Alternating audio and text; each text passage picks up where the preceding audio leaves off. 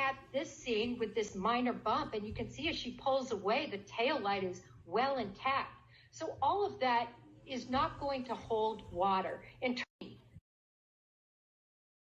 Police Department was allowed to facilitate the removal of that light. Yes. And during the course of the removal of that light, that taillight was broken, correct? That's correct. And shattered. Yes. Parts of it that were falling onto the ground. I don't think there was anything falling on the ground at that point. People, it's over. Elvis has left the building. It's done. Over.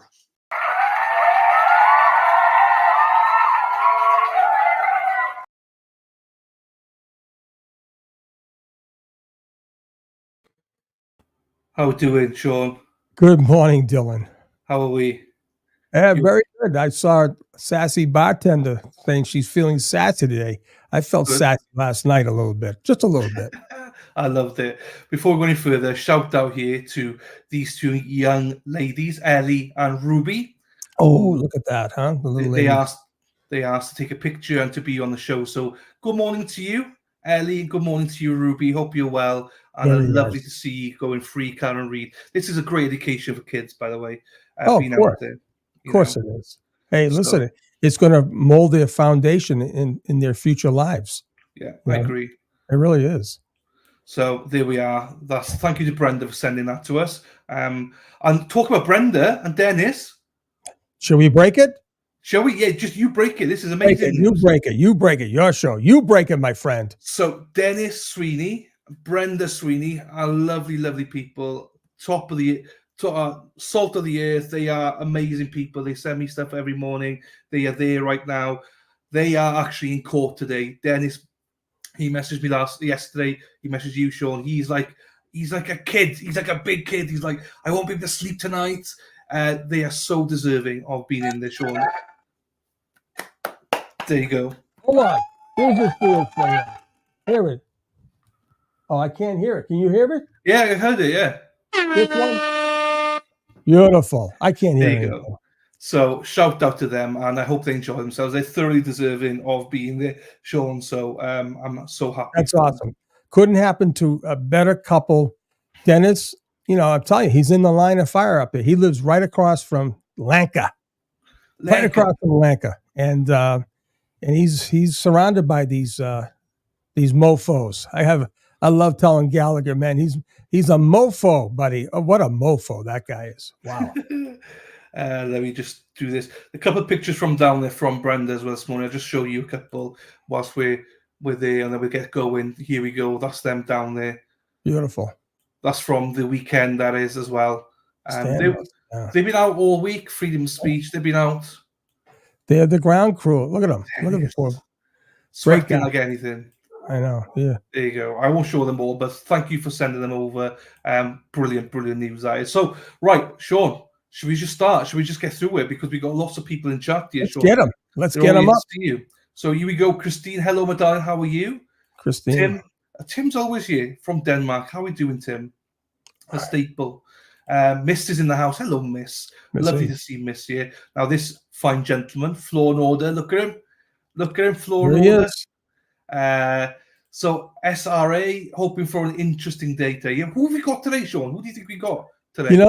He like I said, he's got to come out swinging. Today's the day. He's got to stop putting his case on. 5 weeks of nothing. It's all been the defense. True story, that. Let me just put this up here. This Tom walking towards us. What if any interesting will happen today? We'll see. Halos and Horns. Hello, Halos and Horns. Good morning, Dylan, Sean, and chat. Let's effing go. Free Karen Reed. Absolutely. Yeah, ask a question. It's fine, Christine. Ask the FBI recruiter if applied today, could I be issued a weapon and assigned to this case by law? She said, absolutely not. There you go. That's Kim. Kim said, good morning. Good morning to you, Kim. How are we doing? Kendall, good morning to you. From Raynham, Mass. Is the dog track still there? Raynham dog track? I don't know. Well, I wouldn't know that anyway. But Kendall, is a track there, dog track still there? The dog track, yeah, the little Rusty going around the track, Rusty. Morning, The Christmas rabbit. Katrina. Sassy, I'm feeling Yeah. very sassy this morning. There Let's she is. go. There you go, Beautiful. Sassy. Fartbox McGee, how you doing, Jennifer? Hope you're well, Jen. Vixie, hello, my darling. Hope you're well. Here he is, Big D Dog. How we doing, fella? There he is, Big D Dog. Love it. How you doing, fella? Hope you're well. Matthew from Shrewsbury. Shrewsbury, nice. There you go. I have a feeling that we have one of our famous persons comes from Shrewsbury. Shrewsbury. Cara says, Sean, what about if O'Keefe entered the home and the dog attacked him on the arm and he kicked the dog and then Brian went into a rage? Yeah, Cara, I saw that on another platform. It's possible. It doesn't take much to set Brian Albert off. That's all a possibility. Okay. You mean they couldn't call the cops though? Crafty Cow. Yeah, that's true. Crafty Cow, hello, afternoon to you from Aberdeenshire. How are you doing, my darling? Brian, hello, fella. How are you? Grammy, hello to you. Gary, yo, guys. Hello, Gary. Elizabeth, good morning, handsome gentlemen. I pray for God's protection and all patriots rallying around Karen, especially her team. There you go. Elizabeth, good blessings to your family also. You know what we're talking about. And Emma from Newport. How we doing, my darling? Hang on, I just gotta. There we go. Okay. Thank you, Brenda. Hey, Emma. Hello, Mike. How we doing? Em says, good morning. Question for you both. What is the likely Proctor pleads the fifth if called? I don't think he pleads the fifth, to be quite honest. I just don't think they call him. Let's face it. Go blue. The thing is, Proctor's got to be prepped by Lally. So Lally's not going to put him on if he's telling Lally, I can't do it because I'm going to get caught. So that would be disastrous. I think it's case over. Oh, yeah. If he pleads the fifth, it's case over. Bye-bye. Right. Wrap up. I genuinely think that. Let's face it. The case is over. Yeah, I know. But a lead detective, though, and I didn't see that go blue. What eyes you got? I think I said this last night. An FBI agent, Coffin Dagger, said 28 years she was an FBI. She doesn't realize the importance of being at the table next to the prosecutor and not being called. Proctor should have been called either number one or number two on this case. I was always called the first time, right? Yeah. You have to come out with a bang. You got to give the jury some meat. I agree. Where's the meat? Where's the meat? It's just veg. No Usually, meat whatsoever. The Paul and Aaron thing, right, should have been at the end, right? Wrapping up how important John was to them. Not the beginning. No. You see these trials, they come in, they give a flavor of who John was to them. That's the impression you want the jury to end on.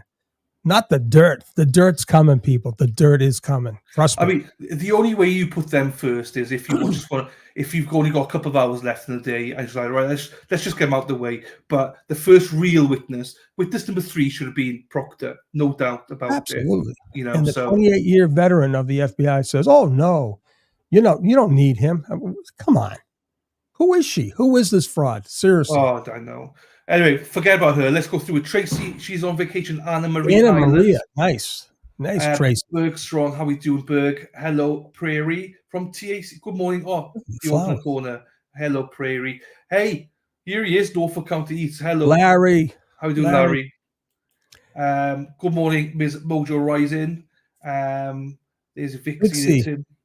Vixie gave me a nice question yesterday. She did. I saw it. Yeah, it was nice. Gary, CLT, October Girl, hello to you. Good morning from the Bay Area, California. That's San Francisco, isn't it? Yeah, they're up early. Look at that, 5 o'clock in the morning. Yeah, but is that San Francisco, Bay Area? It is. There you go.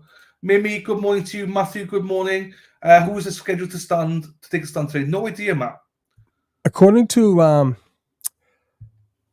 Auntie Bev, when she referenced law enforcement. So I imagine we'll see some law enforcement right out of the gate today. There you go. Shit, we're way behind already. Rhode Island lady, hello to you. Canterbury Tales, good morning. Jennifer Manning, I'm here. The court does reporting live. Hello, Jen. How are we doing? Jennifer, right there in the house. I did send her a link. She might pop on later. I've sent her a link. Bring him on. Bring them on. Britt, hello, Britt. How we doing? Oh, sorry, I just seen your Oh message. man, DC. What a way to start my career. 21 years of age, badge and gun. And he's a mofo. Hey, MJ. Britt, DC is the best. I love DC. Top of the morning to you, April. How we doing, St. darling? Pete's, Bowden Street, in the house. Dana Leonard. Hey, Dana. Resistant to silence. Hey, Dana. Thank you so much for having me on last week. I thoroughly enjoyed myself on your show. Love, as always, to come on your show. So shout out to Resilient to Silence. Tracy Saunders. Hi, Dylan Sean. Thanks for all this good coverage up at 5 a.m. to watch you and get caught up. Plus Vegas Tracy, is already too hot. My brother just moved from LA to Vegas, and he loves it there. Loves it. Oh, I love Vegas. Hey, Nikki. Hey, Wendy. I've been to Vegas a few times now. Love it. Hey, Kate. Oh, here's the better half. Hello, Tracy. Dana's better half. Oh. Here she is. Hi, Tracy. Thanks again for last week for having me on. Tracy, love seeing you guys. Ronnie, hello to you. Paul Lynch, good morning, sir. There we are. Lulu's mom. Cape Cod. Home of Brian Higgins. Another mofo. Wicked psyched. Hello, my darling. How are you? James Lynch. Good morning from Charleston, Mass. Hello, James. Mass. Gary, yes. There you go. Alex Cooper. Morning from West Midlands. Let's go, repping. Yes. Love the truth. Thank you, Alex. And it's lovely to see more UK people around here. Thank you so much for being here. Whereabouts in West Midlands are you from? Alex. Not your home address or anything. I just mean like what town are you from? Amy Bulger. Good morning, gentlemen. Hello, Amy. Jody. Hey, Jody, how we doing? There's Jody from Peabody. Peabody. How we doing? How's Phil? How's your husband, Phil? Hope he's well as well. Shout out to Phil. Nikki, hello. Sarasota. What? Sarasota. Love Sarasota. Hey, there you go. Dog truck is gone. This is how far we are. We start speaking about the dog truck 10 minutes ago, Sean. We're way behind. Wow. But I hope everyone forgives us. Good morning, Carla Mass. How we doing? Karen, how we doing, my darling? The Canterbury Tales. Morning from Sharon. Lizzie, how we doing? Mass. Japan is in the house. B, how we doing? Larry got nothing. There you go. Look at Vixie doing great now with you guys. There you go. All right. Brenda, I will show you pictures after I zoom through everybody. I will show them, I promise you. There you go, James Free Can Read. Morning, Drew. Braintree, Mass. There we go. Diamond Dave. I love that. Hey, Diamond Dave. How you doing, fella? Cape Cod. Nice Gary family. Washington. Grammy, hello.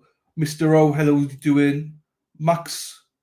Mozzarella. It's like mozzarella, mozzarella.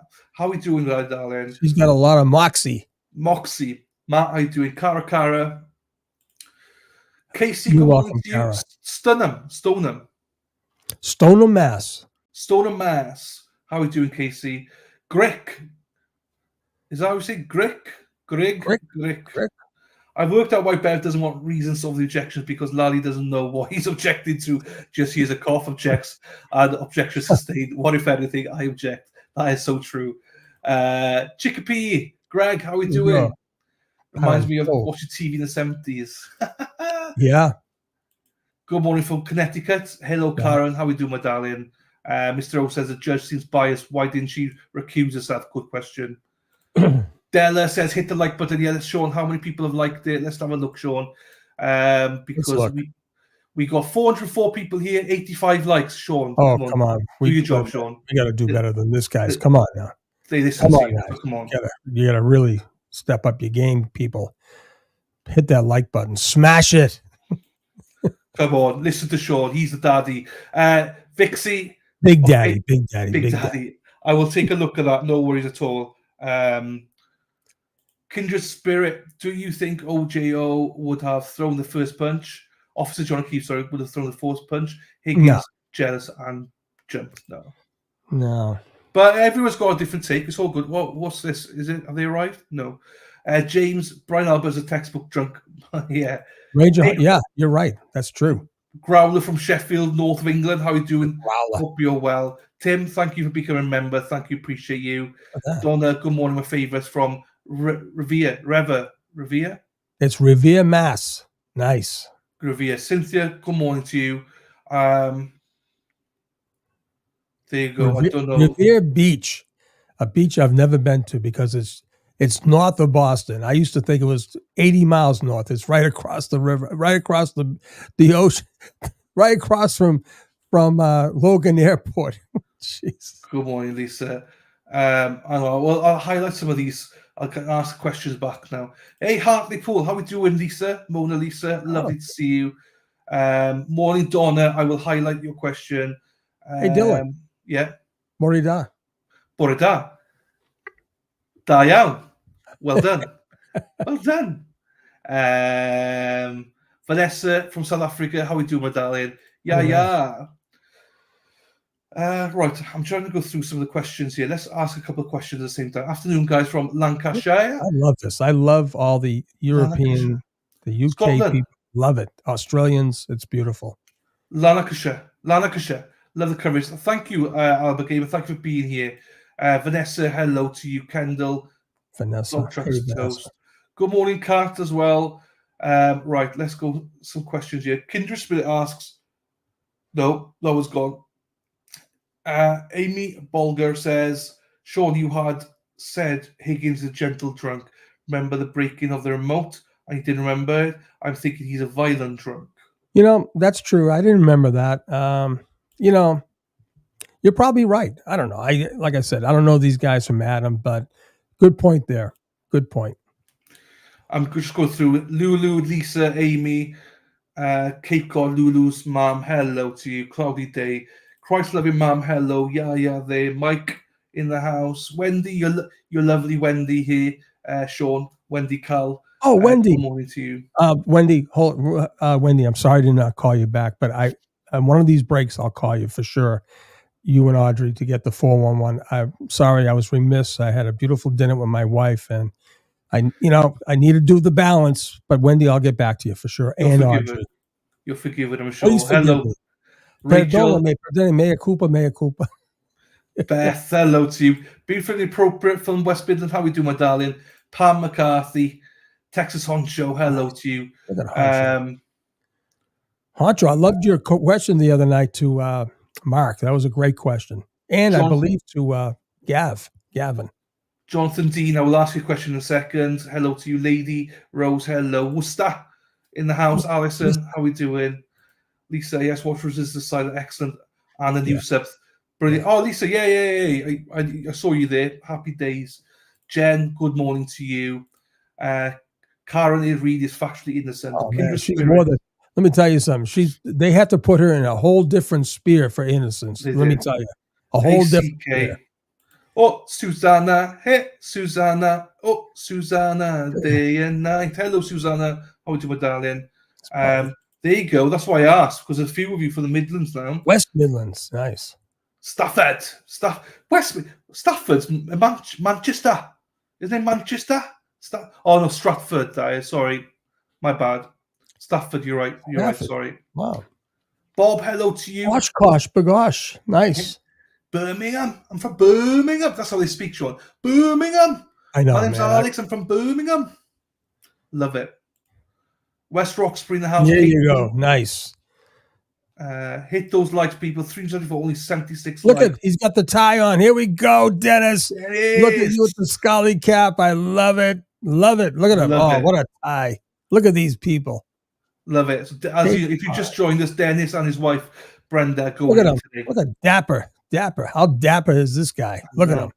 Good morning, Patty. Right on. Good morning to you. Right, hang on. There's some questions here. Let's look at him. This guy. Shit. Paul, yeah. Hang on. Let me just do something here for Paul. Shit. Paul, sorry, I forgot to send you the link. Sorry, my friend. Bear with me. It's possible that maybe Tom's CPU is going in because he's got a camera person. He's all dressed up. I guess he gets dressed up every day, but maybe he's going to be a guest today. You never know. Maybe. Hang on, Paul. He's going to set up all kinds of fireworks. I know. Sorry to everyone if you're waiting. I'm just going to send a link to see if Paul jumps on here for a second. Oh, yeah, Paul's a good guy, man. Paul's a good guy. They're all good guys. Yeah, I normally send them a link. I forgot to send them a link today. Oops. My bad, peeps. There you go, Paul. Sent it to you. Lisa said, everyone's talking about you, Dylan and Sean, watching in Nottingham today, but you're talk of the tube. Thank you. And Nottingham, I love Nottingham. Nice. Yeah, my dad said hello, Sergeant. There you go, read that. You can see that. Hold on. Sean, my dad said hello. Sergeant Capitol Police Boston. Oh, man. You told him I said hi. Was he Capitol Police in D.C. or was he at Boston? I guess at Boston, right? Shout out to you. Tell him, yeah. You tell him I said hi and get well.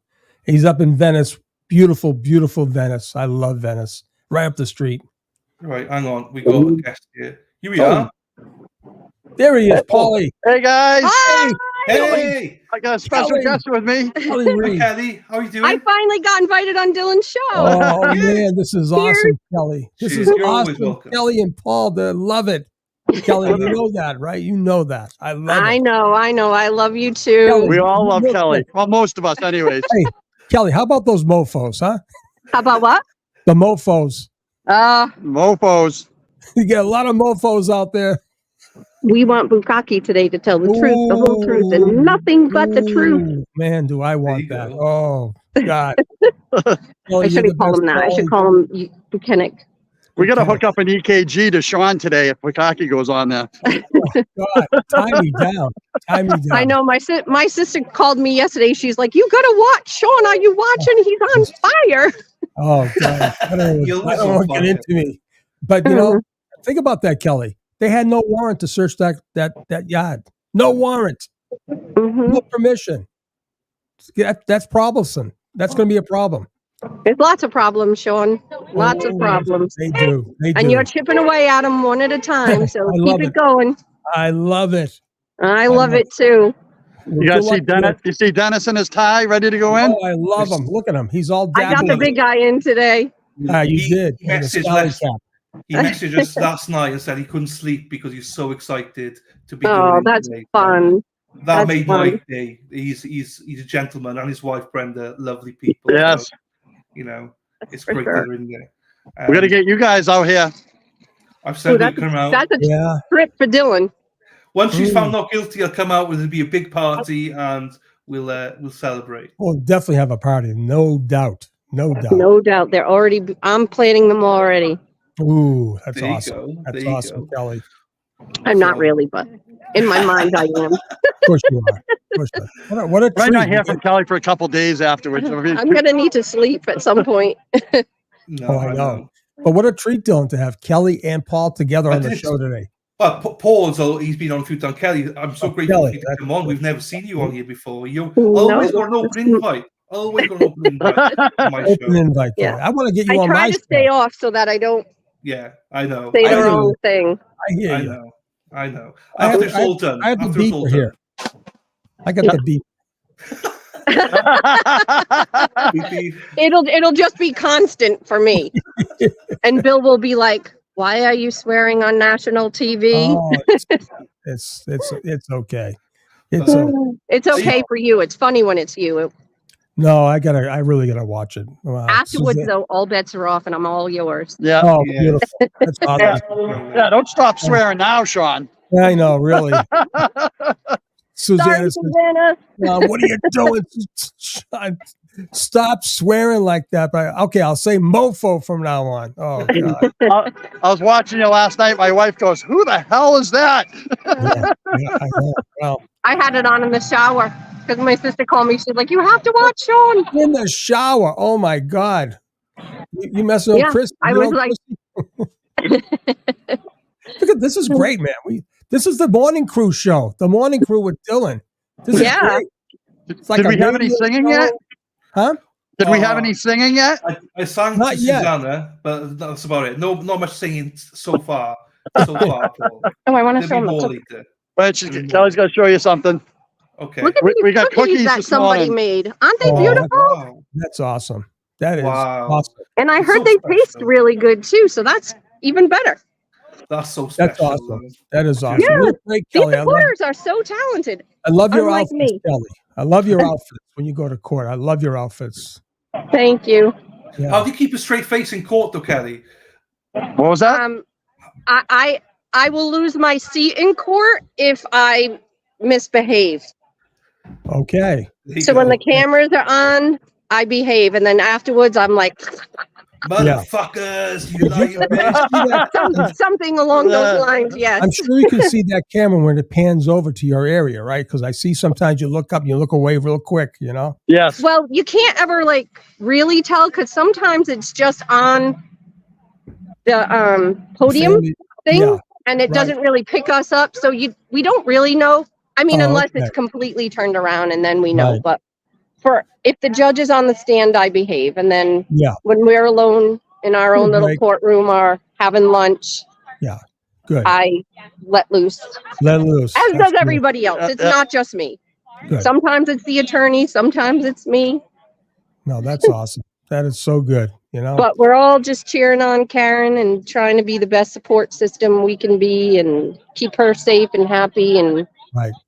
I love that picture of Karen and Richie. We had his face. Now, who's the young lady next to Richie? It's Liza. That's Liza. Oh, that's Liza? Yeah. She had her hair down. Wow. Yep. Well, she always has her hair down. She looked different. She looked great. Well, because she's like dressed down. I think she's in jeans in that because he went to their war room for a meeting, I think. So I would love to be in that war room. Oh, me too. Me too. 10 minutes. Give me I'd get in there real quick and out real quick. 10 minutes is all I need. Oh, God. That's what she said. Yeah. Easy now. Easy. Whoa. This is a rated G show. Too early. Wow, you're funny, man. Oh, God.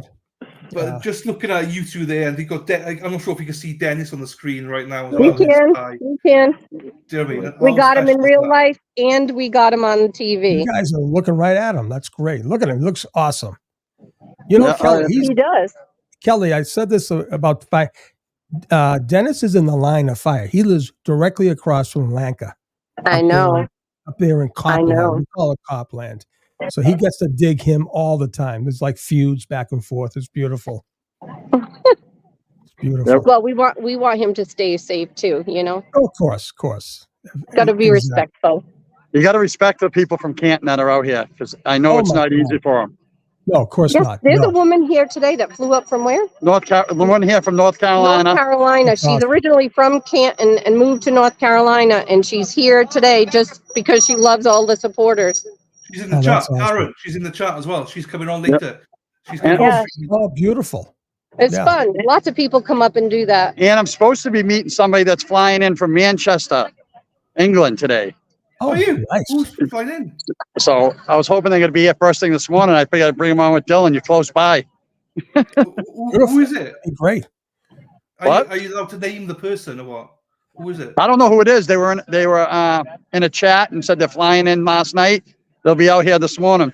Oh, that's awesome. Wow. Look at those red Solo Cup earrings. I love that. Yeah. Yeah. I'm telling you, these people are geniuses. They have all their own homemade T-shirts and signs and pom-poms, and their dogs are all dressed up. Crazy. This is what we love it. That's why we do it, because we can see all this. We want to show this to everybody. So shout out to Tom as well that makes this available to us as well. It is great. And we like to eat here too. Yes, there is so much food. So much food. Don't say that. We'll be on the next flight over. You're the ground troops. It's amazing. Yeah, I don't know. What time? Jen? You want to come over for a second? I'm going to show you somebody. Hang on. Hey, how you doing? This is Jen from North Carolina. Jenny, how you doing, buddy? How you doing? Buddy, girlfriend, how you doing? I'm doing great. I was here for a graduation. I had to extend my trip so I could come support with all the supporters. What part of North Carolina? Well, Charlotte. Oh, beautiful. Charlotte's beautiful. Yeah. And hey, Sean, I just got accepted to the Charlotte Police Academy as well. Did you? Congratulations. Hey, don't ever lose your. It's loud here. Hey, all right, Michelle. Tell her. Don't ever let's get back to Kelly. Tell that young lady. We just got flashed. Hey, someone just flashed us. They did? Did they? They I don't took think down, so. a woman took down her shirt and there's a little bit of cleavage here. Roll the tape back. Oh, We'll watch that. hey, We'll watch girl that on the show, girl on the show. Girl on the show. Cleavage. Show. You need me to yeah, take that? Is this Mardi Gras? Where are the More beads? stuff. You want me to take that? What's for the drivers? Yeah. Well, I figured. Sorry, Tom's delivering gifts. Sorry. Oh, Tom, hey, Tom. Hey, Tommy. Hey, Tom. What's up, Tommy? A lady came to my house and check this out, guys. Dina, Is that a beer can? no, it's a tumbler. Check this out, Oh, right? Oh, wow. love it. But watch, it gets better. You can count on. Nice. So I got there's one for Nice. each of them, Nice. right? And there's a magnet, We got some more stuff. There you go. Please. All kinds of stuff. right? Wow. And then these have been blessed. And there's a prayer group, and they all pray around these rosary beads. So these are that's special nice. rosary beads for Karen, they're blessed. I love And it. there's I cookies love it. for Jackson, Yannetti, and Little in there. And then this is for Mr. and Mrs. Reed. The people down here are awesome. Isn't that awesome? I mean, They're there's so the talented. Wait, thoughtfulness. show her. Show the cookie lady. Yep. That's the cookie lady. There's the cookie lady. Look, wait a minute. Hello. Wait till you see the back of her shirt. It's even better. I love it. Trooper cookie Bukowski, lady. bang bang. I'll see you at sidebar. I don't remember. I don't recall. They were playing a little grab ass with each other, right? You ready? Yeah. Here's the back. Wait for us. Wait Nice. for us. That's Seriously? awesome. Your words, not mine. There you go. And then, Yeah. and then you We guys, can do this all day. and then you know what's even better, guys? Hold on. You ready for this? One more for you. No, I love it. Look at this Every shirt. morning he wakes up and he gets a shirt. His wife makes him a new shirt almost every single day. He doesn't know what it is until he wakes up and looks at it. I love that guy. till tomorrow's shirt. This is this morning's shirt, what he woke up to. Isn't that his wife is freaking amazing? It's real life, not a standout life. Donna Marie, loving her. Not chill, And then, not Dina. We got Dennis. and then we got Dennis all spiffed up. Dennis. All right, we got Kelly time. I want to get Kelly back on. I'm gonna go. We're gonna go. All right, guys, I'm gonna go. It's time to go to court. All right, Love you we'll both. talk to you guys. Love you guys. Love you, Kelly. Thank Love you. Paulie. Thank you, Paulie. Karen Reed. Yes. Let's go. Let's Karen. fucking go. Let's fucking go. Let's fucking go, everyone. Bye, guys. Chris Paul, take Hey, care, mate. bye-bye, Paulie. Be good, buddy. Sarah. That's different. There's a flasher. Hey, Dylan, hold on for a minute. Real quick. Ain't no other content creator is getting that. No, it's great, isn't it? Right? How about that? You people in the chat out there, we have a special ticket here. Look at you get to see a family member of Karen Reed live with Dylan.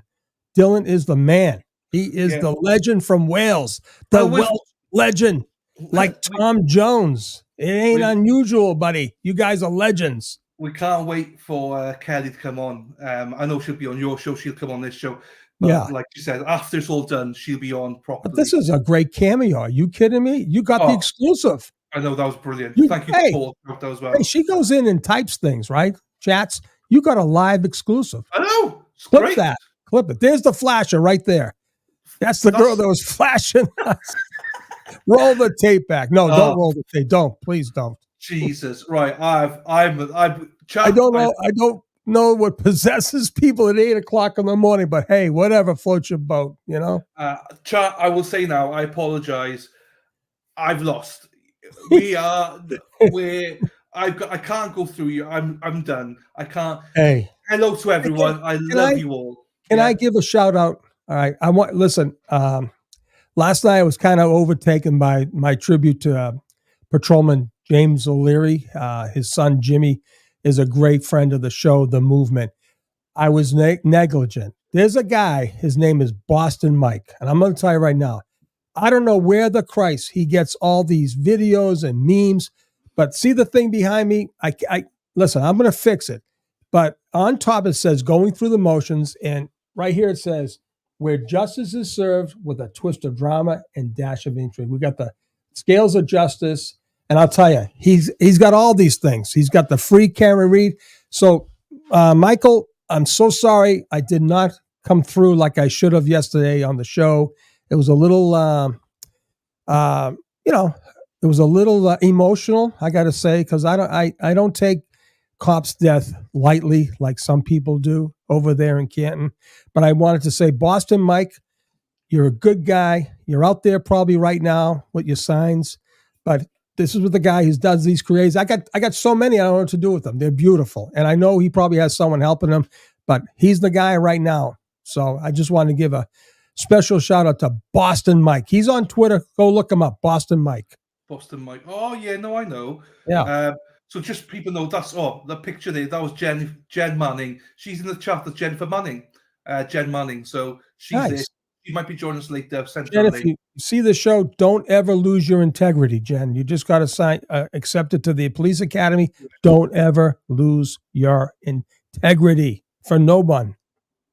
Sorry that I missed everybody there. So hang on. Rule says, when would Dylan visit the US on the alternate corner tour? Do you know what? Watching that, I want to jump on a plane now and go over there.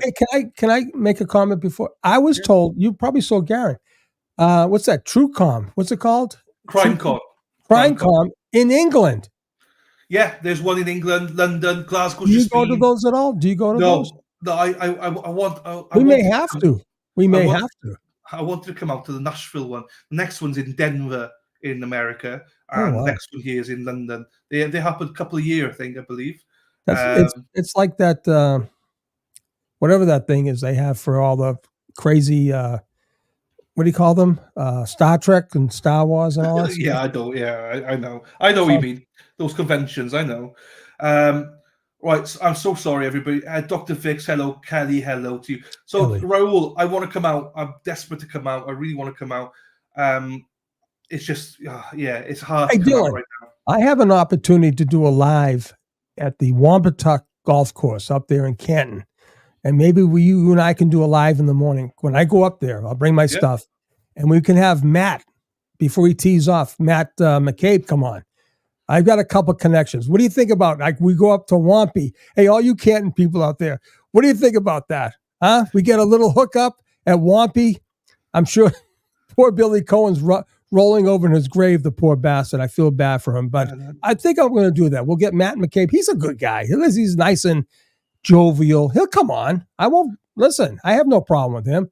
Just say, how's he feeling? We'll do a live from Wampatuck right there at the bar, having coffee. 8:00 in the morning. All these guys are teeing off. We'll get Swati. We'll get Richie Arico. We'll get Brad Brahaney as a new. Hey, Matt, people are thinking there's a long list at Wampatuck, buddy. They're saying if you go away, that's one more guy that could come in from the list, the waiting list. But it was suggested I do a live up there. Do a live at there. We'll do a live at the McCarty's and the Waterfalls. What do you think? There you go. Hey, we'll do. Yeah. I'm going to go to 32, the Asian house. I'll do one from there too. I'm going to do them all over the place. Everywhere. So Lou, hello to you. Jen, hello to you. Dr. Vix. So apologies, as I say. Originally Comic-Con, Jay says Comic-Con. GG, hello to you. Comic-Con, that's right. Comic-Con. Trident, hello to you. Yeah, Carol, hello to you. Jeno, hello. Right, also, just so you know, we got 770 people here, 255 likes. Guys. All right, we're getting close. Well, I mean, we're still like 255 after 770. Yeah. Come on, guys. Let's get over. Let's exit the chat, hit the thing, the like, smash it, kill it, whatever you got to do. Come back on. It doesn't take a second to do that. Even I know how to do that. Once we get 750 likes, I'll tell you who our special guest will be later on in the week as well. I'm not going to tell chat until we get to 750 likes. Hey, listen, this is huge. Get in there, get everyone up to par. If you're in this thing, hit that like button. Dylan has a huge announcement. Yes, we've got a very special guest come in. So, but I'm not going to announce it until we get at least 750 likes. So Tim's new member. Moxie Arella, hello. Thank you for being a new member as well, Moxie. I appreciate you. Tut says, do you really think that Matt will talk to you? Sean, do it. Sure he will. Listen, I got nothing against the guy. I mean, I don't think Matt's no killer. He may have just, been, pushed around a little bit, but he's definitely in the conspiracy. He'll talk to me. Of course he will. What's he going to do? He talked to Turtle Boy, and Turtle Boy was kind of like, putting the mic in his face. Wicked Slice says, sure, don't race the dogs anymore, but from what I just got about 100 people in Wampatuck all nervous. They're all nervous. They're all nervous now. Lisa, good morning, gentlemen. Dylan, the question is, which one of their guests will invite me? They're all nervous now. They're all nervous. Everyone is. Oh, here we go. I had thought of this. Had this thought on the case. Do you think the leaf blower was used to erase the footprints of whoever brought John out of the front yard? Lisa, that was a point that was brought up like before, right? There was a sleuth that said maybe that leaf blower was used earlier to blow off the footprints. So there you go. Carol says, hello, Carol, by the way. Sean, you changed my mind about Karen on Friday on Gavin Fisher's show. How did I change your mind? I want to know, Carol, Def Lep fan. All right, Def Lep. I want to know how I changed your mind. Tell me. Just please tell me. I need to know that. Go F you. I'll be there. I'll be there for you. That's the Friend song. I'll be there for you. Nice. And yeah, whatever. I'll be there for you, with you. Yeah, I love that. Chappie, I'm under the weather today, so we'll be this. No worries, Erin. Erin Hack. She's feeling ill. She's feeling ill. I wonder who's flying in from the UK today, from Manchester. We'll find out. We'll find out. I hope Dell is from Manchester. Anthony Evans, I just don't understand how someone can look at the evidence in the current retrial and come to a logical conclusion, but look at the Trump trials and say the evidence doesn't matter. There you go, Anthony. Thank you for being here, my friend. Miss Gold's here. Hey, Miss Gold. How we doing? Gigi, hello, my darling. Chrissy's in the house. Chrissy, someone else is taking showers listening to the show. You and Kelly Reed have some things in common there, Chrissy. And she says, come to Salem to have lunch with her. Oh, yes, Salem. Sail away with me, honey. Laura's in the house. Hey, Laura, how we doing, my darling? Laura. Hope you're well. Laura from London, mate. She's from London. Wow. You remember everything, man. That's awesome. I try. I don't remember everything, but I try. I'm a first timer. You've all got to be first time at some point. Gotcha. Oh, okay. Did you know about the case beforehand? Margaret, hello. Eldon, hello. She might answer it. Hang on. Dylan, Sean, can I get a shout out to my brand new grandson born at 10:10 this morning? Yes. Good morning. Grandson, if that's not you in the picture, you look young in that. Grandson. Barbara. Hold on. What is your grandson's name? They might not have a name yet. Appropriate. They might not have a name yet because it's only like 10, 12, 3.5 hours ago. The grandson was born. But shout out to Lou's grandson. Baby Barber. Baby Barber. Shout out. Let's hit the like button. Yes, please. Please hit it. Hit it, baby. One more. Like Gaglio, buddy. Time. Right, Son's in the house. Hold on, there's a question here for you. Hang on. Right. Right. Good morning, gentlemen. From Donna. Did I hear Kevin Albert went out for milk like at 1 a.m.? Maybe Higgy met him during the lost time between Fairview and Canton. That's true. That is true, Donna 1. Yeah, Kevin Albert's got a little problem there, right? Listen, we know it was an all-hands event for the Albert family. You know it. You just know it. Trust me, people, it will all come out. It's huge. Good morning to you. Hello, True Crime Kangaroo. I'll go back and say I do apologize if you said hello and I missed it. Just when Kelly's on, I had to just leave everything. So hello to you all. Good morning to everybody. We love you all. You're getting too big. How are we doing with the likes? Did they listen to us? 361 likes. Come on, Pete. Even at 50%, not even 50%, Sean. Then I guess they're not going to hear the special announcement. No. Wow. I want to hear it, Kim. We got a special guest coming on Friday, but I mean you'll find out at some point, but maybe not today. That's all. Sean, that was so great. Def Leppard. He's probably scared of you. Psychology, hello. Bukaki's testifying to the yes. Kelly mentioned that. Oh, we should have asked who else. Hey Jay, I'm sorry I didn't get to meet up with you, buddy. But it's the other. We'll do this one way or the other, my friend. One way or another, I'm gonna find you. Trez, good morning to you as well. Maryland. Long, Nice. hello. The Terps. Yeah, Turtle Boy, he did announce that, and Kelly Reid also announced that Bukake is on today. Good afternoon, Tuddy Pips. Another London girl. So we had Laura from London. We got Tuddy Pip from London, mate. 2 Londons. Good morning to you, Eldon. How we doing? Eldon, hold on. Eldon, my friend, hang in there. Help is coming. Trust me. Hang in there, my friend. Just hang in. Laura's a national holiday. Sean running around with a mic today. Not today. Someday. Someday soon. What are the trials this week? So today, we got trial today, trial on Wednesday all day, and then trial until midday on Thursday. Yeah, it'll be a light week.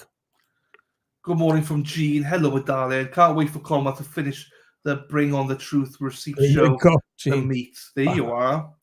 There's my old neighbor right there, Jeannie. Christine, Sean has reached out to you a few times on your community page. Look at your community page, and Sean will, do something with you, I'm sure. Christine, send me a link. I'll jump on. You'll jump on. Jen going and letting Jen get into house. There you go. Yeah, it's this case is it's an investigator's dream. It really is. I'm telling you. Alive in the neighbor's house with Matt McCabe would be hilarious. Oh, I want to do it right before he tees off, right at Wampy. I mean, come on. Oh, you go. So she says all of your facts plus the car tail light. Right. Carol, did you watch? Listen, I thought last night, if people didn't understand now, I mean, I did this since last August. That was my little baby project. Carol, if you watched me last night, I did painstaking. There is absolutely no way you can look at that picture with the red circle and not realize that the big picture at the end of the day could not be the same. You cannot have it both ways. I'm sorry. They're caught, and some of them are going to jail. That's it. That's it. There you go. Proved away the footprint. Higgins plowed away the footprints. Yeah. That's quite good. That's good. He was rolling around. Robert Kelly, hello. Get Jen back on. She travelled a long way. Oh, yeah. Yeah. Corn Pope from Canada, but from Wales. Sean, take a pic of the Asian's house with them and sign saying they have names. Yes. And they got the people who are out there. That's the other thing. You tell me they don't have the people out there? Of course they have the people out there. There you go. Luby, na na na na na na. It's Cherry she's from Manchester. Cherry is from Manchester. Yeah, she is. You're right. Sure. But Luby G. I thought he said a guy, a person. No, she's not. Cherry's from London, mate. She's a London girl, She's a love. All right, love. She's one of those. So Cherry's from London. Dell is from Manchester. So I'm wondering if Dell has gone out there. But I'm sure he'd have told me. Oh, shout out to Dell. He bought me coffee as well today. I will go through some of that stuff after Karen's arrived. They've not arrived, have they? Or have we missed them? We've not missed them, have we? I don't believe. What time is it? I don't believe they have arrived yet.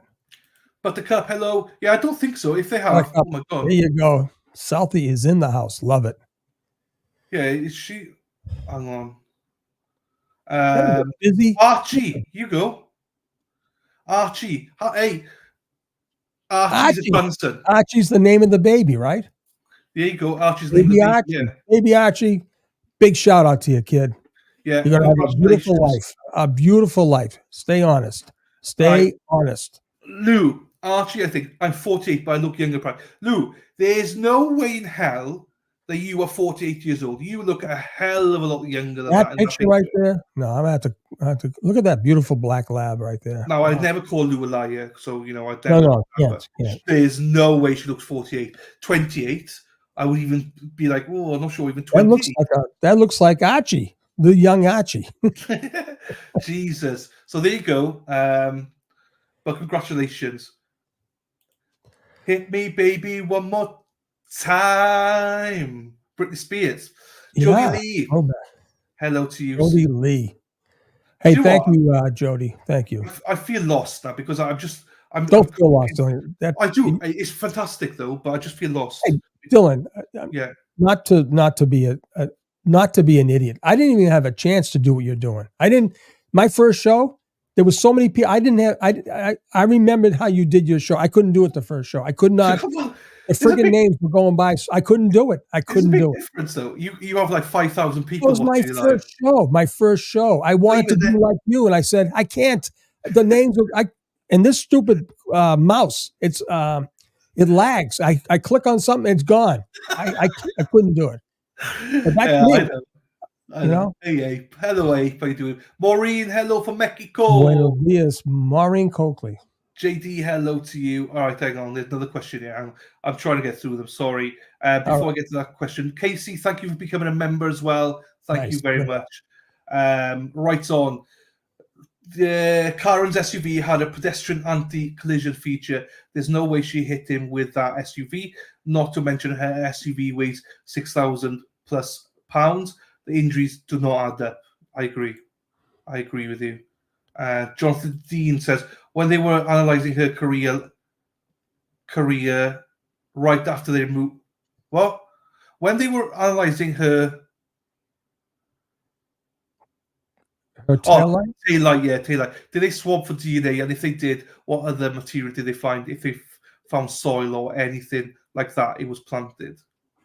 Right, because we know, excuse me, that the blood was in the ground, right? Listen, this is a bad deal. It's a bad deal from Jump Street.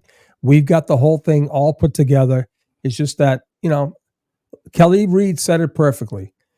Slow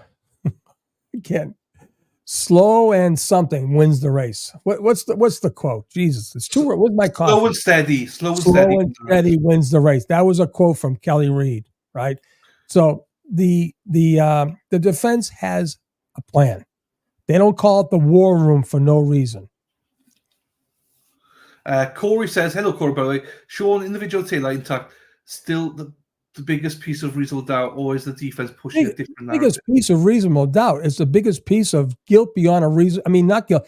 It's the biggest part of innocence. Innocence. They planted that. All right. The defense, no, because they have to defeat the prosecution's claim that her car hit him at 12:30. One more time, Corey. 12:32. They say that taillight looked like the big smashed part that they found at the Canton Police Department. The video shows it's impossible for the side. Remember, Proctor said the right rear, right side. That picture I have with the yellow, with the red circle, that is the side he's talking about. It is not shattered, and there's no piece missing, no large piece missing. And it's there at 5:08. And they're saying it wasn't there at 12:32 because they said the picture that they show where it's all demolished, that's not cracked, people. That is, I don't care. You can be from Mars and not speak English. A guy from Mars, an alien from Mars would not say that's cracked. That's demolished. It's smashed. It's not even shattered. Shattered like you see shattered lines, right? That picture with the red circle, and I'm going to tell you right now, if my source is as good as he claims to be, he's saying that red circle, those pieces are in evidence. Well, I suggest to you right now, at 5:08 in the morning, it's impossible that those pieces are at the crime scene at 12:32 like they're trying to say. It just didn't happen. They smashed it and they planted it. It's the end of the game. It's the end of story. There you go. And Potty Mouse in, here we go, Heather. Hello, Medallion. Melstan, hello to you. Checker, hello. Still believing that the Ford Edge plays a big part in this case. Margaret, first time here for coffee, and I got both a shout out from. I know. How about we got flashed? She saw the flashing, right, Margaret? Peggy. They call you Peggy. They got to call you Peggy, right, Margaret? Nice. Hit the likes. Yeah, let's hit the likes so we can announce who we got. Yeah, Unicorn. Unicorn's one of my favorite people in the whole world, right? Look at that. Nice. She's from the UK, right? And she's gone missing in action. And I love this woman. It was a birthday a couple of weeks ago. So happy birthday for that. My God, it's so wonderful to see you, Unicorn. I have missed you like nothing. So welcome back, Unicorn. I hope you're sticking around. And message me back. Let's have a chat. Lovely to see you, my darling. Hope you're well. I hope the children are well as well. Norfolk Count Larry hit the like button, people. Come on, Larry. I'm Welsh. Yeah, you are Welsh. I always thought you were from Wales. Welsh, but lives in Canada. There you go. Does include getting drunk, it seems. Yes, Tess, hello from Boston. Ready to rock and roll. Sherry, hello, morning to you, Sherry. Again, sorry if I missed people. Trisha, good morning to you. I got my Dunkies right here, too. I got Dunkin's all the time. Smash it so you get the news. Yes, Casey, hello to you. 444 likes. Let's get over 500. Then we'll say the. I mean, it's 865 people. It doesn't cost you a thing. Just 3 seconds of your time. That's all it costs. Not even that, and but anyway, it's fine. You might get the new announcement. He's got a great announcement. He's going to break the internet with this announcement. You guys got to do it. Just do it. Just do it. Don't keep everyone waiting. Do it good. Do it real good. Da da da da. Yes. Yeah, you're like me, buddy. You wake up with music in your head, don't you? Yeah, I love it. I don't know the words to half the songs, but I love it. But I'm the same way. I wake up with music in my, and if I hear a song, right, it stays in my head the whole day. So get those mofos out. Thank you, Casey, for being a member. Thank you, Unicorn, for being a member, my darling. Thank you. And again, lovely to see you. Susie says, morning, evening. Another day to hopefully free Karen Reid. Hopefully I can watch for a while off and need sleep. So she's from Australia, mate. Good day, Susie. Wow, that's great. Shrimp on a barbie. Good day, mate. How you doing, mate? Fruit of the positive tree. Right, here we go. Jennifer, hello, my darling. Florence Sim says, have you watched the Melly Little Dog Trainer interview? He's a police. Yes. It's a good video. It's a good video. Yeah. I believe Gavin did a thing on it. Absolutely. Melanie's great. I got to talk to Melanie about I was keeping this held up for months about the illegal search of the property. I thought she was, Laura. You know about me. I thought. Where's Lady Law? I got to ask Lady Law. Is Lady Law with us? She's not. Lady Law. Lady Law. She's another grandmother. She's another gilf. She's 45. You're kidding me. Shit, hang on. Yeah, she's 45, yeah. Did you just say the word gilf? Yeah, she's a gilf. Did you say that? Yeah. Is that like MILF? There's what's her name? There's the girl. She just got into not her. Tom, move the camera over, please. If you put gilf into my chat, she pops up. Lady Law pops up. Her face pops up. Really? Yeah. Wow.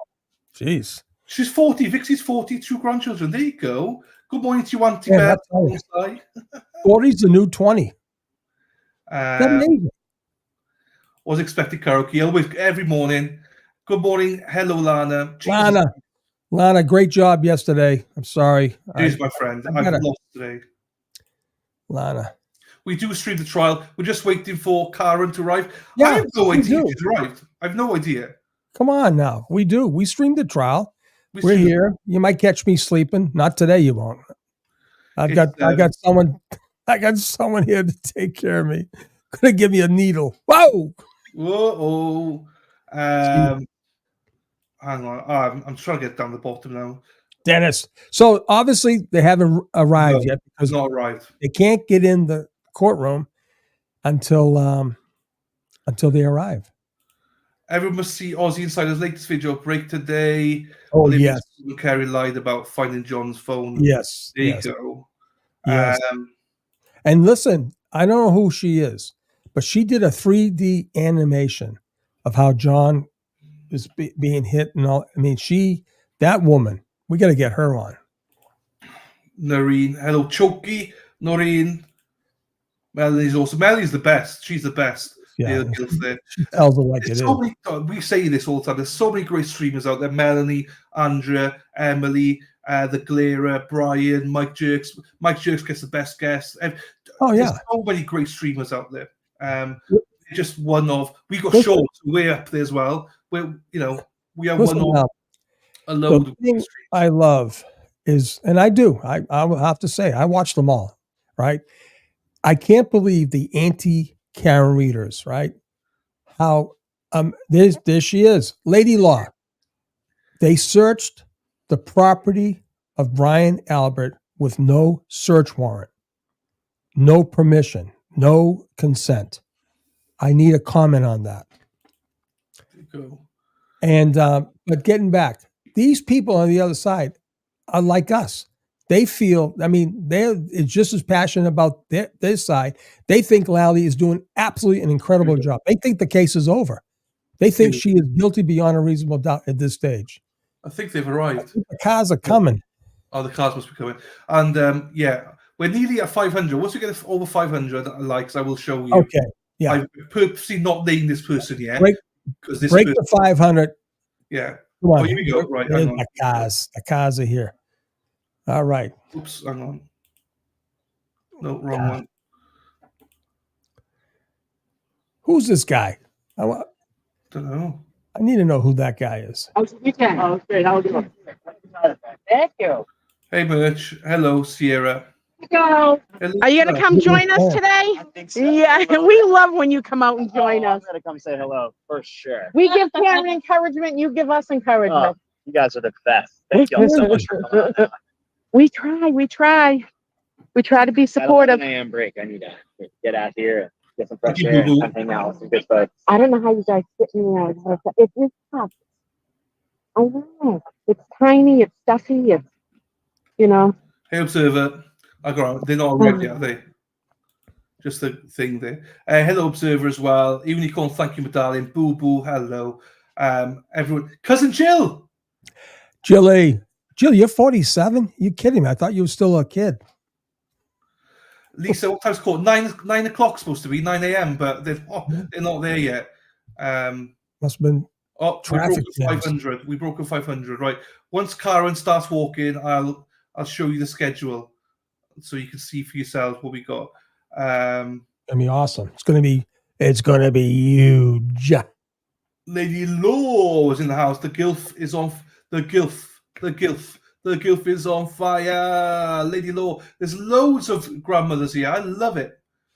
Yeah, baby, I love it. Good morning, Vivian. Good morning, Donna. Grandkids are the best, so you can give them back. Absolutely. The crowd is going off. They have arrived. Monica says, oh my God, hang on. I'm way behind. That's why. Shit. Right, let me go back. Oh. That's why. Right, hang on. Let me get into court because I'll tell you why. We're running late here. Hang on.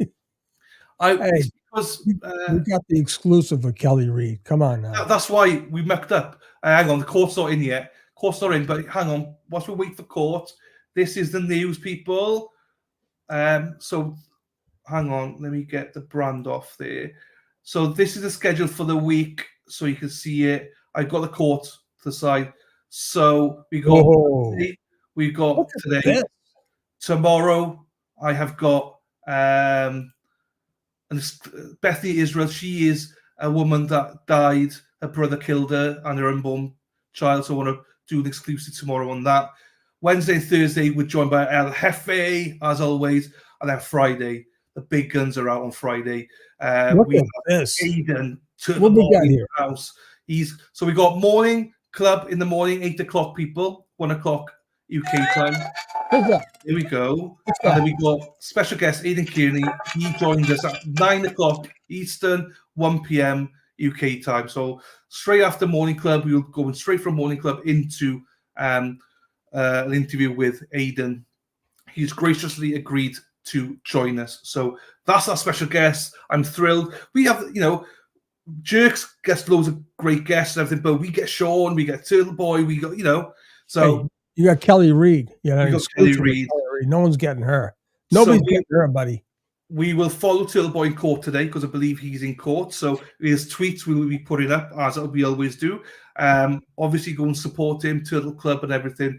I'm sure you all know Turtle Boy anyway. A majority of you two know him anyway. And if you don't, then come on Friday. We'll tell you all about him. He is the big reason of why That's we're a big doing get, this buddy. today. That's a big get right there.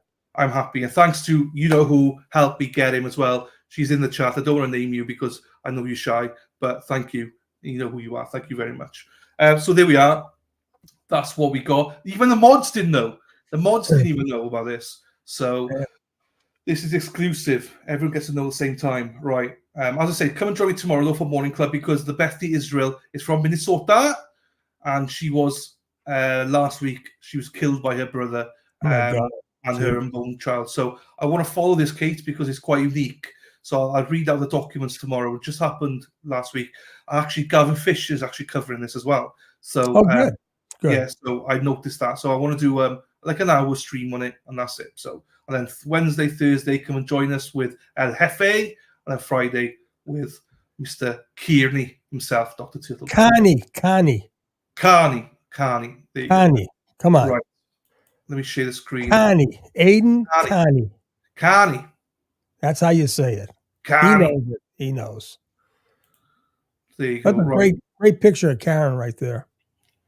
Yeah. Law and order. Law and crime. There you go. Like, can we squeeze in some of the questions? Lizzie says, do you think the prosecution is trying to say that Karen hit her taillight on the plow of the Jeep, and that's why all the talk about the Jeep is? I don't believe so. No. They're throwing up distractions. I don't believe that's what it is. They haven't made their point. Delaney, we could have missed something. I know, I'm sorry. Can you imagine? I'm sorry. I know, I'm sorry, Eliza. Sorry. Jesus. I'm still hooked up on the three before that. How long till it hits the fan? I love that name. That's great. James, that's Liza's boyfriend. Oh, really? I didn't know that. See, look at that. That's beautiful. See, look at our people here. We get the people are on the case. It's great. Julie, hello, Madame Vixie. Prefer Gramsy to be a grandma and nanny's a job title. TB, here we go. Where Mr. I'm half. I need to look into it, Steve. Hello, by the way, hello to you. I need to look into it. I've got the case stuff, but I don't remember where exactly it is. It doesn't. It will say in the documents, but I don't like that. Minneapolis? No. You're talking about someone. Oh, geez. Already there at the table. Hear or read anything about this case since we were last week? No. Everyone said no issue. Now, jurors, before we start, I do want to give you that instruction again on what is evidence. So in considering the testimony of any witness, remember that the questions that are asked are not evidence. Only the answers, which are really the only part of the exchange between the lawyers and the witnesses that are under oath, are evidence. So if a witness is asked, isn't it true that after you learned that your uncle left you money in his will, you poisoned him? And the witness answers no. Then based solely on that question and answer, there's no evidence that the witness has an uncle, that the uncle had a will, that the uncle left the witness money, that the witness knew that the uncle left the witness money, or that the witness poisoned him. So keep that in mind for reference when you're listening to testimony. All right, Mr. Lally, who's your first witness? Your Honor, the Commonwealth would call Lieutenant Kevin O'Hara to the stand. Okay.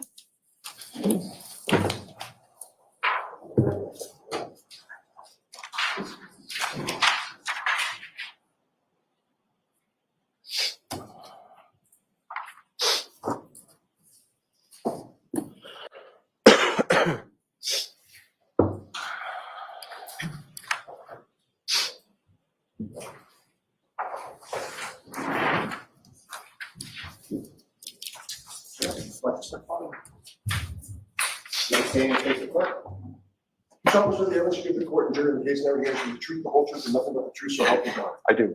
Good morning.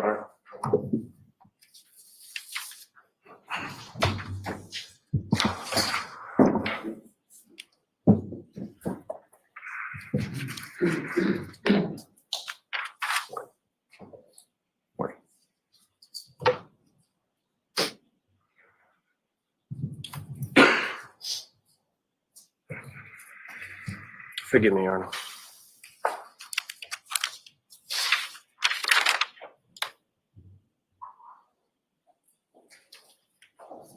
Anytime you're ready. Good morning, sir. Morning, sir. Could you please state your name and spell your last name? It's Kevin O'Hara, O-H-A-R-A. And how many employees are there? I'm a lieutenant with the Massachusetts State Police. And how long in total have you been a member of the state police? Just over 22 years. And how long have you held the rank of lieutenant? 4.5 years. And what is your current assignment within the Massachusetts State Police? I'm the team commander for the State Police Special Emergency Response Team, which is also known as CERT. And the CERT team within the state police, approximately how many members of that unit are? We have 61 team members, 4 of which are full-time, including myself. The other 57 have other primary duty assignments, and CERT is an additional duty for them. Generally speaking, what are sort of the duties and responsibilities, or what is the CERT unit within the state police does? CERT is the primary search and rescue team for the state police. We conduct lost missing person searches, evidence searches. We do security or crowd control at large scale events such as the 4th of July, the Boston Marathon, Gillette Stadium, dignitary security. And how long have you been assigned to that particular unit? Since 2014. Now, were you working with that unit on January 29th, 2020? Yes, I was, sir. And at some point in the afternoon on that day, we were contacted by Lieutenant Brian Tully in the state. Yes, at 2:32 p.m., Lieutenant Tully gave me a phone call. Now, as far as Lieutenant Tully is concerned, were you familiar with him, or were you familiar with what units he supervises? Yes, I know he's the supervisor for the Norfolk County State Police Detective Unit. If you could describe to the jury sort of process by which your particular unit is activated. Is that an instantaneous thing, or how does that work? Normally, we'll receive a courtesy phone call, which is what I received from Lieutenant Tully, seeing if we were available. If we had members that could respond today for an incident he had ongoing. I told him we would be available. He then has to submit a request through his chain of command, which is the Division of Investigative Services. I also have to submit a request up my chain of command, which is through Field Services. To get approval on my end, has to be approved by the Special Operations Commander, which is a major. And depending on the request, it may even go above his level to the Lieutenant Colonel, who is in charge of the Division of Field Services. So that initial call that you received about 2:32 in the afternoon, how would you characterize that first call? Again, I'd say it was more of a courtesy notification, just to make sure we weren't on another assignment, that we had members who could respond that day. Obviously, there was the weather issue that day, making sure members could respond to the scene. And the weather issue that day, what kind of weather issue? It was a blizzard. I think most areas had received between 18 to 20 inches of snow. And as far as that initial phone call with Lieutenant Tully, as far as what was described to you as far as the situation that you're responding to, or what, if anything, did he say about that? He said they were conducting a death investigation in the town of Canton, and he was looking for CERT assistance with an evidence search. And how did you respond to that request on that initial phone? I told him we would have members that would be able to respond, and that I would start working on the approval process. Looking out my own window, I had been outside my house that day. I had large snow drifts at the end of my driveway. I told them building a roster and having members clear their driveway at least an hour plus on a response time. And following that initial conversation, did Lieutenant Tully reach back out to you at some point? Yeah, I'm not positive if he called me or if I called him. I think after I'd cleared my driveway, I spoke to my captain just to make sure, see what the status was on the approval process on our end. He said we were cleared on our end. So either Lieutenant Tully called me or I may have called him, because I was getting nervous that now that my driveway was cleared, that the town plow was going to come back and bury the end of my driveway again. So I'm not sure who called who, but I called him and told him we were cleared through the Division of Field Services. He also told me that we were cleared on his end. The approval requests have been approved. And do you know approximately what time of day it was that you had that second conversation with Lieutenant Tully? It's probably about 3:45 because we sent out an alert to our team at 3:48 telling them that we were authorized to respond to Canton. And as far as your team was concerned, can you speak a bit about sort of that process as far as the response and who to respond and how you were able to sort of pull together the volume to respond?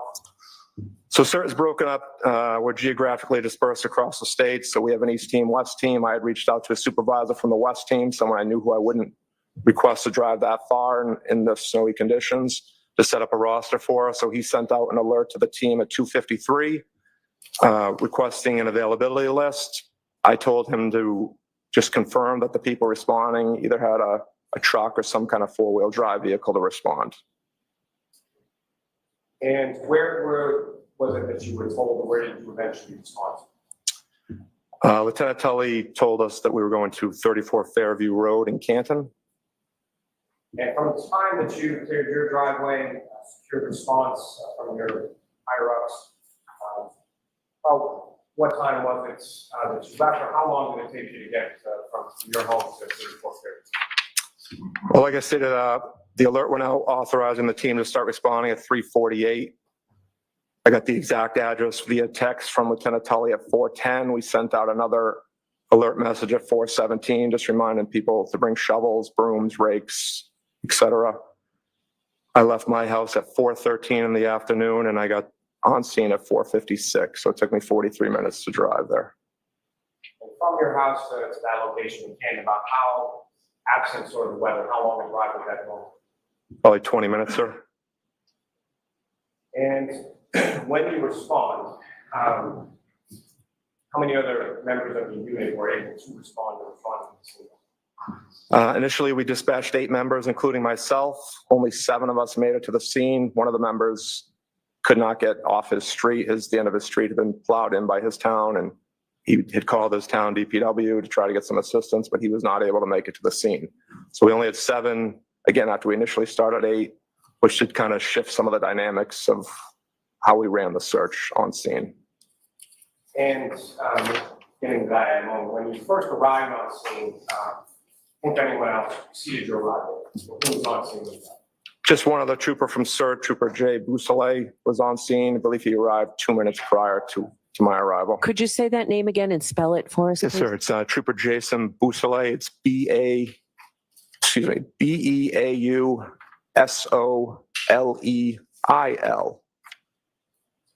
Thank you. Well, And Lieutenant, when you arrived on scene, where did you park in relation to the house, and where was Trooper Bousselet in relation? Trooper Bousselet was just past the driveway of the house, so just north of the driveway. I parked almost at the end of the driveway of 34 Fairview. And you recall, at some point, your attention was directed to an area with a flagpole and fire hydrant, is that correct? Yes, sir. And do you recall which direction either or both of your vehicle and Bousselet's vehicle were facing when you parked in that area of the driveway? We were facing away from the flagpole originally. Eventually, we moved Trooper Bousselet's vehicle back towards the flagpole. Just we wanted some extra headlights to light up the scene, the area we would be working in. Now, Lieutenant Tully, was he on scene when you arrived? He was not. And at some point, did you reach out to him? Yes, I gave him a call. He stated he was just leaving. Canton PD would be on scene in about 5 minutes. That was probably around 5 o'clock. Now, as far as the house that you were parked in front of, and as far as the residences on that street, who, if anyone else, as far as neighbors or anything like that, or people from the house that you see outside the house at any point in time? We didn't see anyone outside the houses. A resident of 34 Fairview exited briefly after we were first on scene. That was the only person we saw. And exited and came down to where you were, or where did that person? No, he was, if you look at the house, you could consider 2 front doors, one closer to the garage, which would maybe be a mudroom or a den. Adult male exited from that door, had a hooded sweatshirt on. He asked us if we were here for what had happened earlier. We said yes, and he walked back inside the house. Now, as far as the mentioned a bit about the snow, as far as the roadway conditions of the area where you went. What if anything, did you know or observe in regards to the roadway and how it had been treated with plow prior to plow? The plow had really only cleared the center of the road. There was a good 3 to 4 foot snow drift coming off each side of the road. So maybe enough for 2 vehicles to pass, but not cleared, cleared curb to curb. And as far as Lieutenant Tully arriving on scene around 5, at some point did he, what if anything, where did he direct? He had instructed us that the death investigation involved a motor vehicle. He told us where the motor vehicle was believed to have been parked and wanted us to search from that area south towards the flagpole fire hydrant. Now, as far as this type of search was concerned, had you, what if any experience did you have doing this type of searching? In blizzard conditions, we've really never done evidence searches like this. We've done missing person searches we've gone out to, but for evidence searches, nothing like this. Something, if a scene could be secured, we really wouldn't respond in a situation like this unless we really needed to. Now, as far as the search that your team does, if you could, was it typical or was it not typical as far as conducting a search of an area that had already been gone over by another agency or by someone else from the state? Yeah, we're a stage 2 response, so pretty much every search we've ever done has been previously searched. We're never really the first persons to search an area. And can you describe sort of, I guess, sort of the difference between what you do as far as searching is concerned and sort of looking or making observations or things like that? I think our training is a lot different than maybe the regular patrolman or trooper responding. There's not much training provided anymore in the academies. So we do extensive training through a lot of the search and rescue groups that we're a part of, which would be the National Association for Search and Rescue, which is NASAR. We do search and rescue initial actions. We do line searching, managing lost person incidents. We do multiple trainings a month with a team, which is different than what other personnel would get. I think traditionally, looking back to even my time before I was a member of CERT, a search would be, you go this way, I'll go that way. There was really no methodical approach to the search. And as far as your training is concerned as it relates to this particular search, what if any sort of methodical approach did you develop or what did you employ in this? We gridded off or marked off the area Lieutenant Tully thought would be the best area for us to search. So we had a starting point and an end point. Once all the members got on scene, we set up a line search, or what we would call a grid search, which again would just be a slow, methodical search with all of us working in unison, moving through the area. And about how big an area was it that you initially sort of set out to see? It was just over 50 feet, I believe, from the front door, which is the left door, looking at the house from the street, to the fire hydrant. I believe it was 59 feet. Was that length or width? That is length. And as far as the width of the area that you were searching, about what kind of area were you searching? It's about 3 to 4 feet was the snow drift coming off the curb. Now, as far as the information that you received prior to conducting the search, were there any items that were specifically identified as far as items that you might be looking for, or what if anything was given you in relation to that? Yeah, Lieutenant Tully had informed us that the victim, in this case, was struck by a vehicle. He believed there would be broken pieces of taillight in the area. He also stated the victim was missing his sneaker. So he asked us to search for both of those items. And sir, at some point, did you ask Lieutenant Tully any questions about the vehicle in question or anything in relation to that? After we found one or two of the pieces of the taillight, I asked him if he knew how much damage was to the taillight, or if he had a photo that we could get of the taillight. And what, if anything, did he tell you? He told us at that time the vehicle was being towed back to Canton PD, so he did not have a photo to show us. And at any point, did he make any reference to who was coming along with the tow at Canton PD? He said Sergeant Buchanan and Trooper Proctor we're following the vehicle back to Canton PD. You mentioned an alert that was sent out to troopers as far as to rank certain items. Can you describe for the jury sort of the process and what many tools or implements you use and sort of how that sort of.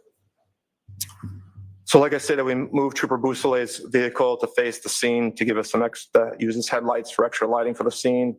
All the team members also put on a headlamp, which would basically just be like a hiking headlamp. We all had shovels. We had a couple of rakes, the smaller garden rakes, just to kind of help us sift through the snow. And I also had a small push broom to move the snow around as well. As you mentioned, sort of the headlamps and moving the vehicle as far as the headlights on the area that you were searching. What was the visibility and what was the lighting conditions around that area at that time? It was poor lighting. There really wasn't much as far as what we felt enough for street lighting, but with the headlamps, we had decent visibility. So when you first arrived on scene about 4:53 p.m. or so, was it dark out there? Yes, it was, sir. It remained dark while you were still on scene? Yes, sir.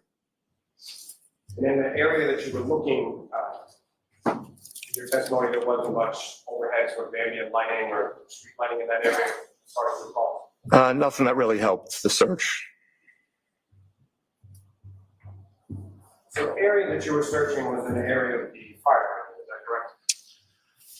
We started almost directly across from the front door and moved south towards Chapman Street, towards the fire hydrant.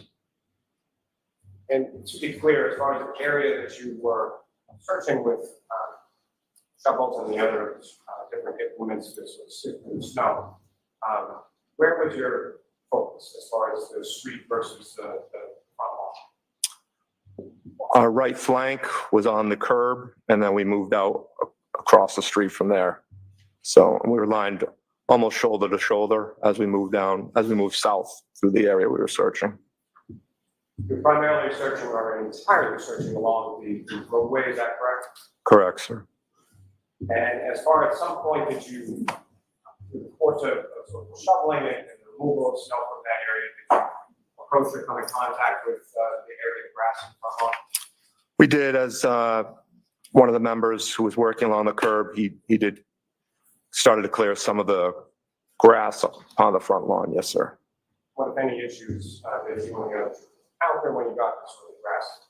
It was very difficult to clear the snow. I don't think we had very good visibility on what we were moving. Even with the push broom and the rake, it was very difficult to definitively say we'd cleared the lawn properly. So we didn't focus too much of our efforts on that area. Now, we referenced that only 7 members of your unit were able to respond because one got stuck in the snow at the end of the street. Is that correct? Correct, sir. And that had some impact as far as documentation of the scene. Is that correct? Correct. Normally on a search, if I'm the overall, as a team leader, I would run what you consider a command post or be the incident commander for CERT. I would stay behind the line and kind of document our efforts. But because this was such a small search area, it wasn't really an issue because we weren't breaking people off into teams. No one was out of my sight line. And we had multiple detectives on scene that were able to fill that role for me. And so to that point, as far as the 7 members from your unit, in addition to the 7 members from your unit, with anyone else present for the course I believe there was 5 other members. I believe there were only 2 that I recognized from the state police. So I'm not sure who the other 3 were. They were Canton detectives or Canton patrolmen, but they were all dressed in civil, plain clothes. And as far as documentation for the scene, what, if anything, was done with reference to violence? As we began to find evidence, I spoke to Lieutenant Tully and just confirmed that he was going to document everything we were recovering via photograph and evidence log. As far as documented photos taken by Lieutenant Tully? Yes, they were, sir. And the items that were photographed, were they photographs prior to anyone touching them or moving them or placing them, other than those sort of related to the search effort? Correct. As soon as we found anything deemed as evidence, we stopped our search efforts until they were documented by Lieutenant Tully. And in reference to your search efforts, what, if anything, of evidentiary value did you and your team locate? I found multiple pieces of red and clear taillight. And where were they in relation to sort of the grid or the area that you assessed? They were on the street in between the flagpole and the fire hydrant. And sir, in addition to the pieces of red and clear plastic taillight that you uncovered, you know approximately how many pieces of that you were able to locate on that day? I believe maybe 6 or 7 pieces. And how big or how small did they range in size as far as the pieces that you located? There was 3 larger pieces, 2 red, 1 clear, and then a couple of smaller pieces. In addition to the pieces of red and clear plastic taillight that were uncovered during the search process, what, if any, other items did were located? We found a sneaker. And where was that sneaker located in reference to the scene, your search efforts, and in reference to pieces of clear and red plastic? It was same location. Generally, it was in between the flagpole and the fire hydrant. The sneaker was flush up against the curb and it was upside down. I think we had found 1 piece of taillight prior to the sneaker, and then after we found the sneaker, we found a few more additional pieces of taillight. Now, with reference to the sneaker and each of those pieces of red and clear plastic, where were they in relation to the snow that was being dug through, and by that, where were they in relation to the ground? Can you repeat the end of that, sir? Sure. With reference to each of the items of evidence that you were talking about, whether it be sneaker or the red and clear plastic, where were they in relation to the snow that you were digging into? Where were they in relation to the asphalt surface? Close to the curb. As we started digging originally, the snowdrift, the snowpack was pretty solid from where the plow had kind of cleared to. So once we were able to move through that, we started getting into fresh, undisturbed snow, started moving through that, which was a lot easier to move at that point. And all the items we found were close to the curb. And so my question also, sir, is sort of how deep within the snow that you were digging was each of those items? They were all found at ground level. And as far as the area that you were searching, beyond sort of snow drifts and plowing towards the middle of the road, how would you characterize that snow as far as observing footprints, tire tracks, or anything in that area where you were digging through and finding these items? No, we did not see anything, sir. Like I said, it was all fresh, undisturbed snow once we got past where the plow had cleared up to. Now, as far as this search being conducted sort of physically, you mentioned there's some sort of line that's set up, is that correct? Correct, sir. Can you describe to the jury sort of how that line was set up, what were the different functions in different parts of the line, and where were you in relation? So like I say, that we had what we consider our right flank stood on the curb closest to the house, and then we moved left into the street. As we dug the snow out, it was originally inspected as they would pull their shovel out, make sure they didn't have anything in the shovel to the best of their ability. Then they would bring it out to the street. I was the left flank. They would dump it in the street, and I would sift through it at the end just to make sure there was no evidence that had come out to the street. Once I was positive nothing was in that snow, I would toss it onto the other side of the street. And we just continued that process as we moved south through that grid. And the depth of the snow that you were digging through, how did that change, or how was that any different from sort of one portion of the section to another? Where the plow had touched, clear to, I would say that was probably about a 3+ foot in height. But as we moved into the snow itself, getting closer to the curb, that was in level with the rest of the area. What was on the front lawn, which was on the neighbor's lawn. So probably 8, maybe 18 inches of snow. And sir, as far as this search was concerned, about how long a period of time was it that you were on the scene as far as searching, and how long the process was done? After Lieutenant Tully showed up, kind of informed us where we were going to search, we moved Trooper Boussalet's vehicle at 5:20, and that's when the rest of the team started to show up, right around 5:21, 5:24. A couple other members with extended response time showed up a little bit after that, but all members were on scene by 5:41. We had already started the process before they had all arrived on scene, and we were complete by 6:15. We started to wrap up and clear the area. As far as the wrapping up, how was that decision arrived at, and sort of what led to that decision? So after we found the sneaker and a couple of additional pieces of taillight, we moved south for, I'd say, over 5 feet, maybe closer to 8 to 10 feet, without finding any other pieces of evidence. So Lieutenant Tully and I had a conversation. He was very satisfied that we had found everything we were going to locate at that time, and we decided to suspend the search. And what was, as far as you were concerned, with weather conditions and everything that had gone on, located that one, what was sort of your thought process in relation to any sort of continuation of the search that's later? I told Lieutenant Tully, I mean, we'll do a debrief at the end. We'll go over probability of detection, how I feel, whether we would have found everything that was there. I told him that there was a good chance we did not find everything. I said if you want us to come back in the daylight, which give us better lighting to search, or after a couple of days, the weather was supposed to warm up. If you wanted us to come back after there was some snow melt, just to reach out to me, and we would come back. And as far as suspending the search at that point, was that something that was your decision independent of Lieutenant Tully? No, that was in consultation with Lieutenant Tully.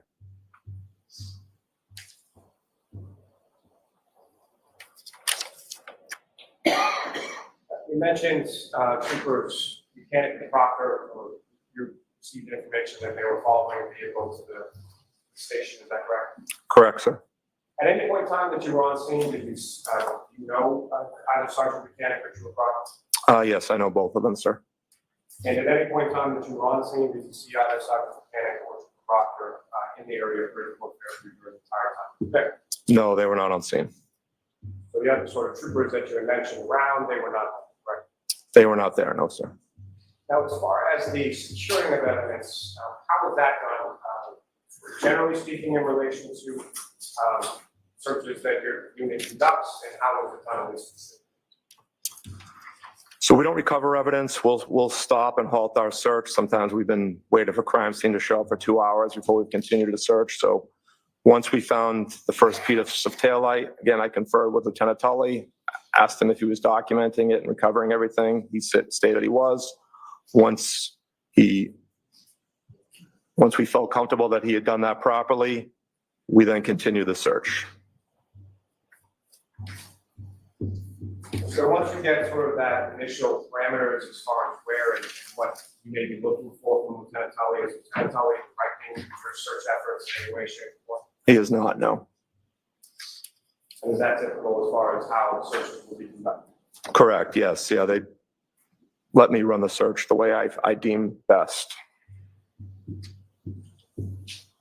So in addition to photographs, what if anything else was done to document the scene? We had one of our members use a handheld GPS, which we use a Garmin 64 ST, and he marked each item we found, which we then can upload later to a map, which we did later that evening. If you could just describe to the jury that process as far as mapping is concerned, so how mobile positioning system or GPS is utilized in creating that. Correct. So the Garmin GPS we use, it connects to 4 different satellites to give you a best range of your location. There obviously is some range error involved with GPSs, but he was able to stamp 3 of the items, or 3 pieces of the tail light. But as he was marking those items on his GPS, because they were in such close proximity, they were almost marking directly on top of each other. So he only marked 3 of them because it was just going to clutter the map as we continued if you were to mark all the pieces we located. So with respect to the 3 pieces of taillight that were marked on the item, excuse me, those the larger pieces, smaller pieces, or something? They were the larger pieces, sir.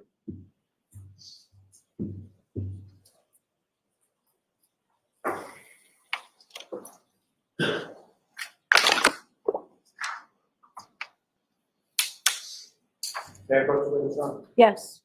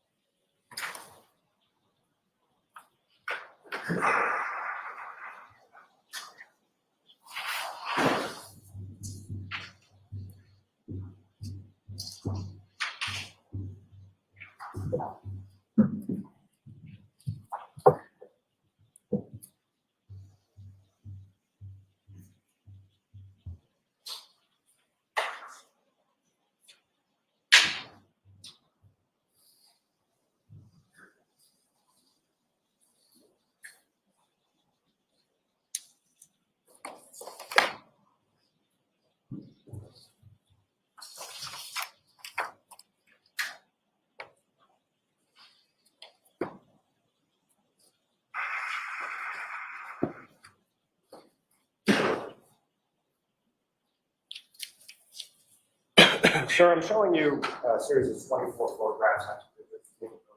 Briefly, I'm going to ask you in a moment if you recognize.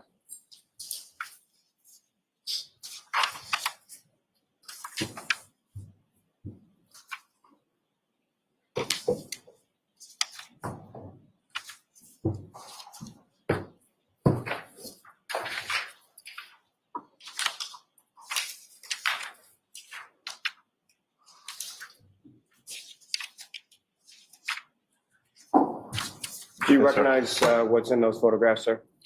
Yes, sir. It's the area we searched and some of the evidence that we recovered. Your Honor, Commonwealth will seek to introduce and admit as the next exhibits. Any objection, Mr. Yannetti? There is no objection, Your Honor. Thank you. Thank you, sir.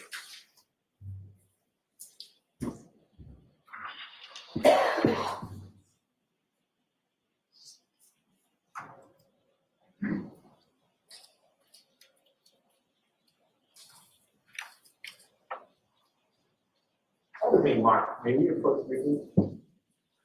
All right. Oh, I'm sorry. She needs to have her attention on the mic. I'm sorry.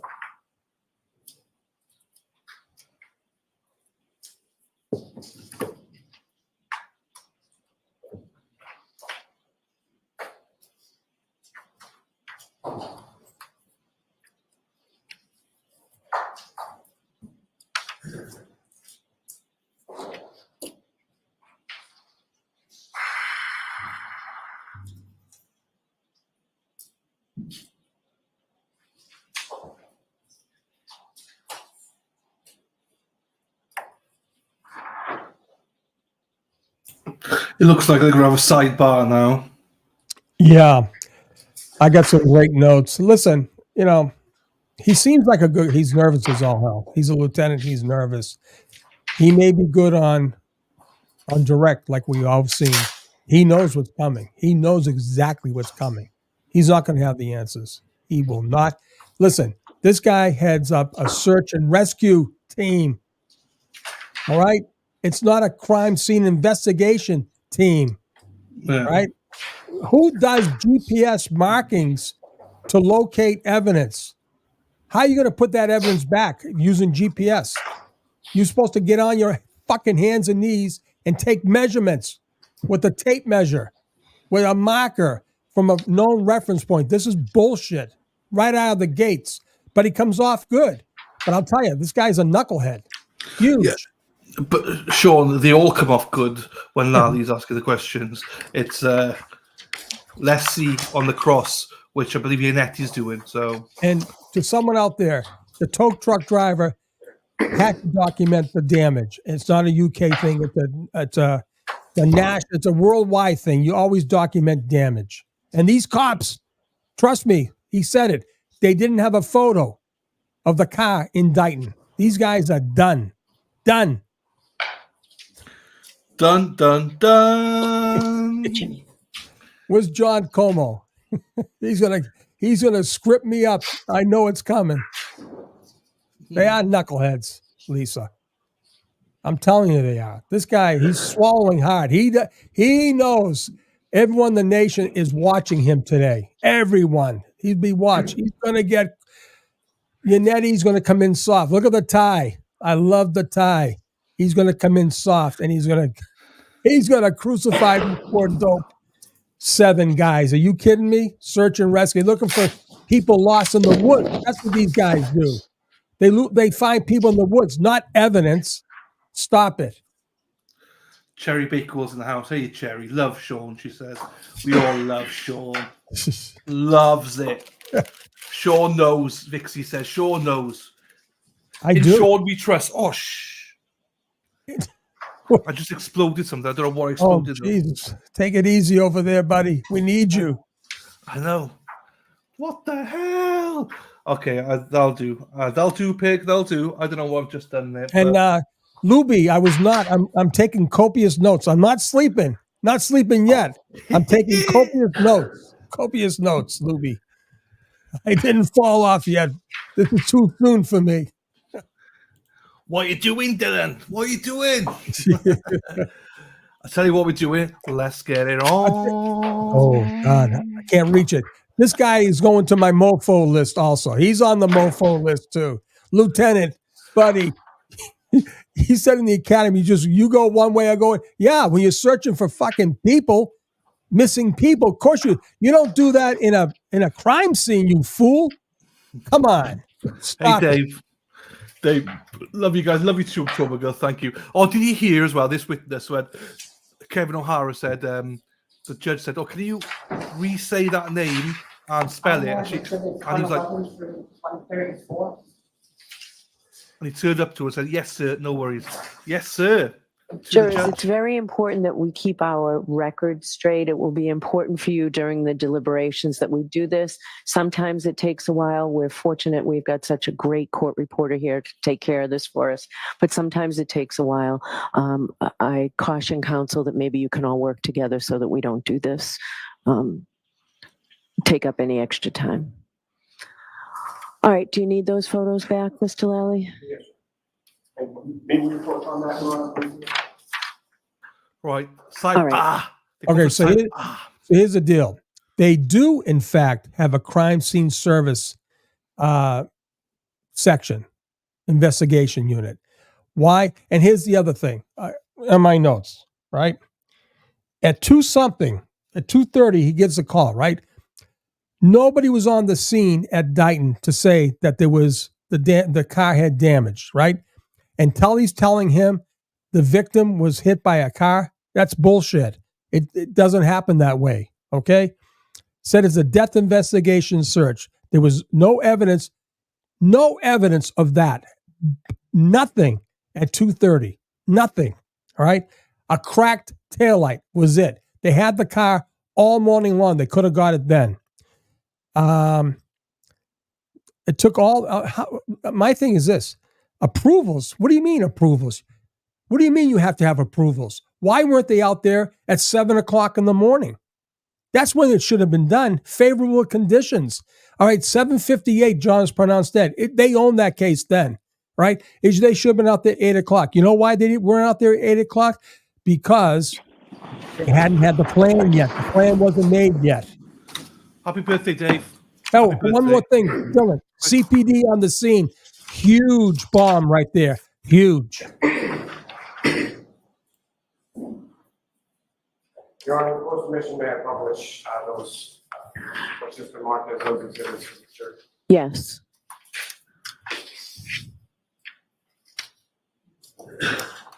I approach the witness, Your Honor. Yes. What you have before you is laser points, and that point is really iron when actually. Okay, thank you. Lieutenant O'Hara, just going to this. On that.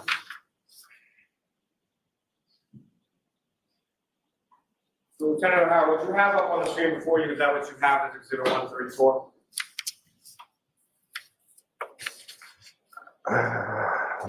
I'm sorry, 111.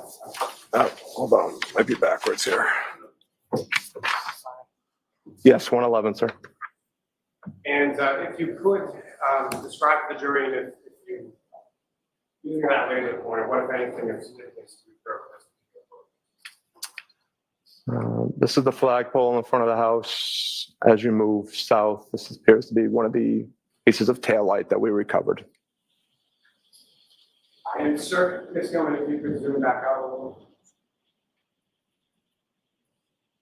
Now, as far as when you're conducting the search and when the actual searching process is ongoing, what was the weather doing while you were doing it? Is that visible in this photograph? Yes, because of the air conditioning. So you need to speak up really loudly if you don't have a microphone in front of you. And so, Lieutenant, during the course of the process that you're conducting this search, what was the weather doing, and is that something that you can observe in this photo? It was still snowing, and you can see some of the snowflakes falling here by the flagpole. As far as the wind was concerned, what, if any, impact did the wind have on the course of the search that you conducted? It was windy, but it really didn't impact how we were searching through the area. And sir, if I could direct your attention to the next photograph on the top.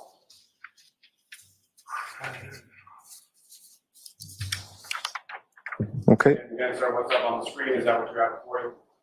Yes, it is.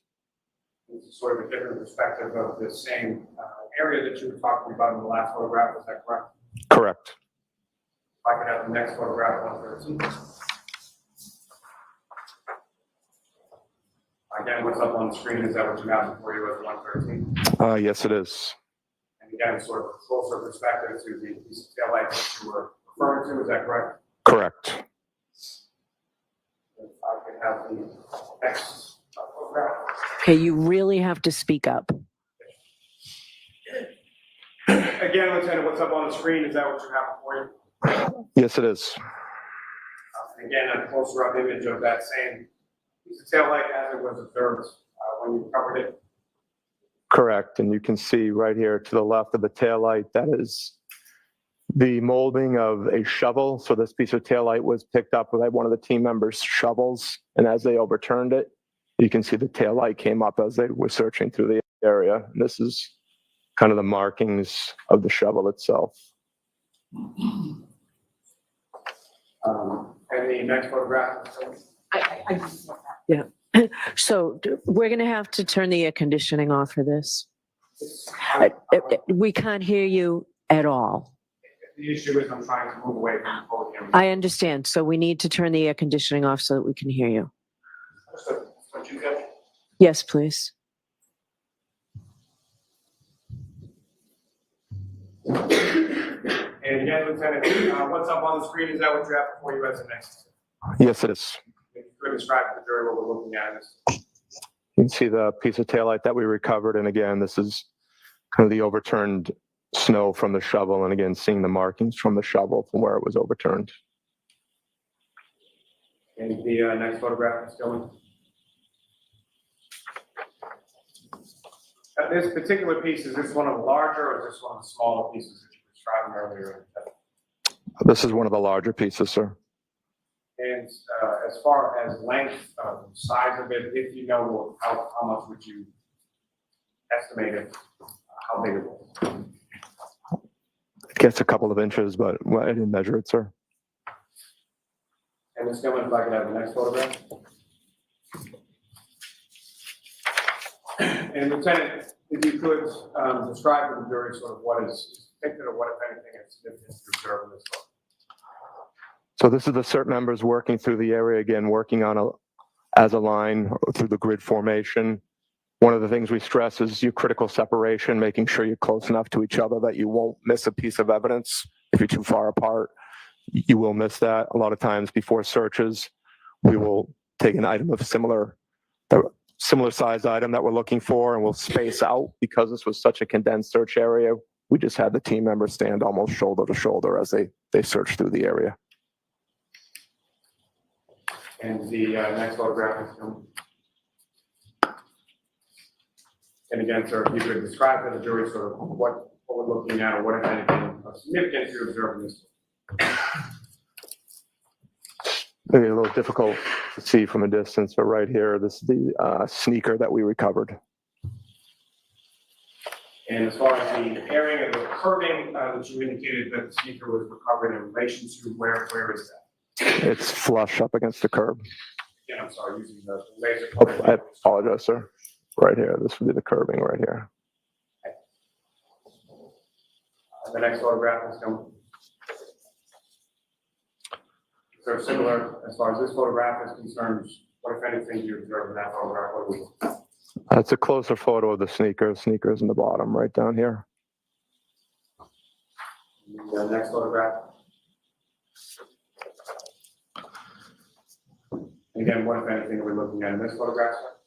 Again, you're looking at the sneaker. This is just a closer, zoomed in photo. And this would be the curbing right here. And the sneaker as it's portrayed in this particular photograph, is that as it was when it was recovered? Yes, sir. The next photograph is still.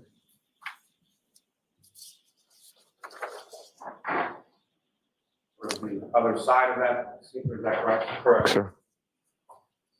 Is that fit sort of in relation to the curve that you were describing earlier in the testimony? Yes, sir. You can see the curbing right here. The next photograph.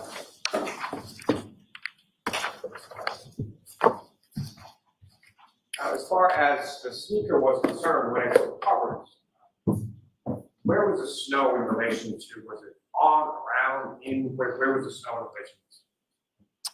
The sneaker was completely buried. It wasn't until we started digging through the snow that we found the sneaker.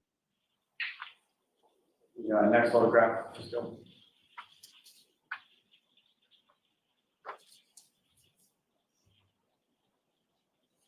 And this is how it was discovered, is that correct? Correct, sir. How it appeared when it was discovered? Yes, sir. Next photograph. Still. Next photograph. And sir, in this photograph, if you could, using the laser pointer, draw the jury's attention to what, if anything, of significance you observed. This is exhibit 125. It's the photo I have in front of me. This might be difficult for them to see, but this is a clear piece of the taillight right here.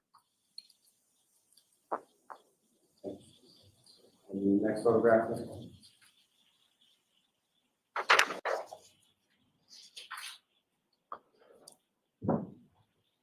And again, sir, what is depicted in this exhibit 126? See a little closer zoomed in version of the clear piece of taillight that was recovered. As far as what the area of snow surrounding, did that sort of the depth at which that piece of clear plastic taillight was discovered? Correct, sir. The next photograph, 127. What, if anything, are we looking at in this one? A different angle of the piece of clear taillight that was recovered. The next photograph is exhibit 128. So if you could describe to the jury what is depicted in exhibit 128. It's difficult to see, but there's a piece of clear taillight right here. I can see with the photo in front of me, but I'm not sure if the jurors can see it from that distance, but there is a clear piece of taillight in this location. Next photograph, 129. Again, if you could demonstrate to the jury what, if anything, of significance you observed. Again, there's a piece of clear taillight right in this location. Different piece of taillight than the one you were referring to previously in the prior exhibits. Yes, sir. Next photograph, 130. What, if anything, what are we looking at in this? Again, there's a piece of clear taillight. Again, might be difficult from the distance for the jurors, but it's in this location here. Next photograph, 131. What, if anything, is depicted in exhibit 130? There's a larger piece of red taillight located on the ground in this location. And the next exhibit, 132.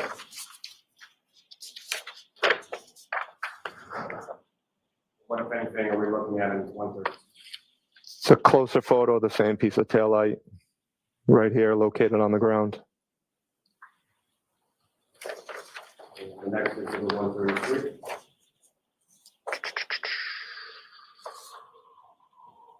Now, what, if anything, is depicted in 130?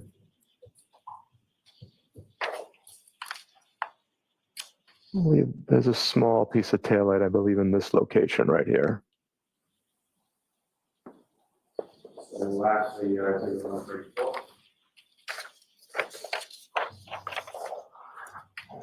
It's a small piece of taillight right on the ground right here in this location.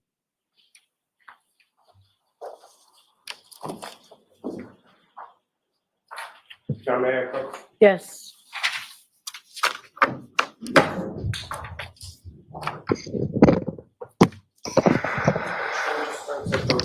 Away. Just take a look at those and look up anything. Yes, sir. Do you recognize those? Yes, I do, sir. What do you recognize those? This is the mapping system we use to map evidence we recover. And those diagrams created pursuant to that mapping system? Yes, they are. What's contained in those diagrams is that a fair and accurate portrayal of where items were recovered in relation to various markers on scene at 34 Fairview on January 29th in the afternoon. Yeah, the marks showing on the map, they're a little offset, but that falls in the range of error with the handheld GPSs. May I approach again, Your Honor? Yes. How about the seek to introduce? No objection to the maps. All right. Thank you.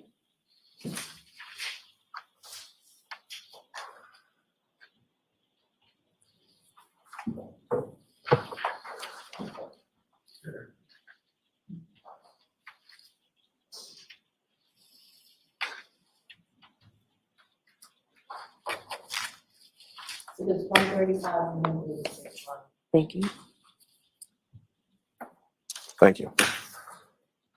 And Your Honor, with the court's permission, may I publish those to one in each succession to the jury? Yes.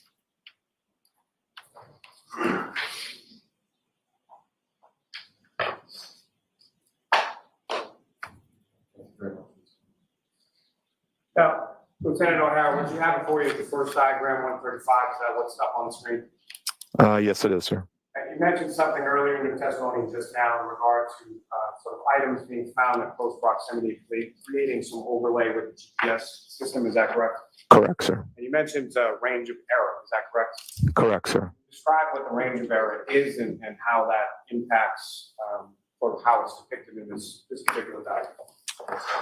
So for GPS's typical range of error on a clear day is up to 16 feet.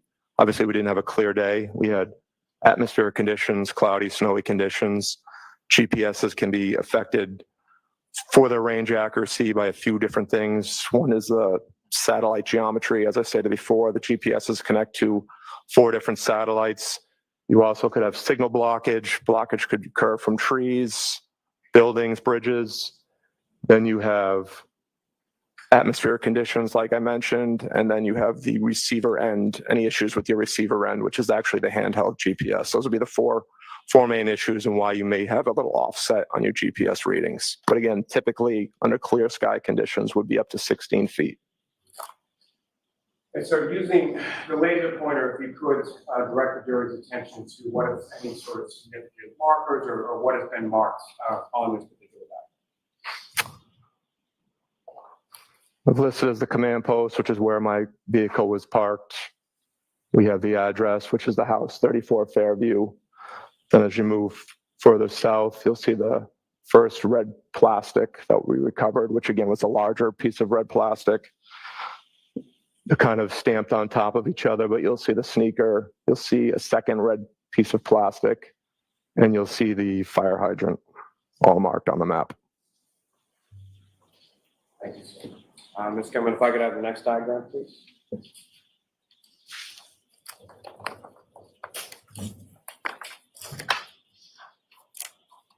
Again, so what's up on the screen, is that what you have before you as exhibit 136? Yes, it is. And again, if you could describe to the jury sort of what we're looking at in this diagram or what, if anything, is different between 136 and 135. We just changed the layering on the map just to make it a little easier to read. So we removed the taillight pieces, and now we just have the sneaker and the fire hydrant listed on the map here. And that area, as far as you were talking, sort of the concentration of the search was in the area of the flagpole and the fire hydrant, is that correct? Correct, sir. We started closer to almost directly across from the front door. The evidence recovery all happened between the flagpole and the fire hydrant. And if you could, or if it's possible on this diagram that you have up on the screen, could you, using the laser pointer, direct the jury's attention to sort of where the search and where the items of evidence were located? Search would have begun right in this area. And as we moved south, we started finding pieces of evidence right around here. And then the area that you went, about 5 or somewhere between 5 to 10 feet, is that your testimony beyond when you started to not find any more items of evidentiary value, is that correct? Correct. We had gone past the fire hydrant, hadn't found any other pieces of evidence for, it's probably closer to 8 to 10 feet, and that's when we suspended the search. And so just using that laser pointer, if you could direct the jury's attention to that 8 to 10 feet, in which direction was that from the items of evidence? Heading south towards Chapman Street, so down in this location would be where we stopped. Thank you, sir. Your Honor, may I approach this to retrieve? Yes. Thank you.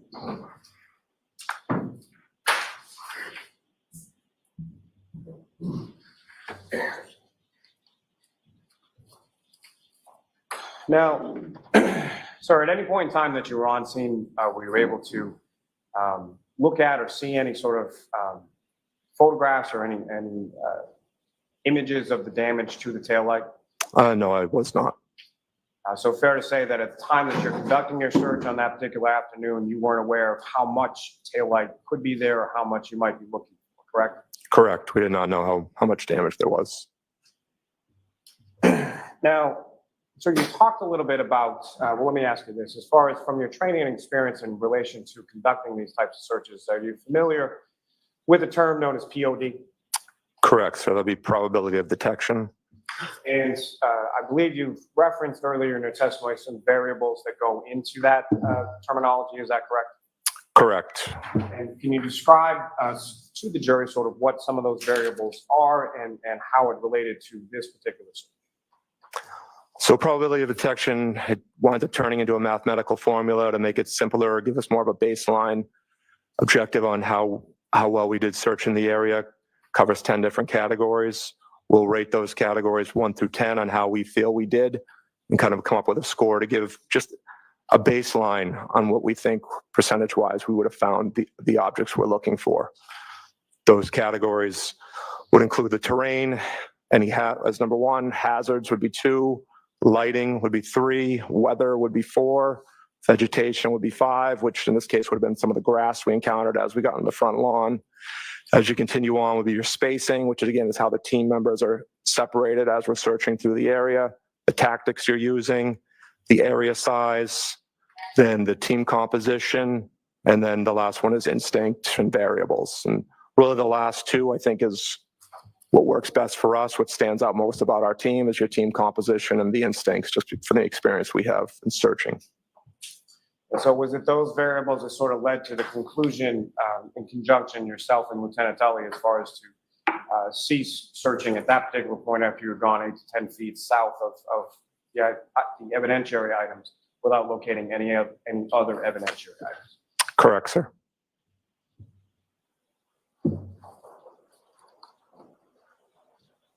Thank you. I have no further questions of this witness. Thank you, sir. All right, cross-examination. Thank you, sir.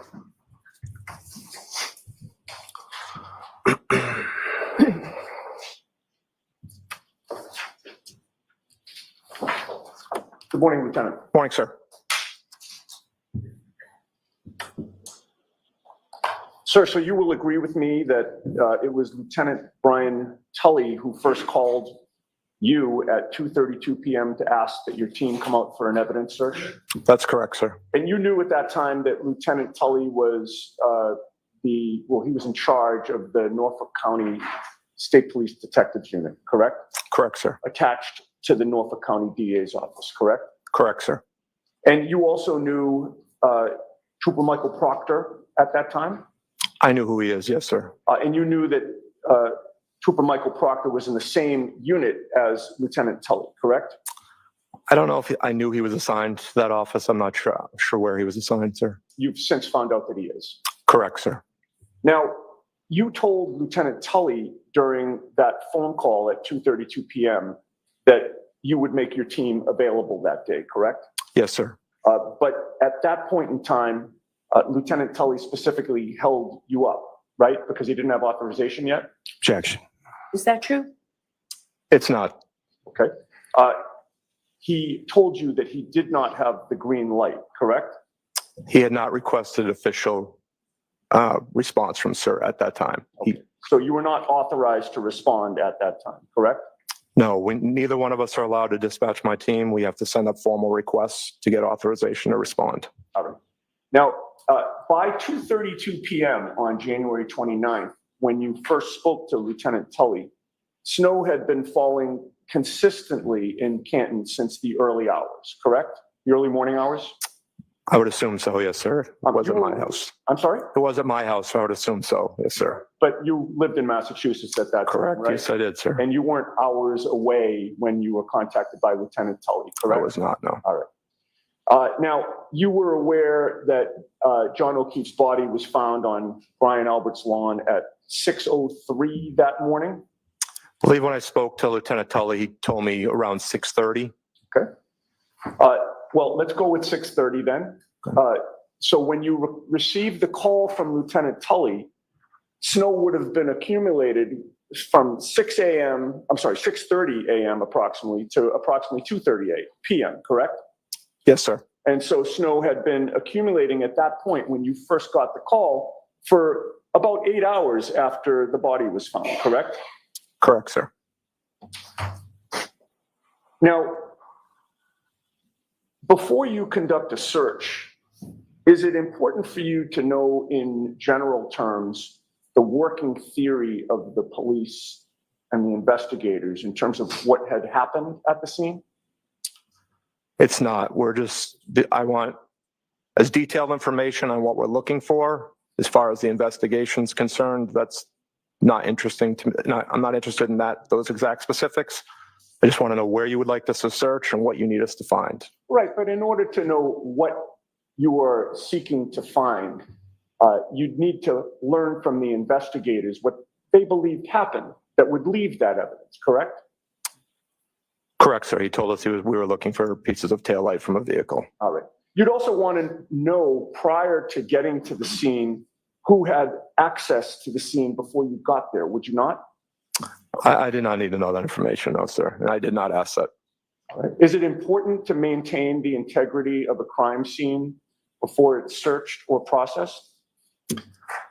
Sometimes, but a lot of times when we're involved in searches, we might not be out for days later. If search efforts have been exhausted and they don't think any evidence can be recovered, we will go out to scenes that have been left unsecured for days on end. Sure. No, I understand that, but that wasn't my question. My question was, is it important to maintain the integrity of a crime scene before it's searched or processed? No, you can leave it unattended if you don't believe it'll be disturbed or anything will be taken, sir. Is it preferable to leave a crime scene unattended prior to searching it?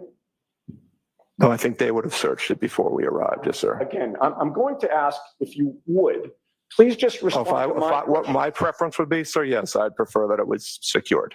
Okay, that wasn't very difficult. Apologize on the objection, Your Honor. So no comments, Ms. Giannetti. At the time that Lieutenant Tully first called you, were you aware that no one from law enforcement was controlling that crime scene? Objection. I'll allow it. I was not aware of that, no, sir. Were you aware at that time that no one had been controlling it for about 6 or 7 hours before you were called?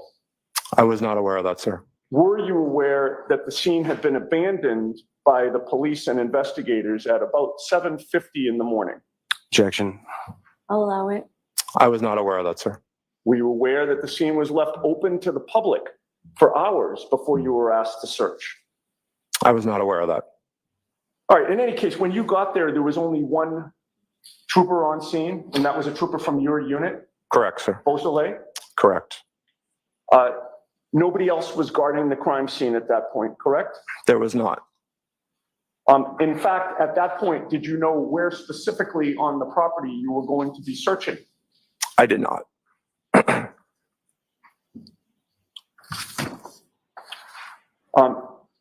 And in your experience, is it proper procedure in an investigation that requires a search for law enforcement to give up control of the area that will be searched? It's not unusual for us to respond to scenes like that, sir. It happens, but is it proper procedure, sir, to give up control of an area to be searched prior to the search? If they don't think anything will be recovered in the meantime, sir, it's something we encounter all the time on our searches. Right. So in this case, is it your testimony then that the investigators didn't think that anything would be recovered? Objection. I'll sustain the objection. All right. Well, you recorded that there was a second alert regarding this case at 2:53 p.m., correct? That was the initial alert, sir. Well, maybe we're getting into semantics here, but you were first notified at 2:32 p.m. by Lieutenant Tully, correct? That's him calling me. The 2:53 alert is sent out to my full team. Okay. That 2:53 alert is the second time that you're receiving information about this case, right? The first being 2:32 from Lieutenant Tully. No, that's not new information. That's me taking the information I received from Lieutenant Tully and sending it out to the rest of my team because they were not aware of the circumstances yet. So you were the one to send out that second alert or that alert? West team supervisor, because I was going to start clearing my driveway. So I reached out to a West team supervisor. He sent out that alert. And who was that? That was then Sergeant, now Lieutenant Simpson. Okay. And the alert that Sergeant Simpson sent out was an instruction for members of your team to begin clearing off their cruisers and their driveways to get ready to go, correct? That was an availability of alert to see who would be available to respond. And that they should begin clearing off their cruisers and driveways, correct? Yes, so they would be able to respond. All right. But your team was still not activated at that point, correct? Correct. In fact, Sergeant Simpson explicitly wrote in that alert, quote, "We do not have the green light yet," end quote, correct? Correct, sir. Sergeant Simpson at 2:53 p.m. in that alert actually typed it in twice that your team did not have the green light, correct? Correct. It's a voice generator response. It will normally duplicate the instructions. So as I listen to it, if they missed it the first time through, they can hopefully hear it clearly the second time through. Okay. And it was very clear that you didn't have the green light from that alert, correct? Correct, sir. We weren't authorized to respond yet. Okay. Now, you stated that you were in Massachusetts at the time you were first contacted, correct? Yes, sir. And how far were you from Canton? Normally would be about a 20-minute ride. All right. With the blizzard conditions, however, it took you longer than that? 43 minutes, sir. Now, you're familiar with the CERT Administrative Journal extract? The Daily Journal, sir? Yes. Yes, sir. That recorded, and when I say that, I mean, you called it the Daily Journal? Yes, sir. All right, I'll call it the Daily Journal.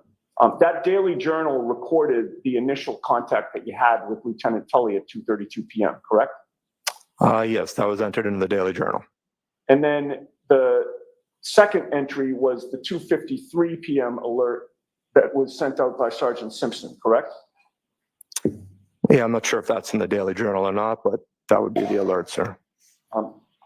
May I approach the witness, please? Yes.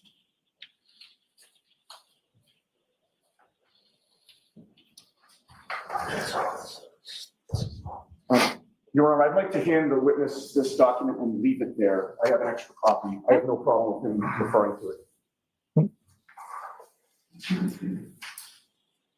Once you've had a chance to review that, Lieutenant, if you look up at me when you're done. Right. All set, sir. So you'd agree with me that the 2:32 p.m. phone call with Lieutenant Tully is in the Daily Journal, correct? Yes, it is. And the 2:53 p.m. alert by Sergeant Simpson is also in the journal, correct? Yes, it is. Both of those have a timestamp, do they not? They do, sir. What is the next entry on that journal? It says cert activated en route to Canton. Now, there is no time entry next to that. I'm sorry, no time is entered next to that entry, correct? There is not, no. The previous alert said only to clear the vehicles and driveways, essentially, right? To check on availability? Correct, sir. So the time that your team is alerted was entered in the journal, but there is no time entered in this journal as to when you were dispatched, correct? Correct, sir. But you have a memory of after that 2:53 p.m. alert sent out by Sergeant Simpson that Lieutenant Tully called you back about an hour later? It's not a memory, sir. Our alert for the team to respond is time-stamped at 3:48 p.m. Okay, and that was Sergeant Simpson that recorded that, correct? Correct, sir. But that's not in the Daily Journal, correct? No, that's in the Health and Homeland Alert Network, which records all our alerts that get sent out, and that was time-stamped at 3:48. 3:48. Okay. Now, other than authorization that would have been obtained after the 2:53 p.m. alert, did you ever ascertain what else changed on the part of the Norfolk State Police Detective Unit that allowed you now to have the green light? Once I was done cleaning my driveway off, which took a significant amount of time, I spoke to my captain. He said we were approved through our chain of command. And that's when either I contacted Lieutenant Tully or he called me.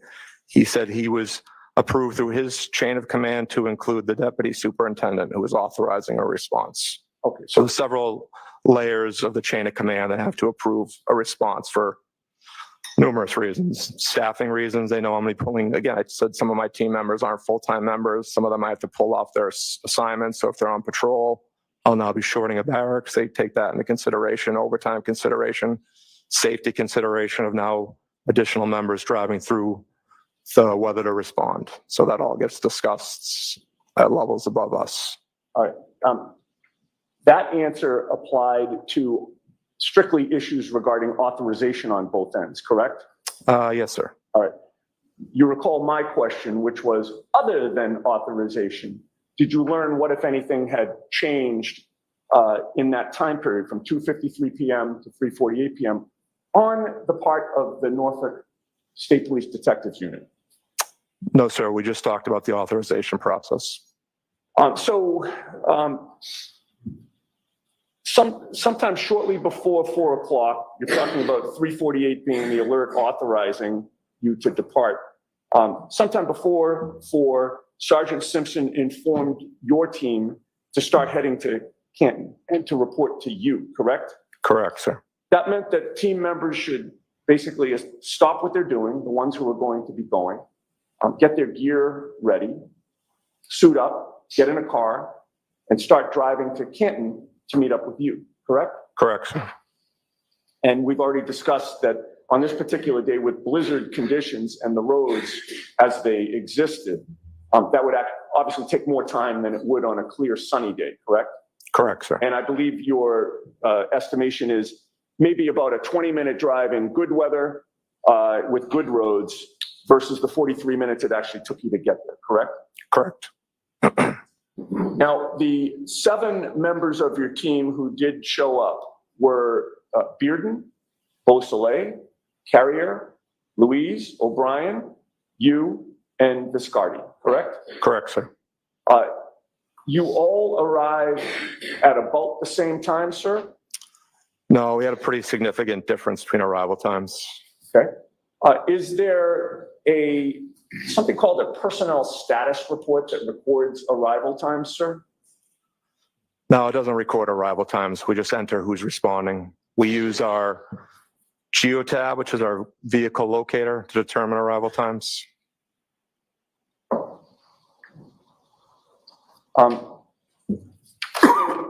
Is it your testimony Let's get back to the podium.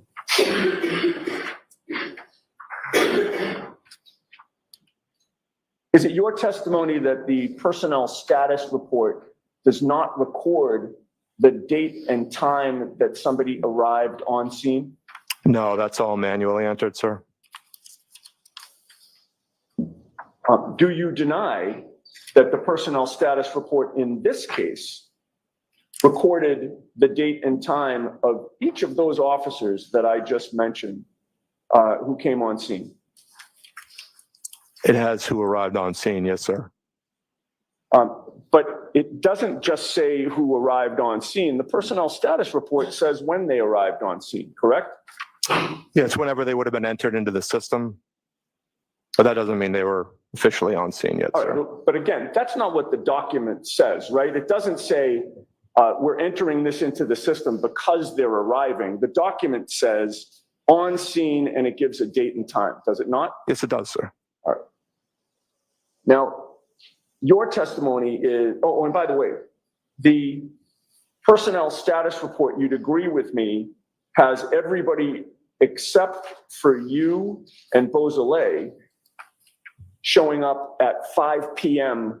on January 29th of 2022, does it not? Yes, it does, sir. And it has you and Beausoleil showing up 5 minutes before that at 4:55 p.m. on January 29th, correct? Correct. But it's your testimony that when you got there, it was just you and Beausoleil, correct? Correct, sir. Which actually would be consistent with the personnel status report, right? Yes, sir. Because that has you two showing up first as well, right? Yes, sir. And then your testimony is that other members didn't show up until between 5:20 and 5:24 p.m.? Trooper Bearden arrived at 5:21. Sergeant Luis and Sergeant O'Brien arrived at 5:24. Trooper Viscardi showed up at 5:34. Sergeant Carrier showed up at 5:41. Okay, and so the last member of your team, which is, again, Carrier? Carrier, correct, sir, 5:41. He showed up at 5:41 and now your team was all there, correct? Yes, sir. So is it your testimony that you did not meet up as a team somewhere and head to 34 Fairview? You all arrived individually? That's correct, sir. Did every single trooper who arrived have their own cruiser? Yes, they did, sir. All right. Now, you would agree with me that when Lieutenant Tully first contacted you at 2:32 p.m., it was still daytime, correct?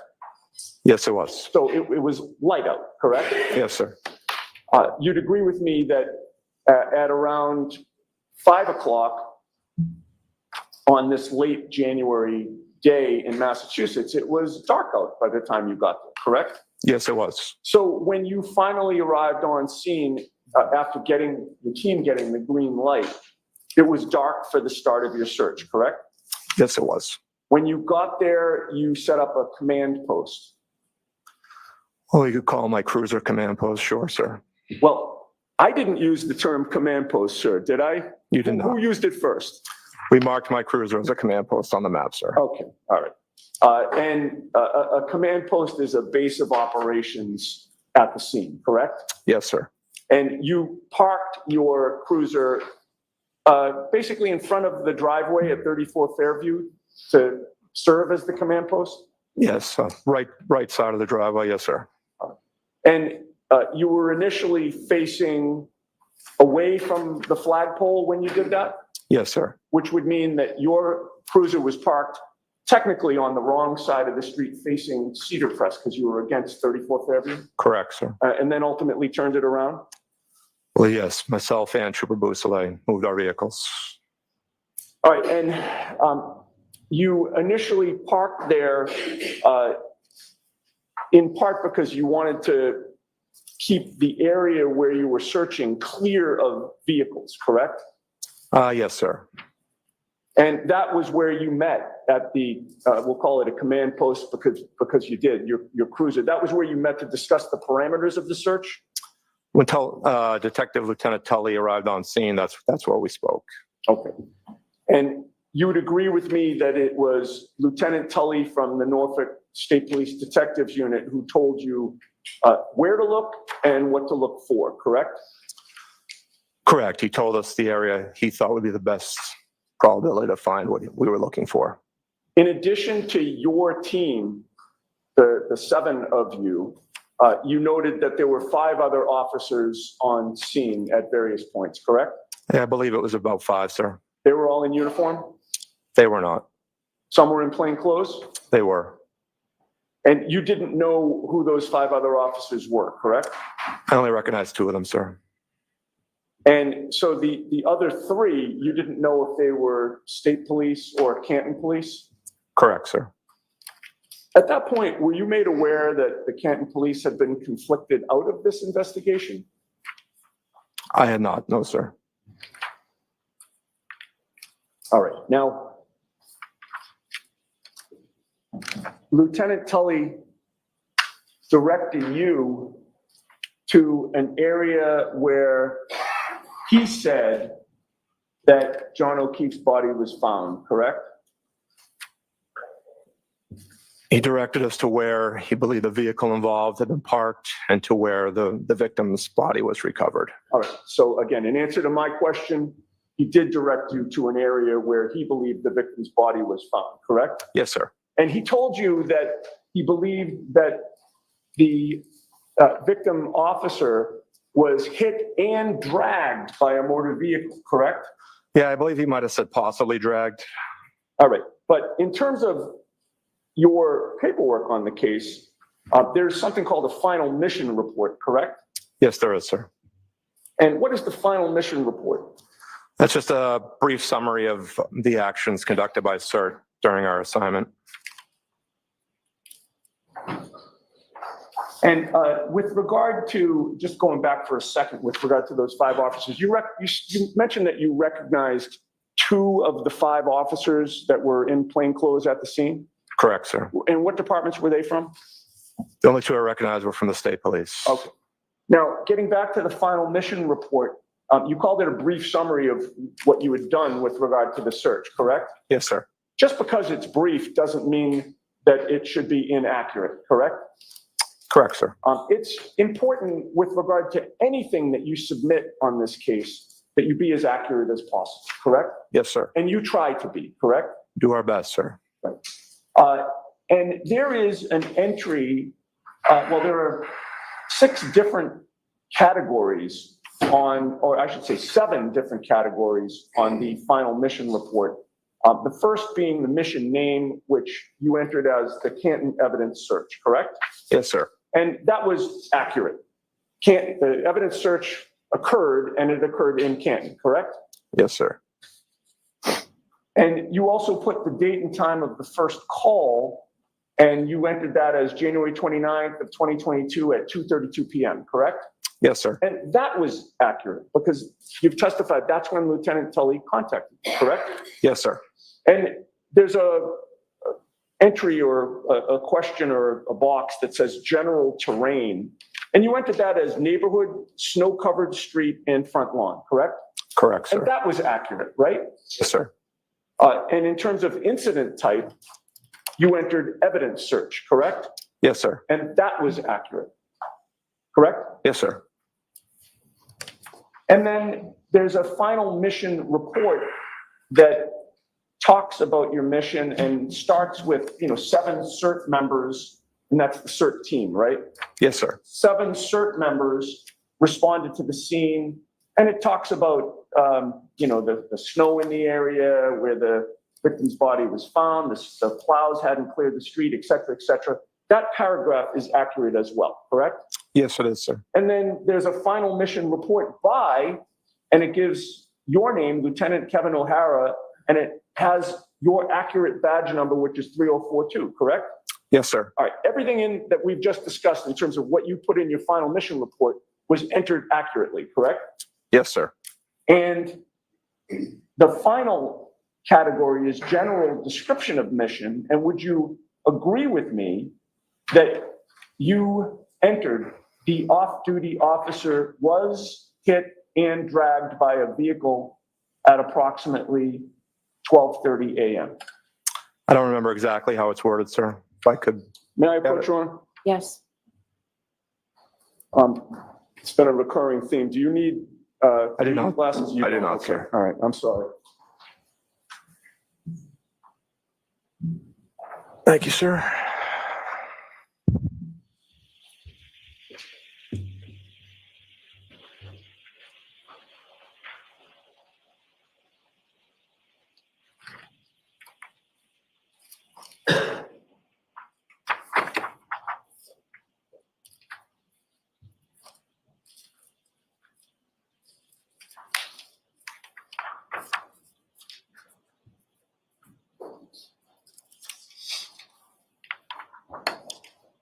All set, sir. Thank you. I may approach you. Yes.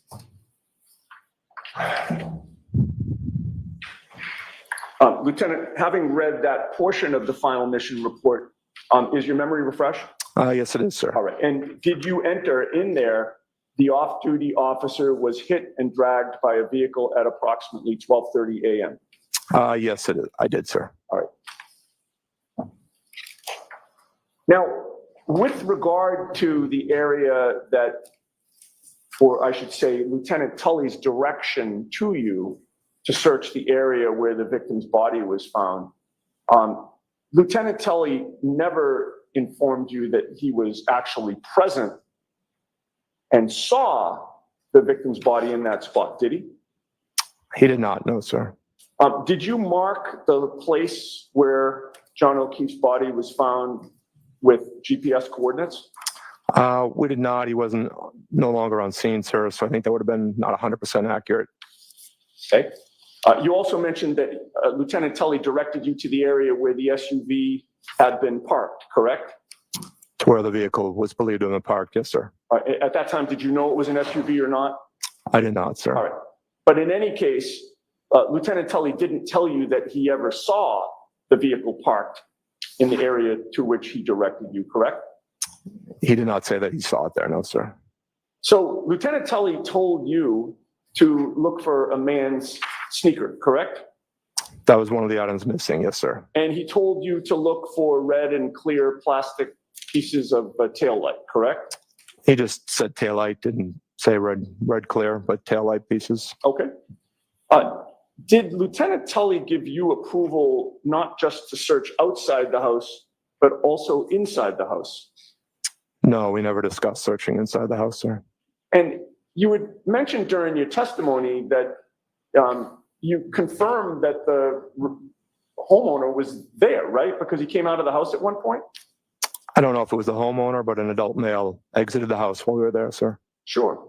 And he appeared to live at that home, correct? Let me just a moment.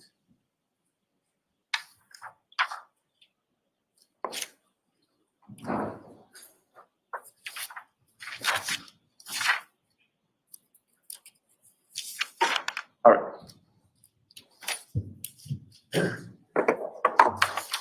Now, with regard to the area that you were searching, you would agree with me that Lieutenant Tully was the one who directed you where to search and what to search for, correct? He gave us the best idea for the search area, yes, sir. All right. And it was based on his direction that you created a grid and began your search? He told us where he believed the vehicle was parked and where the victim's body was found, and I decided how far of a distance we would search. Okay. So that's another way of saying it was based on his direction that you created a grid and began your search, correct? Yeah, I based it off of the information he provided, yes, sir. So the answer is yes? I guess so, sir. This was not the first time that you and your team have done a search in the snow, correct? Not for evidence. We had never done a search like this before, just for missing person searches. I see. But in any case, you've been trained to search winter crime scenes that have snow, correct? Correct, sir. There are proper techniques for conducting such searches during or after a snowfall, correct? Yeah, we have best practices we use. I'm sorry, I didn't. Yes, we have best practices we use, sir. Of course. Best practices would include documenting the scene and the area to be searched with photographs and diagrams, correct? Yes, sir. It would also include using, gentle methods to remove snow, correct? Yeah, the best way you can, yes, sir. That might include, smaller hand tools, brushes, gloved hands? Only if you would have a real small area. It would include removing snow layer by layer and then sifting it and documenting evidence again for each layer that's removed? Yeah, I believe that's how we went through, sir. We went slowly, methodically, and sifting through the snow as we progressed down the area. Correct.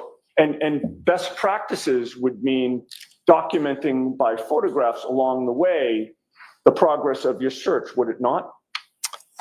That would be up to the detectives or the crime scene unit, sir. Well, but you were the one who was making those decisions, correct? Not for documentation purposes. No, that's not our responsibility, sir. Okay. But you would agree with me that it would be advisable to document your search in that way, would it not? That would be at the discretion of the detective, sir. Okay. Well, would it harm your search in any way to fully document it along the way? It would not harm it, no, sir. You want to take your time and work methodically and thoroughly in the search, correct? Correct, sir. And you want to collect evidence as it's located and immediately photograph it in place before it's disturbed, correct? Yeah, as evidence is discovered, it will get photographed in place. Yes, sir. During your search in this case, your team found a sneaker and pieces of red and clear plastic, correct? Correct, sir. The evidence that you found was basically on top of each other, within a few inches of each other, correct? Within a foot or two, a couple feet, yes, sir.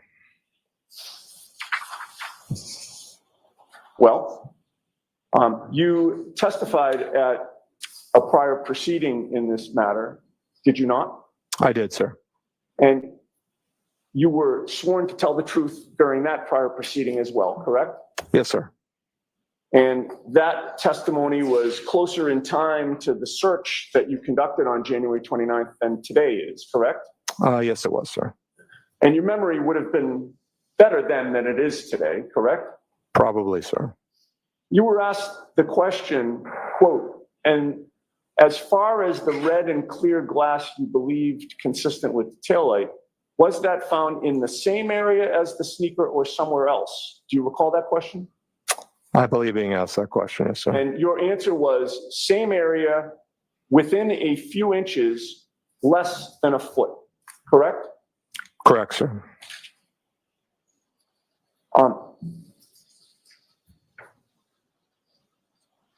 Now, you mapped out GPS coordinates for what you found? One of the team members did, yes, sir. Your team did? Yes, sir. And Lieutenant Tully from the Norfolk State Police Detective Unit was present during the search, correct? Yes, he was. And he was the one that was photographing the items that were found? Yes, he did. So I'd like to ask you a few questions about your observations about where these items were found in relation to each other. Was there a piece of red plastic located on the roadway left of the flagpole when you look at the house from the street? Left of the flagpole, yes, sir. All right. Now, given your testimony about these items essentially being in the same area less than a foot away from each other, it could not be true then that from that red piece of plastic that was found in the street, that 3 feet south of that was a black Nike sneaker found under the snow. That couldn't have happened, correct? Well, I don't know where the distance between the objects as far as the mapping purposes, sir, but as far as how far apart, the first thing we discovered was one red piece of plastic, and then further south, that's when we found the sneaker and additional pieces. Right, but again, they were all in the same area, less than a foot apart, correct? The same general area, but could have been over a foot, sir. I'd have to measure between the GPS markings. Okay, well, so is your testimony today that what you testified to in that prior proceeding where everything was less than a foot apart. That wasn't accurate? Objection. Allow it. Is that your testimony, sir? Best recollection that they were within around a foot, but to be 100% accurate, you would have to measure between the two GPS points, which I have not done. Sure, but if your estimate is you didn't even say a foot, you said less than a foot, correct? I believe that's what you read, around a foot, yes, sir. Which is what you testified to, correct? Correct, sir. So if it's less than a foot, then by definition, the sneaker couldn't have been found 3 feet south of where that red piece of plastic was, correct? Yeah, and I don't know if that's accurate, sir. You don't know what's accurate? Where you're saying 3 feet, I don't know if that's accurate, sir. No, that's what I'm asking you. Is it accurate? I don't know, sir. I'm not sure the exact distance. I didn't measure the GPS markings, sir. I'm not. All right. I don't know. I didn't know where you came up with that number 3 feet, sir. I'm just asking questions. Okay. I'm just asking questions. All right. So with regard to, let's assume for a moment that the sneaker was found 3 feet south of that first red piece of plastic. From your observations, was there a clear piece of plastic that was found a few feet south of that black sneaker? There was a piece of clear plastic found just past the sneaker. A few feet south of the sneaker? I don't know where you're getting that from, sir. Again, you don't have to worry where my questions are coming So, from. Mr. Yannetti, no comments. Next question. I'm just asking a factual question. You were there, I was not. Mr. Yannetti, just ask the question. Was a clear piece of plastic found a few feet south of the black sneaker, which was found 3 feet south of the red piece of plastic? Did that happen? I don't know the distance, sir. No, not without measuring it. But I wouldn't think it was that far of a distance. They were much closer than that. Right. I mean, you say you don't know the distance, but you testified to what the distance was in that prior proceeding, did you not? Objection. Next question, please. All right. And then, moving along, we have the red piece of plastic, 3 feet south, black sneaker, a few feet south, clear plastic, then finally, several feet south of that clear piece of plastic, was there a second piece of red plastic found, several feet south? No, again, I don't agree with your description of the distance, sir. Okay. All right. So we will agree that, one piece of red plastic, 3 feet south sneaker, a few feet south clear piece of plastic, and then several feet south more red plastic. That didn't happen, correct? I don't agree on those distances, no, sir. No. Okay.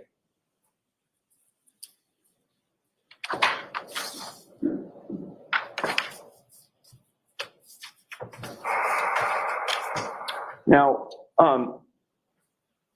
you testified that these items were buried under some snow, correct?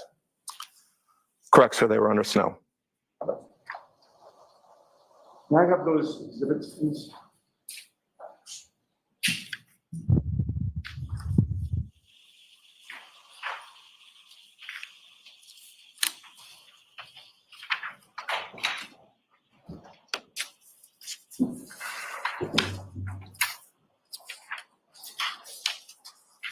Okay, can I display exhibit 113, please? All right. The jury needs to take a break. Why don't we have this be on warning? So take like 15. All rise for the court, please. All rise, Shawnee. I dare tell you, it can't get any better than this. He is literally destroying this witness. That's why I'm telling you, you never use GPS, especially in a snowstorm. I mean, I'm going to tell you right now, I guarantee you, if there's some state police troopers in this chat are no state police troopers, okay? They do, in fact, have a crime scene investigative unit. They do. These mofos go out and find fucking people in the woods, all right? That's exactly what he's describing, Dylan. He's describing what they would do, searching for a dead body somewhere, right? Shoulder to shoulder. You never trounce on a crime scene like that. I did crime scenes for a living for 3 years. You don't do that. You, the guy who, like he said, Tully was directing him, right? What you do is you have one guy and he says, okay, this is the area we're going to search. You cordon it off, right? And you take the least path that could have been taken by any suspects. You don't go shoulder to shoulder like this fool, mofo, is talking about. He's a fool. And you know, I feel bad for the guy. I do. He was the wrong guy for the job. The wrong guy. Okay? And it's blowing up in their face. I'm telling you right now, Tully's involved. Now the times are coming out, right? The times are coming out now. Now we know these mofos didn't start till after 5:36, right? Yeah. They're down there late. He gave the impression they're all there early. No. Where's the car? The car is in the station before the search really happens. And what did he say? They started way up by the house first and started their trek shoulder to shoulder, right? Heading south towards Chapman. Who are the mysterious mofos? I'm going to call everyone a mofo. They're all mofos from now on. Who are the mysterious three? Right? Who? And I want to know who the other two were. The other two mofos in plain clothes from the state police. Who are they? Okay? Yeah. Who are the three mofos he can't identify? And I'm going to tell you right now, I guarantee Berkey is one of them. I guarantee it. One of those mofos had the evidence. One of them did. And it's going to come back and bite them all in the ass. I'm telling you right now. Right. Kevin Albert, too. He's around there. No doubt about it, Luby. No, right. Who said that? Time out. Look at this thing. I don't know. Junkman. There you go. Absolutely. I'm telling you right now. Wait, what's he on the rant, right? Let's have a look what the other side is saying, right? So this is Coffin Duffer. So hang on. This is what Coffin Duffer is saying. So there was no taillight planted. It was recovered by Massachusetts State SART team as they conducted their grid search. They also discovered John O'Keefe's sneaker. It was all right there next to Officer Keefe's body. This is compelling evidence that, as charged, Karen hit Officer Keefe. Good. Let them talk. Let them talk. I love it. She has zero experience. Keep following her. You'll be fine. I just wanted to do that just so because obviously the other side, this is what they're saying. I love it. Let them feel secure. I can't wait. I cannot wait. Let them feel secure. Right, 2 seconds. I'll get the stream back on. Quick shout out. Just remember, Turtle Boy is on that stream on Friday at 9 o'clock Eastern. Right, let me get the stream back on, Shawnee. Right, so this guy is a bit of a tool. Listen, he's probably great in the woods. He's probably great up in the mountains, whatever the hell they do. He's not the guy for this job. And I'll tell you, that's why he was called. Let me ask you a question, right? And to the chat. The fucking approval process for a dead Boston cop is embarrassing. The poor guy, John O'Keefe, didn't even get the respect to say, all hands on deck. Fuck the approvals. Get your asses out there, right? They had this is what they did for a fallen officer. They should be embarrassed. They all should turn their fucking gun badges and guns in. They're a disgrace, an absolute disgrace. And they should have been out there at 8 o'clock in the morning when it was all favorable. Well, we know why they weren't, right? Canton PD would have. I remember one of those cops saying that they cleared out the curbside. They cleared the curb with their feet or something. I don't know. They would have found the evidence. They would have found that sneaker. All right. I remember that distinctly. I think Gallagher said they kicked along the curb line, right? Yeah. To expose the curb. when there was only at that time, probably 4 inches. Now you're talking 18 to 20. This is disgusting. And I'll tell you, at the time this guy was contacted, there was no one on the scene in Dighton until 4:15. Proctor never took a picture of that car. Now it's really getting good. Yeah. And there's no way that Tully would have had that information, all right, to give notification that they wanted the decedent was hit by a car and this taillight evidence. They never saw that light until 4:15. They're screwed. Listen, Jackson and Yannetti, they're experts, but this is where you get them. You're going to get them on that. All right. They had nothing linking Karen until that car was in Canton. And I'll tell you, the 3 mofos in plain clothes are the key. Who are they? Identify. And there's the other thing. Everyone in the crime scene is supposed to be on a log. Everyone has to be identified, right? You there, you put your name in. That's how you control a scene. There was no control there. That was, listen, if a real crime scene investigation unit like they have would have done this, perfect. This guy is already contradicting himself, contradicting. Yeah, I got you. He's contradicting himself too. He's contradicting himself. He is the crime scene leader. He is the leader of the pack. Fuck Telly. Put him down. Sit him down. You control that, Lieutenant O'Hara, you fool. You're another mofo. You do the crime scene. And guess what? Trouncing on the crime scene, it's over with. I just want to know, and this is great. This is why you don't do GPS. You get on your ass. You put a fucking stake down, your tape measure from the fucking hydrant. That's a known reference point. It's not going to go away. Or you go for, a tree, some known reference point, and you measure. That's why Yannetti is having a field day with these people. A field day. He says, I don't know what you're talking about 3 feet. I guarantee he's going to show him. This guy is going to get destroyed. I feel bad for O'Hara because I think he's in a tough spot. All these troopers that are innocent, that got dragged into this bullshit, they're going to get the shade, and they're going to get the wipe down poop all over them because of these idiots, Telly, Yuri, and fucking, what's his name? Proctor. They're all going to get it. They're all going to get screwed. And this kid, he went down the pike too. He's not stupid, but he searches for bodies in the woods. They go out in the fields. They do all that shit. That's why you see people searching for dead bodies. They're not looking for evidence. They're looking for bodies. Arm to arm. They bring cops out of the academy, rookies, to search areas. These people were hand-chosen to come because of their inexperience of searching a crime scene.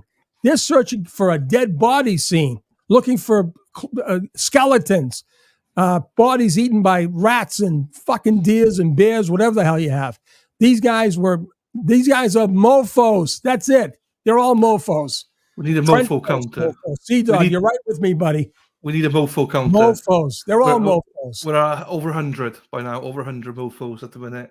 Oh, man. They're all mofos. Lady Livana Rose said earlier on, this is back at 4 minutes past 3, says, Sean, so you've answered this already, but she had the same thought process. Absolutely. Lady Livana Rose, I'm telling you, you're absolutely correct. This should have been done at get-go. Call everyone out. Bring the whole state of Massachusetts. You got a fallen brother. Bring them in. Bring them all in.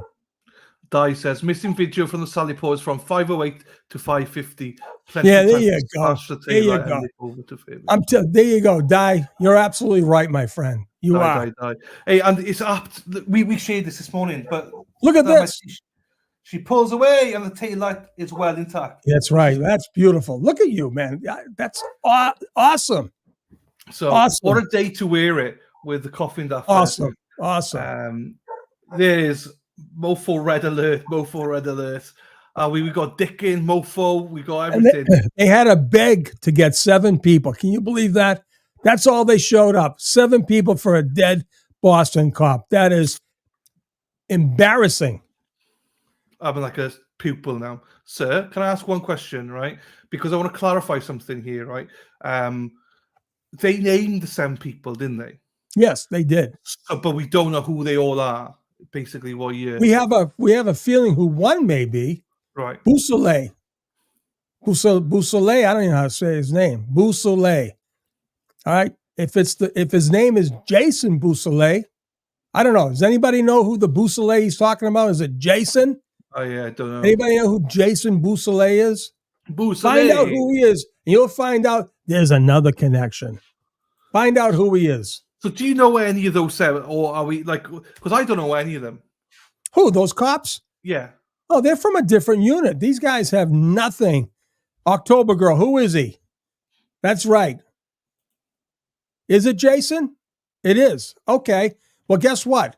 He's a mofo too. Oh, they're all mofos. Because he's got a great connection. I'll let you guys figure it out. Bottom line is this. Yes, those guys, those cops, I don't know who did reports. Look at the after action report. I don't know what they call it. I would call it an after action report, right? John was hit and dragged. There you go, people. There you go. Hit and dragged, right? They can't listen. I said this a long time ago, right? You can mess up. I'm not gonna GP it. You can fuck up the investigation. You better not fuck up the cover up. They are fucking up the cover up like you wouldn't believe.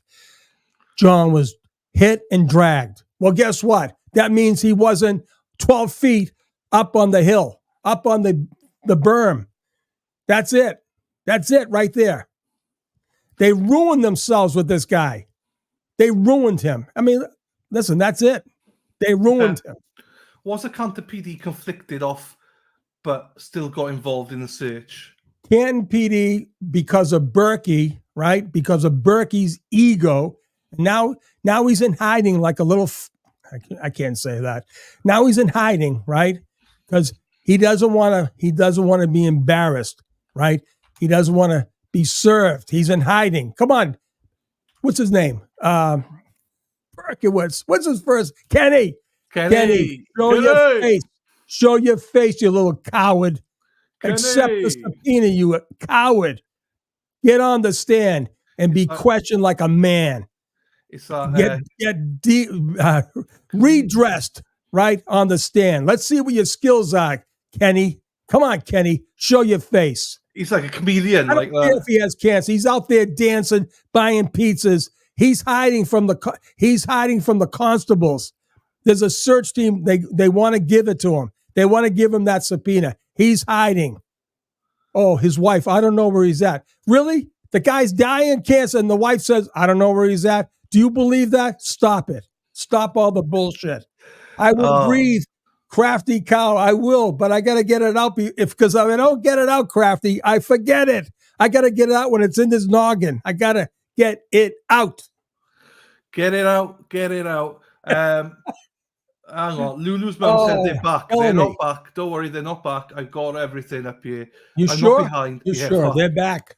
I was panicking. They're not back. This I'm is live. I'm just kidding. This is live, people. So don't worry. Don't give me a panic. These guys find bodies. They don't find clues. This thing was led by Tully. He was in on it.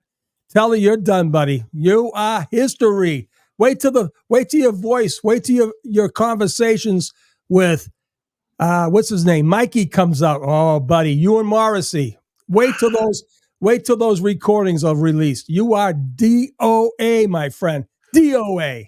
You're done. You're also done. Just remember, this is Sean Fresh. Remember to go through the motions tonight, 6 p.m. Eastern, for his I'm recap. taking notes. I'm a mofo. I'm taking notes like a mofo. Hey, Paul, thanks for bringing Kelly in this morning, Paul. I appreciate that. I've got a Hillary. I want to send a special shout out to my girl Hillary up there in Connecticut. She's the best, Hillary. Also, good friends here in Naples. Rick Stadulis. He's on the couch with his knee and his beautiful wife, Patricia from Colombia. Here we go. All right, that's it. Calm down, she said. I'm going to have a heart attack. Watch out. Right. Oh, I'm like, right, okay. I said it. Look they already got me quoted. This guy is contradicting. I didn't mean to say that, but guess what? It's out there. I didn't mean to say that, but it's out there. He's contradicting himself. Holy shit. Man, these people are quick. They're quick. They are. These people are quick. Holy, come on. Quicker than us too. Sassy Bartender, thank you so much. For the gifted membership. Thank you, everybody. Chef sent gifted memberships, super chats, everything. Thank you. Oh, fuck. It's nearly that time. Hang on. Oh, Jesus. Jesus Christ. Fuck. Right, hang on. Sorry. Right. We're having a great time here. I'm crying. I've not done this yet. I need to do this. Hang on 2 seconds. I need to do Oh, you got the coffee? Yeah, give Sean a second here. Hang on. Here we go. I got to calm down. Fuck, I'm getting... Holy camole. Where is it? Oprah.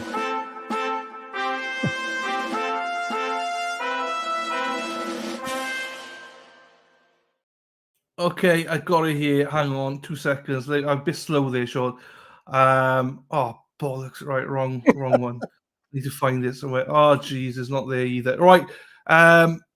Elizabeth. No, hang on. Dell bought us coffee this morning. Keep up the great work, the dynamic duo. Thank you, Dell. Dying here. And also thank you, Elizabeth, who bought 3 coffees. Love your show, Delan. You are a great guy. I appreciate all your efforts getting the truth out about this trial. No problems at all. Thank you very much. And thank you to Sandra for the PayPal as well. There you go. Thank you, everybody. And again, this is the stuff for this week. If you want to come and watch, let me just find the stream back now. Gee, now I'm lost. And now I'm doing a show now. Is it back? The lads having a nightmare today with the stream. I know. Susie, thank you for that gifted membership as well. Appreciate you, Susie. Thank you very much. Right, here we go. Share. Bullocks and knackered. Both terms I've got to try and work with my vocab because I love it when Dylan says, I know, I swear a little bit too much, but thank you. Thank you, Heather. Thank you, Cynthia, as well. Thank you, my darling, for that. Right. Right. Which one am I going back to now? Are we live? Are we live, buddy? We're live. Oh, that's foolish law and crime. Are we live with that foolish thing? We are live. We're not dicking around here, Sean. We're not dicking. Oh my God, I can't believe I said that. Holy shit. He's contradicting contradicting himself. Oh my God. I created a new word. Oh man. Oh, love it. It is hot though. I'm sweating. I'm hot here. Oh Jesus. I got AC too. Bailey says, if I go missing, please don't let this guy search for me. Well, if you go missing, he may find you, but he's giving himself an after action report for finding friggin' planted evidence. That's what he's doing. He's finding planted evidence as he's contradicting himself. That's right. Contradicting. Hey, what's the sentence today? It's beautiful. Holy Paul Christofora. It's hot here too. It's getting hot in here, so take all off your clothes. Don't do that, please. Don't take all off. No, hey, one of them already did. I got the picture. I'll send it to you. Hold on. I got to send this to you. Where is it? A good friend, a friend of the channel. Wait a minute. Hold on. I got to send this to you, my friend. Hold on. Where the hell? Yeah, send it to me. If it's not explicit, we'll no, it's what I saw. We all saw it. Hold on. Oh, I love it. Oh, Jesus. It's got to be this guy here. Hold on. No, not yet. Who was it? Oh, here it is. Hold on. Right. From Jay, my buddy Jay. Hold on. How am I going to do this to you now? Jesus. They forward. Are you on you're on Messenger, right? Dylan. Yeah. Dylan Davies. Here we are. Send it. There it is. I just sent it to your message. You can put it up on your thing there, your screen. Yeah, let me put it up. It's a little bit out of my pay grade, my friend. Let's put it up there. You're getting the coffees. You're getting all the coffees, buddy. Thank you, my friend. Hang on. Let me just find this. Where's Sean gone? Sean. Paul sent something as well. Hang on. But I'll do this one. This is a great picture. This is what I saw. I said, you got to be kidding me. Here we go. Hang on. It's New Orleans. Where are the beads? Do you get the picture? Yeah, I got it. I'm just going to tee it up now. 2 seconds. She's beautiful, and she's out there on the ground crew. Let me just present it on here. I need to just open it up, and then we got it. Is that it? Download. Oh, here we go. Right, let me just grab it. Yeah, Jay's there. He is, Jay.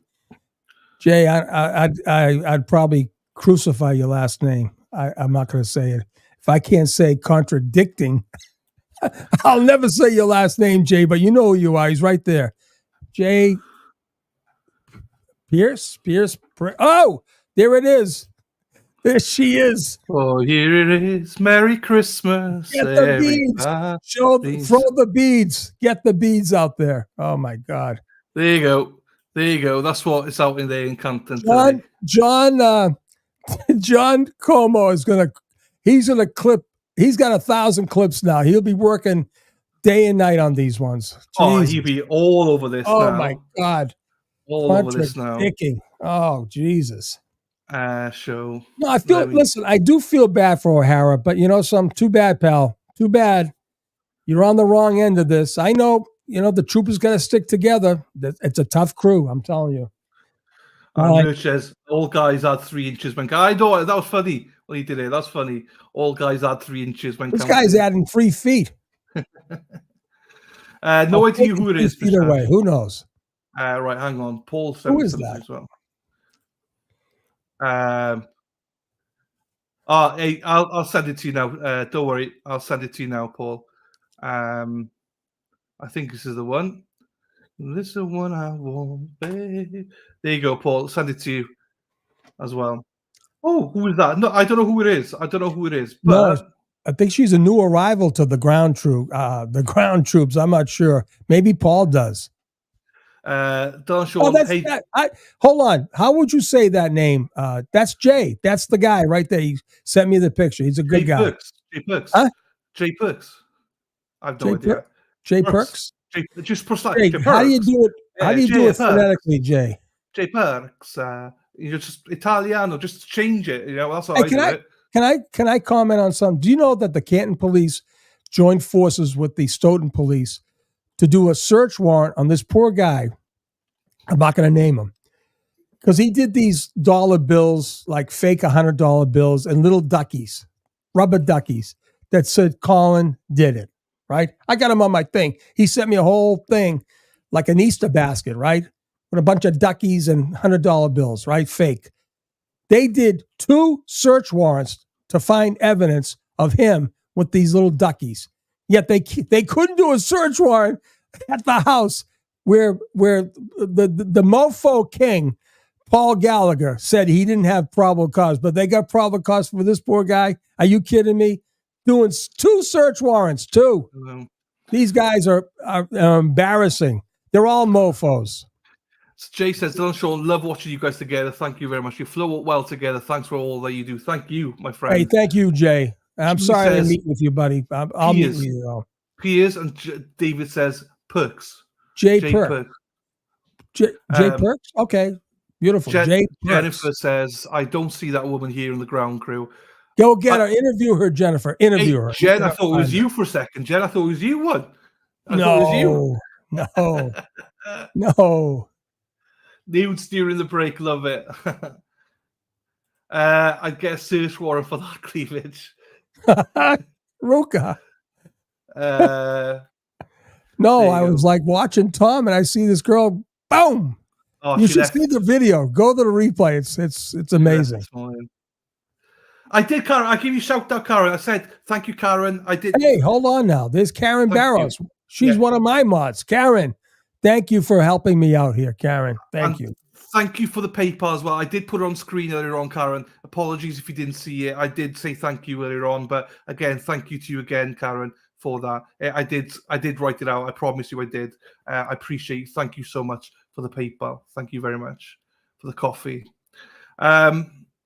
Okay, now we're and by the way, Mike Braffett is absolutely correct. All cops, it doesn't matter. Even myself, as many times I've testified over the years, you do get nervous. You do, especially in this case when you know you got me and Dylan watching every move you make. You got you're on national TV, one of the hottest case going right now. Court TV is all over your ass and every word. So, like I said, he's going to get hit. He's going to get beat up, right? But not that bad. He's going to be caught on a few inconsistencies. He's going to lay it off on what's his name? Tully. Tully has to testify. Tully's on the scene. Tully's directing it all, right? Buchanan, Proctor, all these guys got to testify. Those are the guys are going to get creamed, absolutely creamed, squashed. Like Sean McCabe said, going to bust her up like a watermelon, right? Their heads are going to be busted up like watermelons. Here we go. What's back? Here we go, people. That's right, Sea-Dog, the elite squad.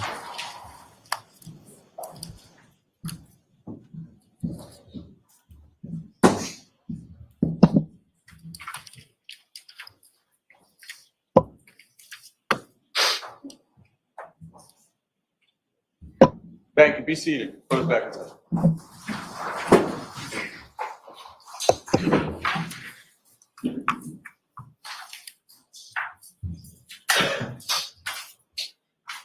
All right, Ms. Giannetti, you can go back to the podium. Thank you, Rob.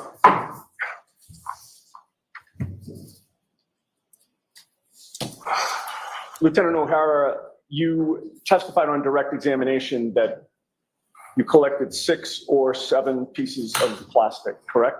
I believe that's what we found, yes, sir. Would you agree with me that it's important to be precise in your investigation and your search? Yeah, that's why Lieutenant Tully took an evidence log, sir. Right. So as you testify here today, 2.5 years later, can you tell the jury whether it was 6 or 7 of the pieces of plastic that you actually found? I've never seen the evidence log from that night, sir, so I'm not sure exactly how many he recovered. Again, I was partaking in the search, so I'm not sure what the exact number is, sir. And you would agree with me that you only mapped 3 of them on the map that was introduced here at trial, correct? Correct. And again, that was because the pieces were essentially on top of each other, correct? Correct. As you would mark them on the GPS, they were marking almost directly on top of each other, and we knew that was going to. And they certainly were not being marked feet away from each other, several feet, correct? No, sir. All right. And you are aware that Lieutenant Tully photographed 5 pieces of plastic that day, are you not? I'm not sure. I'd never seen the photos until probably about a week ago, sir. All right. In any case, you did say to the State Police Detective Unit at the end of this search that if they wanted you and your team to come back out during daylight hours, you would, correct? Correct, sir. So I'd like to direct your attention to 6 specific dates, and then I'll ask you a question. February 3rd, February 4th, February 8th, February 10th, February 11th, and February 18th. Those 6 dates. And my question is, did the lead investigator, Trooper Michael Proctor, ever call you on one of those 6 dates to come back to the scene to conduct a further search? No, he did not. I have nothing further. Okay, redirect, Mr. Lally. Just briefly, Your Honor.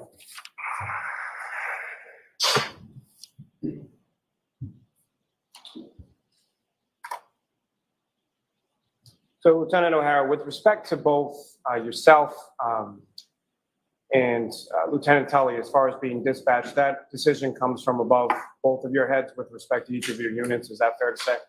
That's correct, sir. You were asked some questions about a daily journal. Can you describe for the jury sort of what that is or what kind of information would typically be kept in that? That would just be our day-to-day activities. We'll give a quick gist of what we're doing each day. Be more general than, not doesn't get too thorough. Now, you had made mention during your testimony of some other documentation that would be more specific. Is that correct? Correct, sir. And what would some of those be, and how would that be more specific? That's a report that gets generated through our mission manager software, so it creates a little bit more detailed response. And are you familiar with an AVL? I am, yes, sir. And what is an AVL? It's the Geotab GPS on the cruiser's automatic vehicle locator system. And the vehicle that you were operating that day, was that equipped with an AVL? Yes, it was, sir. And is that how you're able to tell the precise time of your arrival on scene, Correct, sir. as well as each member of your unit? Is that correct? Correct, sir. Now, as far as the items and where they were, again, I just asked from the photographs that were marked as exhibits before, where the items were when they were located by members of your team, they were photographed as they lay. Is that correct? Correct, sir. As they were discovered, they were photographed. But regardless of inches versus feet versus whatever distance it was, you didn't measure that. Is that correct? We did not, no, sir. But as far as where they were actually discovered or where they were recovered, they were photographed where they were when you found them, correct? Correct, sir. Nothing further. All right. All right, Lieutenant, you are all set, sir. Thank you, Your Honor. Thank you. Appreciate it. Need this journal back. Thank you. Thank you. Mr. Yannetti, this is your paperwork, I believe. Thank you, Your Honor. All right, Mr. Lally, your next witness, please. Yes, Your Honor. The Commonwealth call Miss Maureen Hartnett to the stand.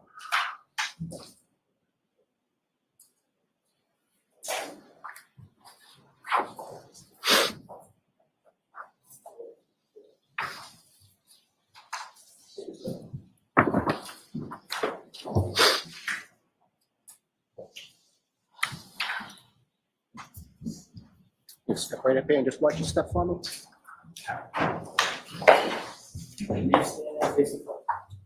You tell me, sir, the evidence of the court is hearing the case now, hearing the truth, the whole truth, and nothing but the truth, so help me God. Yes.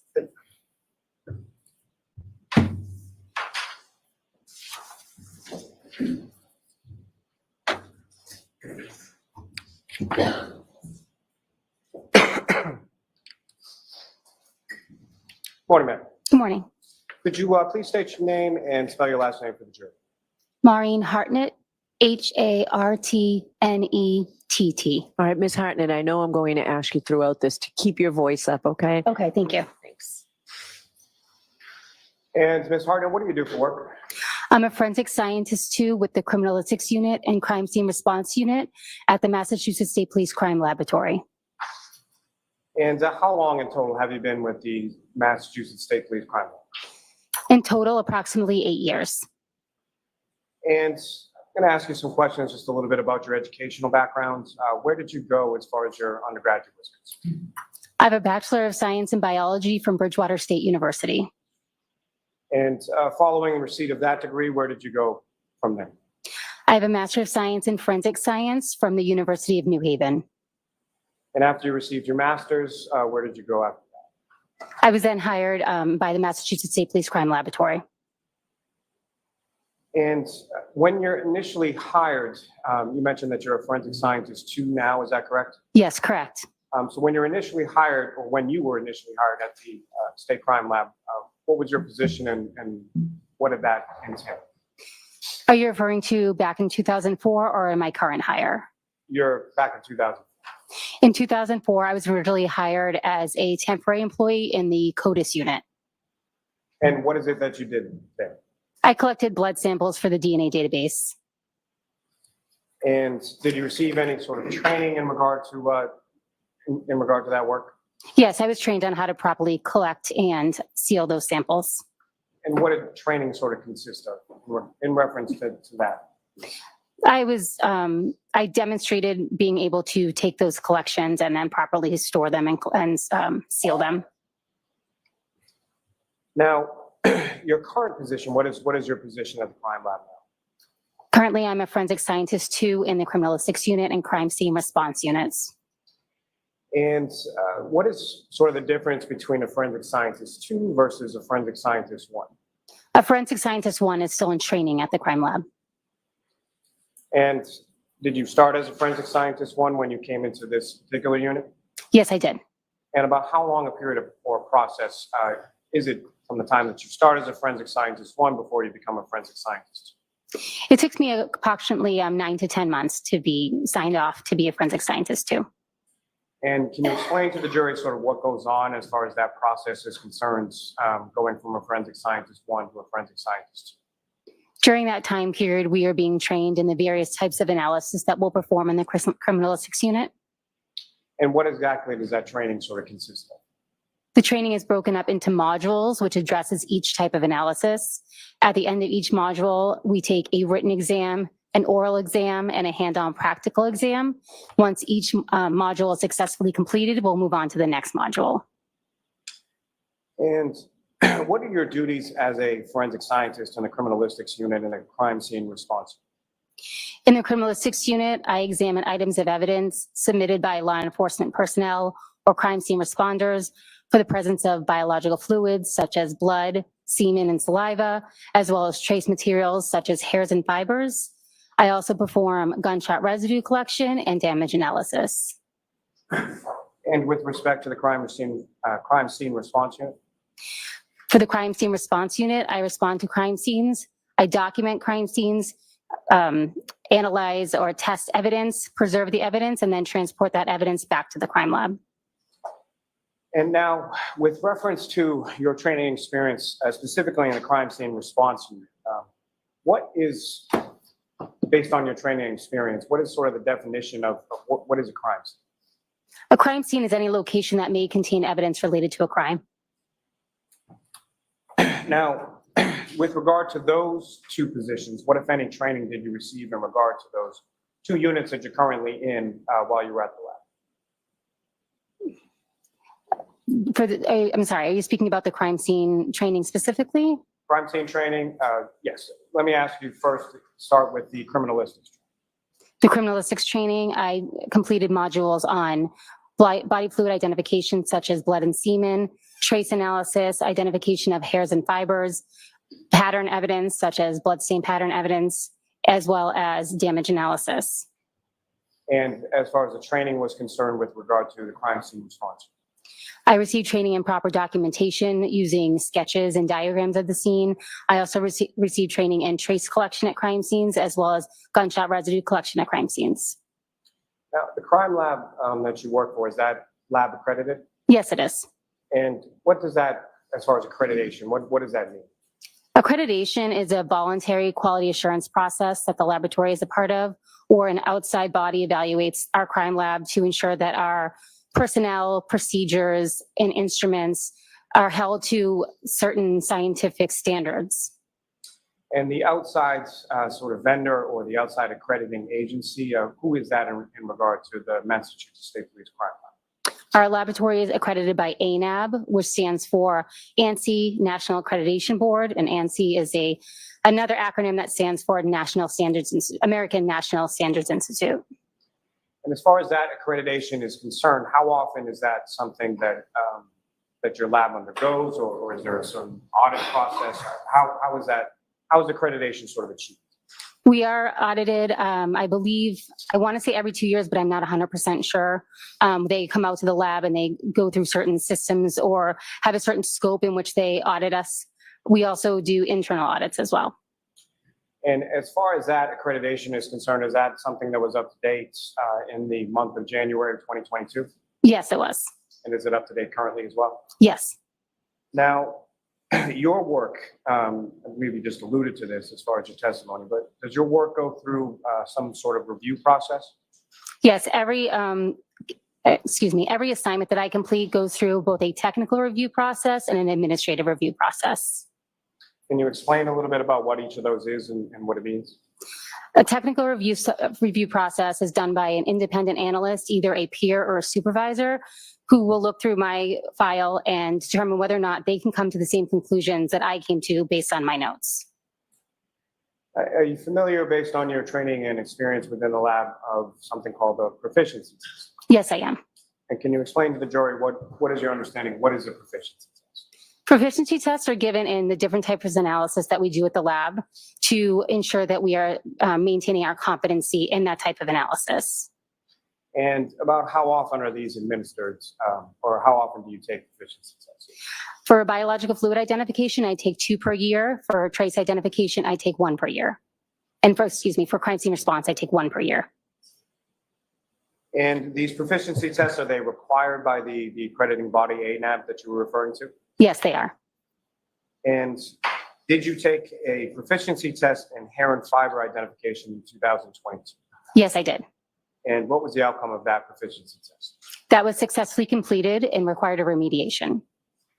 can you explain to the jury what remediation is and why this specific proficiency test required remediation? A remediation occurs when you have an inconsistent answer with that is expected by the laboratory or by the test provider. In this particular instance, I had an inconsistent answer with the expected laboratory result. And how was the remediation completed in this instance? After the inconsistent answer was identified by my technical leader, we had a verbal discussion about why I came to the conclusion I did.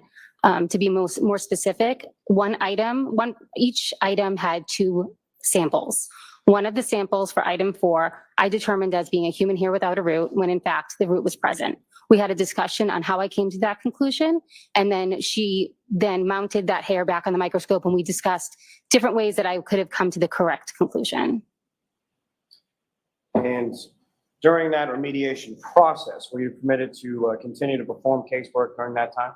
Yes, I was. I was permitted to continue to perform casework and hair and fiber identification.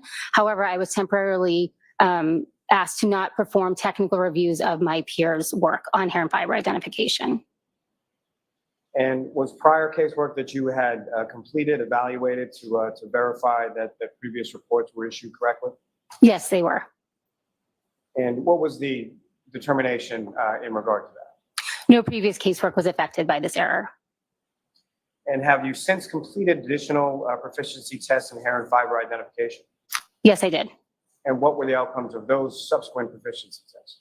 Those were successfully completed without needing any additional remediation.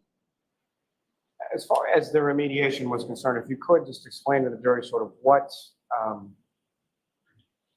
the issue was and what that remediation process looked like again. Sure. So I received 4 items in hair and fiber identification. Each item was told that they came from the same source. Item number 4 consisted of 2 items. One was a hair with a root. The other was also a human hair with a root, but I had said the root was absent. That was due to the fact that I didn't see anything like that at the microscope. It was something that was new to me. My technical leader reviewed that hair with me under the microscope. She showed me various characteristics such as a loss of scale pattern and the soft appearance of the root, which I thought was damage. Because we had this discussion and I agreed with the different characteristics that she showed me, she then gave me several hairs, both with damage and with roots, so that I could basically continue to understand the difference of what I was looking at. Once she looked at all my notes and agreed with everything that I had done, she then issued me an additional test to demonstrate my continued competency in this. Now, how many criminalistics cases have you processed over your time at the lab? Over 1,000. And how many scenes have you processed in regard to your work with the crime scene response? I responded to approximately 150 scenes, 80 of which I was the lead investigator on. And how many exams have you completed with regard to motor vehicles? Approximately 65. Now, if I could ask just a general question as far as blood testing is concerned, how is it that you test for blood? Normally, I would test for blood by locating a visible red-brown stain or an area that may contain blood. I perform a screening test, which is not specific to blood, but other items may also come up positive for screening tests. If that screening test is positive, I go on to perform a confirmatory test. And as far as the screening test is concerned, can you explain to the jury sort of what it is that you do in performing that screening test? The screening test is a 2-step process. I take a cotton swab, which I apply sterile water to.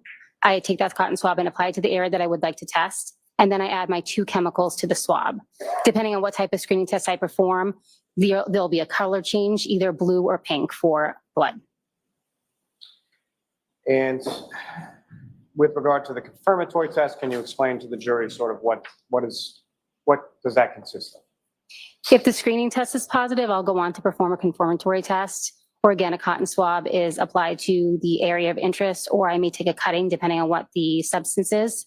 I then add a chemical to that cutting or swab, and then the liquid portion is added to a test card, something similar to a COVID, if you've taken a COVID test or a pregnancy test, the liquid is spotted at one end of the card and it flows up the strip. If there's 2 lines, it's positive. If there's 1 line, it's negative. And through your training experience and work with the lab, are you familiar with a term called QLIM or QLIM? Yes, I am. And can you explain to the jury what QLIM means or how it's applied? QLIM stands for quantity limited, which means that the sample, if it's being sent forward to DNA, would not be able to be divided in two. Typically, we divide each sample going forward to DNA into two, one to be tested in our DNA unit and one to be preserved for future testing. If an item is deemed QLIM, it means that that item, the entire item will be used up in the DNA processing. Now, Ms. Hartnett, if I could turn your attention to February 2nd, 2022. Do you recall that date? Yes, I do. And on that date, were you dispatched to the Canton Police Department? Yes, I was. And do you recall approximately what time of day it was that you arrived at the Canton Police Department? I believe it was approximately 9 a.m. And when you arrived there, who, if anyone, beyond yourself, from the state police or other sort of personnel was present at the Canton? Trooper Proctor, Trooper Dunn, and Trooper Clark from Crime Scene Services Unit. And at some point subsequent to that, were there other members of the state police that arrived in that area as well? Yes. And was one of them a reconstructionist named Trooper Paul? I'm not sure what the name was. I do know that the reconstruction team did come on after I arrived. Now, where within the Canton Police Department were you directed to go, or where did you go? I was directed to the Canton Police Department garage. And when you got to the garage, what specifically did you observe there, and what, if anything, were you asked to do? I was asked to examine a black Lexus SUV. And did you then examine that black Lexus SUV? Yes, I did. And you made certain observations of that, is that correct? Yes, correct. Now, with respect to your observations that you made of the black Lexus SUV, was that memorialized in any way? Yes, I took notes as I was examining it. And you mentioned Trooper Clark as well, is that correct? Yes, correct. And is he from the Crime Scene Services section within the State Police Lab? Yes. And what, if anything, was he doing with reference to the black Lexus while you were making your observations or while you were conducting the work? I believe he was taking photographs. I don't know any other, I don't know what else he performed while he was there. And you want a may approach? Yes.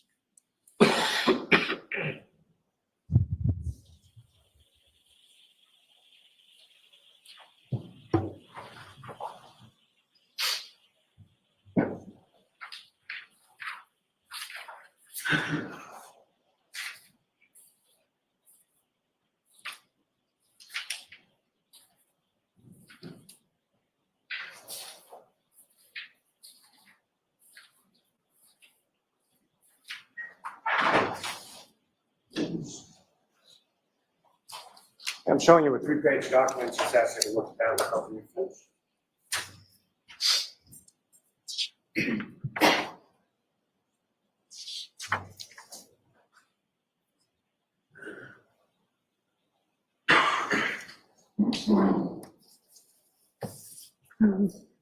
Do you recognize that document, ma'am? Yes. What do you recognize it to be?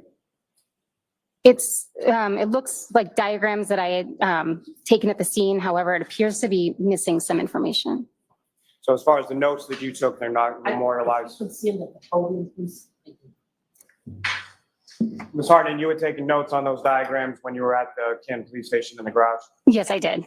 And that diagram that you have before you does not contain those notes, is that correct? That's correct. But as far as the diagrams that you had before you and that you were taking notes on, those are the diagrams or a form of those diagrams? Yes, that's correct. And contained on that is certain information related to the vehicle, is that correct?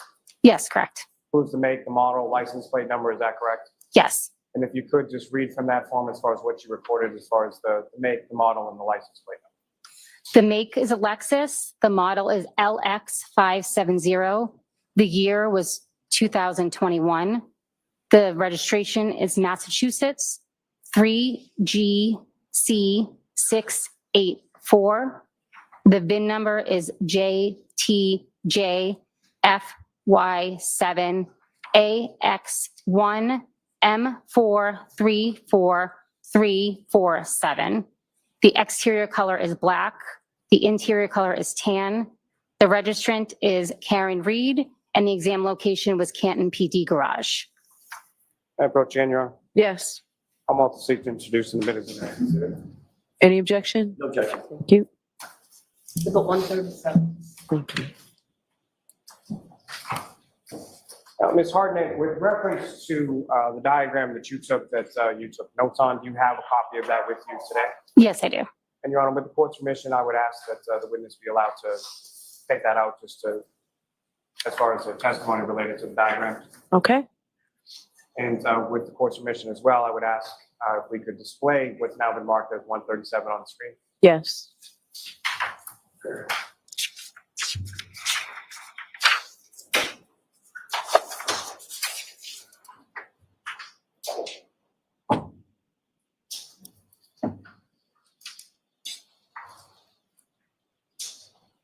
And Ms. Hartnett, before you, I believe, on that desk in front of you, there should be a laser pointer.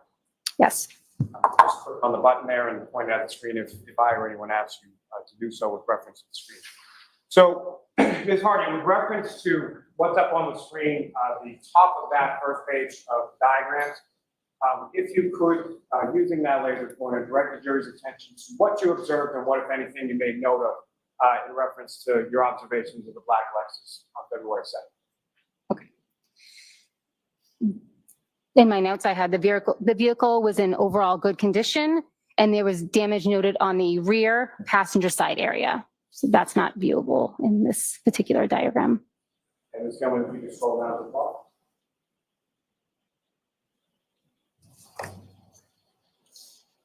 So in this area here. And as far as the damage that you noted in the right rear passenger area, what was it specifically that you noted? I noted there was a dent. Yeah, don't read from there. What did you note? There was a dent in the trunk door. There were scratches on the rear bumper, and there was a broken taillight. And Ms. Gilman, if I could have the next page, please. Now, from the diagrams that are up on the screen right now, page 2 of what's been marked as 137, if you could, using that laser pointer, direct the jury's attention to each of those observations you made and where they were in relation to the fact. The damage to the dent, the rear door was in this area. The broken tail light was here, and then there were some scratches on the rear bumper as well. Now, in addition to scratches on the rear bumper on the area of that lift gate in the back, what, if anything else, did you observe sort of within that area? I observed an apparent hair on the rear quarter panel about here, and I also noted some pieces of glass on the rear bumper. Oh, excuse me, I want to say apparent pieces of glass.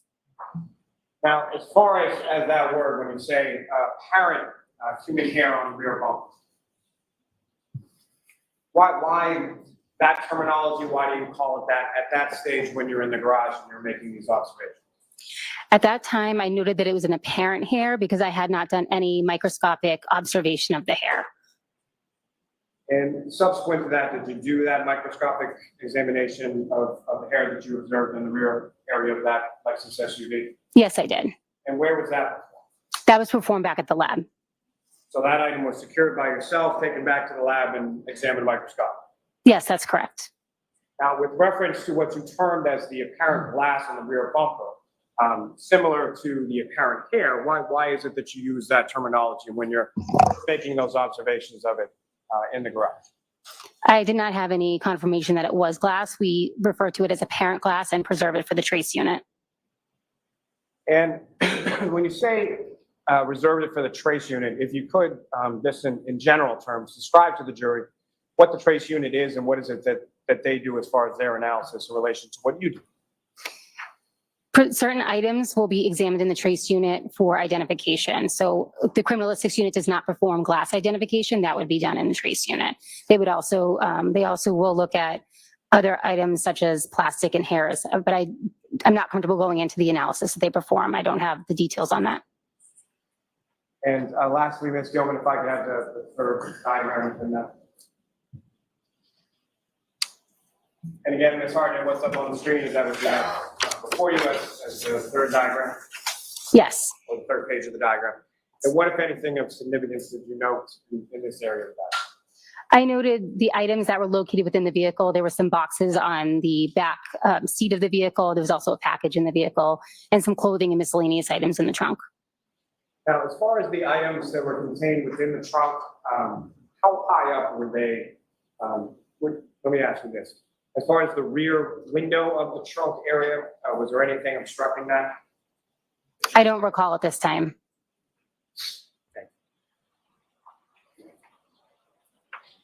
Ms. Gunn, you can, excuse me, you can take that down. May I approach again, Your Honor? Yes.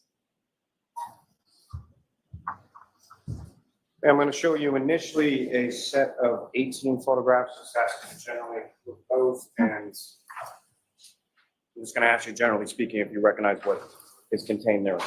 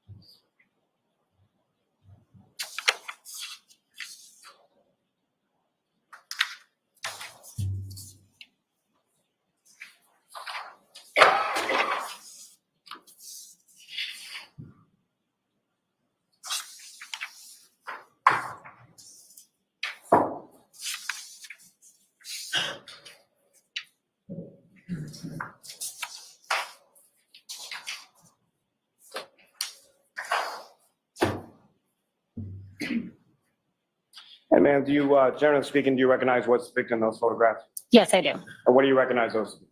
These are photographs of the black Lexus SUV that I examined at the Canton Police Department. What's contained in those photographs, is that a fair and accurate portrayal of what you observed as far as the black Lexus on that date of February 2nd? Yes. May I approach? Yes. I'll excuse the minutes of that. No objection.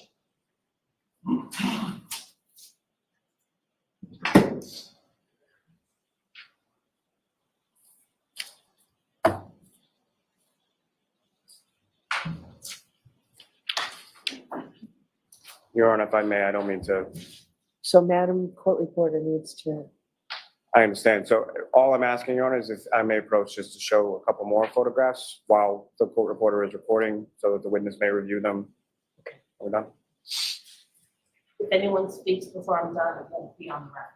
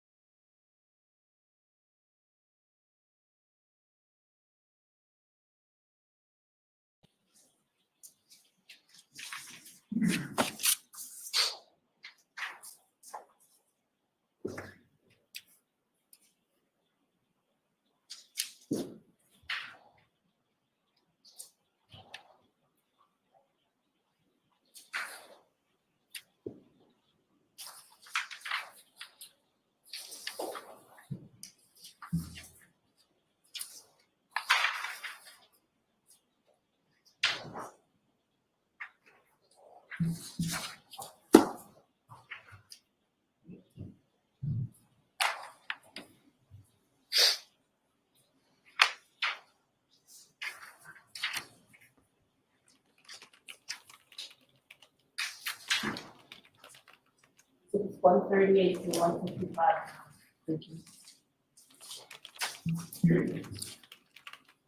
Thank you very much.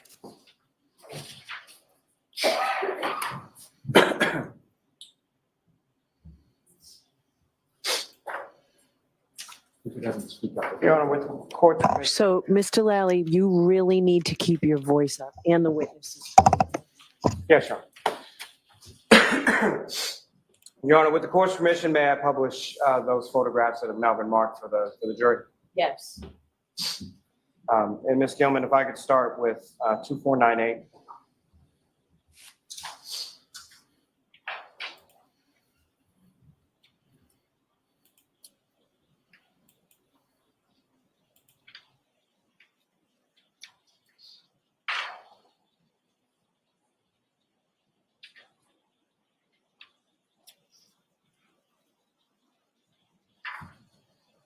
Ms. Hartnett, you recognize what's up on the screen? Yes, I do. And what do you recognize that to be? That is a picture of the license plate of the black Lexus SUV. And if I could have the next photograph, Ms. Gilman, 2499. Again, you recognize what's up on the screen, Ms. Hartnett? Yes, I do. And what do you recognize that to be? That is the front end of the Lexus SUV. And Ms. Gilman, next photograph, 2500. And again, you recognize what's up on the screen is this exhibit's 140. Yes, I do. And what do you recognize within this photo? It's the exterior of the Lexus SUV. And as far as this is inside of the garage of the Camden Police Station, is that correct? Yes, that's correct. In addition to the vehicle, is this a fair and accurate portrayal of what the inside of the garage looked like when you were there that day on February 2nd? Yes. And if I could have the next photograph, that's Gillen 2501. And again, do you recognize what's up on the screen there? Yes, I do. And which part of the vehicle are we looking at in this photograph? Looks like the front passenger side of the Lexus SUV. And the next photograph is Gilman 2502. And do you recognize what's depicted in this photograph as well? Yes. And which side of the vehicle are we looking at this point? The driver's side. And Ms. Gilman, if I could have 2505.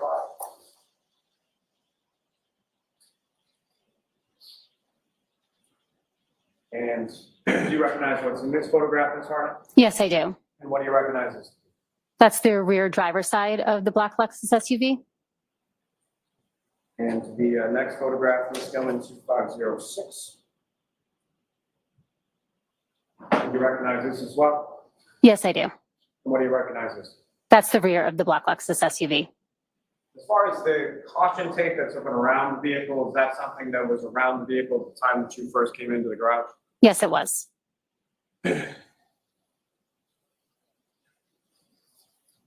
Now, from this photograph 2506, which is exhibit 145, using the laser pointer before you, if you could draw the jury's attention to the damage that you were talking about and where you observed that located on the vehicle. There's damage here on the bumper, and there was also damage to the rear door. I think it may be blocked by the caution tape. And Ms. Gilman, if I could have photograph 2508.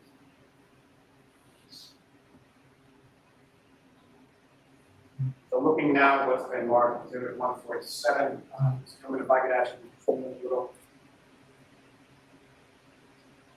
Now, with reference to the damage that you were talking about that may have been blocked by the caution tape in the prior exhibit, can you see that in this exhibit? Yes, I do. If you could, again, using a laser pointer, before you draw the jury's attention to where in this exhibit you observe that damage. Right here. It's on the rear door, right underneath the window. Now, Ms. Hartnett, as far as crime scene response is concerned, when you're doing this kind of examination of a motor vehicle, can you explain to the jury sort of what that process entails and what is it that you're doing over the course of your examination? I complete an overall visual examination of the vehicle, noting any damage or anything that stands out that should be recorded. I then look for any stains or material that is on the vehicle, specifically any transfer that could have been left behind by a victim. And as far as making those observations, what, if anything, do you then do with regard to those observations that you made from visual? I'll then perform testing on any stains that I did note or any areas of interest, and then collect anything that needs to be collected. Now, with respect to this vehicle and this examination, what is it exactly that you were requested to examine? I was informed that this vehicle may have been involved in a hit and run, so I was requested to examine it for biological material. What, if any, information were you given upon arrival to the Camden Police Department in regard to that vehicle? I was informed that the victim had scratches on his arm, as well as the fact that the car had been towed through a blizzard. And did you perform any testing with relation to the vehicle? Yes, I did. And what was that testing that you performed? I performed blood screening on the lower lying areas of the undercarriage, on each side of the tire flap, as well as the edge of the bumper and the exhaust pipe. And what were the results of that testing that you performed there in the garage? Those were negative. And what, if any, evidence did you collect while you were either from the vehicle or from any other source while you were at the Camden Police Station? I collected the apparent glass from the rear bumper. I collected a paint standard from the area of damage on the rear door. I also collected a paint standard from the area of damage on the rear bumper, as well as the apparent hair from the rear quarter panel. And I collected the taillight housing from the vehicle. And turning away from that just for a moment, Ms. Gilman, if I could ask for photograph 2512.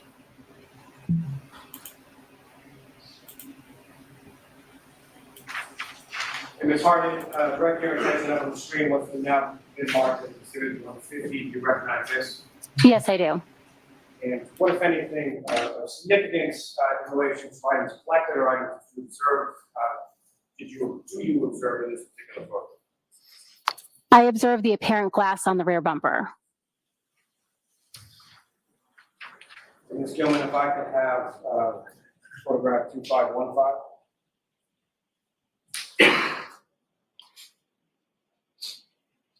And again, up on the screen, what's now been marked as exhibit 153. Do you recognize this? Yes, I do. Now, as far as that area that you were talking about where you recovered, which you termed initially in the garage as an apparent human hair, do you see the location of that within this photograph? Is it possible to zoom in a little bit on the area right next to the rear chair light?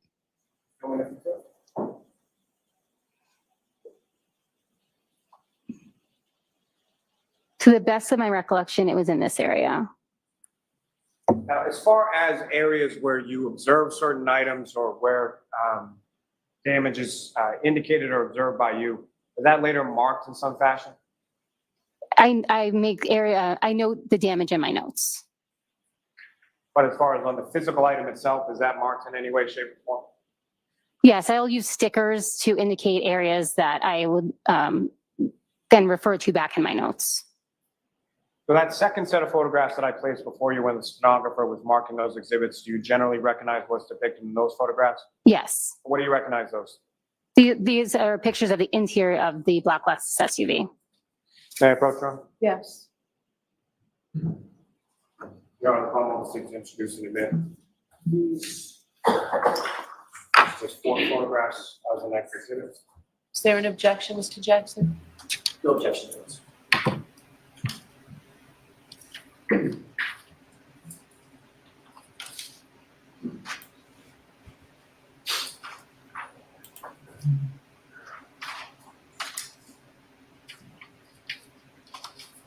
One 56 to 151.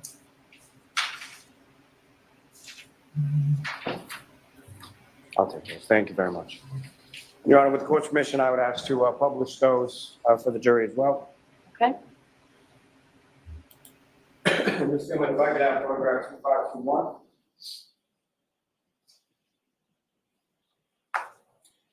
Ms. Hartnett, again, direct your attention to the screen. Do you recognize what's now been marked as exhibit 156?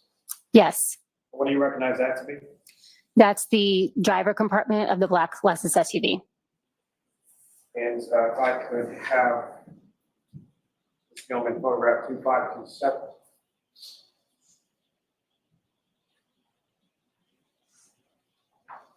Your Honor, may I have just a moment with counsel? Okay.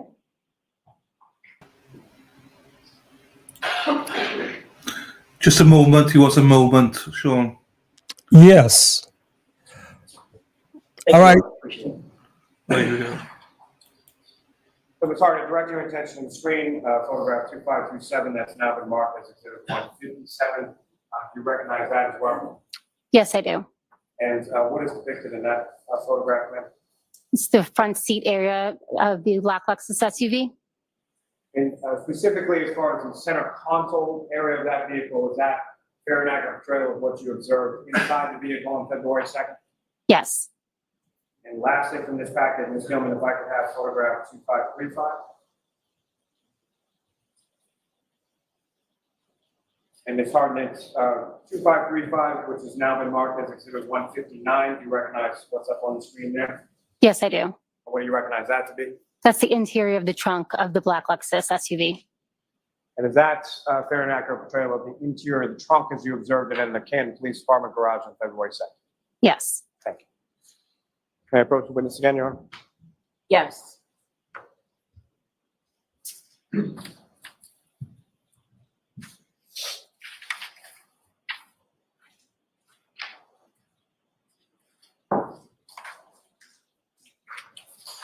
I'm showing another series of 9 photographs, and you should actually look at those. Look up when you're finished, but really what I'm going to ask you is to recognize what's depicted in this.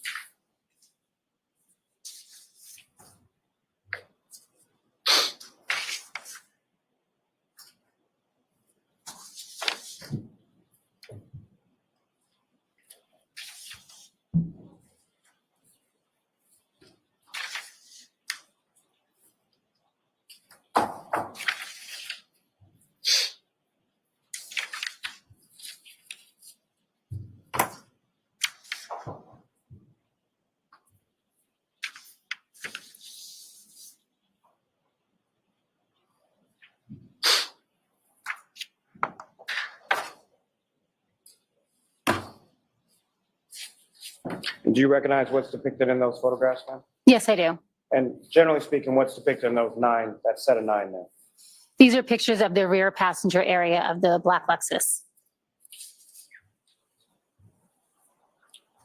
Your Honor, may I approach? Yes. I'll want to introduce you as the next 9 exhibits. Is there any objections to Jackson? None, Your Honor. Thank you. Well, you really have to keep your voice up. I'm sorry? You really have to keep your voice up. I apologize, Your Honor.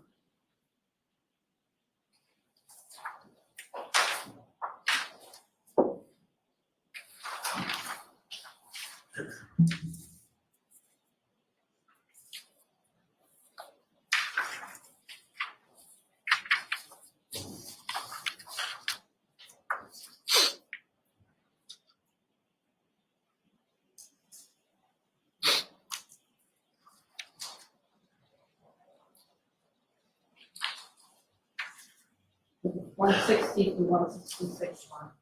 I'm sorry, 26.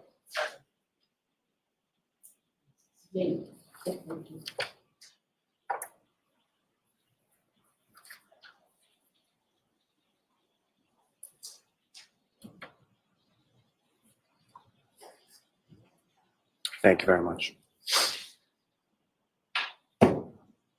Your Honor, with the court's permission, may I publish portions of this for the jury as well? Okay. Ms. Gilman, if I could have photograph 2539.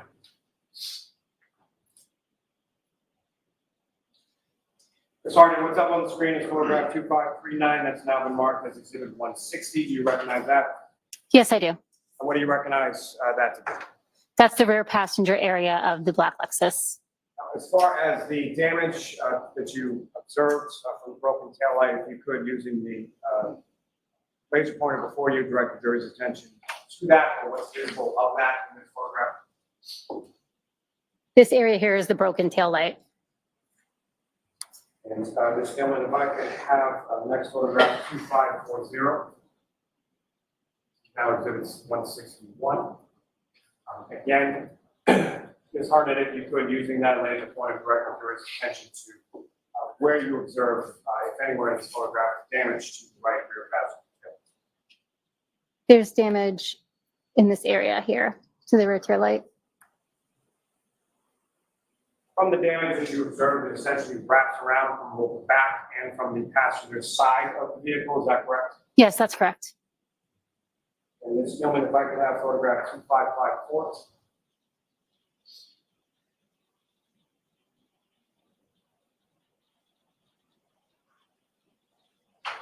And Ms. Hartnett, do you recognize what's up on the screen as photograph 2554 exhibit 165? Yes, I do.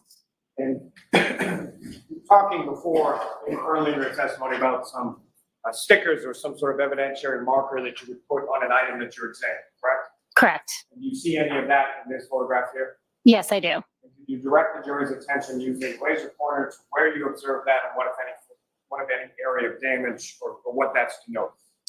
There's a sticker here, and I know you can't see it. I don't know if you can zoom in.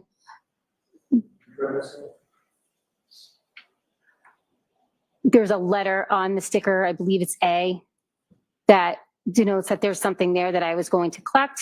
And right next to that sticker here is the apparent hair that I noticed. Gentlemen, if I could have photograph 2558.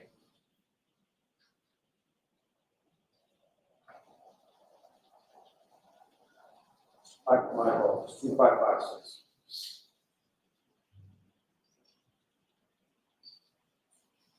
And similarly, Ms. Hartnett, do you recognize anything in this photograph in regard to something that you had marked? Yes, that's the rear bumper of the SUV. And Ms. Gilman, if you could zoom in a little on that placard. And Ms. Hartnett, in this photograph, what if anything is depicted that you denoted something sort of black or further examine at a later? There's pieces of apparent glass here on the bumper.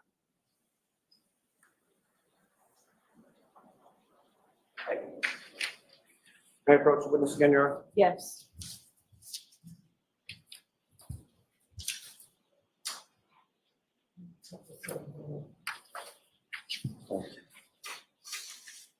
I'm showing you another series of 4 photographs. If you could just those up on your pen.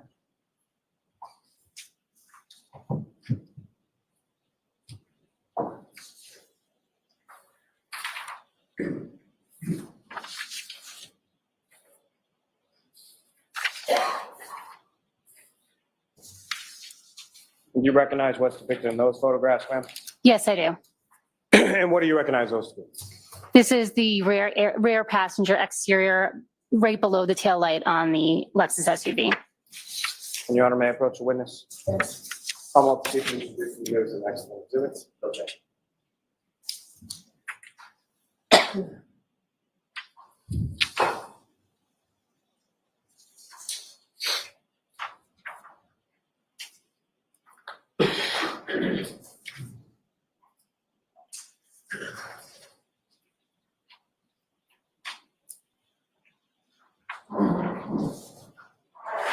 It's 169 to 172.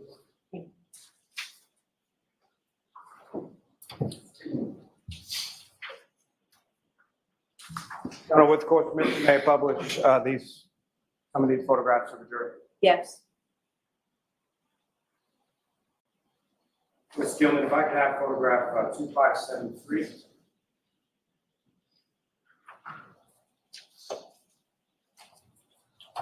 Ms. Hartnett, again, photograph 2573, what's now marked as exhibit 169. You recognize what's depicted in this? Yes, I do. And if you could explain to the jury sort of what we're looking at in this photograph? This is the area of the rear passenger side of the vehicle just below the taillight. And Ms. Gilman, if I get past sort of towards the top center of that photograph, if you could zoom in on that area. Ms. Hartnett, do you observe another sort of sticker or placard that you placed in that area? Yes, I do. And what, if anything, is that in reference to? I'm sorry, I can't see what the letter is on it, so I'm not sure what that's in reference to. If I could ask Ms. Gilman. So, Mr. Lally, when you put your head down to read, your voice goes down considerably. We can't get a recording of your voice, so you need to speak up. Understood. Ms. Gilman, if I could have photograph 2576.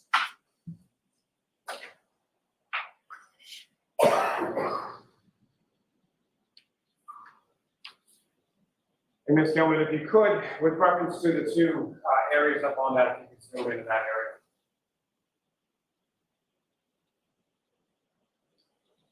I'm sorry, first on the one below. Ms. Hartnett, can you see better there as far as what the sticker is and what you had noted there? Yes. And can you explain to the jury what you had noted in that particular area? I noted there were scratches in that area. And Ms. Gilman, if you could, the one above. Thank you. Also within this exhibit 172, there's another sticker further upward on the vehicle? What, if anything, did you note or observe in that particular area? In that area, I noted the apparent hair. Okay. May I approach the witness stand, Your Honor? Yes.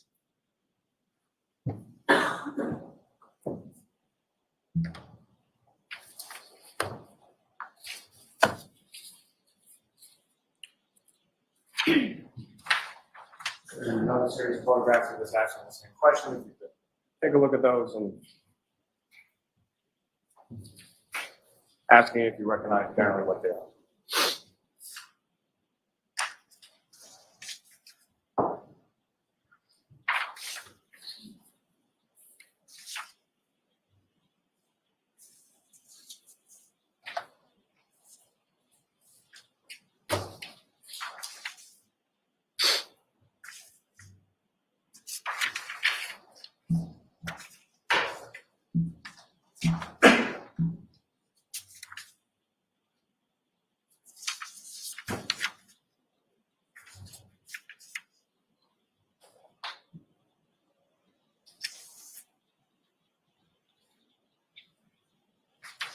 Next question, Mr. Lally. I'm sorry, Your Honor. May I approach? Yes. Commonwealth, please introduce and admit as the next exhibits. No objection.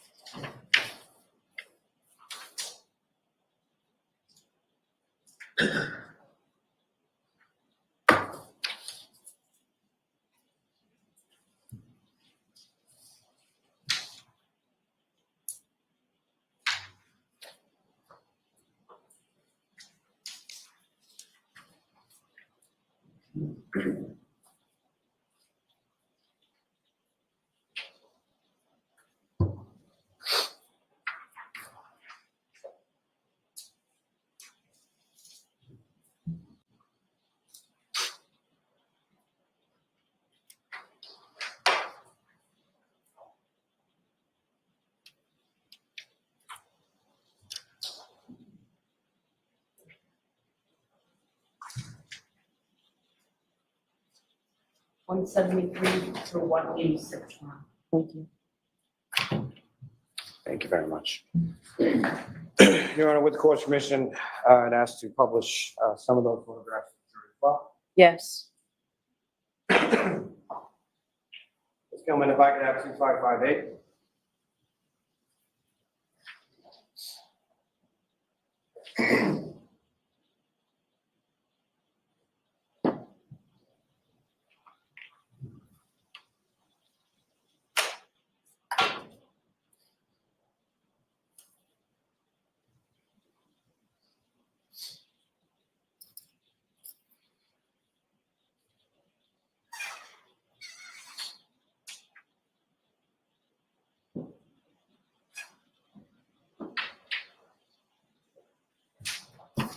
Again, Ms. Hartnett, you recognize what's contained in photograph 2558, exhibit 173.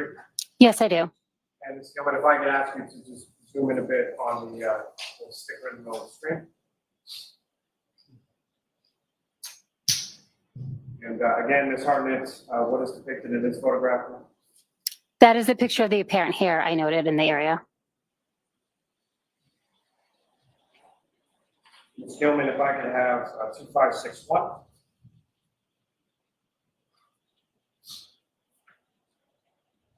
For the record, this is exhibit 176. Ms. Gilman, if I could ask you to zoom in a bit on the sticker in the middle there. It's hard to recognize what's depicted in this exhibit. Yes, I do. What do you recognize that to be? That's the damage I noted on the rear door.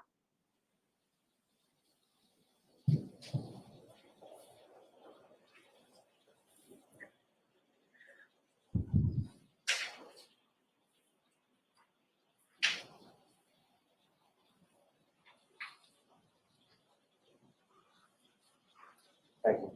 Your Honor, may I approach the witness?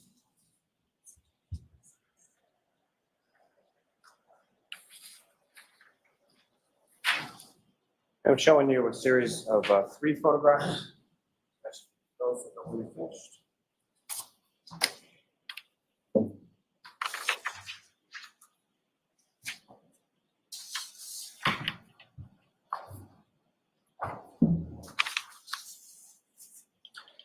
And do you recognize those, ma'am? Yes, I do. And what do you recognize those to be? These are photos that I took of the taillight housing back at the lab. And what's contained in that, those 3 photographs, is that a fair and accurate portrayal of the taillight housing once you had removed it and taken it back to the lab? Yes. May I approach again, Your Honor? Yes. I want to introduce the minutes and next. No objection. Thank you.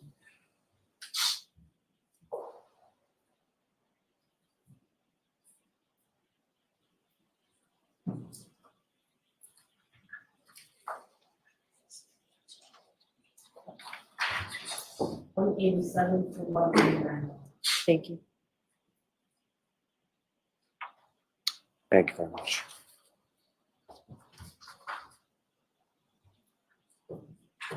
And so, Ms. Hartnett, before we get to those photographs, I do have a few questions. So it makes no difference to me, but I think we can turn the light back. Thank you, Mr. Officer.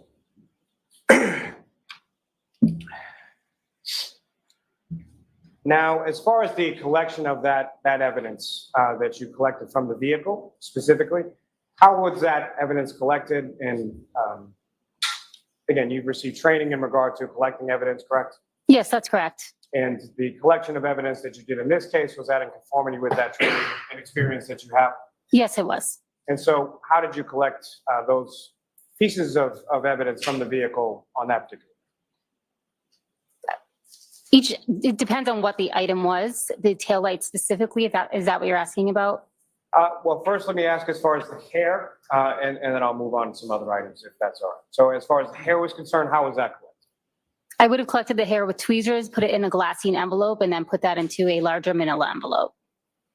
And as far as those steps that you take, as far as the collection is concerned, what are some of the concerns for that, or why is it that you take those steps? Prior to touching any evidence, I would put on gloves. I'm not sure in this case whether I used disposable tweezers or reusable tweezers. If I used reusable tweezers, they would have been bleached prior to my using them to prevent contamination. And so each of those sort of steps that you take in your collection process, is that fair to say that it's in an effort to combat contamination? Yes, that's correct. Now, with regard to the paint chips or the paint standards from the vehicle, how did you collect those? Those would have been collected with a disposable scalpel. I use it to scrape off pieces of paint from the vehicle, which are then put in a glassine envelope and a larger manila envelope. And as far as the pieces of glass from the bumper area of the vehicle, how were those collected? I collected those with gloves. I may have used tweezers. I don't recall at the time. But again, if I used tweezers, I would have used bleach tweezers or disposable tweezers. Now, as far as that taillight assembly was concerned, how was that collected, or what, if any, issues did you have with regard to collecting? I removed the taillight. Once I had the taillight housing in my possession, I did have trouble disconnecting it from the vehicle. So a police officer on scene did help me disconnect it from the vehicle so that I could properly package it. And as far as what exactly was it that officer helped you do, or what, if anything, did he do? I believe he just removed, helped undo the wires that were in the back of the taillight so that I could properly hold it and didn't have to place it down anywhere. So you had 2 hands on the taillight as he was performing that, is that correct? Yes, I believe I did. And as far as the area of the taillight that you were holding, you were wearing gloves, correct? Yes, that's correct. And as far as that area that you were holding with your 2 gloved hands, did that officer touch any area of that part of the taillight? Not to my recollection, no. And do you recall whether or not that officer was wearing gloves himself when he disconnected that wiring? I don't recall. Now, as far as once you removed that taillight from there, what, if anything, did you do with the taillight there? I put it into a brown paper bag and then transported it back to the lab, where I then properly secured it in a box with added cushion from additional paper to ensure that no additional damage was done. Now, with respect to your time at the Canton Police Station, were you presented with any additional evidence by any officers from the Canton Police? Yes, I was. And what were those items? I was presented with a broken drinking glass that was reported to have been recovered from the scene at 34 Fairview Road. I was also presented with several solo cups filled with frozen red-brown stains. Now, starting with the drinking glass, what, if anything, did you do with regard to the drinking glass? I packaged it in a brown paper bag. And with regard to the cups with red-brown stains contained within, what, if anything, did you do with regard to that? I allowed the cups to thaw, and then I took 2 sterile swabs, like something similar to a Q-tip, and collected a sample from the red-brown stains in those cups. And then what, if anything, after you took the swabbings from those solo cups, let me ask first with regard to the solo cups, what were done with those? I'm sorry, can you repeat that? Sure. So after you took the swabbings from the red cups, what, if anything, was done with the red cups?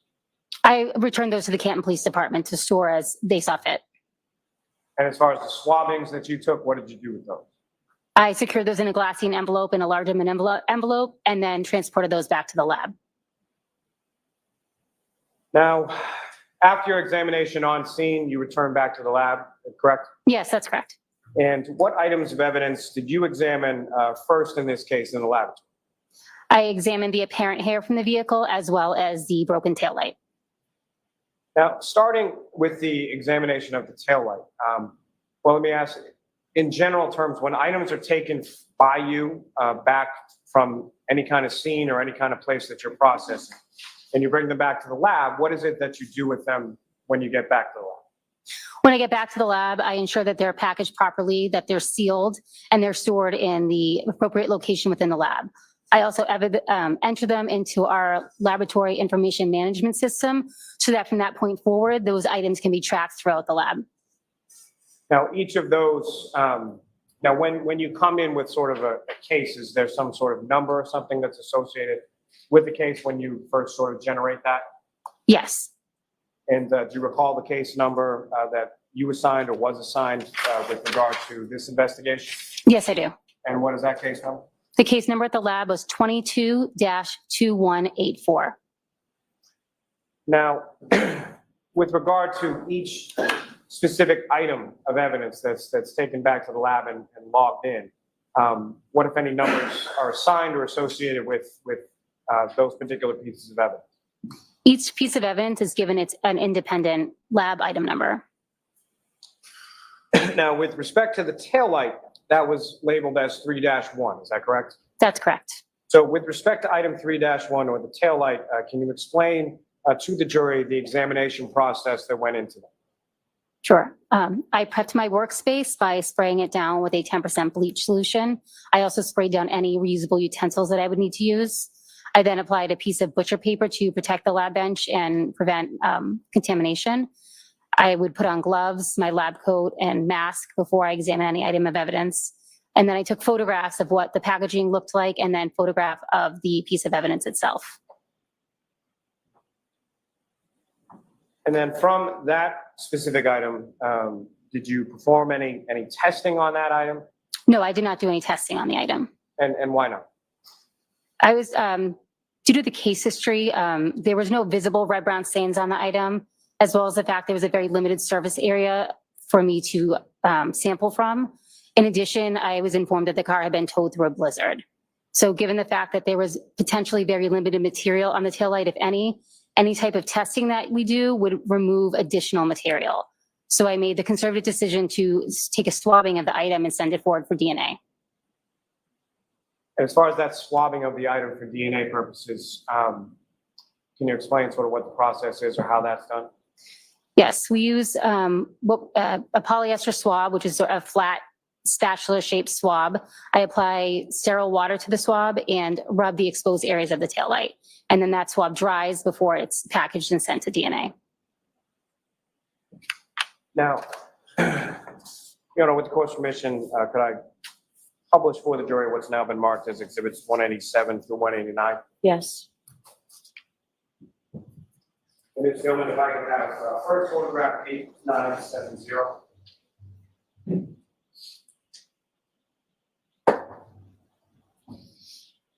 Now, Ms. Hartnett, directing your attention to what's up on the screen now is Exhibit 187. Again, do you recognize what's depicted in there? Yes, I do. And what do you recognize it to be? That is the taillight that I removed from the black Lexus SUV. And Ms. Gilman, if I could have 8971, next photograph. What's now on the screen is Exhibit 188. Again, do you recognize what's depicted there? Yes, I do. And what is depicted there, and what, if anything, is, in addition to the taillight, what, if anything, are you? That is the taillight from the black Lexus SUV from a different angle. I am holding up a ruler to show the scale of the item. And lastly, photograph 8972 to 189.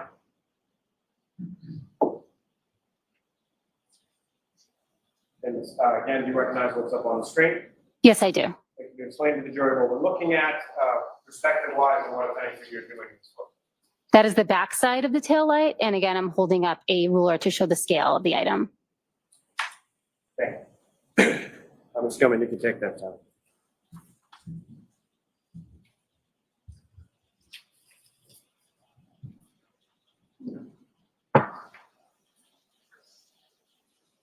Sorry, just one moment, Your Honor.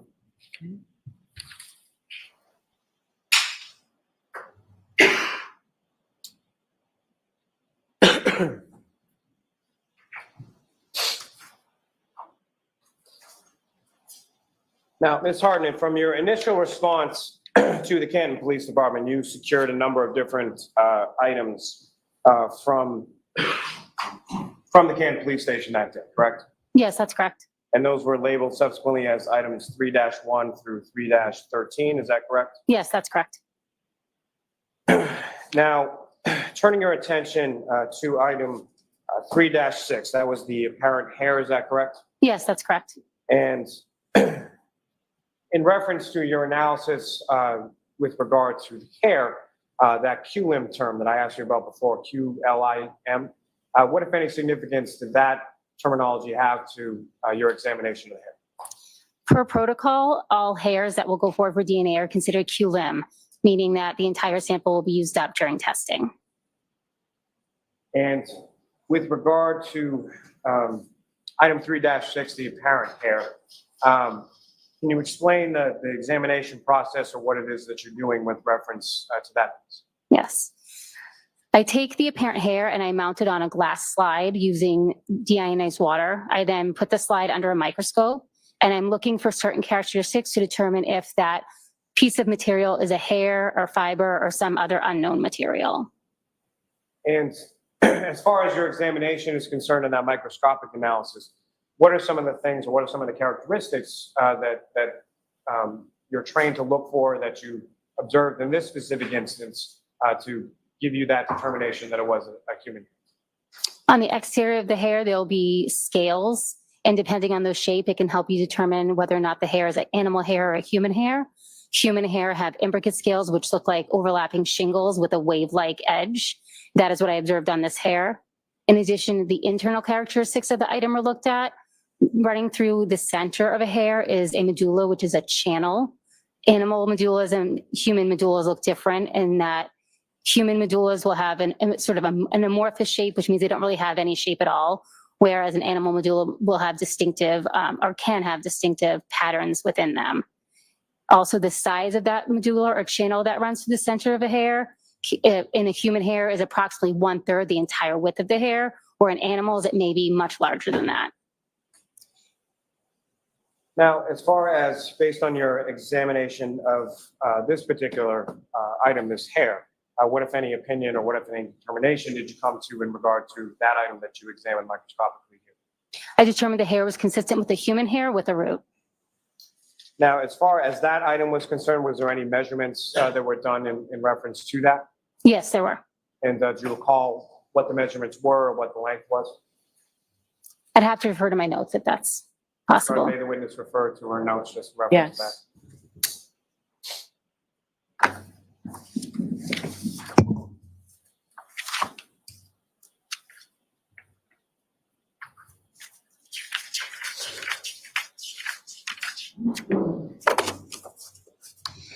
The hair was approximately 7/8 inches long.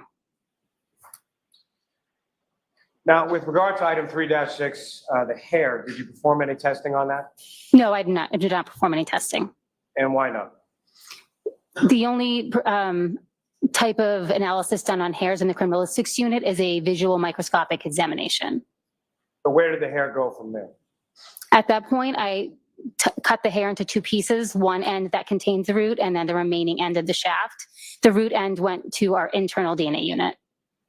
Now, it may be pretty well understood, but when you say root end versus shaft end, can you explain to the jury what you mean by those sort of descriptions? The root end is the end that would have been attached to the scalp, and the shaft end is just the remaining outer portion of the hair. And how is it that you're able to determine sort of the difference between the root end and the shaft end?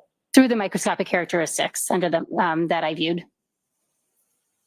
Now, with reference to that item 3-6, the hair, were any decisions made in regard to what testing could or would be performed on those samples? Yes, based on the criminalistics protocol, the root end of the hair would be tested internally in our DNA unit, and if potential testing needed to be done on the shaft end, that would be sent out to an external lab. And do you know why that is? We don't perform that type of DNA testing at our lab. And that's something, you're familiar with the term mitochondrial DNA testing? I am familiar with it, but I don't really have a full understanding of it. But as far as your understanding is the type of testing that would have had to been sort of sent out to an external vendor, that would be, the type was mitochondrial? Yes, that was my knowledge at the time, yes. Now, at some point, did you have a conversation with regard to examination of the remaining items in this case sometime in May of 23? Yes. And what was discussed? It was discussed that I would examine the clothing and some of the other items for biological testing. And specifically, there was an item 7-18, which was a gray sweatshirts attributed to Mr. John O'Keefe, correct? Yes, that's correct. Now, from that, as far as sort of an additional analysis or an examination of those clothing items, what is it that you were doing and what is it that you were looking for in regard to your examination of the clothing? I examined the item for biologicals. In this case, I was looking to determine if there was any blood present on the item. I also did damage analysis of various areas on the sleeve and the front and back of the item. I also took a trace collection from the item and additional DNA samples for that, additional skin cell collection samples from the item. Now, starting first with, as far as that specific item, 7-18, the gray sweatshirt, what, if any, observations in general did you make when you examined it? There were red, brown, and brown stains on the item. There was damage from the top of the shirt to the bottom of the shirt, as well as across each sleeve of the shirt. I also noted additional damage on the right sleeve. Now, each of the areas of damage that you observed, similar to what we saw with the vehicle, were those areas marked as well?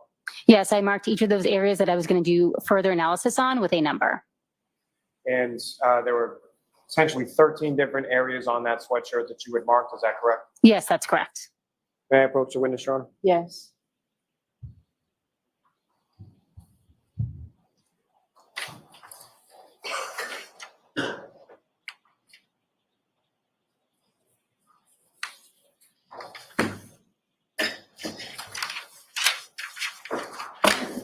Sorry, I'm just showing you a series of 6 photographs, and again, asking you to look at those and look up when you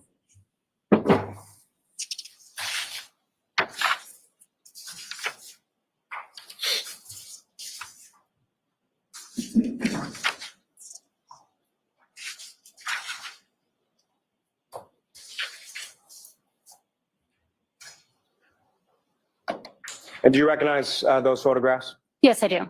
And what do you recognize those to be? These are the photographs I took of item 7-18, the long sleeve gray shirt. And those are sort of the preliminary or overall photographs, is that correct? Yes, that's correct.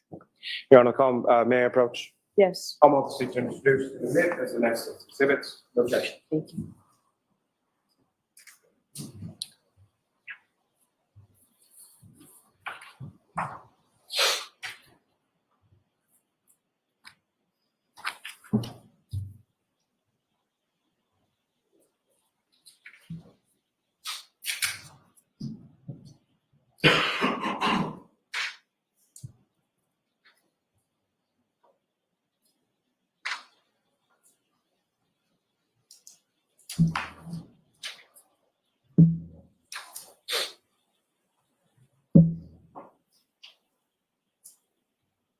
Exhibits 190 to 195.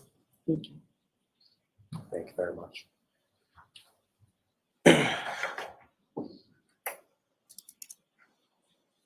Ms. Hartnett, before I turn to these, I just had one follow-up question. And you had been talking about, or testifying about, sort of the difference between the root end and the shaft end of the hair. You had mentioned that the root end is typically something that would be attached to the scalp. Is that correct? Yes, that's correct. So that would be in reference to a hair that comes from someone's head, correct?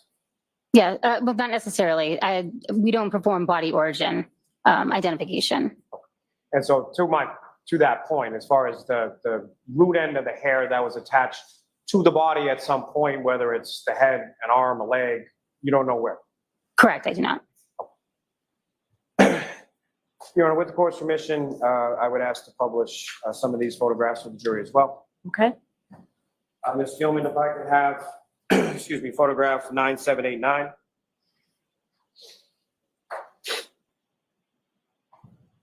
Ms. Hartnett, I'm putting up on the screen now what's been marked as Exhibit 190. Do you recognize that? Yes, I do. And what do you recognize that to be? That is the photograph I took of item 7-18. It is the exterior front. And Ms. Gilman, if I could have 9790, the next photograph. What's up on the screen is Exhibit 191. You recognize that as well, Ms. Hartnett? Yes, I do. What do you recognize that to be? That is the exterior rear of item 7-18. And if I could have the next photograph, Ms. Gilman, 9791. Again, do you recognize what's up on the screen now is Exhibit 192? Yes, I do. Can you explain to the jury what that is? That is the interior front of item 7-18. And lastly, not lastly, for this purpose, photograph 9792. Again, do you recognize what's up on the screen is Exhibit 193? Yes, I do. What do you recognize that to be? That's the interior back of item 7-18. And Ms. Gilman, if I could have 9795. Again, Ms. Hartnett, do you recognize what's up on the screen as Exhibit 194? Yes, I do. What do you recognize that to be? That is the exterior front of item 7-18, and it also contains markers that I placed on the item to note areas of damage. And the next photograph would be Ms. Gilman 9796. If you could zoom in on that one.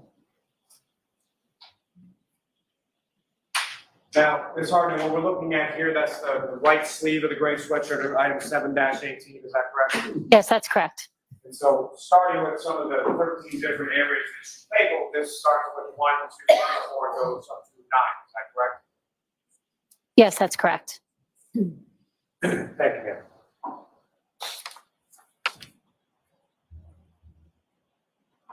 I approach the witness again, Your Honor. Yes.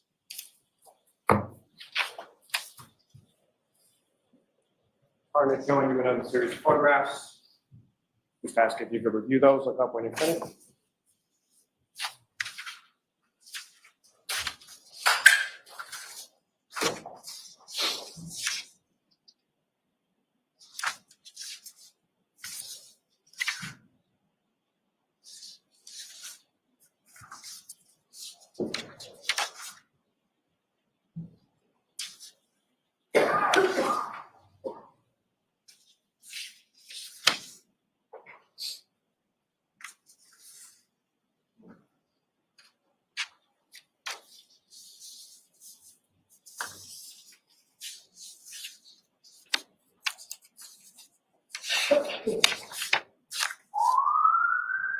Ms. Hartnett, do you recognize what's depicted in those photographs? Yes, I do. What do you recognize those to be? These are close-up photos of the areas of damage 1 through 5. Can I approach, Your Honor? Yes. Commonwealth to introduce and admit as the next exhibits. No objection, Your Honor. Thank you. Before we begin, Madam Court Reporter, Your Honor, if I may approach just to show the next series of photographs. Okay.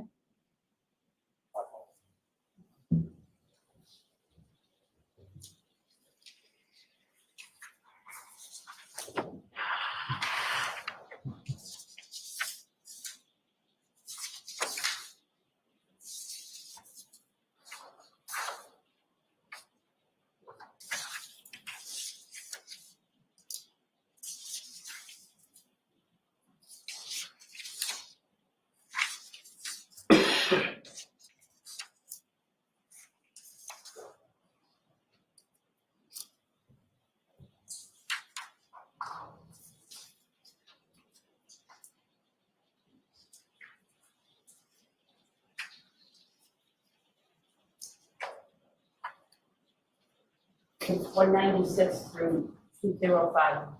Thank you.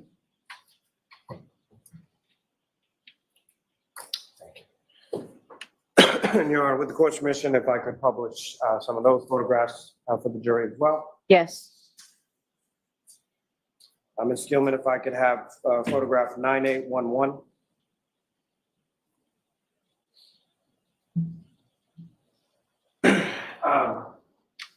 With respect to what's up on the screen, Ms. Hartnett, you recognize what's now been marked as Exhibit 196. Yes, What do you recognize that to be? that is an area of damage that I noted as area 1 in my notes. Is Ms. Gilman, if I could have, excuse me, photograph 9812, the next one. Again, Ms. Hartnett, do you recognize what's up on the screen as Exhibit 197? Yes, I do. And with respect to this, what are you doing here? That is a close-up photo of the same area of damage, area 1. That has some measurement that you're taking with reference to the size of that damage, is that correct? Yes, that's correct. And did you do that respectively with each of the respective areas that you noted on each of the garments that you examined? Yes, I did. Ms. Gilman, if I could have photograph 9813.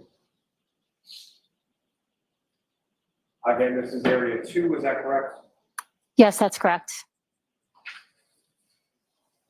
Ms. Gilman, if I could have photograph 9815.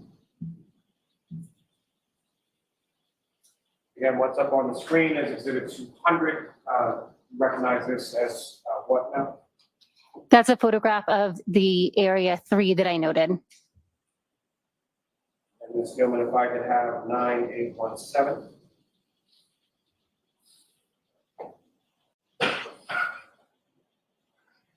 Now, with respect to what's now been marked as Exhibit 202, do you recognize that as well? Yes, I do. And is that the number 4 area that you noted on the right arm sleeve of the gray sweatshirt, Ms. O'Keefe? Yes, that's correct. And Ms. Gilman, if I could have photograph 9819. What's up on the screen is Exhibit 204. Do you recognize that as well? Yes, I do. And again, what is depicted in Exhibit 204? That's the area of damage number 5 that I had in my notes. May I approach again, Your Honor? Yes.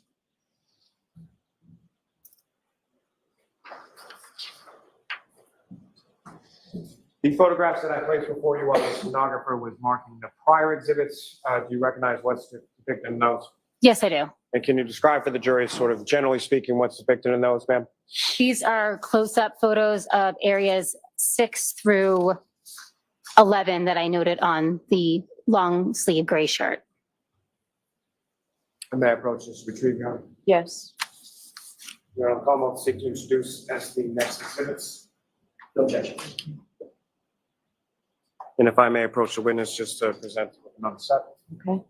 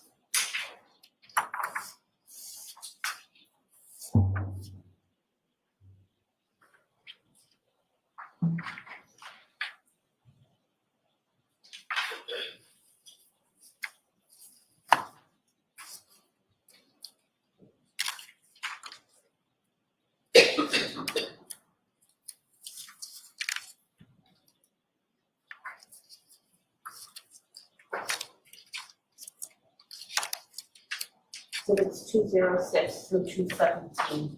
Thank you.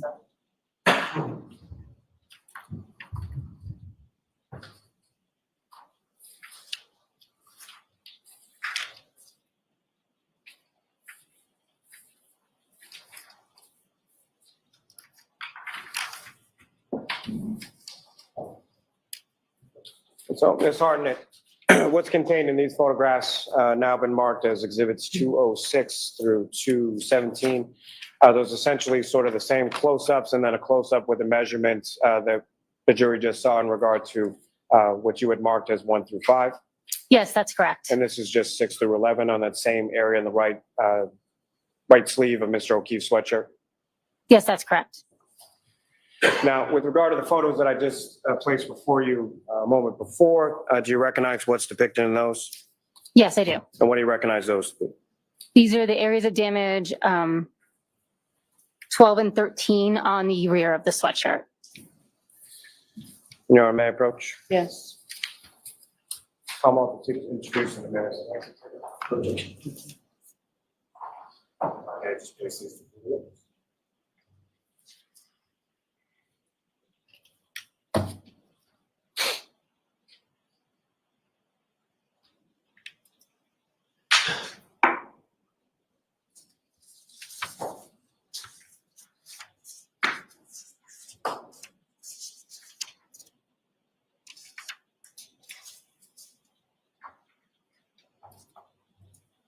Two teams and 221.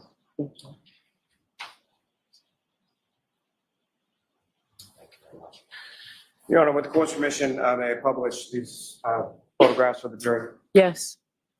Ms. Gilman, if I could have photograph 9837.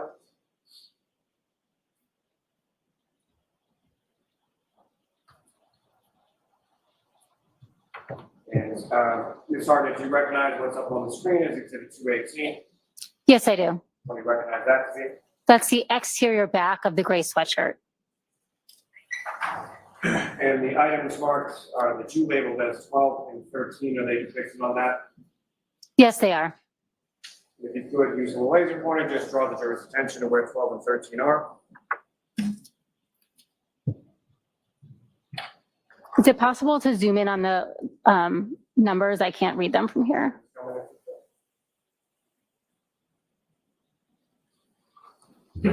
So there's area 2 and area 12 and area 13. And Ms. Gilman, if I could have photograph 9838.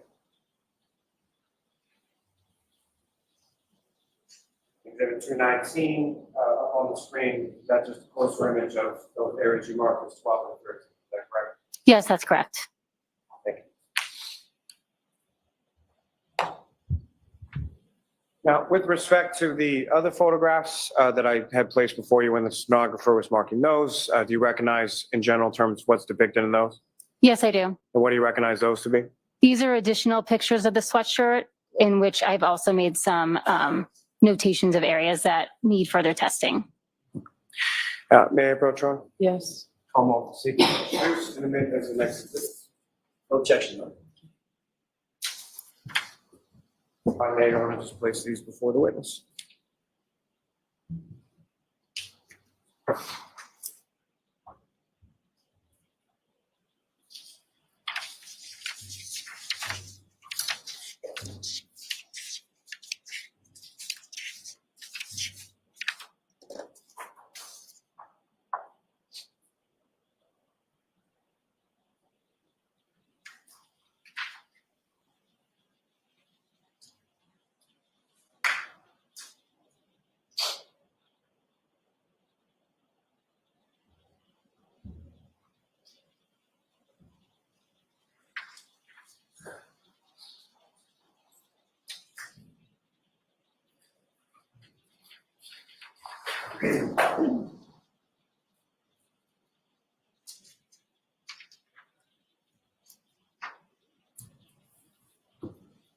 It's 222 through 230. Thank you, Dr. Now, Ms. Hartnett, before I get to what's now been marked in exhibit 222 through 230, if I could just ask you a couple questions in regard to damage that you noted on this item or really any item. What is the process that you would go through as far as classifying damage to a clothing item? I look at the macroscopic characteristics of the area of damage, and then I also examine the area of damage underneath the microscope. And so what would lead you to make that sort of classification as far as something is damaged? I look at the overall shape. I also look at the fiber ends. For instance, a tear will have rough fiber ends and possibly separation of the weave of the fabric, or a cut, you have even ends without any fraying. Now, are you able to tell from your examination of those fibers and of those clothing materials sort of what caused those tears and cuts? No. Now, are you familiar through your training experience with something called an ALS, or an alternate light source? Yes. And can you explain to the jury what your understanding of that term is and what, if any, use it had to you in this case? An alternate light source is a light that uses a different wavelength that enables visualization of some biological fluids that can't be seen necessarily with the naked eye. On this particular shirt, I did use the alternate light source. And what, if anything, did you observe when you used that? I used that light source around those areas of damage to determine if there was any biological fluids that were fluorescing.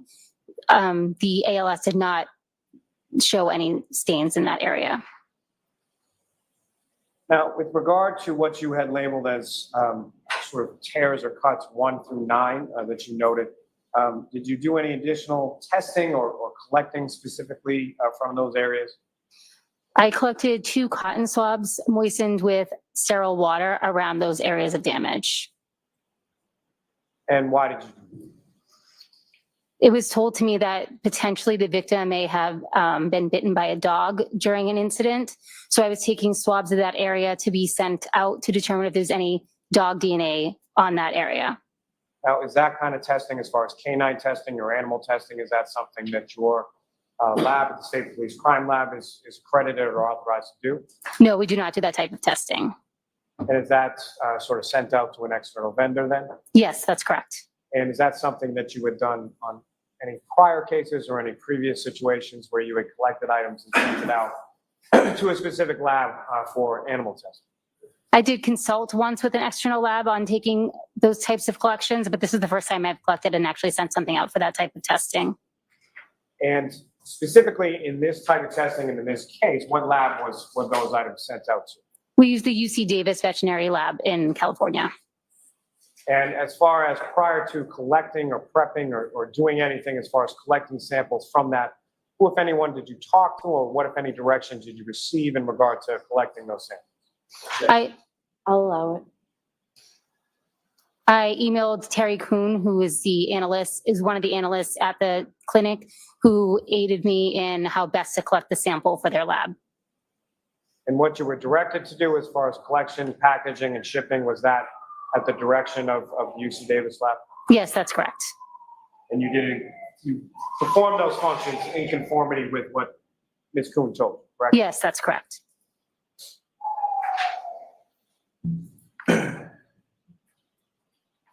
Now, with regard to those items, did you note, with regard to the clothing items, as far as the gray sweatshirt was concerned, did you note any stains on those areas?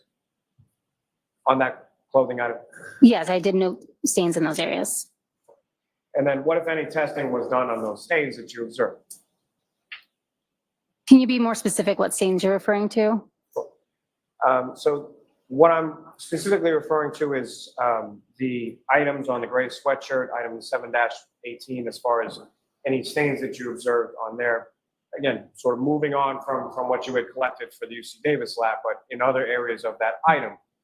Well, let me actually first turning back to that. So the item that we were talking about as far as where you collected stains from that were sent off to the UC Davis lab, which item were they collected from and where on that item were they collected? I collected 2 swabs from the areas around the damaged areas on the right sleeve. I wasn't necessarily taking them from any stains. I did use the ALS to determine if there were any stains there, which I did not visualize. So I was doing that for potential saliva collection from that area. And thank you for the clarity. I think that was me confusing as far as the questions. So turning away from that area as far as the collection for the UC Davis lab, in addition to that, what, if any, stains did you observe on that article of clothing 718, the gray sweatshirt? I also observed numerous red-brown stains on that item of clothing. And so with regard to those red-brown stains, what, if any, testing was done on those stains? On each of those stains, I performed a blood screening test as well as a blood confirmatory test. And are those the same sort of initial testing that screening test you were talking about before, and then the confirmatory test? Yes, that's correct. A different screening test was used in the lab than was used at the scene due to a protocol change, but essentially it's the same mechanism. And was that with respect just to the gray sweatshirt, or were there other items of clothing of Mr. O'Keefe's that you tested with the screening test in the lab and a confirmatory test in the lab as well? I examined other items of clothing as well. Now, if I could bring your attention back to what's now been marked as exhibits 222 through 230. Your Honor, with the court's permission, if I could publish some of those photographs for the jury. Okay. And Ms. Gilman, if I could first have photograph 9841. And what's been marked as exhibit 222. Again, you recognize what's depicted up on the screen? Yes, I do. And with reference to your observations of the red-brown stains on that clothing or any other item of clothing, similar to the tears or cuts or the damage areas that you observed, were those areas similarly marked with some sort of sticker? Yes, that's correct. And is it sort of the same linear path as far as numbering, or is it lettering, or how do you denote those? For the red brown stains on this item, I use letters. Starting with A and then sort of going through it, is that correct? Yes, that's correct. And Ms. Gilman, if I could have, excuse me, photograph 9842. Again, do you recognize what's up on the screen? Yes, I do. And what do you recognize that to be? That would be red brown stain A that I noted on the sweatshirt. And Ms. Gilman, if I could have 9843. And what's up on the screen, which has been marked as exhibit 224, do you recognize that as well? Yes, I do. And what do you recognize that to be? Those are red brown stains B and C that I noted on the sweatshirt. And Ms. Gilman, if I could have photograph 9844. What's up on the screen now is exhibit 225. Those are stains that you labeled B, C, and F, is that correct? Yes, that's correct. That's just sort of a pulled-out version of that to denote where B and C were located on the sweatshirt. Is that fair to say? Yes, that's correct. And Ms. Gilman, if I could have photograph 9846. And what's now up on the screen is exhibit 227. And again, Ms. Gilman, if you could zoom in a little bit on the stickers. And Ms. Hartnett, do you recognize what's up there on the screen as exhibit 227? Yes, I do. And these are two other stains that you noted as far as D and E on the same item? Yes, that's correct. Thank you. Now, ma'am, with reference to the other photographs that I think you still have before you that I gave you when the stenographer was marking the last batch, do you recognize generally what's depicted in those photographs? Yes, I do. And what do you recognize those to be? These are photographs of item 7-17, the orange T-shirt that was told was belonging to John O'Keefe. And what's depicted in those photographs, is that a fair and accurate portrayal of what you observed as far as the orange T-shirt was concerned in your lab that day? Yes, that's correct. May I approach again, Your Honor? Yes. I'll also seek to introduce the exhibits. The next exhibits. No objection, Your Honor. Thank you. I can read this.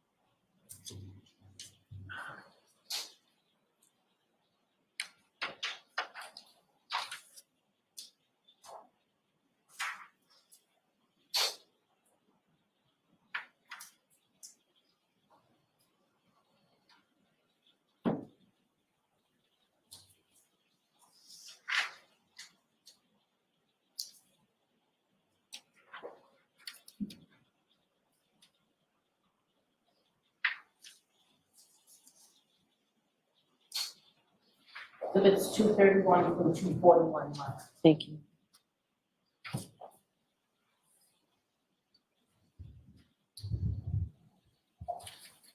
Mr. Lally, we have a few minutes before lunch. Do you intend to display some? I think maybe. If you do it quickly, do it now. Um, If you're not, we'll take a break. Jurors, we're going to take the luncheon break. I'm going to see Councilor Tucker. She's pissed. She's pissed at Lally. Everyone's pissed. Woo! All rise for the court, please. Hey, listen, real quick, Dylan. Yeah. February 2nd is when they started processing the vehicle. Whatever. That's how much John O'Keefe mattered in this investigation. They couldn't do it the 29th, the 30th, the 31st, February 1st. They did it February 2nd. Karen Reed was arrested February 1st. She was arraigned February 2nd. All right. That clothing wasn't analyzed by that tech until May of 2023. What the Christ are we talking about here? This is absolutely insane. It is insane. And I was just going to point out that even the O'Keefes are looking bored. They're all leant over. Everyone's just switched off from Lally. You know, I mean, I feel bad for this young lady. She's going to get hammered. Rightly Hammered so. by Jackson. Rightly Hammered. so. Those holes, they're dog bite. Everything points towards a dog bite. All right, listen, correct me if I'm wrong. Blunt force, blunt. Yeah. Blunt. If I take a bat, all right, I'm gonna whack you with a bat, right? I'm not gonna pierce your clothes. It's not gonna be like a fucking tooth mark. I looked at number one. I said, "Are you kidding me?" Yeah. Right? If I take a pipe, I'm not gonna cause damage. Listen, I've taken billy clubs to people in the days in demonstrations. It does not break the clothes. Blunt force trauma, blunt force, whatever, does not do that to the clothes. It does it to the skin, right? But you're not going to have ripping, especially puncture holes. Everyone says, no, there's no puncture holes. Those are puncture holes. Are you kidding me? Come on. Teeth. Absolutely. Teeth. Come on. What are you talking about? This is Lally. I'm telling you, Lally's tanking this case. He's making a mockery. He's doing this on purpose. I'm telling you. There's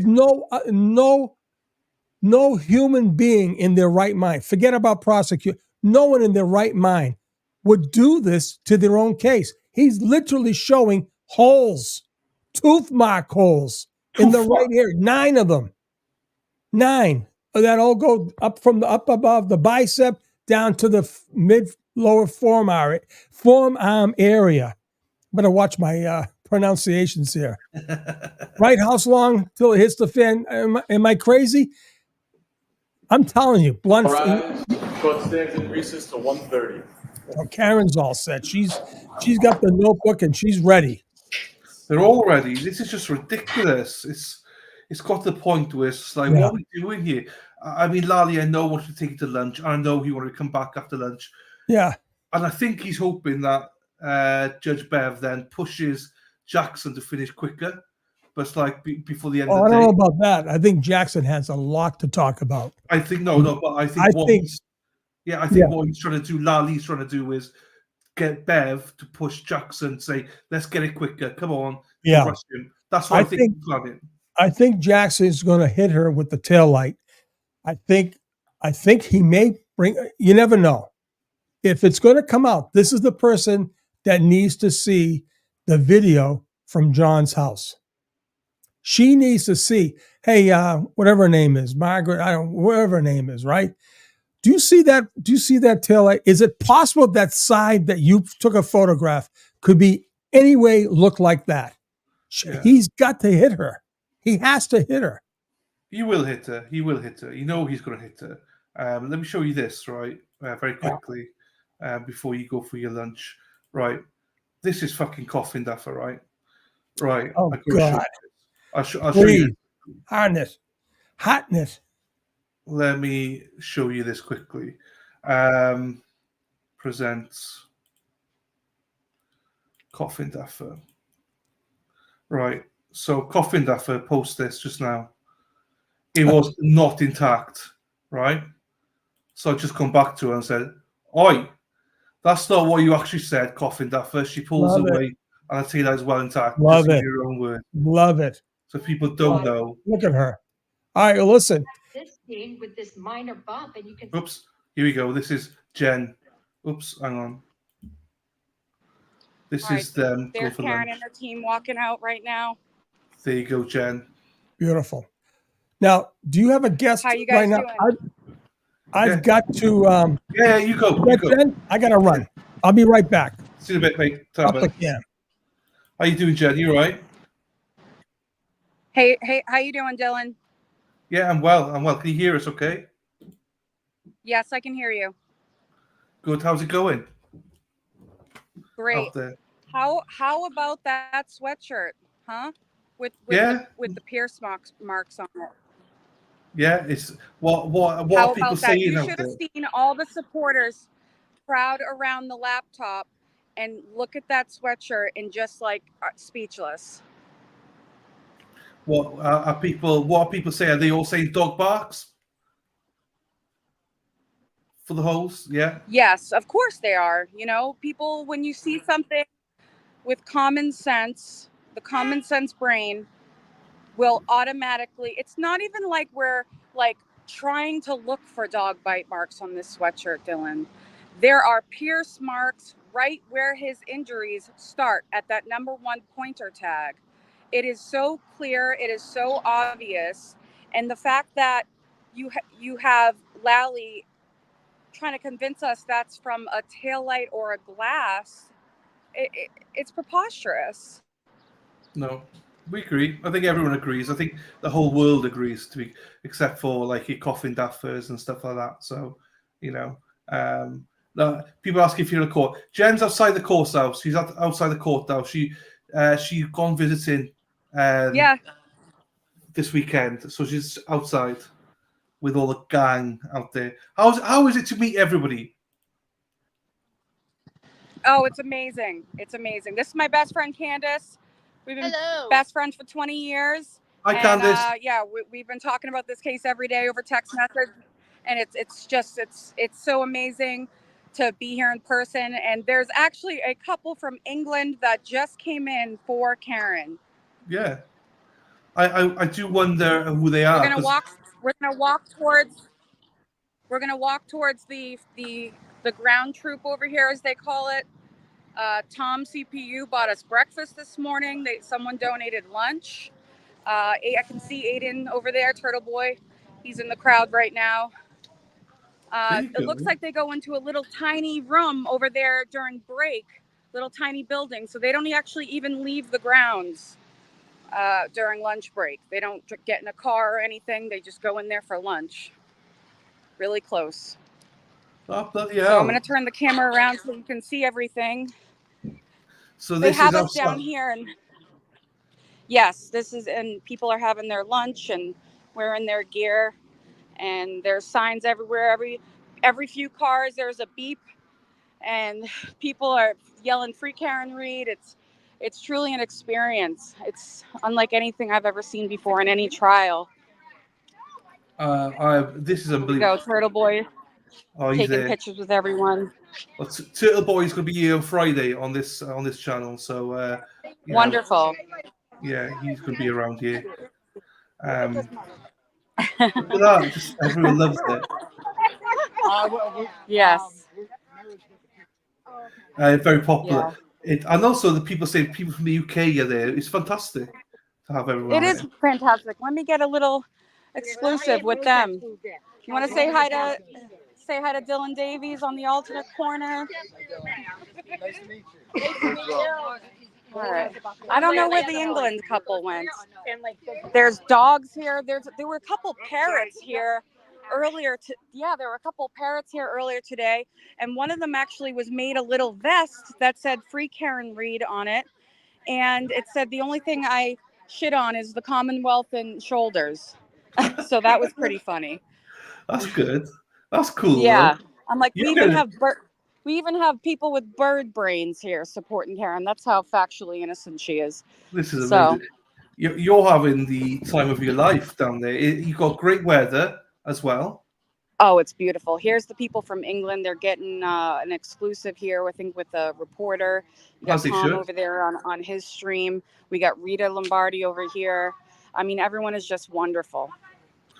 Yeah, And I was going to say, it's nice for you to meet these people in person as well. So we see them online, obviously, but you're getting to meet them in person, which is great. And they're just the same as the in person as they are online. Truthful, honest, blunt, and ready to just get the truth, ready to get this over with. Yeah. Every day they're out here, no matter what the weather is, and no matter how many people are out here sitting with them.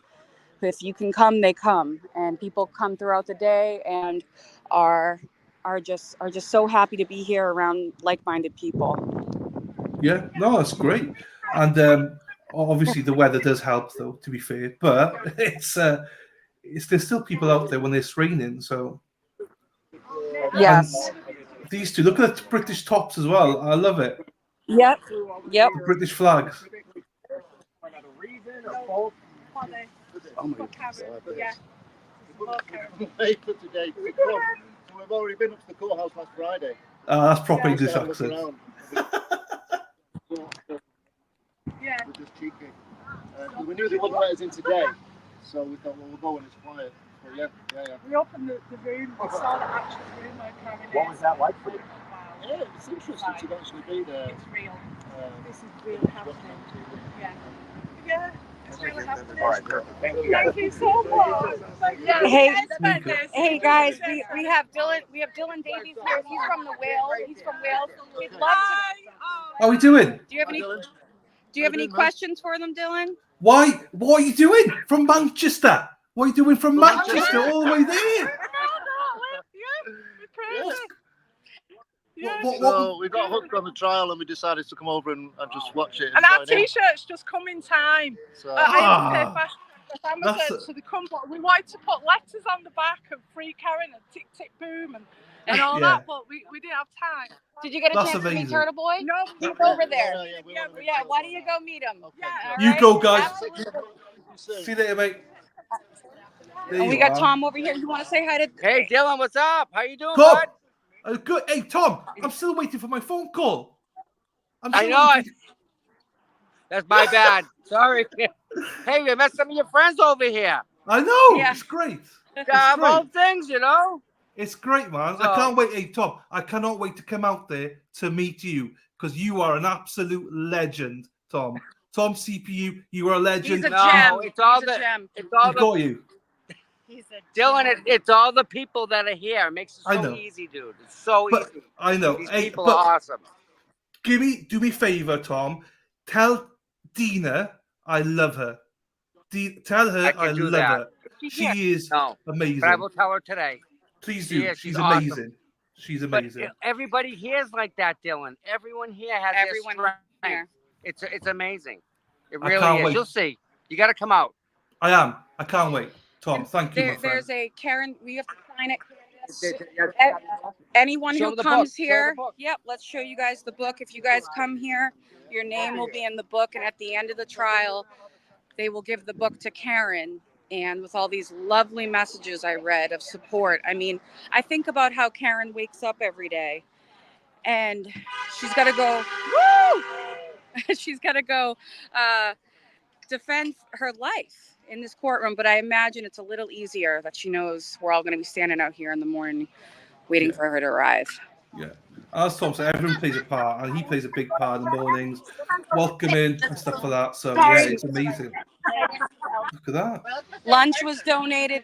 Everyone want to say hi to Dylan Davies on the alternate corner? Hi, Dylan. Hello, ladies. Hi, ladies. Hello. Nice to see you. We love your show. Oh, we love you. Thanks for doing all the Lord's work out there, ladies. Thank you. You're doing amazing work out there. You're welcome.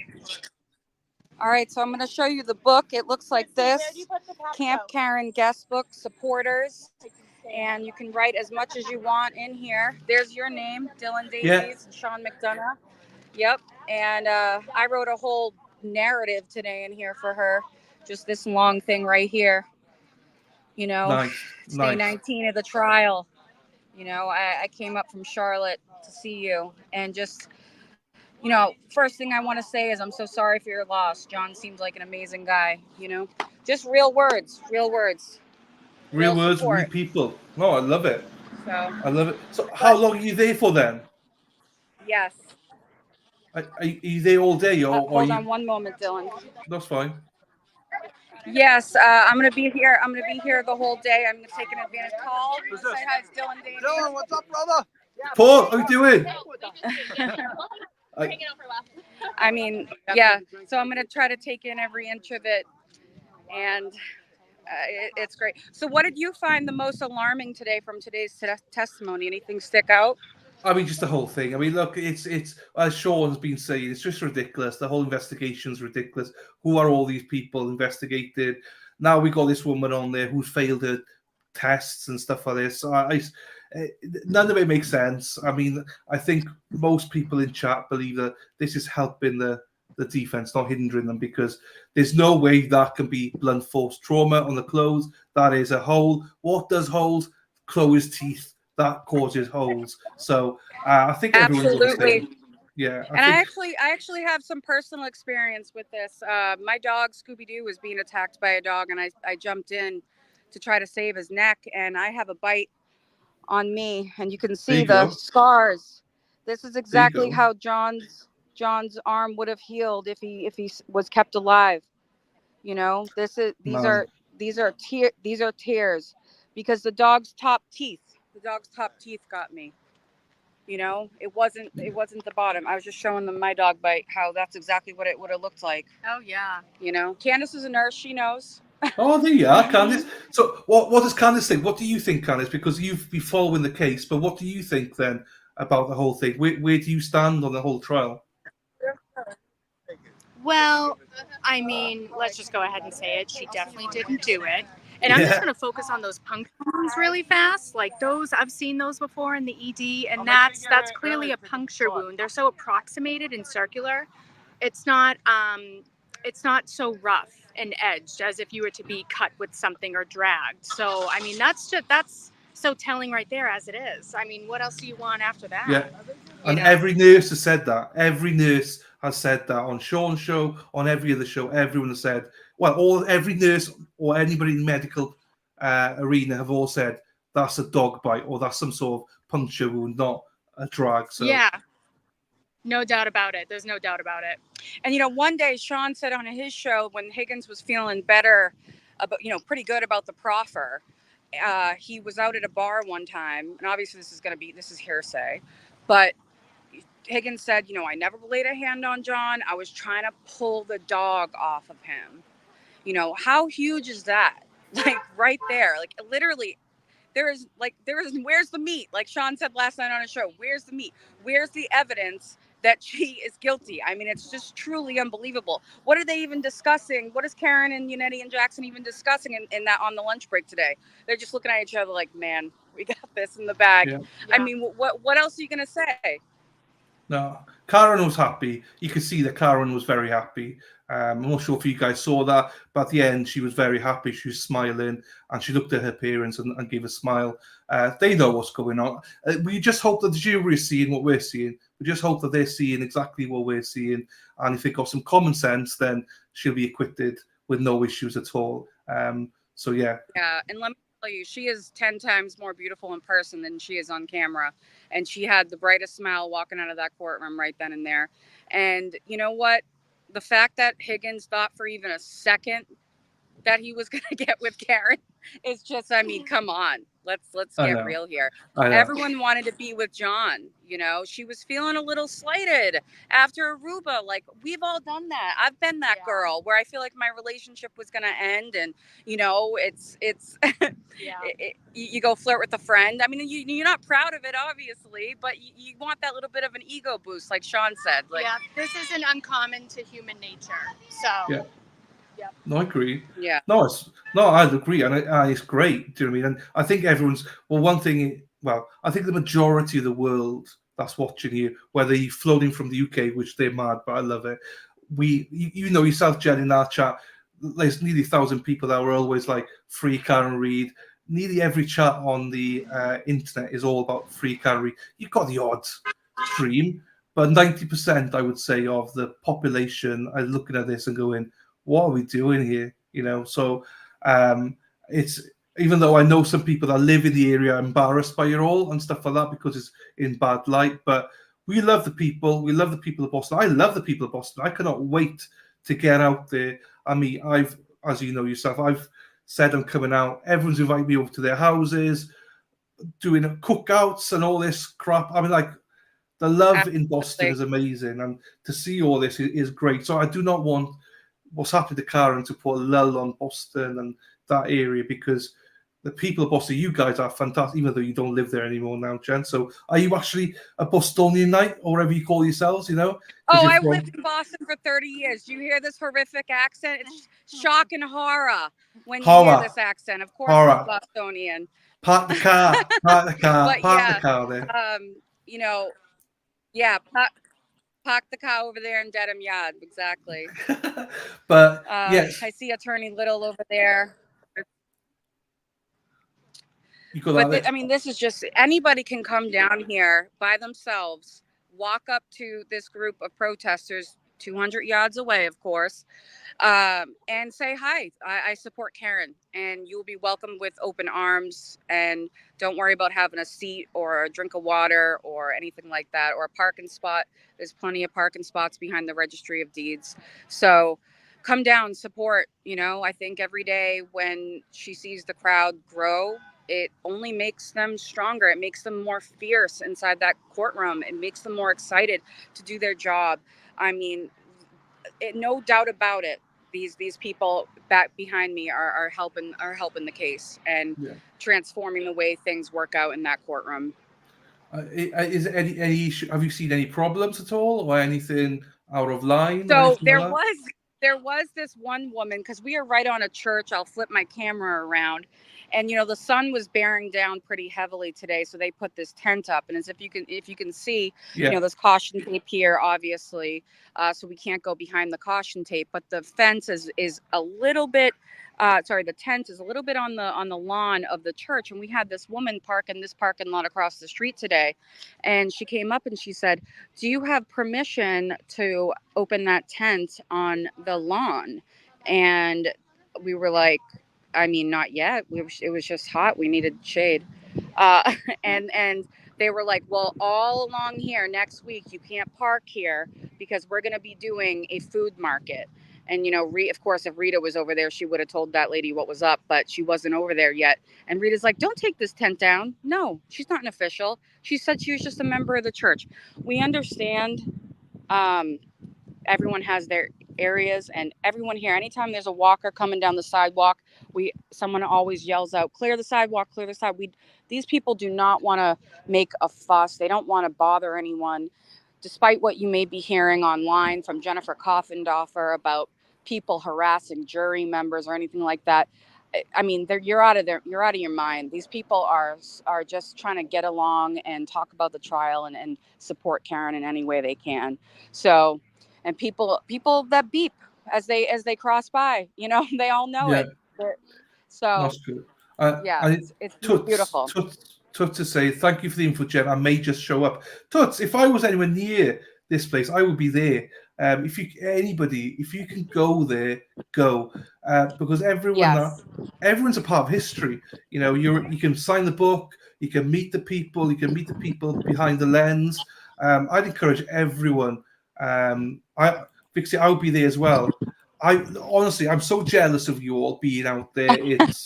I wish I was there. I genuinely do wish I was there. I know a lot of people wish they were there as well. With you guys, because this is a once in a lifetime experience. You're not going to experience anything like this ever again with this kind of magnitude of a trial. So absolutely. And Dylan, you don't have any reason to be jealous. You are where you're supposed to be, reporting in that seat every day with Sean. I mean, the quality of show you guys give in the morning, saying hi to everyone. I love that morning show. Thank you. And Toots, just show up. Just make that the motto. Just show up for Karen.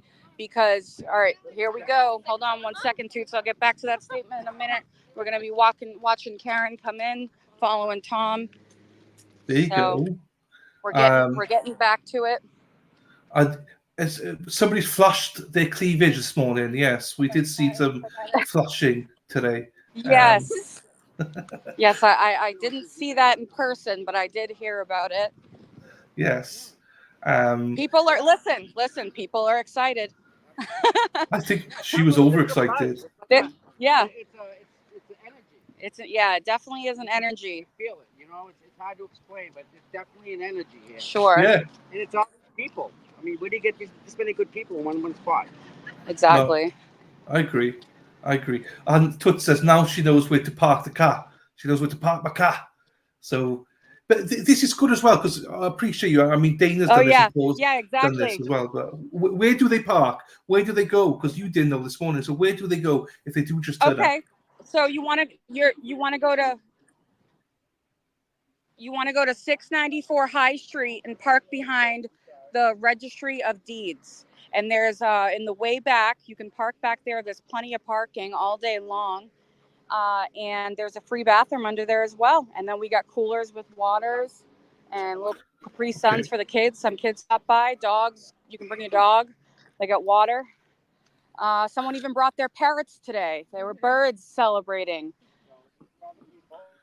But also, whilst you're there, Jen, as well, or you might not know this answer, but is asking, Dylan, ask if we can send money for the team supporting Karen. So is there any way that people can send money to contribute towards coffees, food and stuff like that? Is there anything available? Do you know? Let's ask Tom. Tom, people are wondering where to send money if they want to support just the team that supports Karen. Chrissy Mello or Erica Walsh. They Okay. do the outside stuff. Would they As be you in can the? tell, they're fabulous. I mean, yes. They make sure we're fed. They make sure there's plenty of waters, drinks, ice. They go above and beyond. So absolutely. Either Chrissy or Erica Walsh. I think Erica Walsh maybe, or Chrissy Mello. Either one of them will. Are they in the Justice for John O'Keefe Facebook page? Yeah. All right. Yep. Awesome. Yeah. There you go. Thanks, Tom. So there you go. Yeah, so right back there in those buildings back there, right behind the First Church in Dedham is where they all come out, Karen and Alan and Yannetti. And this is where they park in the morning. And then they walk out here. They walk by all the people on this sidewalk, and then they walk into the court, which is right over there. And so they make this walk purposely so they can thank their supporters. So there's Tom. Sorry, I think. So they got in to get. So is that where they are now, having lunch or something? Yep. Okay. So yes. What time we're back in court? By what time? 1 o'clock, is it? We're back in court. Or 2 o'clock? Shit. When are we back? I don't even know. I'm sorry. What did you say? I say, well, when are we back in court? 2 o'clock, I believe we're back. Is it, or before then? Do you know? You know what? I'm not too sure. This is my first day out here. What time Karen and the team actually walk back into court? Does anyone know what time Karen and the team walk back in usually? Like 1:30 usually. Okay, we got a report of 1:30, so about 3 minutes. Thank you. And Tom's up there, and he's here every day, so he wouldn't be standing there. He knows. So I think they have a quick chat session, and then they go back in the court around 1:30. There you go. So a short lunch today, everyone's saying. Sorry, but no, it's all good. No, D&E pizza. We will not accept pizza. D&E pizza. We get it from the Dedham House of Pizza. If it showed up, we would return it. We would send it back. Yeah. Yeah. No, this is good, but this is good. I didn't know that they were because it would probably lunch. Be poisoned. All right. Probably. I didn't know that's what they're having lunch, though. To be fair, I didn't know that. So we're learning something new here, guys. It's good. So it's only short distance from the courthouse to there to have lunch. That's good. Yeah. He's like, what's going on here?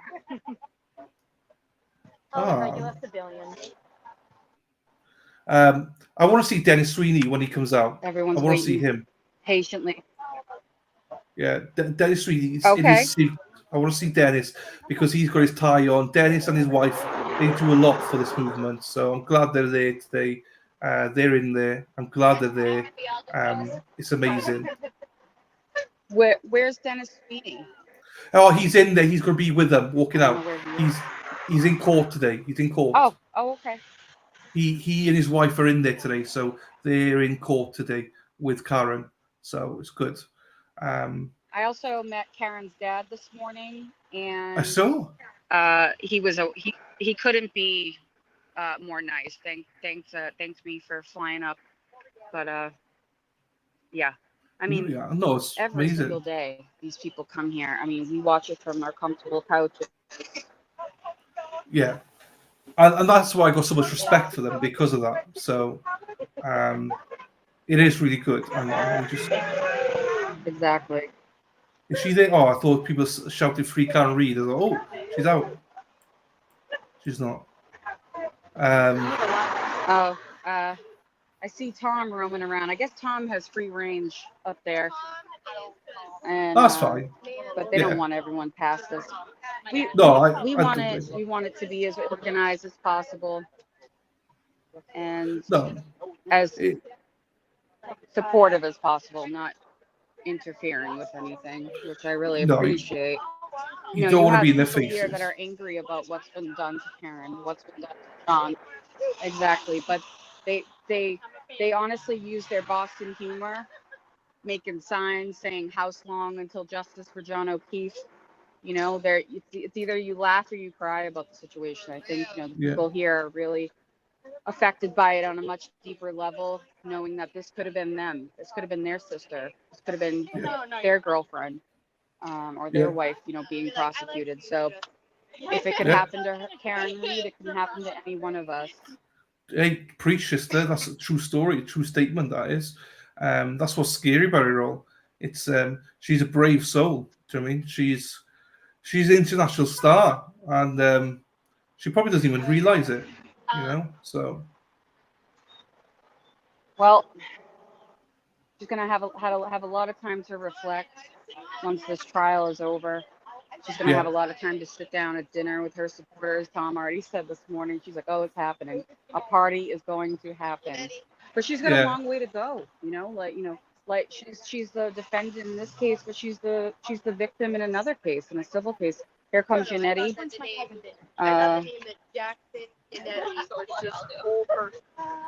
Just one super. There you go. See, guys, we got exclusive here coming out. Hi, David. He loves it, he said.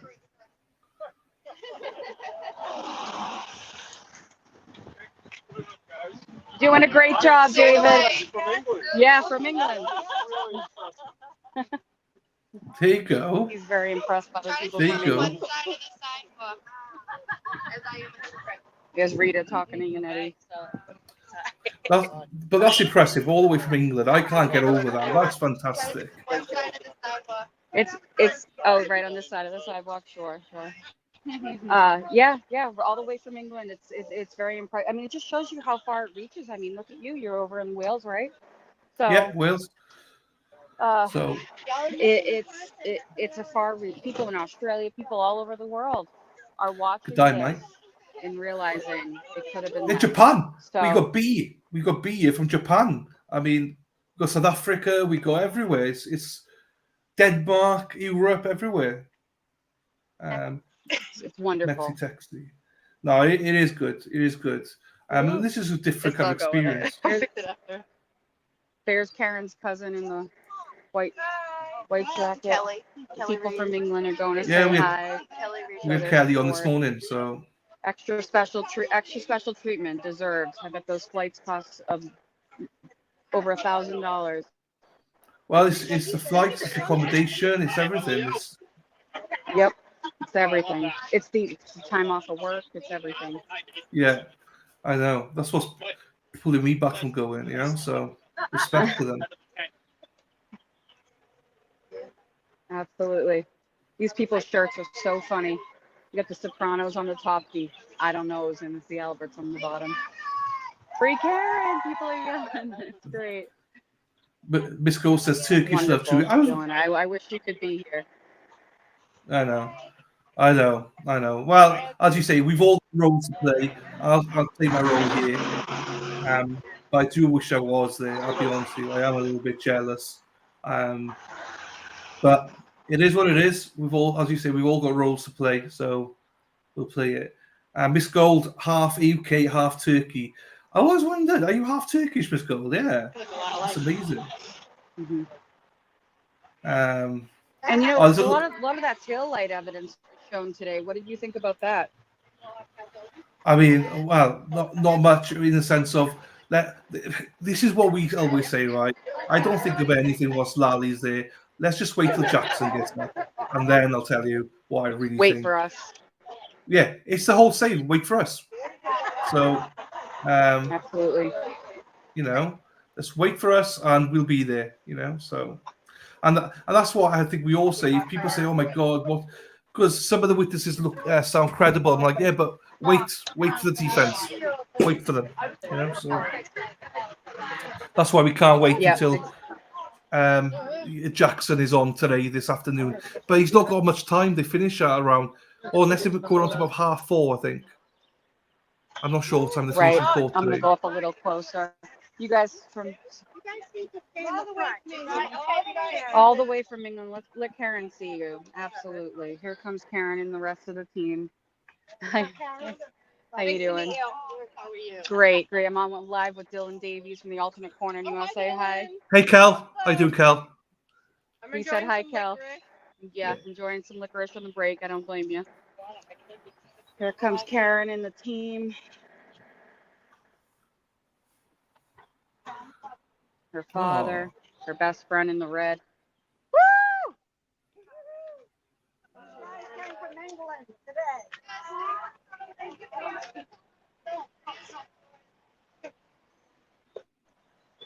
you. That's cool. That's cool.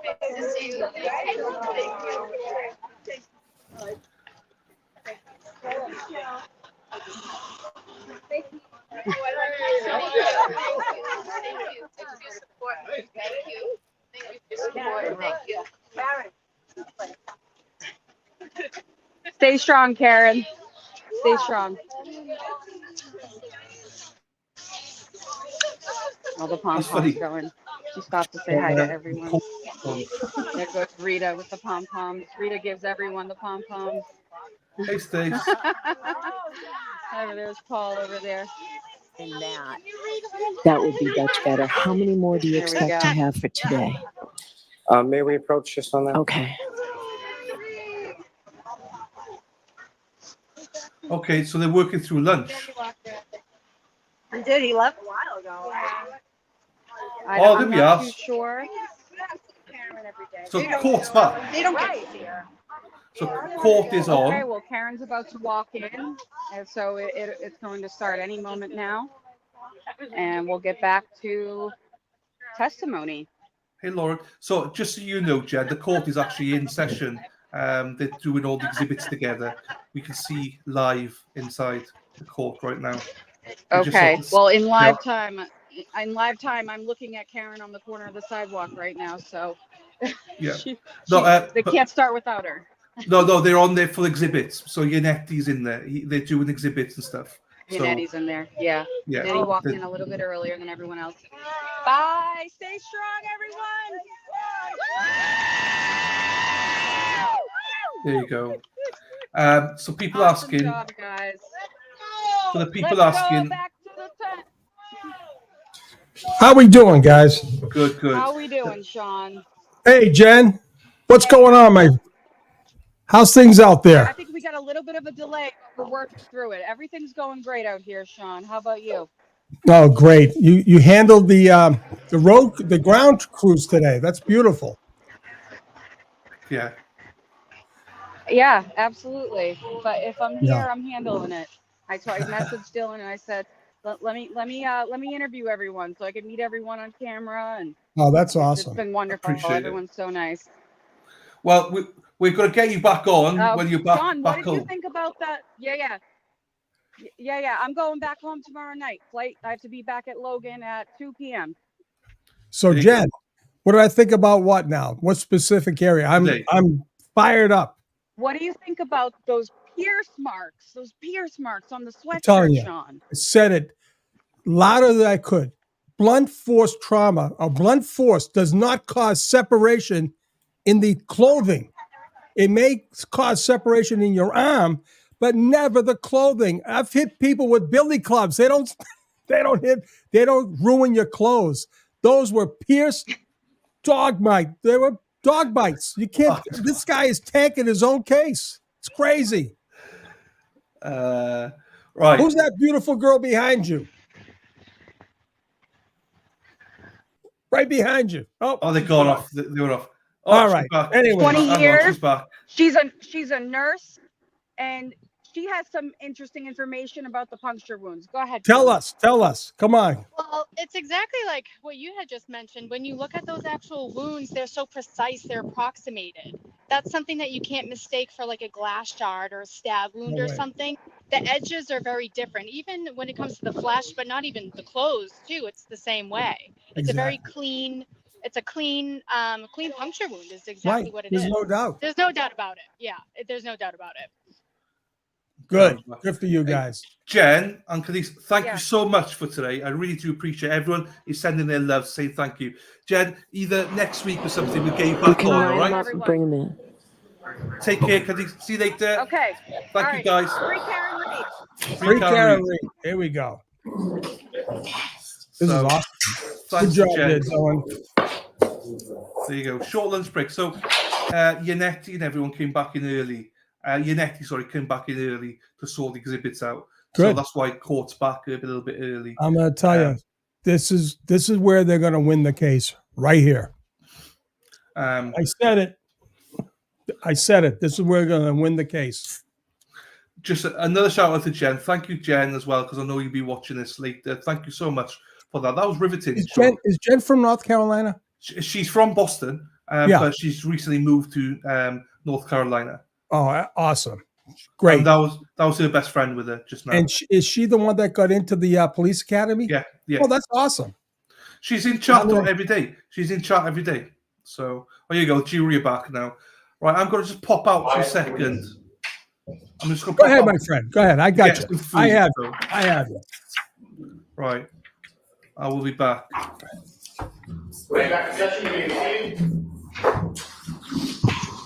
All right. Could we have the witness, please?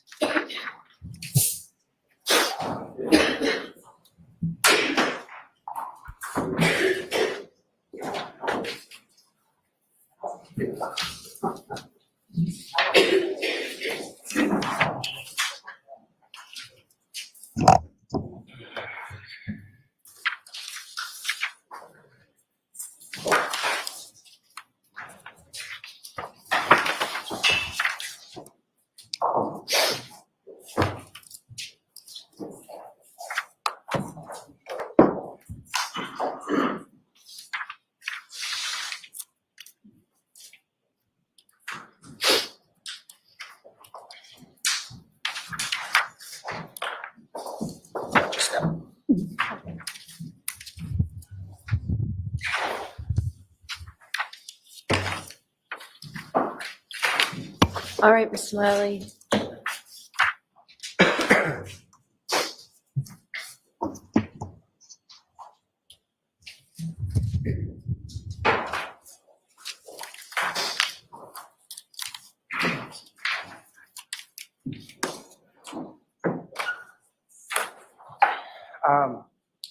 Good afternoon, Ms. Hart. Good afternoon.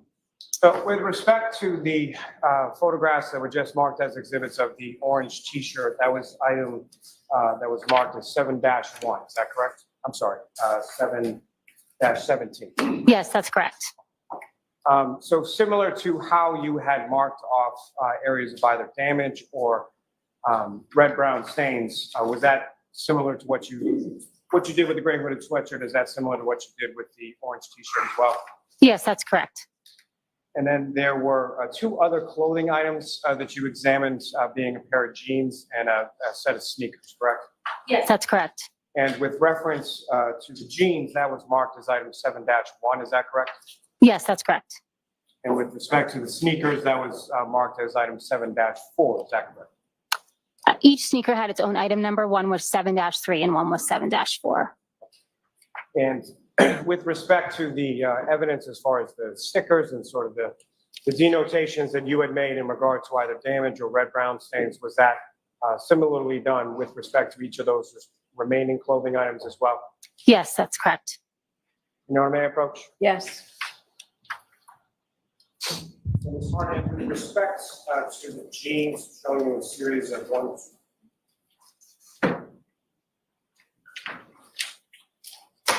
8 photographs. Do you recognize those?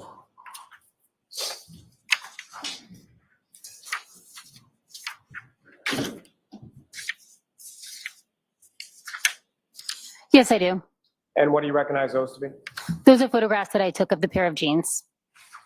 And what's contained in those photographs, a fair and accurate portrayal of your observations of those jeans when you conducted your examination of them at the lab? Yes, that's correct. May I approach again, Your Honor? Yes. Commonwealth to seek to introduce and admit exhibits. All right, and there's no objection, you said, Mr. Jackson, correct? Thank you.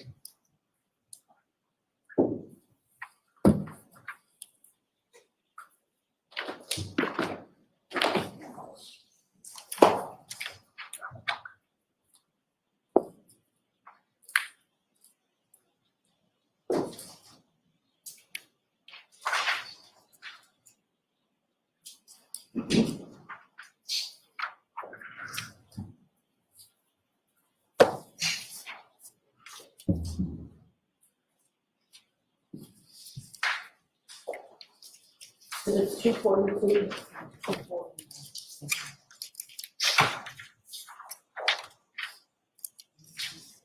Yes, please.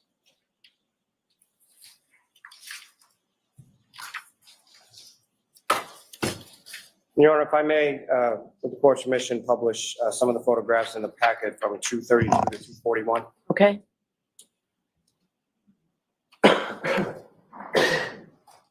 Ms. Gilman, if I could have, excuse me, photograph 9862.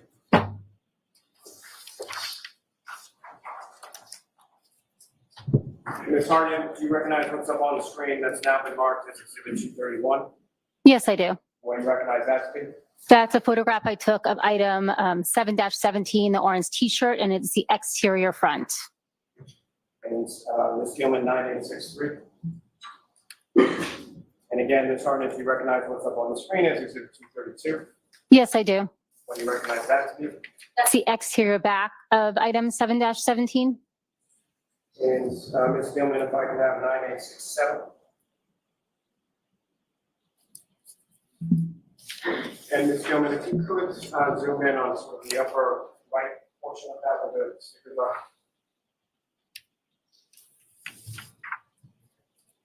Now, Ms. Hardy, do you recognize what's up on the screen as Exhibit 233? Yes, I do. And again, using the laser pointer, if you could draw the jury's attention to any items that are any areas of this shirt that you marked on. I marked 3 specific red-brown stains using these stickers and letters A, B, and C. And Ms. Gilman, if I could ask you to keep the zoom in, but go to the bottom left of the photograph. And similarly, Ms. Hartnett, within this zoomed in portion of Exhibit 233, using a laser pointer to draw the jury's attention, what, if anything, you noticed there? I noted red-brown stain D, which I marked with the sticker, and D on the bottom right. Last name is Gilman, if I could have photograph 9873.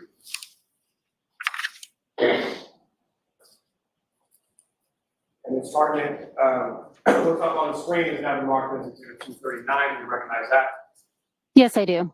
And Ms. Gilman, if you could zoom in on the upper left portion of the photograph.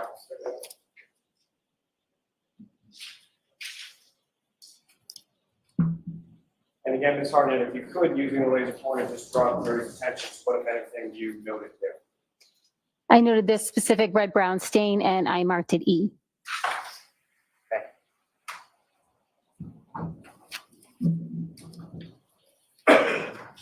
And Your Honor, similarly, with the court's permission, if I could publish what's been marked now as Exhibit 242 through 249.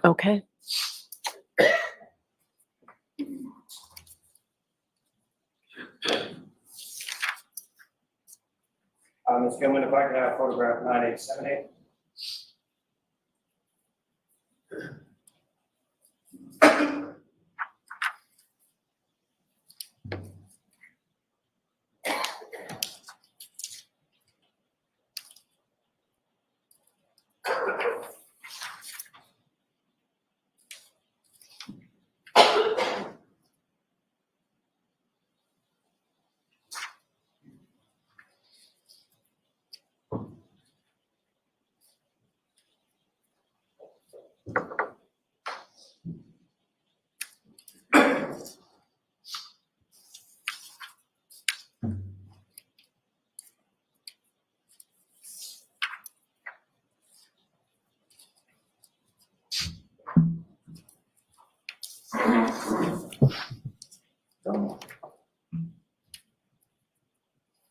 Ms. Hartnett, direct your attention of the screen with now the mark as 5242. Do you recognize that?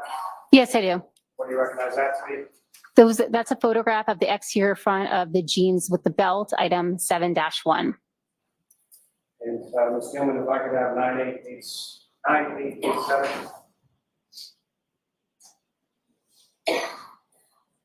And as you testified before, similarly to the other clothing items that you testified about, did you mark off certain items of interest or areas of interest on this item as well with respect to the jeans? Yes, I did. And that's depicted in this photograph? Yes. And Ms. Gilman, if I could have 9888.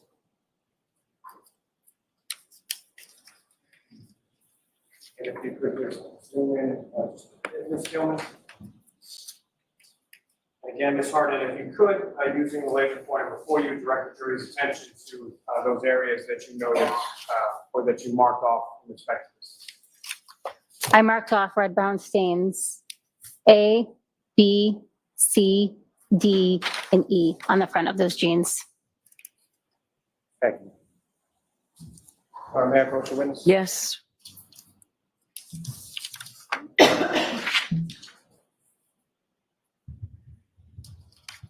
Hartnett, showing you another series of flying photographs. You know,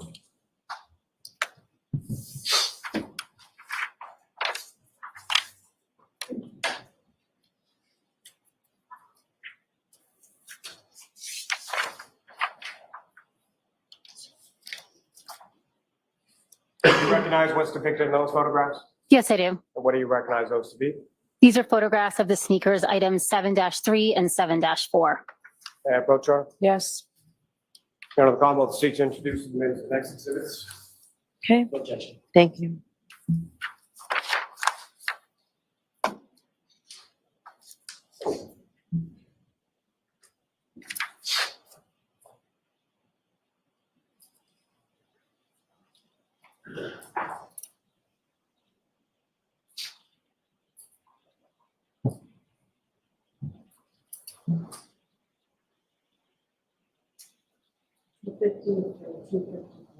Thank you.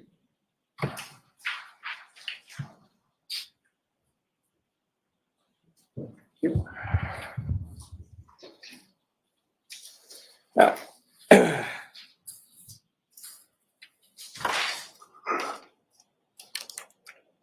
Ms. Hartnett, with reference to the sneakers and sort of the other clothing items that you received, do you recall how or where or when it was that you received each of those respective clothing items?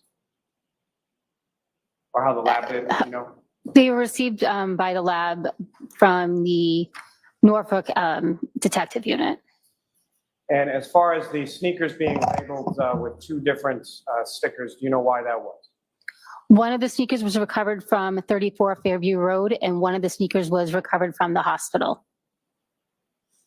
Now, with reference to the photographs that I've just placed before you, have you had a chance to look at those? These ones here? Yes. No. If you could.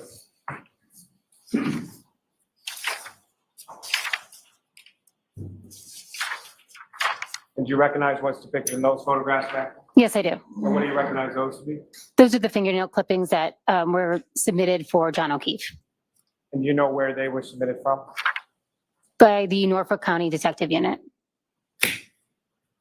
May I approach you? Yes. Commonwealth will please introduce the minutes of next. Okay.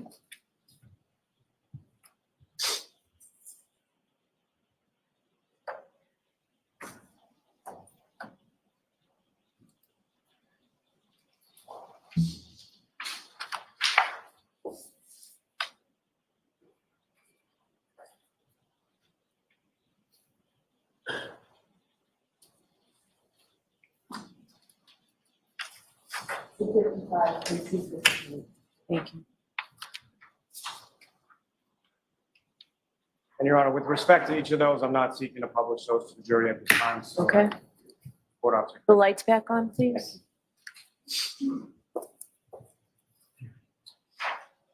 Now, Ms. Hartnett, with respect to those stains on the gray sweatshirt, the orange t-shirt, and the jeans, what, if any, testing was done with respect to those stains? A screening test was performed on each of the Rembrandt stains on those items. I'm sorry, did you say the sneakers? Could you repeat what items you're speaking of? With respect to each of those respective clothing items, what, if any, testing was done with regard to any stains you observed on those items? For the sweatshirt, the t-shirt, and the jeans, I saw visible red brown stains, which I screened for blood. The majority were also, I also performed a confirmatory test for blood. There was one stain on the orange t-shirt, however, that was too small to perform that confirmatory test. So for that instance, I noted that the stain was quantity limited, and I preserved it after the positive screening test instead of performing a confirmatory test in order to preserve enough material for any DNA analysis. As far as the sneakers, given their dark color, I did not see any visible red brown stains on the black area of the sneakers, so I used an alternate light source to aid in visualizing any potential blood on those sneakers. With that alternate light source, I tested several stains on the sneakers, one of which screened positive for blood. Now, with respect to the other clothing items that you were talking about doing the screening test and the confirmatory test for blood, with respect to the gray sweatshirt, the orange t-shirt, and the jeans, what were the results of that screening test and that confirmatory test that you ran with regard to each of those? The screening test and the confirmatory test were positive.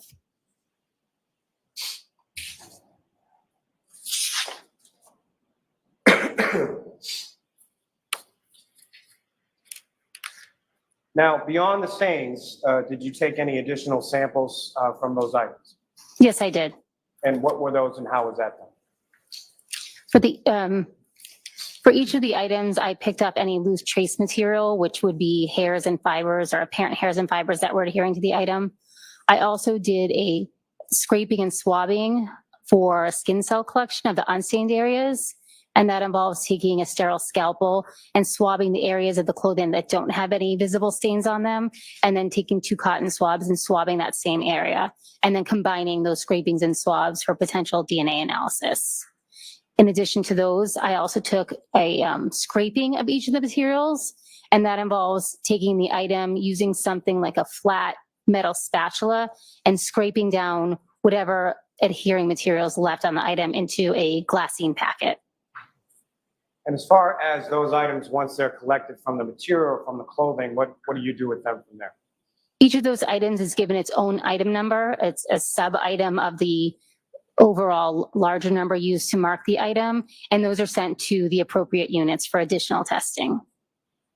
And as far as preservation is concerned, when it comes to sending something to either the trace unit or the DNA unit, what, if any, steps are taken in regard to preserving those items once they're removed from the clothing and sent off to the other units? Each of those items would be preserved according to protocol. They are sealed properly, initial and dated with my initials and date. They're entered into our LIMS system, so those sub-items could then be tracked throughout the laboratory, and they're stored in the appropriate storage unit.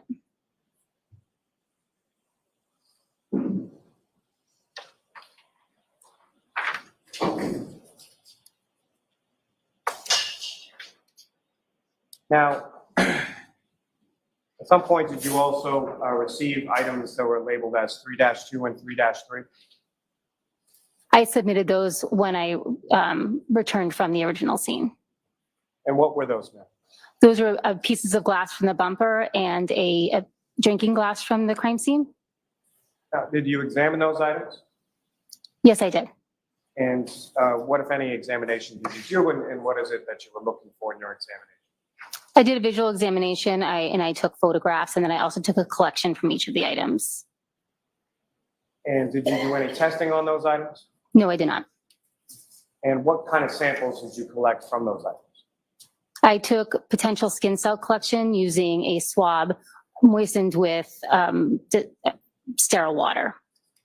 And as far as the samples that you took from, as well as the items themselves, what, if anything, did you do with reference to those once you were done with your examination? The swabs were preserved for testing in the DNA unit, and the original items, the apparent pieces of glass and the drinking glass, were preserved for the trace unit. As far as those preservations were concerned, is that similar to the preservation process you were describing earlier with regard to the clothing items? Yes, that's correct.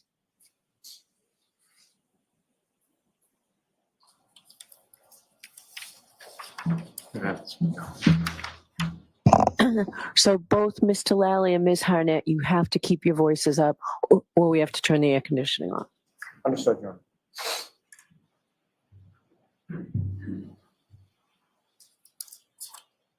I may have one moment, Your Honor. Yes.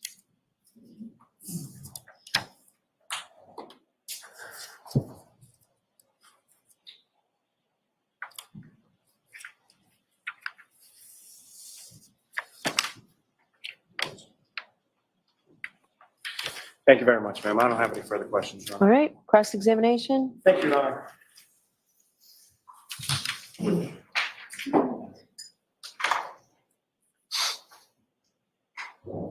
Ms. Hartnett, you responded to Canton Police Department. A lot of your testimony was about what happened in the Sallyport, correct?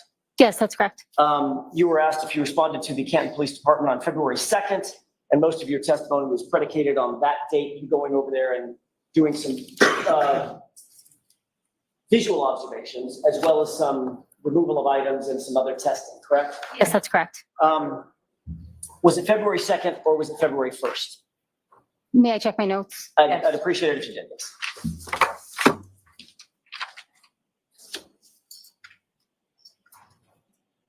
My apologies, that was my error. It was February 1st. Okay. So everything that you testified to, you only went once. Yes, that's correct. So everything that you testified to having taken place on February 1st, we should assume it was actually on February 2nd, we should assume it was actually February 1st, the one time you were there. Yes, I was there one time. Okay. Were you dispatched to the Sallyport? And I apologize, I'm not yelling at you. I'm trying to keep my voice elevated, so just so you know. Understood. It's not my normal speaking voice. You were dispatched at the behest of one of the Massachusetts State Troopers, correct? Yes, that's correct. The Detective Bureau specifically, right? Yes, that's correct. Trooper Proctor more specifically, correct? Yes, that's correct. And Trooper Proctor, you knew at that time to be the lead detective, the person that was in control of the investigation. May I check my notes who I wrote down as the lead investigator at that If it time? would refresh your recollection, sure. With the court's permission. Yes.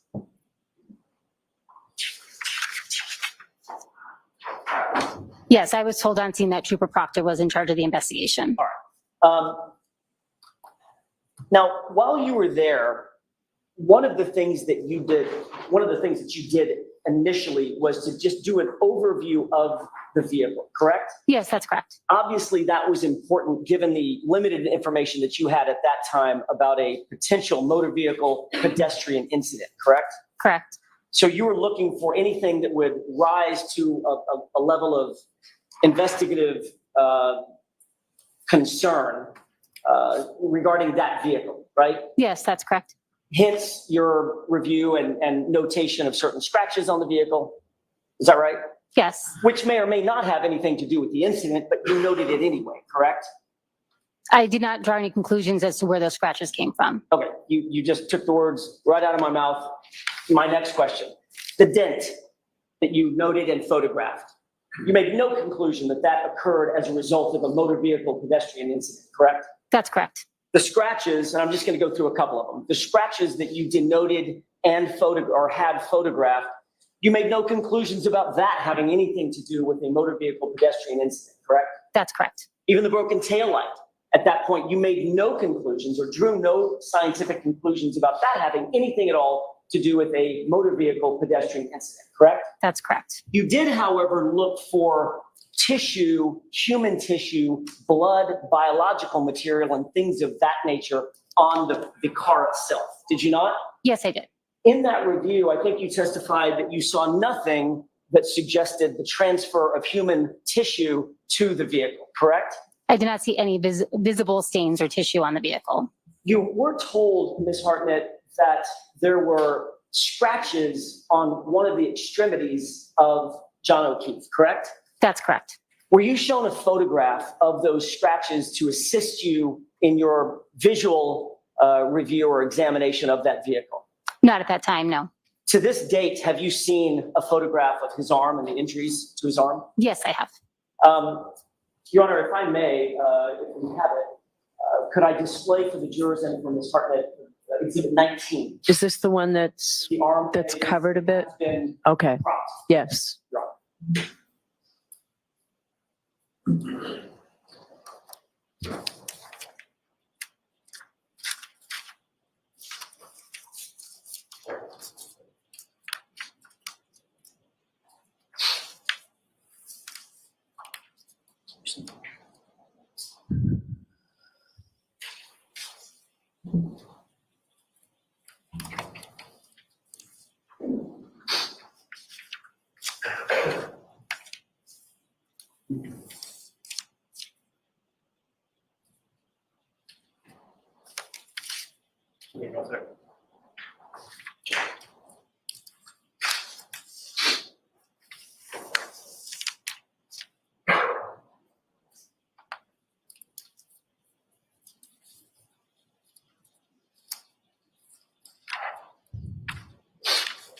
Ms. Hartnett, do you recognize what's depicted in Exhibit 19? Yes, I do. And you've seen that pattern of scratches previously, correct? Yes, I've seen a photo containing Okay, something and that's similar. consistent with the photo that you've seen since your visit to the Sallyport on February 1st, correct? That's correct. All right. Was there anything in your, by the way, did you look at all around the vehicle 360 degrees? Yes, I did. Did you look toward the top of the vehicle as well as toward the bottom? I did not examine the roof of the vehicle. I did not examine the roof of the vehicle. Understood. Did you examine the undercarriage of the vehicle? I did look at the undercarriage of the vehicle. And you know what I mean when I say undercarriage? Yes. Could you explain for the jurors what you mean when you use the word undercarriage? The parts that normally you would have to see by, bending over or laying underneath the car to view what's underneath the vehicle. That would include the frame and the axle and the drive shaft, transmission, things of that nature. Yes, I'm not confident in all the terminology of the undercarriage, but yes. Did you see anything that was suggestive of or consistent with the pattern of injury that you see to Mr. O'Keefe's right arm? I wouldn't say I'm qualified to make any kind of pattern determination and what would match the injuries on his arm. So the answer to my question is, as you sit here, you made no observation of anything on the SUV that matched these injuries, correct? I wouldn't be. Go ahead and answer that. I wouldn't be able to testify from memory. I don't have a photograph of the undercarriage, nor did I make any kind of conclusions about that at the time. Okay, understood.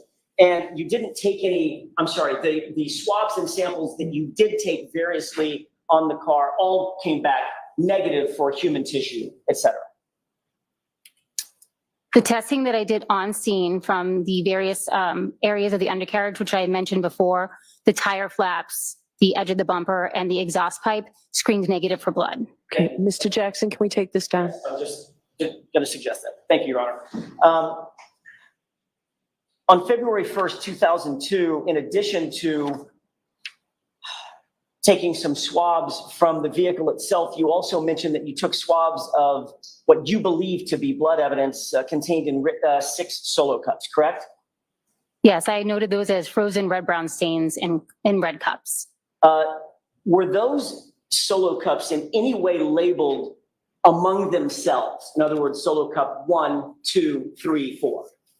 I don't believe they were, but I don't have a photograph of that, so I'm not 100% sure. You did not thereafter label those solo cups. If they hadn't been done beforehand, you did not undertake that to label those solo cups, correct? No, I did not label them. Did you, how did you take those swabs? Was the swab done in one solo cup, or did you take a swab from all 6, or how did you take those swabs that you ultimately did take? I took those swabs from one solo cup. How did you choose which of the 6 solo cups you were going to take a swab from? I don't recall exactly how I chose which cup. It was reported to me that those cups came from the same area of red brown staining. So you make an assumption that they're all related. It came from what I was told, it came from one area of red brown stain at the scene. And you of course know as a forensic criminalist that blood stains can contain multiple contributors, correct? Yes, that's correct. You don't know as you sit here which blood stain found at the scene related to which solo cup in the bag, correct? Objection. I'll allow it. No, it was my understanding they were all taken from the same stain, but I was not there. From the same scene or? Stain, excuse me. It was my understanding they were all taken from the same stain. Okay. If they in fact were taken from multiple stains, you would have no way of knowing that as you sit here. That's correct. And ultimately, once you did take that swab from that single solo cup, what did you do with the rest of that blood evidence? I left that with the Canton Police Department.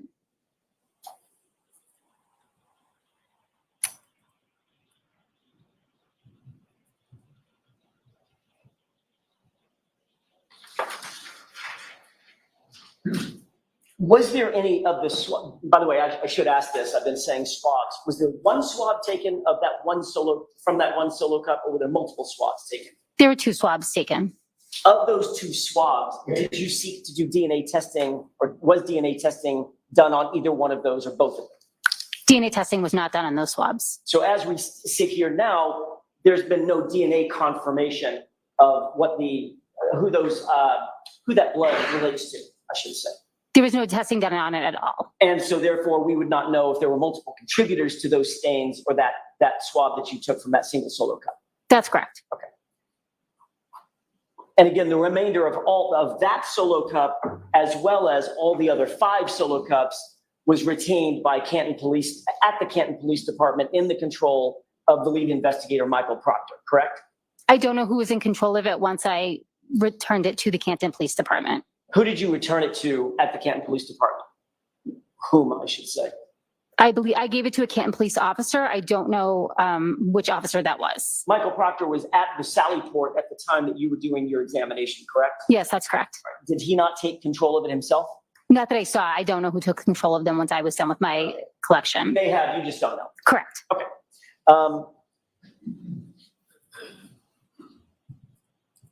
Going back to some of the damage that you did note on the vehicle, that vehicle looked like it had been driven to a certain degree, right? Objection.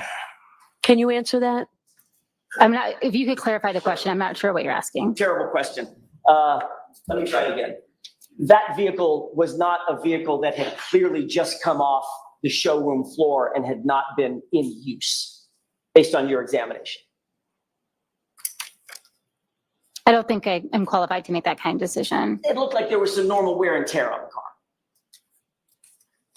Other than the specific items that I pointed out earlier, the dent and the scratches, the exterior was in overall good condition. So I can't say specifically if it was driven I don't think I can make that conclusion unless you want to rephrase the question. You didn't have any reason to believe that car was in any other condition than it had been owned and driven by somebody, right? Or could you make that conclusion? I don't think I can make that conclusion. So it could have been an absolutely brand new, right off the showroom floor car? I guess I don't have any understanding of what could have happened to it in the showroom. I'm not sure I understand the line of questioning. Why don't we move along? Fair enough. I guess what I'm asking is, did you've done some damage analysis in the past, obviously. This was not your first rodeo, right? I don't do damage analysis on vehicles. Okay. Did this car look like it had reasonably normal wear and tear on it? That's my question. I don't feel comfortable answering that question. Okay.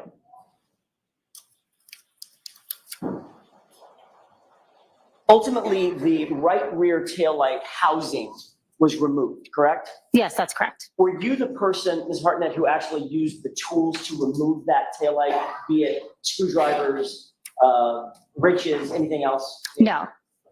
Who was that actually did that work? It was a Canton police officer that had entered the garage, and as I was removing it, he offered to help. He said he knew how to basically take it out of the housing, which at that point, I was not sure how I would do that. Okay. I'd like to show you an exhibit that you'd been shown just a few minutes ago before the lunch break, 187 with the court's permission. Okay. Does that look like the same housing that you removed from the SUV, or you saw being removed from the SUV? Yes, that is the taillight housing that I submitted to the lab from the garage. Ultimately, there was a swab taken, you mentioned on direct examination, of that taillight somewhere on the house, correct? Yes, I took a swab from that taillight. Where exactly did you take that swab from? I took it from the outer exposed areas, which would have been on the outer side of the vehicle. So I did not take it from the internal, what would have been the internal portion of the taillight when it was intact. Can you point with a laser pointer exactly where you swabbed that taillight housing?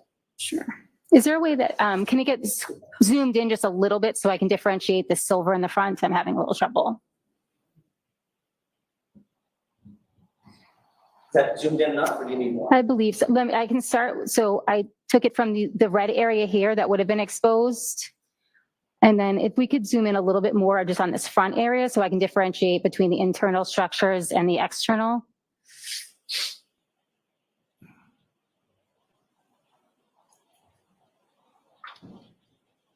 Was it one swab? Yes, that's correct. Okay, so you swabbed multiple areas with one swab and then submitted that? Yes. So you don't know, as you sit here, where, if any DNA was detected, where that DNA may have come from? No, that's correct. Other than the general housing altogether? Yes. So then just to finish your previous question, I did. That's what, it was just I couldn't see it. So this area here, which would have been the external portion of the taillight. So the areas I did not swab were any areas that would have, when the taillight was intact, been protected by the outer plastic housing of the taillight. Is your testimony, Ms. Hartnett, that what you just pointed to was the exterior portion of the taillight, bottom left? No, just this piece of plastic here is the exterior, the exterior piece of plastic. And you swabbed that area as well as other areas on the exterior, like the red upper right? Yes, that's correct. Okay. As you swab that, the DNA test does not differentiate where you swab, just that you swab, correct? Yes, that's correct. That was all one swab, one collection. Got it. So we can't define whether the DNA was to the upper right, on the outside of the lens, or some other place that you pointed to. That's correct. And of course, you're familiar with touch DNA, et cetera, correct? Yes, that's correct. Touch an item, walk away, sweaty palms. Good likelihood I just left some DNA on this podium, correct? Yes, you can transfer skin cells by touching an item. Thank you. We can take that down with the court's permission. Sure. You also indicated that you collected glass from the rear bumper of Miss Reed's Lexus, correct? Yes, I have it as a parent glass, but yes. As a parent glass, fair enough.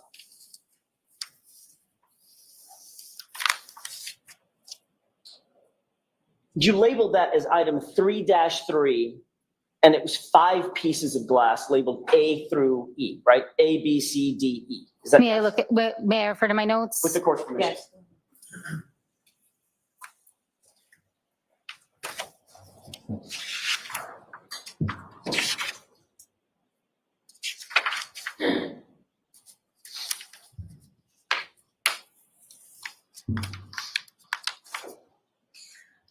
I'm just unfamiliar with the lettering A through E. I don't believe I have that in my notes. If you could refer to the document that you have. Is it possible that, and this is just ignorance on my part, is it possible that once you submitted that for further testing, somebody else may have labeled those individual pieces A through E? You did not? That's possible. I do not label them A through E. Okay, got it. Understood. Thank you for that clarification. As a matter of fact, you labeled it as quantity 1, correct? On an evidence submission form? In the LIMS system, that's correct. Each item is that quantity value is only used for specific things. So when I submit something as one item, it doesn't matter how many pieces it actually is. It's just, I'm submitting it as one item. So in other words, one group. That's correct. But it's so we're clear, and I want to make sure that these numbers are crystal clear. In that group, under 3-3, there were 5 pieces of apparent glass that you recovered, correct? I don't have the exact number in my notes, and honestly, it's difficult to tell from my picture, so I don't want to say that I saw 5 pieces of glass. Did you not annotate that somewhere, that you recovered 5 pieces? Again, I have a photograph of it, but it's difficult to see on this printed page, so I didn't specifically write 5 pieces anywhere. Okay. Well, okay, then let me see if I can do it this way. Instead of pitching, let's cash. The person that you submitted it to would have annotated exactly what the grouping was that you submitted to try to be accurate. I'm the one that initially, after the item was sent to fingerprinting, then I examined the item, but I didn't write down exactly how many pieces of glass were present. I just took a photo. And as you sit here, you don't recall necessarily how many pieces you took off that bumper. Correct. And the quality of the photo does not allow me to see that at this point. Okay, let's take a look at that photo. With the court's permission, this is exhibit 168. Can we show that, display that? And if we could, Mr. Bates, with the court's permission, can we zoom in on the area, and a little bit bigger than that, capture all of the plaques there. Zooming in at this point, and I would ask you, Ms. Hartnett, do you recognize this photo? It's zoomed a little bit. Do you still recognize it? Yes, I do. Is that a photograph that you caused to be taken at the Sally Port on February 1st, 2022? I believe it was February 2nd, right? Did we, or it's February 1st now? We agreed it's February 1st. My apologies. Yes, on February 1st, I did request that photo be taken of the apparent pieces of glass. Okay, and can you, I know you can't see necessarily every piece. Can you use your laser pointer and point to a piece? Sure.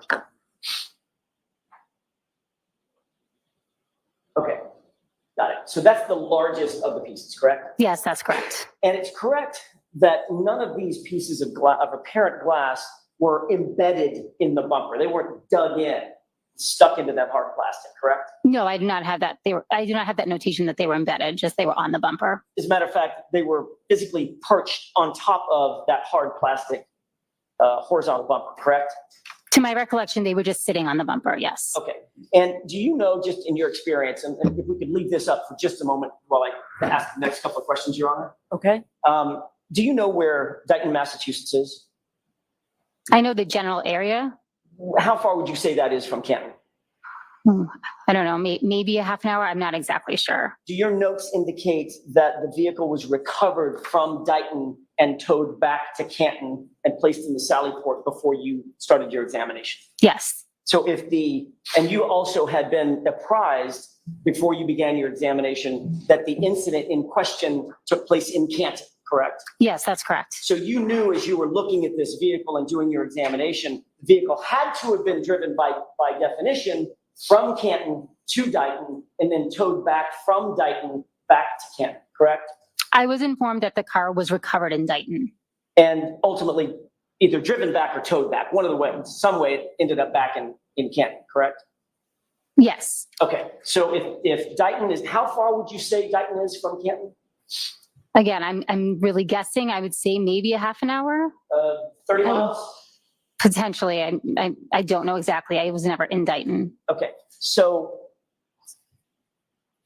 according to your notes, the glass pieces that we're looking at on the back of this bumper would have traveled, let's call it for round figures, about 60 miles in a blizzard before you saw it. I don't know when the glass pieces were ended up on the bumper, so I couldn't say. And of course, you knew that on February 1st, you knew a few days earlier, on the 29th, there had been a pretty significant snowstorm here in Massachusetts, correct? Yes, I did have that information. And that blizzard included high winds, freezing rain, snow, all the good stuff with a blizzard, correct? I don't recall the exact weather conditions of the blizzard. But irrespective, after all of that, whatever that was, You saw these 5 pieces just sitting perched on the top of the bumper, not embedded in any way, correct? That's correct. And you recovered those with little bitty tweezers, correct? Yes. We can take this down with the court's permission. You testified on direct examination that you also found a hair on that rear panel, the quarter panel of the car, correct? Yes, at the time of the scene, I noted it was an apparent hair, correct. And the apparent hair, and I'll try to use that same word, I keep forgetting, you'll correct me. That apparent hair was not sitting on the horizontal bumper, but on a vertical portion of the quarter panel, correct? That's correct. Did you find the hair, or was that hair pointed out to you by somebody else? I believe I located the hair. How exactly was that hair secured to that vertical panel, if you can explain that? It didn't appear to be secured in any way. It was just on that quarter panel. Okay, so it wasn't taped? No. It wasn't glued? No. Wasn't stapled? No. It was not affixed in any way whatsoever. It was just perched on that vertical panel of the SUV, correct? That's correct. And for you to remove it, and by the way, you found this at the same time that you found the general time, that you found the glass pieces as well. That's correct. So that hair potentially would have had to make that same 60-mile round trip in the same blizzard. At the time, I don't know when that hair was deposited on the vehicle. Right. And it didn't take you much to remove that hair, correct? I picked it up with a pair of tweezers. Didn't give you any resistance? Not that I recall.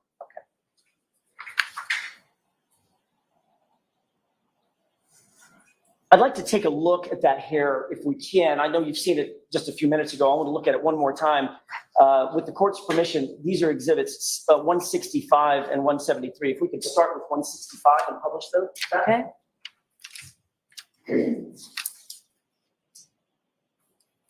Does that look like a close-up view of, actually, zoom?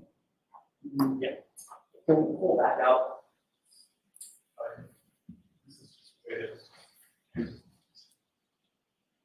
Your Honor, may I do this a different way? All right. This is actually, with the court's permission,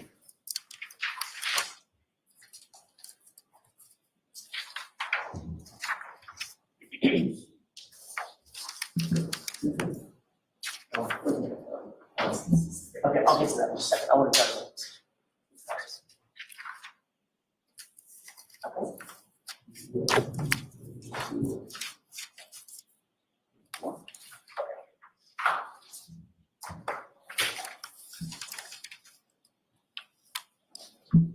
Your Honor, may I approach briefly? Yes. Thank you.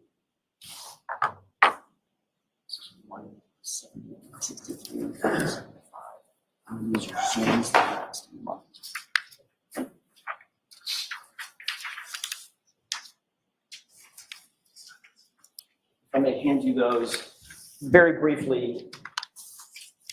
Could you take a look at those 4 photographs and tell me if you recognize the first 2 to be exhibits 165 and 173? They're not marked on there, but what you earlier looked at. Okay. Do those appear to be those 2 exhibits that you earlier saw? Yes, I don't know what numbers they were, but I do remember seeing these photos earlier. Fair enough. And then the second 2 photos, do those appear to be zoomed photos of the same 2 photographs? Yes, they do. With the court's permission, I would ask that the zoomed photos be marked as next in order. Is there any objections to Ally? No, Your Honor. May I approach? Yes.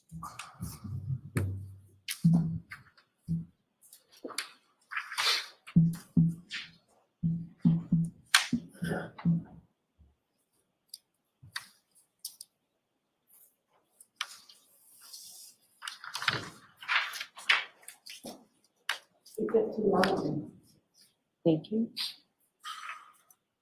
Thank you. May I inquire, Your Honor? Yes. Thank you. All right, we're looking at what's previously been marked as 165. Does that appear to be a photo of the hair?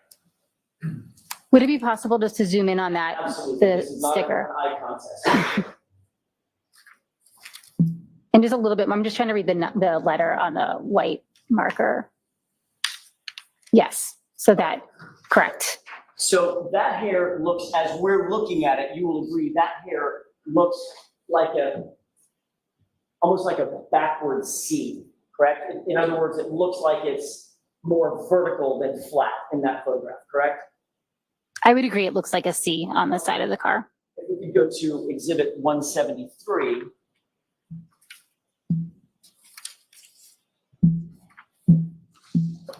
And this is the same hair photographed a second time, correct? If we could, again, just zoom in on that sticker. Yes, that's correct.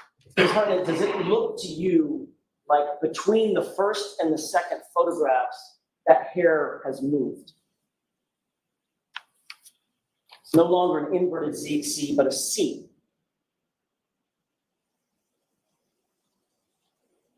I don't know that I necessarily agree with that. I see the two ends, which may still be making contact with the vehicle. I can't make that determination based on this photo. Fair enough. So that was sort of my next question. I'll just dovetail it this way.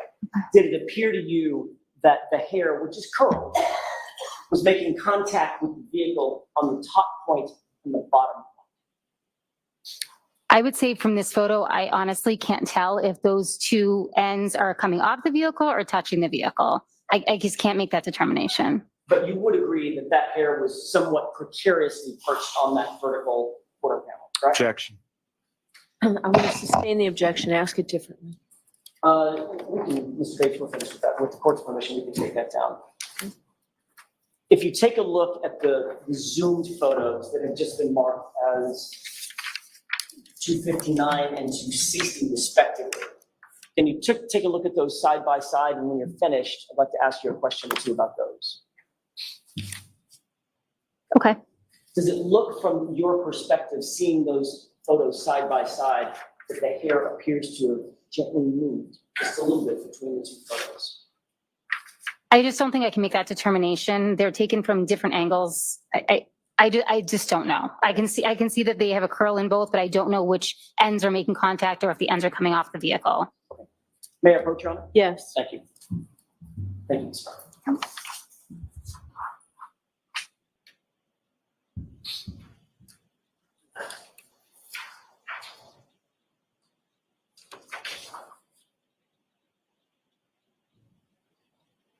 There's one more exhibit I'd like to take a quick look at and ask you a couple of questions about. With the court's permission, exhibit 195, which is a shirt. Okay.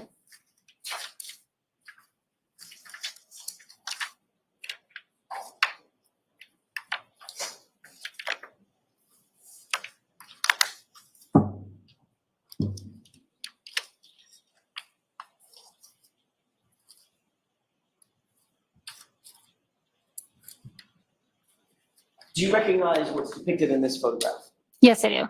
And you saw this just a few minutes ago on direct examination as well, correct? Yes, that's correct. You indicated that you took two swabs from the, quote, area around damage, numbers 1 through 9 of the gray sweatshirt, end quote, correct? Yes, that's correct. All right, can you describe for the jurors how you took those swabs, and were they of all 9 or a select number of the 9? How did you do that?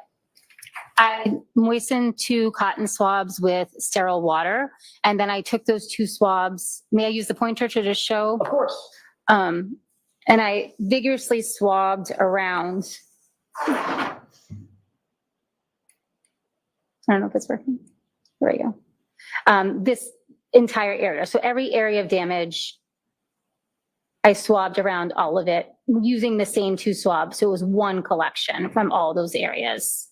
One collection on swab 1 and one collection on swab 2. You just repeated the process. No, I took them exactly at the same time. So I held the 2 swabs together. Oh. And as I'm swabbing, I'm rotating the swabs to make sure that all the exterior of the swab is coming into contact with that material in order to collect equal samples, or at least attempt to collect equal samples on each swab. Okay, we can take that. Thank you.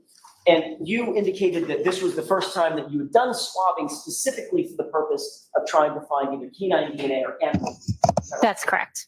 Had you been trained at the time that you took the swabs, had you been trained or received any training or any teaching about the relationship between keratinized tissue and DNA?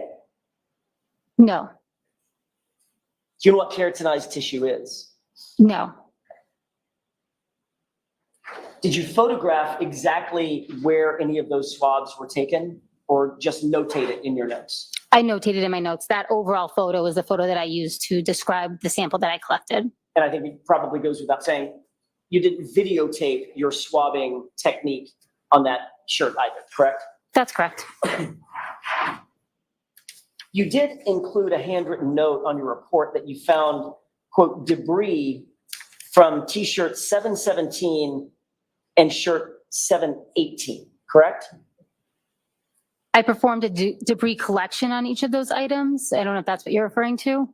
That is what I'm referring to. Okay. Okay, so there was a note in your report that you had recovered some debris or done some debris collection, correct? That's correct. And you indicated in your note that the debris was from shirt 717 and shirt 718. Is that right? May I refer to my notes? And with the court's permission. Thank you.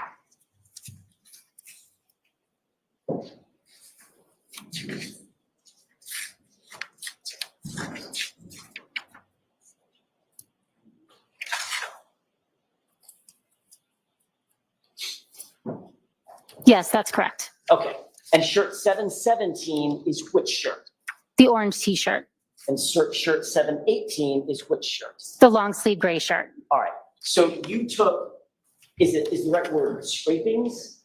Yes, that's correct. Okay, you took scrapings from both shirts, is that right? Yes, correct. And then combined those together and submitted that as the quote unquote debris that was assigned a new item number 7-18.18, correct?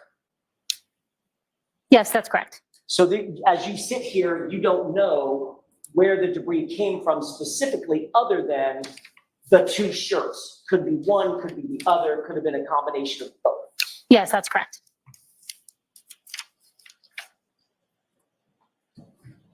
Did you describe in detail anywhere the actual debris that you found? Little fibers, little hairs, little pieces of green or blue or whatever?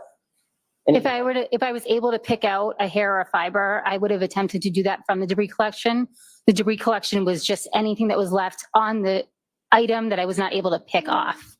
Okay, and you did not note any debris item that was plastic or plasticine, anything like that, correct? No, I did not make any kind of observations on the debris itself. And there was no marker put on any part of the debris that was recovered, correct? That's correct. And there was no photograph taken of the debris? That's correct. And there was no videotape of the debris collected? Correct. Okay.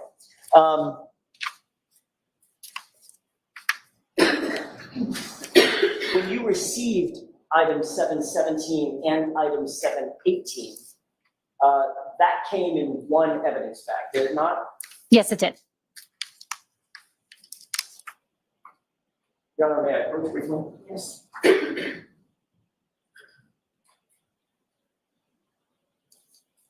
you wouldn't mind taking a look at that. That's a photograph. I'd ask you to review and tell me if you recognize it. Not the photograph, but what's depicted in the photograph. Yes, I do. How do you recognize that? This is the container that contained it's a photo of the brown paper bag that contained the long sleeve gray shirt as well as the orange t-shirt. May I approach, Your Honor? Yes. I could ask that be marked as next in order. Any objections to Lally? No, Your Honor. Is it 261?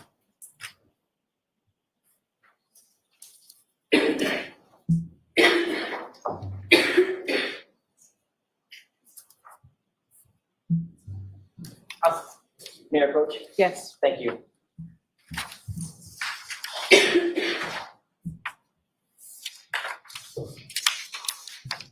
This evidence bag notes, let me start over.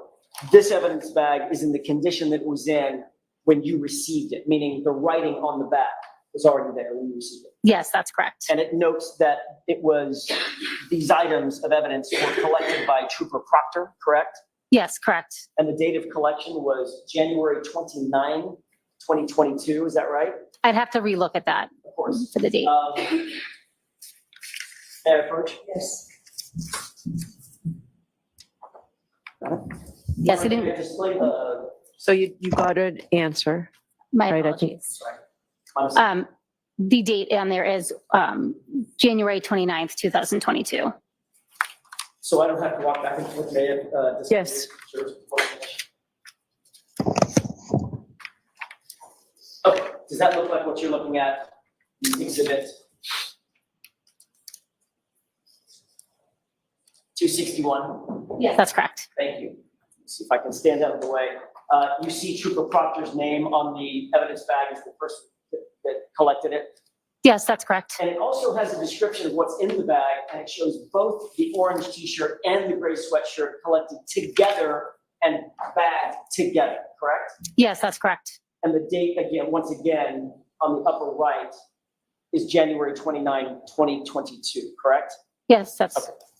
You have no way of knowing, as you sit here, the journey that those two items of evidence took before they got to you in your lab, correct? Yes, they're tracked as soon as they're entered into our laboratory system by us. I didn't hear any of that. I'm sorry. My apologies. The item would be tracked as soon as it's submitted to our lab by us, by the crime lab. Thank you. We can take this down, Your Honor. Thank you.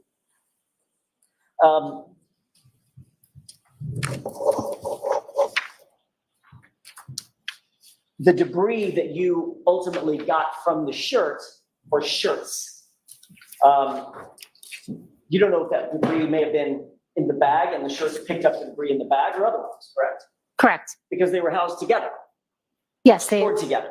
That's correct. Were you aware before you began your analysis on either one of those shirts that those shirts had been found at the bottom of an ambulance, on the floor of an ambulance at one point?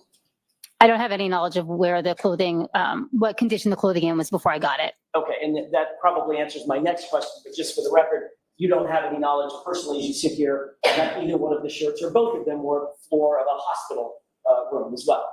I have no information about where the shirts were. One of the things that you did indicate was, in your direct examination, was how important it is to maintain sanitary conditions with evidence to avoid contamination, correct? That's correct. For instance, you wouldn't want to take the swabs that you so carefully utilized to swab an item of evidence and then, oops, drop it on the floor. You would have to discard that item and then start over, correct? If a swab is dropped on the floor, we don't discard it. We would preserve it, but that would be a note that we would have to put in our file, and that, yes, that swab would not be tested any further. Right, because of the possibility of cross-contamination. Correct. And at least according to the evidence bag, those two shirts were in the custody and control of which trooper before you got them? Trooper Proctor collected the evidence according to the bag. Thank you. Ultimately, Ms. Hartnett, every single piece of taillight material and clothing that you've described in your testimony today on direct and cross-examination, all of that evidence was presented to you or to the lab at one time in one bundle on March 14th, 2022, correct? No, that's incorrect. Which portion was in the lab before March 14th? The taillight that I collected from the vehicle was submitted prior to that, as well as any other items that I took from the vehicle. Okay, that was a great answer and my mistake. I knew that and I forgot it. So the taillight housing you took on the first? Correct. Okay. Every other item other than the taillight housing itself, which you took personal possession of, all the taillight fragments, all the clothing, orange shirt, gray shirt, jeans, shoes, everything was all submitted in one fell swoop on March 14th, 2022. Is that right? No. What else am I incorrect about? So I just wanted to clear anything that was collected from the vehicle, as well as the swabs from the red Solo cups and the drinking glass that I was presented with at Canton PD was submitted by me on February 1st. The other items, the clothing items, were submitted together And then there was another submission that had the fingernails and the known blood standards. So there were several submissions. So I'm hesitant to lump it all into one because it did happen on different dates. Okay, fair enough. Can we agree that the earliest submission, with the exception of the stuff that you actually took with you from the Sally Corn, the taillight material, whatever swabs you took, I'm sorry, the taillight housing and whatever swabs you took, all of the other material that was submitted to the lab, all of the other evidence, the earliest date anything was submitted was March 14th, 2022. If you don't mind, I'm just going to take another look at my submission forms just to clarify. May I approach? Yes. I think I have it. It's a two-page document, if I can show Mr. Lally.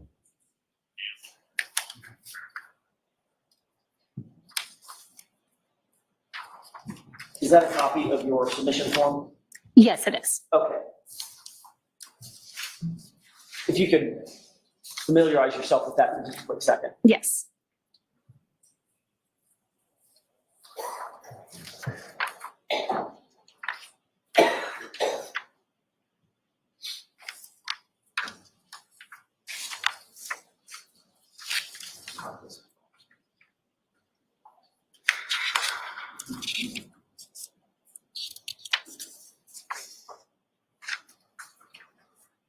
Sorry. Okay. May I approach one more time, Your Honor?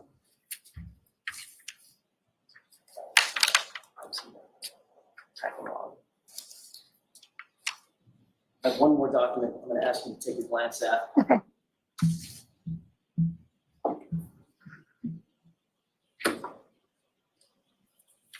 Do you recognize that document? Yes. What is that document? The second document that I just handed. This is a printed chain of custody report from our laboratory information management system. Your Honor, with the court's permission, I'd like to mark the first document's name again. I want to get it right. It's the evidence submission form for submission 7. Evidence submission form for submission 7, 2-page document, if I can have that next in order. And then the chain of custody. My apologies. Is there an objection, Mr. Lally? Yes, to both. So the objection sustained unless you want to convince me otherwise. I'll have a mark for ID for the time being. That's fine. If that's okay with the court. Yes.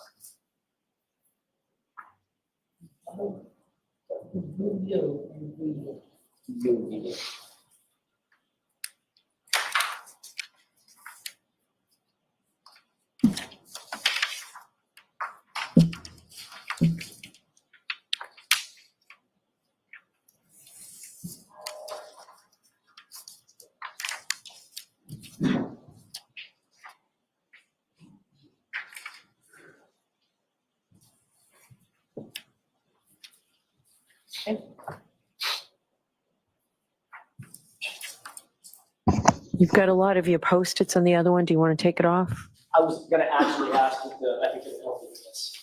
Okay. Go a lot faster with those Post-its The on. witness, I guess. Go back to the witness with those, please. If you could take a look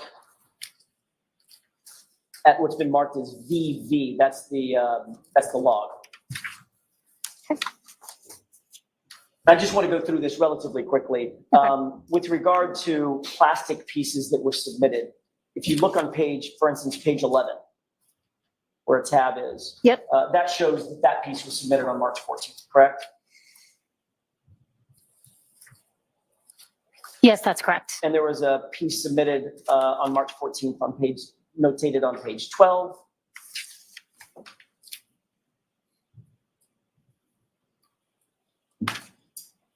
What item are you referring to? It's a plastic piece. Yes, correct. Page 13, another plastic piece. Yes, submitted on March 14th. And page 14, another plastic piece. Yes, that's correct. Page 15, another plastic piece.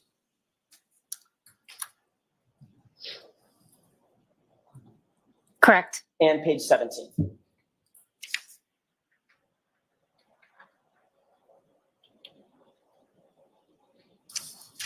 Oops. Sorry. Yes, that's correct. And then if you turn to the next page, page 18, that's the orange t-shirt. It shows its submission date, correct? Yes, that's correct. And what's that date? March 14th. And then on the bottom, very bottom of page 20, going into page 21, there's another item, a gray t-shirt or gray sweatshirt. Yes, that was also submitted on March 14th. Okay, thank you. May I approach? Yes. Thank you.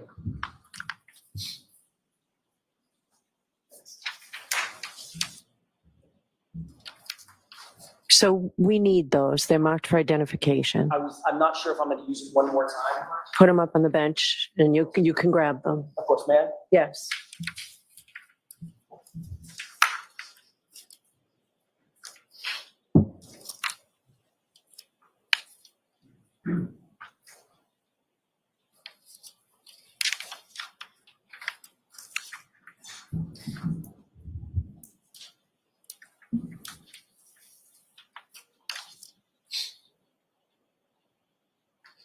Ms. Hartnett, before you received all of the items that we've talked about and all the items that you've testified about, with the exception of the items that you physically took with you from the Sally Port, everything else that you've testified to was submitted to you on March 14th or after, correct? That's correct. And all submitted by Trooper Proctor, correct? I know they were all submitted by the Norfolk County Detective Unit. I don't know the specific officer that necessarily dropped them off at the lab. Can you answer the question based on the log information that you have and the chain of custody that's in front of you? Can you answer the question whether Trooper Proctor or anybody else stored the taillight lens material and the clothing in the same place or in the same bag before you received it? I'm sorry, can you just repeat that question one more time? Based on the log information that you have, in other words, the chain of custody that's in front of you, that you can absolutely look at and determine where things were and who had them, can you tell us whether or not Trooper Proctor or anybody else stored any of the taillight material and the clothing in the same place or even in the same bag?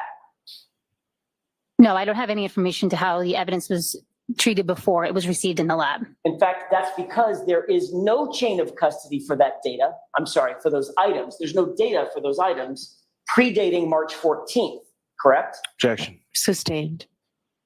You don't personally have any chain of custody information about those items we just went over predating March 14th, do you? I personally do not have any data that would indicate where those items of evidence were prior to them being accepted into the lab. And one of the reasons why you have such detailed chain of custody protocols is to maintain control over where items go and how they're handled and by whom, correct? That's correct. Thank you. I have nothing further. Okay, anything, Mr. Lally?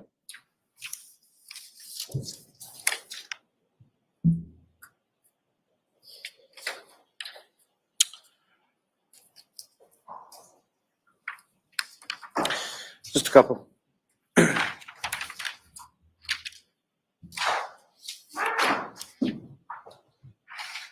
Now, the vehicle that you observed, the defendant's vehicle in the Sally Port of the Camp Police Station, that was in generally overall good condition, other than the areas of damage that you noted on the right rear, correct? Yes, that's correct. And when you were swabbing, the swabs that you took from the taillight housing that you then later submitted to DNA, that was a taillight housing that you took from the Camden Police Station, correct? Yes, that's correct. You logged that into the lab? Yes, I did. You took those swabbings and then you packaged them and you sent them to the DNA, correct? Yes, that's correct. And all of those swabbings were taken from the exterior area of that taillight assembly, is that correct? Yes. The objection sustained is to the form. With regard to those swabbings that you took from the taillight housing, where on the taillight housing did you take them? I took them from what would have been the exposed area of the taillight, should the taillight have been intact. So I did not collect from any of the interior portions of the taillight that would have been protected by the exterior plastic piece.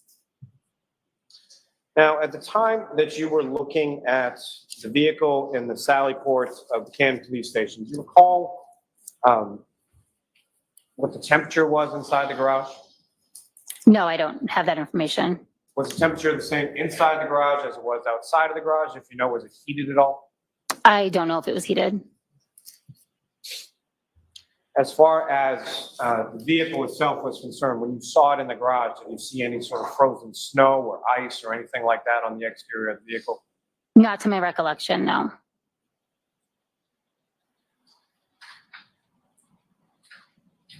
I have nothing further on.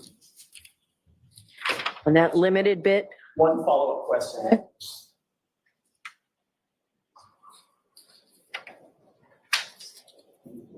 May I approach? yes.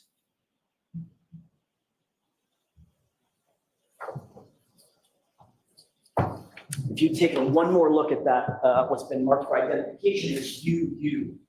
That's the evidence submission form, correct? Yes, that's correct. Who signed that form? Objection.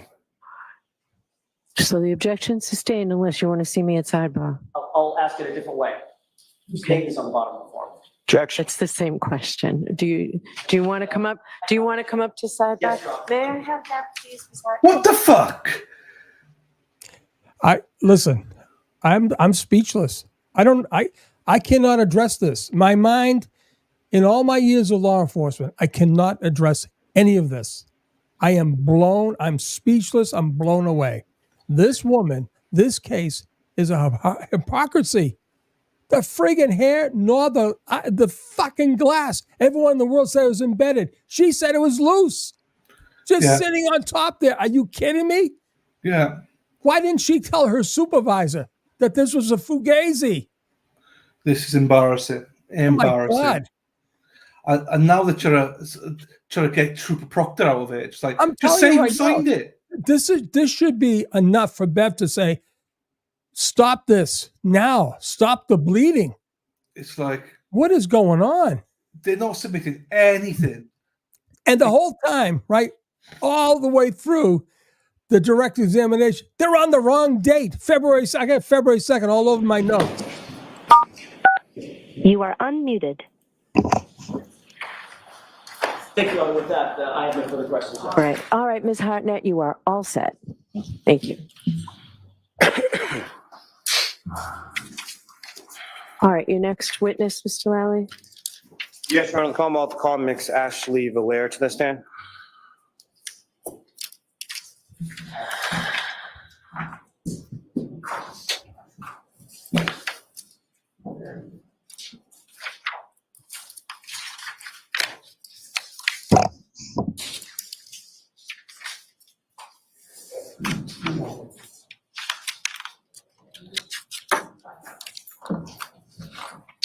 You can step right up here. Just watch your step for me. Raise your right hand. Do you solemnly swear the evidence given to the court and jury in the case that was here to be the truth, the whole truth, and nothing but the truth, so help you God? I do.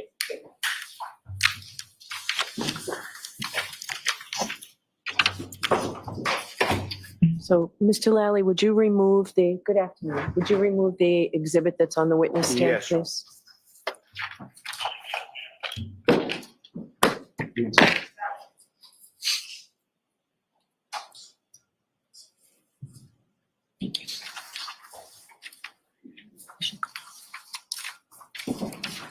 All right, Mr. Lally, whenever you're ready. Thank you, Your Honor.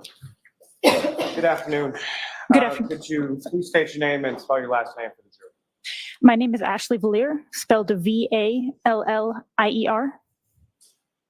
And Ms. Vallier, what do you do for work? I'm a forensic scientist at the Massachusetts State Police Crime Laboratory. All right, so Ms. Vallier, I'm going to ask you to keep your voice up. Okay. What we've been doing is we've had to turn the air conditioning off when we can't hear. Okay. Thank you. All right, Mr. And, Lally. how long have you been employed at the State Police Crime? Just over 5 years. And if I could ask you just a little bit about your educational background, starting with your undergraduate work, where did you go to school for that? I have a Bachelor of Science degree in biochemistry and cell biology from University of California, San Diego. And following your receipt of that degree, where did you go from there? I have a Master of Science degree in biomedical forensic sciences from Boston University. And once you received that master's, where did you go to work after that? I worked at the Broad Institute for about 6 months before getting a job at the Massachusetts State Police Crime Laboratory. As far as your work at the Broad Institute, that's located in Cambridge, is that correct? Correct. And what type of work did you do at the Broad Institute? I worked for the Center for the Development of Therapeutics department, doing quality control checks on compounds that they think could have potential to be therapeutic drugs. And so you went to work for the Mass State Police Crime Lab, or the MSPCL, in early 2019, is that correct? Correct. And when you first went to work for the MSPCL, what unit were you initially assigned? The Trace Arson and Explosives Unit. Is that the unit that you still currently work in? It is. And so you started with the lab as a forensic scientist one, is that correct? Correct. And so what sort of steps or what kind of training did you go through in order to go from being a forensic scientist one to being a forensic scientist two that you are? A forensic scientist one is the initial job that you're hired as. After you've been at the lab for a year, and once you're qualified and signed off to do casework, you become a forensic scientist too. Now, within the Trace unit, can you describe to the jury sort of what types of things you're looking at, or what types of analysis that you do with regard to working in the Trace unit specifically? What I do or what the unit does? First, as far as in general terms, what is a unit? The unit has a lot of disciplines. So there's fire debris examination, explosives examination, serial number restoration, gunshot residue analysis, fibers, paint, glass, physical match, trace recovery. And specific to yourself, what is it that you do within the Trace? I do gunshot residue analysis, trace recovery, and physical match analysis. And as far as each of those respective categories, is those are the things that you've done essentially your time there, especially as a forensic scientist too? Yes. Now, with regard to, as far as the physical match component that you were talking about, can you explain to the jury, just again in general terms, sort of what goes into that, or what are you looking at, what are you doing in regard to your analysis with that? Physical match analysis is looking at two or more items that have broken or irregular edges, and seeing if they fit together like a jigsaw puzzle. And when you're doing those examination of various items with respect to that, what types of instruments are you using, or what types of ways are you looking at these from an instrumental perspective? It's mostly the stereo zoom microscope, which is a microscope that's mounted on a stand, so that it can look at larger objects and not just slides like in science class. Now, over the course of your work with the lab, you're familiar with the lab is accredited, is that correct? Correct. And that's accredited by an organization known as ANAP? Correct. And with respect to that accreditation, what if any testing or what if any examinations or continuing education do you have to undergo in order for that accreditation, either for yourself or for the lab itself? As part of the accreditation, analysts that are signed up to do casework do proficiency tests every year. And have you done proficiency testing over the course of your 5 years with the lab? I have. And specifically, what types of areas have you taken proficiency testing in? I've taken proficiency tests in gunshot residue analysis and physical match cases. What did you do within the lab? Is that correct? Except for trace recovery, but yes. And with respect to each of those, as far as the proficiency testing was concerned, you've successfully completed each of those? I have. Now, if I could turn your attention to, at some point over the course of your work within the Trace unit in the lab, did you become involved with the lab case number 22-02184? I did. And there's a name that's associated with that lab number as well, is that correct? A name? A name as far as a suspect or a defendant or something like that? Yes. And whose name is that? Karen Reed. And as far as your work within the Trace unit, how is it that you came to be involved, or what piece of analysis did you become initially involved in with respect to Ms. Reed's case? I was assigned to do physical match analysis on, well, many different items. Before we get to the physical match, was there something, what if anything were you asked to do with regard to some clothing items associated with the John Oates?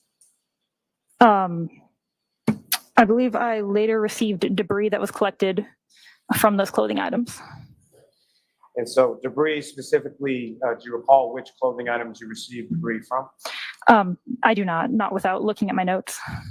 Your Honor, with the court's permission, may the witness look at her notes? Yes, go right ahead.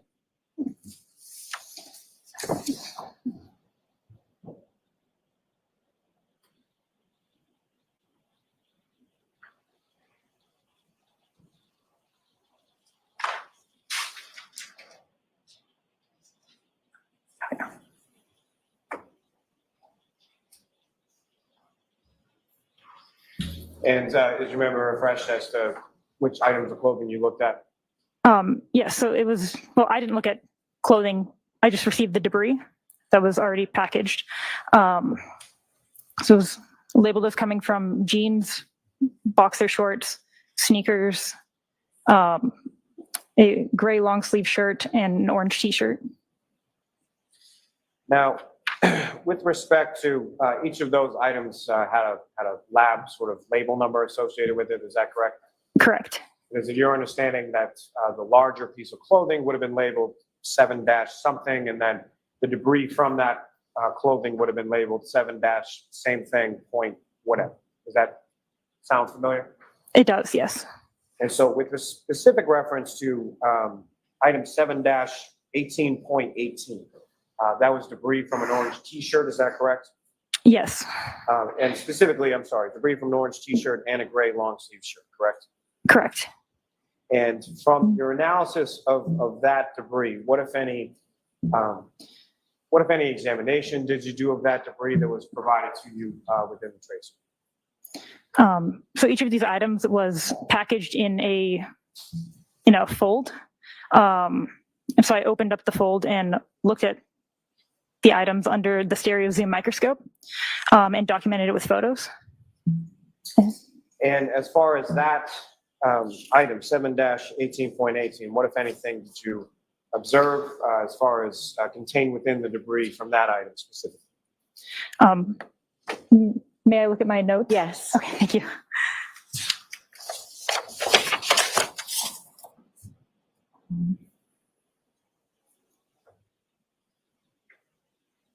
Okay. There was apparent dirt debris, many black, gray, blue, and orange apparent fibers, several pieces of red apparent plastic, several apparent hairs, one piece of green material, and one piece of clear apparent plastic. And the clear apparent plastic, what if any measurements did you conduct with reference to that? It measured approximately 1/8 of an inch by 1/16 an inch of an inch. Now, from your analysis of those items, what if anything, do you know where within the lab they went following your analysis there? I believe another analyst in the trace unit then looked at those items. And that would be are you familiar with another person who works in the trace unit named Christina Hanley? I am. And so what, if any, training does Ms. Hanley have that you do not have in order to conduct that sort of further analysis? So Christina Hanley is the trace supervisor, and she is signed off to do casework in fibers, miscellaneous paint, glass. You see the other trace disciplines that I am not. So essentially those items contained within that debris were something that you examined microscopically, made observations of, took measurements, and then they went to Ms. Hanley? Correct. Now, with respect to, you mentioned a variety of plastic items that you examined, correct? Of the initial items that I looked at? Yes. Yes. And what were those, generally speaking, what were those initial items that you looked There were many different items containing that I believe were recovered from an address, but I would have to look at my notes to. Go ahead.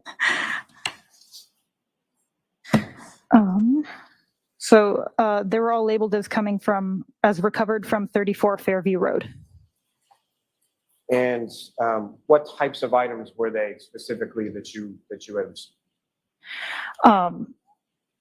So it was many pieces of apparent plastic and apparent glass and one drinking straw. And those items were generally labeled as items 7-5 through 7-19. Does that sound familiar? Yes. And with reference to the process in general terms of when you receive these items, can you explain to the jury sort of your process and what you did and what you looked at as you went through each of these respective items? Sure. So for beginning a physical match case, you always look at the questioned items first, which are the ones that you don't know where it came from. Like here, they're labeled as coming from the road, so you don't know where their actual source of origin is. And so what we'll do is we'll scan that item into my custody. And then I will document the packaging with photographs. And then I'll open that item and then document that item as it is.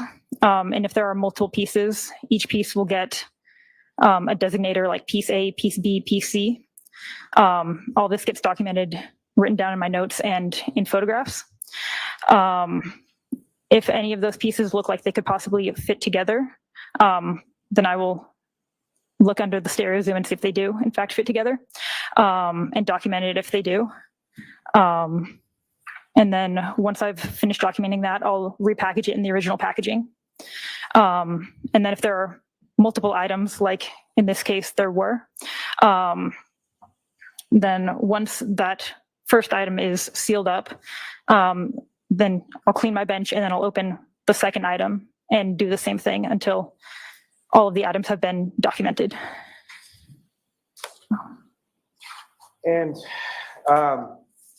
again, if you could describe to the jury sort of the physical process of what you did in this case with respect to these items, as far as how were you looking at them sort of physically, what did you do with those items?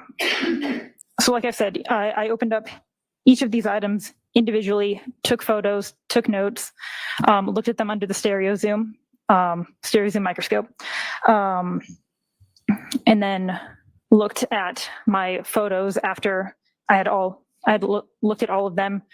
They'd all been packaged in their original packaging. And then I looked at the photograph to see if any of those pieces could possibly fit together. And then once I looked at the photos and saw that it looked like there were possible physical match fits among those questioned items, then I opened up those items and looked to see if they, like in real life versus just on photos, see if they could have a potential physical match. And then if it looked like it did, then I brought them together and looked at that in the stereo zoom to confirm if there was a physical match.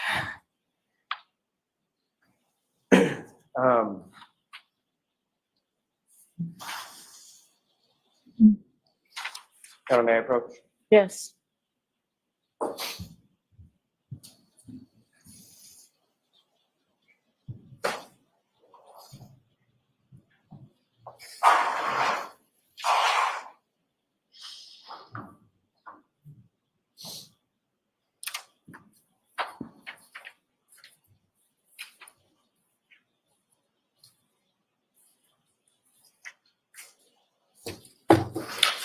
This way I'm showing you a series of 9 photographs. Just ask you to look at those until we finish.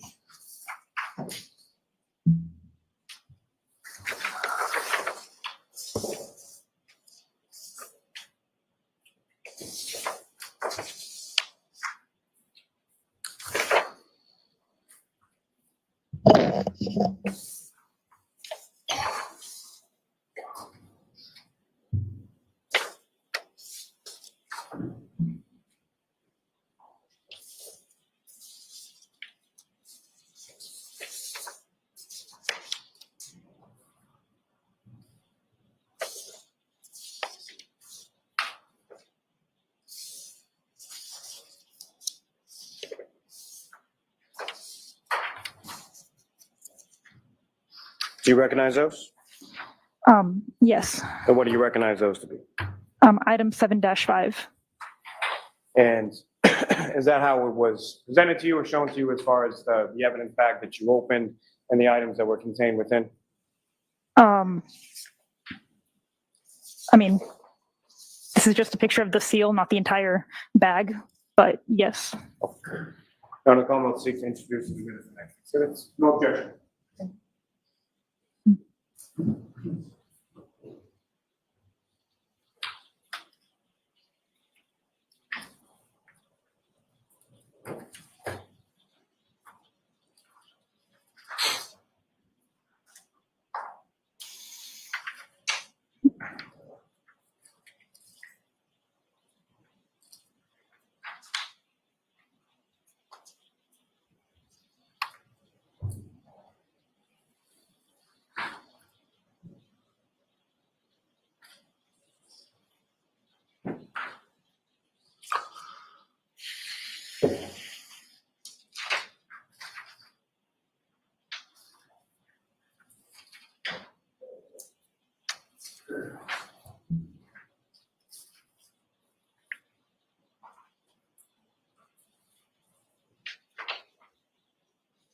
Exhibits 262 through 270.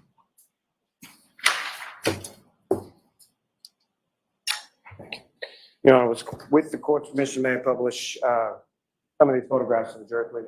Okay. And Ms. Tillman, if I could have photograph 1905.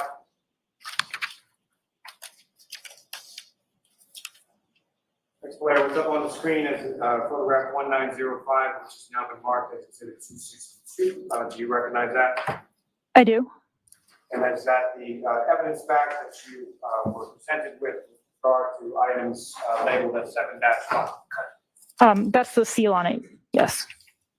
Now, just in general terms, as far as this process that you're talking about, sort of fitting the puzzle pieces together, how long and how laborious a process did that entail? In this case specifically? Yes. There were many items to look at, so it did take quite a bit of time. And if I could have photograph 1908.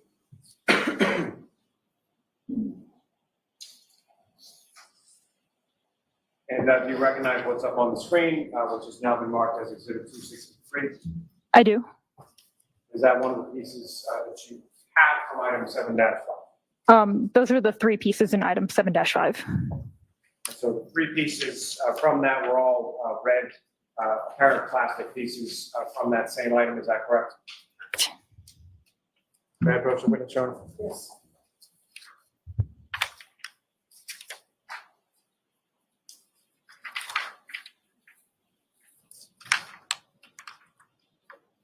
Showing you another 7 photographs.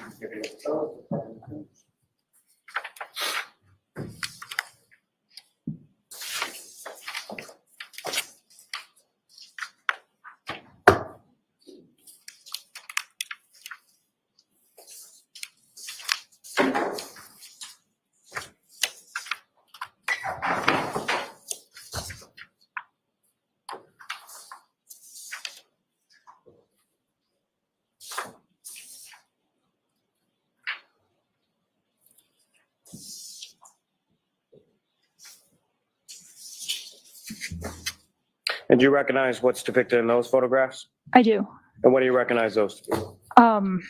The seal and then the items from item 7-6. And what's contained in those photographs, is that a fair and accurate portrayal of what you observed when you were doing your analysis in the lab? Yes. Your Honor, Commonwealth seeks to introduce the minutes of next exhibits. No.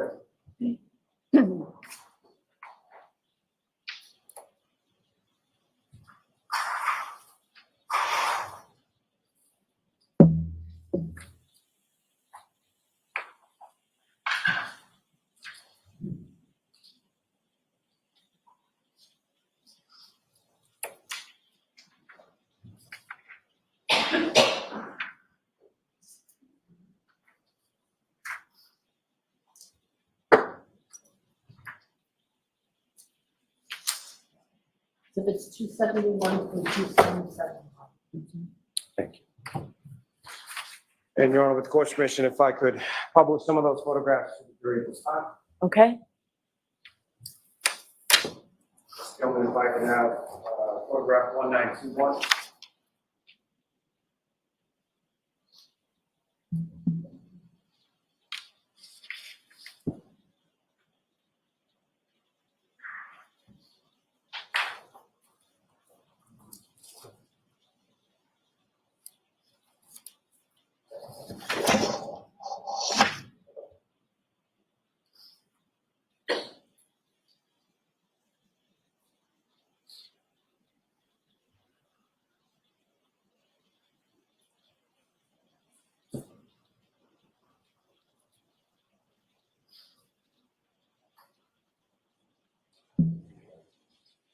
And Ms. Gilman, if you could just rotate that.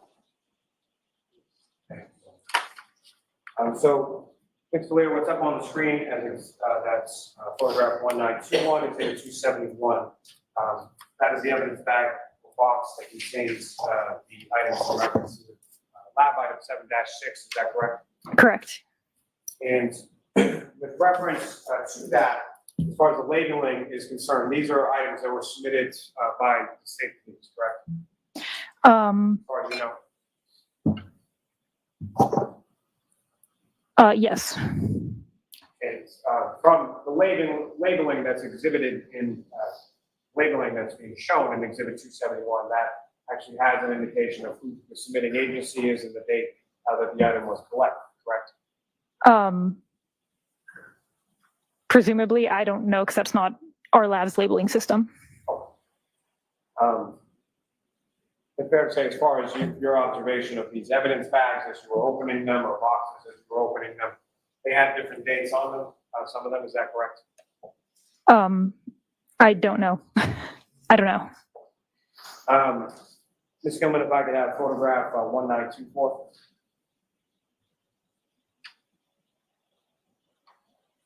And again, what's up?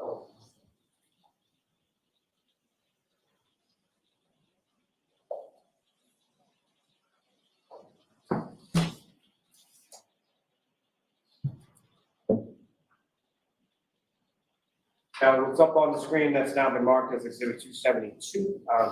These were the items that were marked within that box or that bag of item 7-6. Is that correct? Correct. It appears two pieces of clear plastic, correct? Apparent plastic, yes. May I approach the witness room? Yes.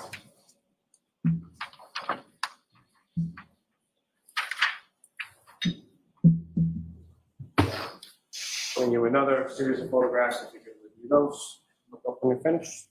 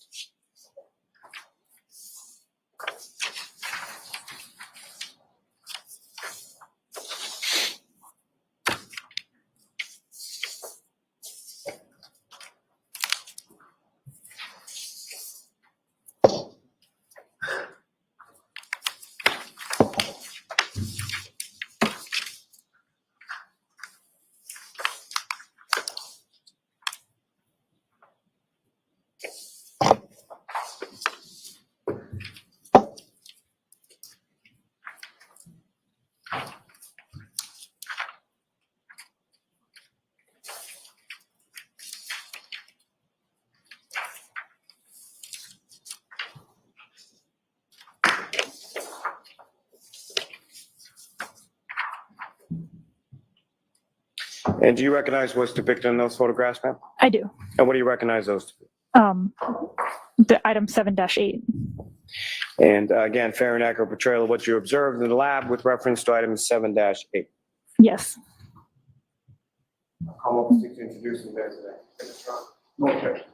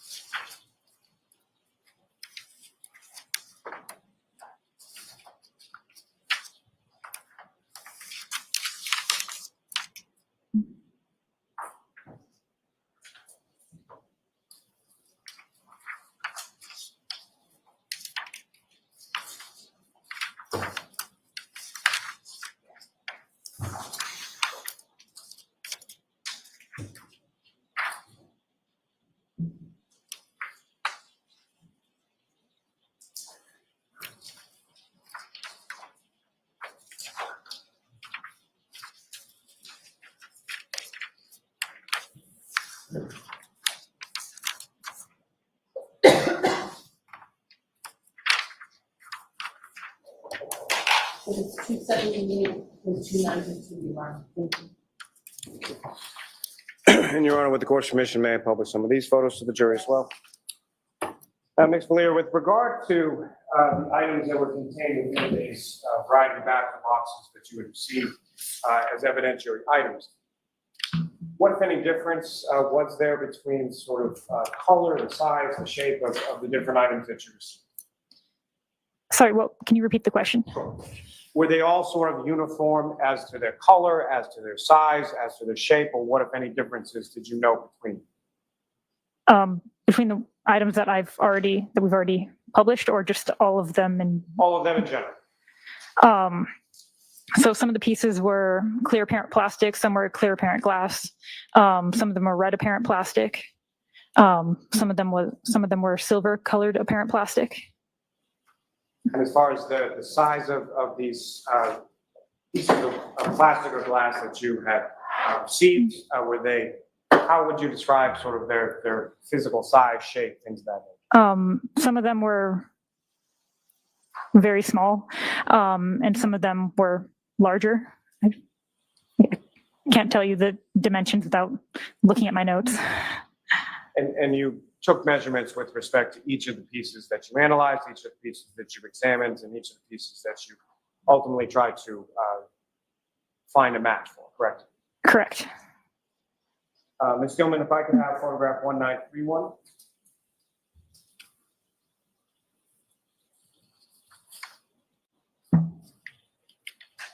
And what's up on the screen is now Exhibit 278. Do you recognize as the bag of box that contains item 7-8? Yes. And Ms. Gilman, if I could have 1934. Now, what's contained in this exhibit up on the screen, number 279, do you recognize that as contents that were collectively sort of labeled as item 7-8? I do. And so from a variety of those different pieces that are depicted up on the screen in exhibits 279, each of them would have been respectively labeled as far as say 7-8.1 or 7-8 point something else. Is that fair to say? So the laboratory numbering system where it goes 7-8.1, that's if you take like a subsample. So if I had collected like debris or something out of this item, that would then be labeled 7-8.1 because it's a new entry in our limb system. These are just the different pieces in 7-8. In my notes, I gave them labels such as piece A, piece B, piece C, all the way down to, well, however many there were. You labeled them individually as sort of letters, is that correct? Correct.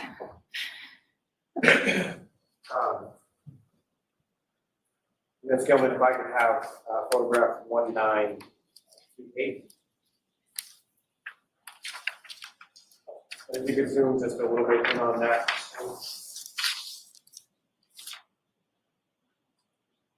And explain what's depicted up on the screen within this exhibit of 282. Do you recognize that? I do.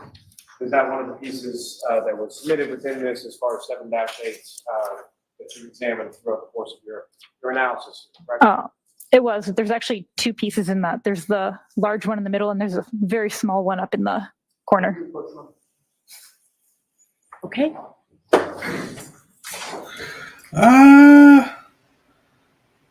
I've stopped listening. Thank you, Lisa, for all the gifted memberships. All good. Thank you very much. I know I need to make a loud noise like that. Beep. Oh, hang on. We could do. Hang on. Where's it gone? This is what happens when Lally sits down. Lally sits down. We go.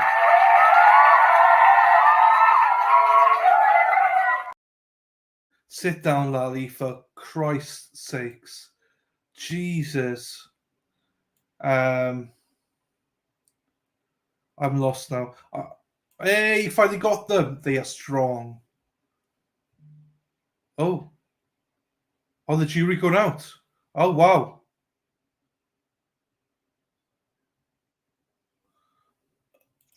So interestingly, Sean, before we go there, right? Sue Just got back on. What happened? Don't know. Don't worry about it. It's fine. Sue O'Connell just tweeted to say one juror had his head in his hands. He's one of the tech guys too. Another's resting his head on his arm. Jackson pops up and asks for a sidebar. Juror pops up. Judge gives him a 5-minute break. So the jury are just sleeping on all of this. Horrible. It's horrible. I got to tell you, I don't know what held in my power, but I got bumped off. But listen, this is humiliating. This is crazy. I can't believe we're going through this. No, I feel sorry for her, mind. I feel really sorry for her. Yeah. I mean, she's not asked to be here. She's just done the job, and she's like, "What the fuck am I doing here?" Like, horrible. I don't know. No one's missed anything. It's all good. They've got a 5-minute break now. Okay, so hopefully she'll get off. I don't even know what value she's even given us. She's first of all, she says she has 5 years. At the time of this case, she barely had 3 years when she caught this huge case. Yeah. I mean, barely 3 years when she caught the case of her life.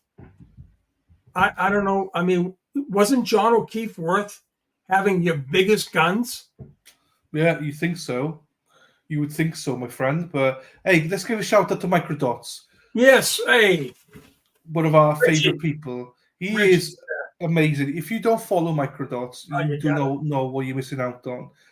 He is amazing. And I always tell people, go and watch the Microdots videos. So most of you probably not new now, but it's still worth going to have a little bit of a feeler. Remember about some of the streams about Aiden and the can't read trial. Hang on, what have I done now? And, I just lost it. Really? You've gone off echoey, mate. I don't know what you've. Hold on. Change me. This is Microdots' link anyway. This is his link for now? YouTube. How about now? Yeah, you found much better now. Much better. Yeah, I think I had it twice on your show. There you go. So Richie was well companion you the other night with Karen and Eliza. He was in the war room. He's in the war room. As part of the defense. Part of the team. Part of the team. Jury's not there. Jury's not there, guys. They're just taking a 5-minute break. Microdots is excellent. Thank you for the graphics. I don't mean to. I don't want to. I love Microdots being here and contributing. Don't be shy now, Microdots. Okay? Yeah. We just want to show you some appreciation. He knows where to be. Let's face it. He knows where to be. It's the place to be, man. Place to be. Lolly, I wish Lolly should sit there. Just sit down, Lolly. Just sit down. Tracy, another one here, resisted the silence. Tracy Murray, where's the evidence? I'm just going to mute it for a second because I don't know what's going on. Oh my, I got a headache. I don't know what's going on. Oh my God, Sean, I'm not even listening. It's what's his angle? He wants to kill this, right? There you go. Toots just subscribed. There we go. Subscribe to Microdots. Happy days. I know, man. But what are you going to say about this witness, Sean, tonight? You can't even cover this witness tonight. You'd be just like, oh my God. Well, you can finish off this witness because people will leave and fall asleep. It's just like, oh, it started off with such a bang, and now we're finishing off with a lolly. Well, hopefully he'll get her off. Hopefully Judge Bev said something to him. What the hell? What value is she? I don't even know what the hell she's up there for. I don't know. It's one of those lolly like baby, like a sweet bow. Da, da, da, da, da, da, da, da. You know when you send babies lullaby, lolly, lolly, lullaby. Lally, here we are. Sit down, Lally. Stay there, Lally. Just stay there, Lally. Just get up. Your Honor, I'm done. Thank you, Lally. I hope. Oh my God, I can't believe it. Yeah. So, anyways, I just want to give you the significance here. So, my source, one of the two sources that have confirmed about the taillight pieces, the one good source said to me, Sean, the belt has always been there. And that was about a month and a half ago. And he is the one that said, Sean, the evidence of the taillight that you circled, right? Give me 2 seconds, is definitely in evidence. And he says, you're right on the money. So, and he said they did put the taillight back together. So I got to say that he's on the money. There you go. The sources are coming in good. There you go. Well, Sue's indeed. Thank you for becoming a member. I'll tell you, Team Reed is feeling awful. They're looking very good, happy. They're very happy today. They should do. No, I think the judge noticed the jury had to take a break. They were sleeping. Thank you.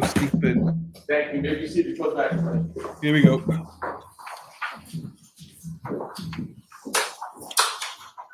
May I approach the witness again, Your Honor? Yes.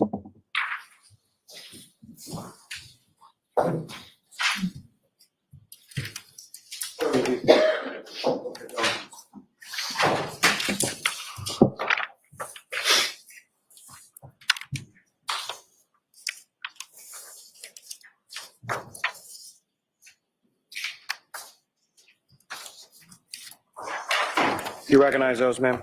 I do. What do you recognize those to be? Photos that I took of item 7-10. May I approach? Yes. I'm going to introduce you as the next. Go there.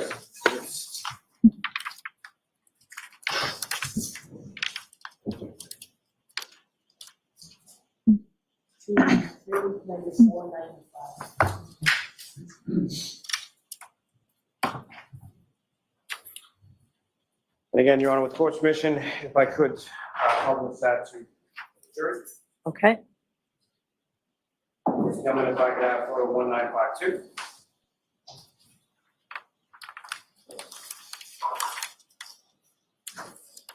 And Ms. Vallier, what's depicted up on the screen is that the bag box that contains item 7-10. Yes. And Ms. Gilman, if I could have 1955. Again, what's up on the screen is that the item that was contained within that evidence. Yes. Can I approach the witness again, Your Honor? Yes.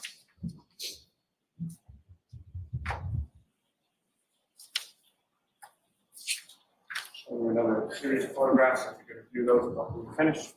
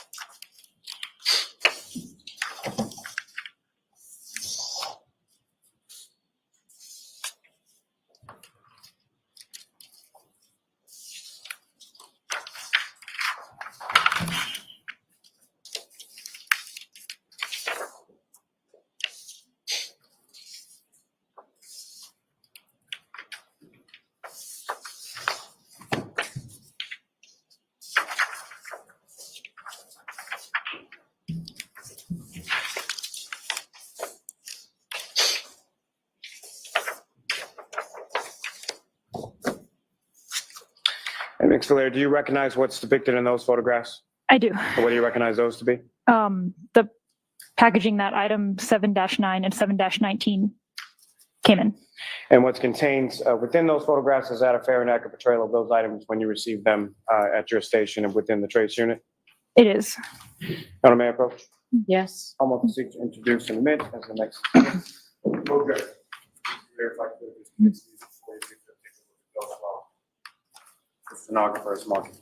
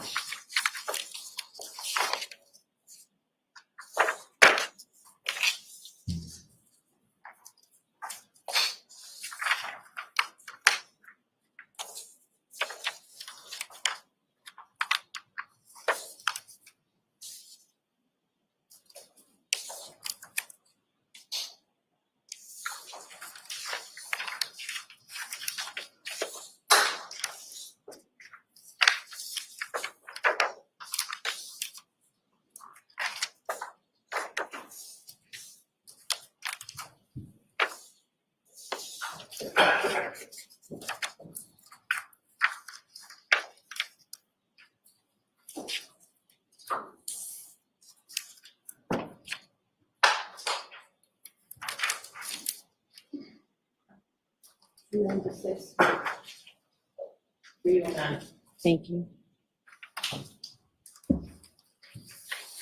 And Your Honor, with the court's permission, may I publish what's now been marked as 296 through 309 for the verdict? Yes. Ms. Gilman, if I can have photograph 1958. And again, Ms. Blair, what's up on the screen is that's the evidence bag or box that contains those items that you're testifying about, 7-9 and 7-19. Yes. Now, with regard to Ms. Gilman, if I could have photograph 1962. Ms. Blair, now what's been depicted up on the screen and been marked as exhibit 297. Ms. Gilman, if you could zoom in just a little bit on items of evidence, please.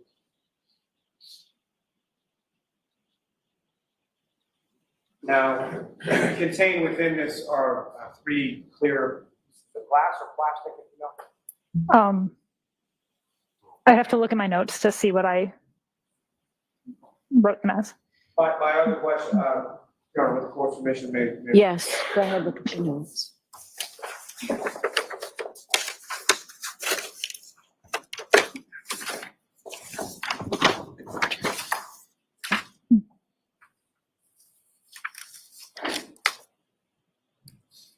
And after referring to your notes, what type of material is that? 3 pieces of apparent plastic. Now, Ms. Gilman, if you could slow down just a little. I'm sorry. Thank you very much. The item that's contained above those 3 pieces of apparent clear plastic, what is that? That is item 7-19. That is a black straw. And Ms. Gilman, if I could have photograph 1964.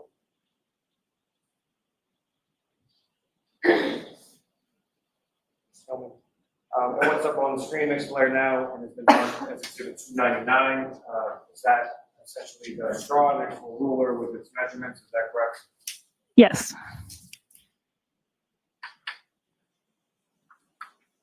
Thank you. Now, with reference to the photographs that I asked you to look at before, have you had a chance to review those? I have. And do you recognize what's contained within those? I do. And what do you recognize those to be? The photos I took of item 7-11. And what's contained in those photographs of item 7-11, is that a fair and accurate portrayal of what you observed in your lab when you conducted your analysis in reference to this case? It is. Your Honor, Commonwealth seeks to introduce and admit as the next exhibit. Okay. Okay.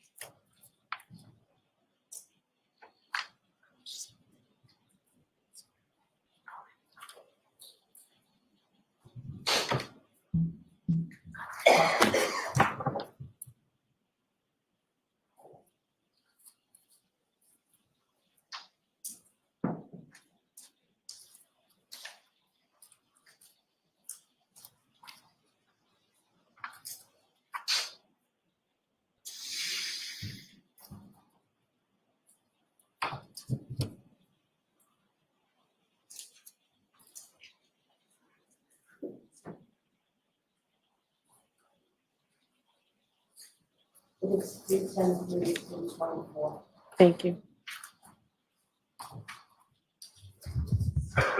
And Your Honor, with court's permission, if I could publish. Yes.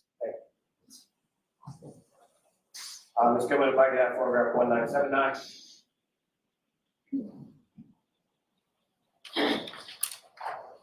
Again, Ms. Blair, what's up on the screen is that the bag, evidence bag that contains item 7-11. Yes.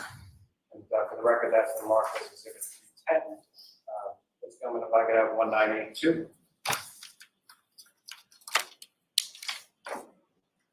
And again, Ms. Vallier, what's depicted up on the screen on Exhibit 311 is that the items, the pieces of plastic that were contained within the aforementioned evidence bag and abuse exhibit item 7-11.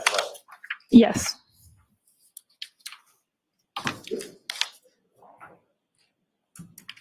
Now, with regard to the photographs that I just placed before you before, have you had a chance to review those as well? I have. And do you recognize what's contained within those photographs? Photos of item 7-14. And what's contained in those photographs of item 7-14, is that a fair and accurate portrayal of what you observed in your lab when you conducted your examination in this case? It is. Thank you. Your Honor, Commonwealth seeks to introduce in minutes of exhibit. Okay.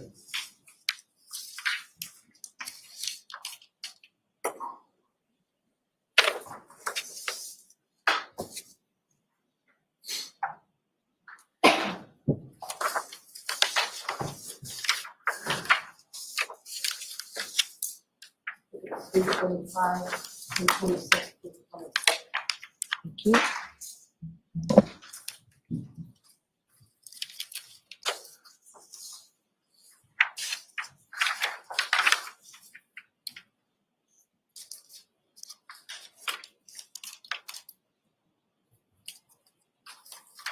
Ms. Gilman, if I could have photograph 2009.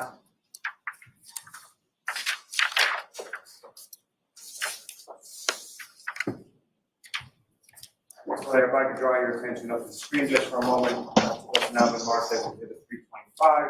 Do you recognize what that is? I do. That's the bag that contained item 7-14, is that correct? Yes. And Ms. Gilman, if I can have photograph 2012.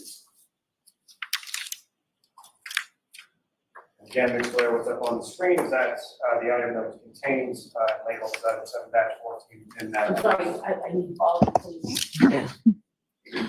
What's depicted on the screen is that a fair and accurate portrayal of what was contained in the exhibit bag from the previous exhibits, labeled as item 7-14. Yes. Thank you. I'm sorry, I interrupted. Were you able to review the bulk of those photographs that I just placed before you? Yes. And do you recognize those? Yes. And what do you recognize those to be? The photos of item 7-12. If I could have, excuse me, ask those to be marked as the next. Okay.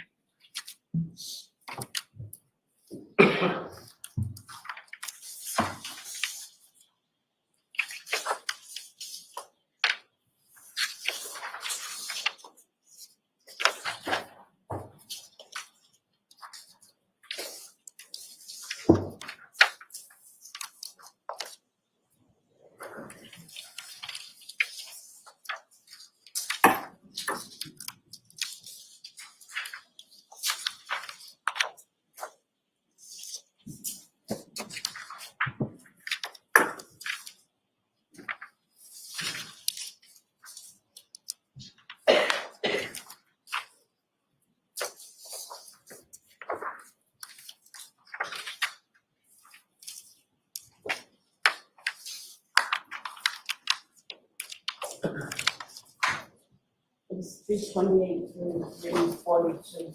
Thank you. Thank you very much. Ms. Gilman, if I could have a photograph 2015.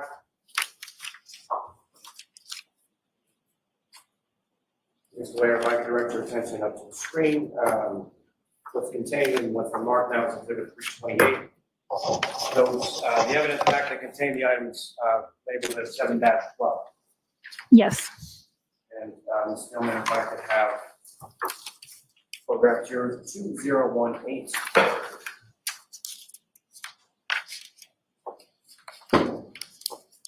Ms. Vallier, directing your attention up to the screen and what's now been marked as Exhibit 329.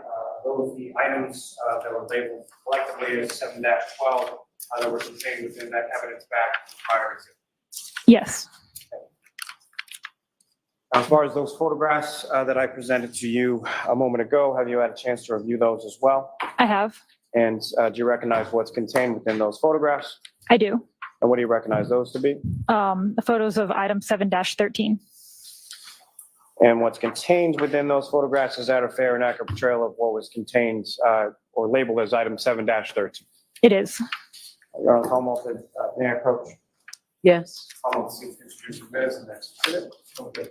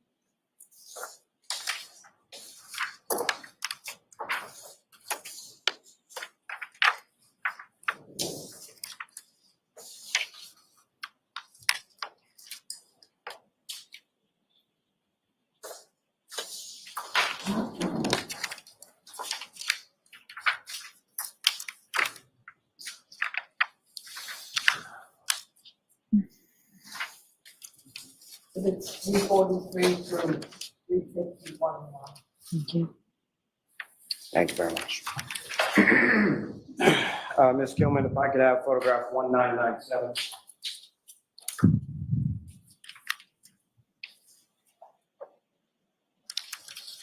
And Ms. Vallier, what's depicted on the screen in that photograph, which has now been marked as Exhibit 343, is that the evidence bag that contained the items labeled as 7-13?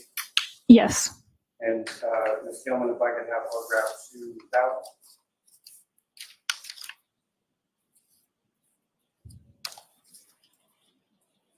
And Ms. Vallier, directing your attention to the screen, those are the items contained within that exhibit bag from prior exhibits that have been collectively labeled by the lab as 7-13.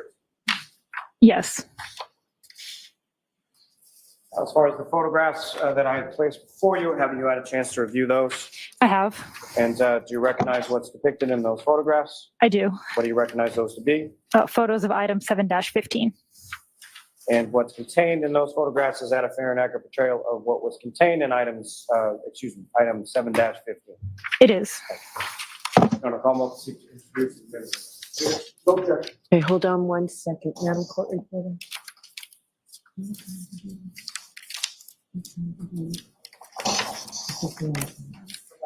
Yeah.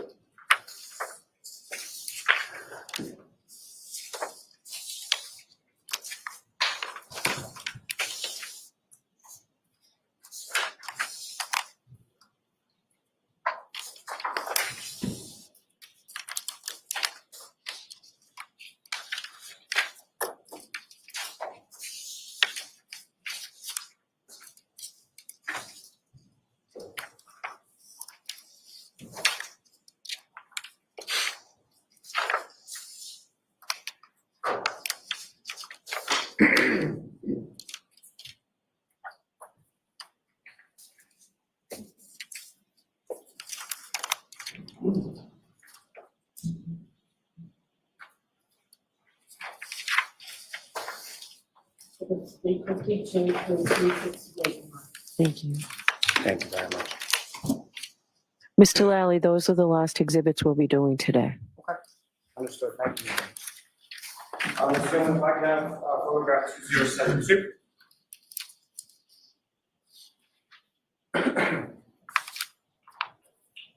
Next, Vallier, if I could direct your attention to the screen, you recognize this as the evidence bag that contains item 7-15 that's now been marked as Exhibit 352. I do. And Ms. Gilman, if I could have photograph 2077.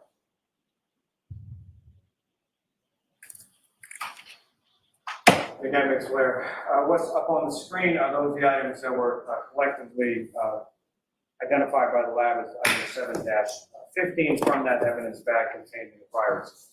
Yes. Okay.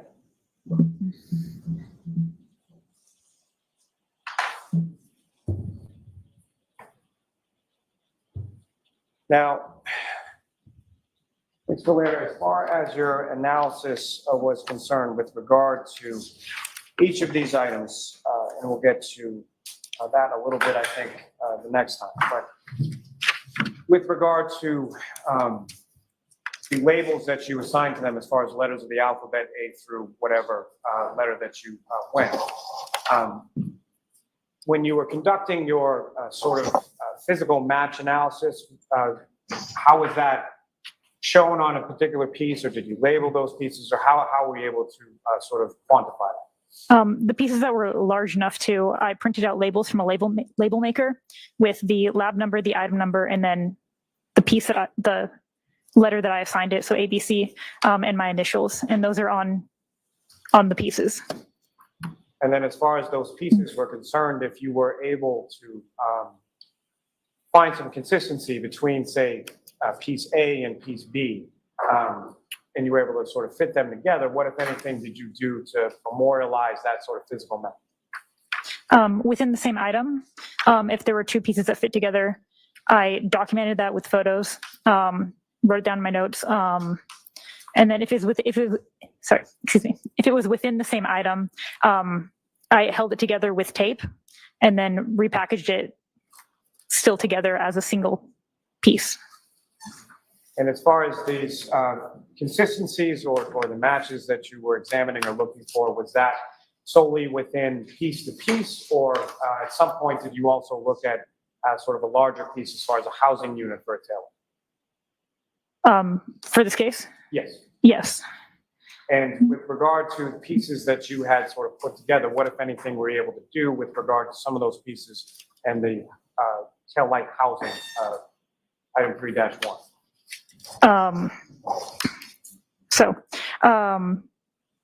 From those items that we just saw, I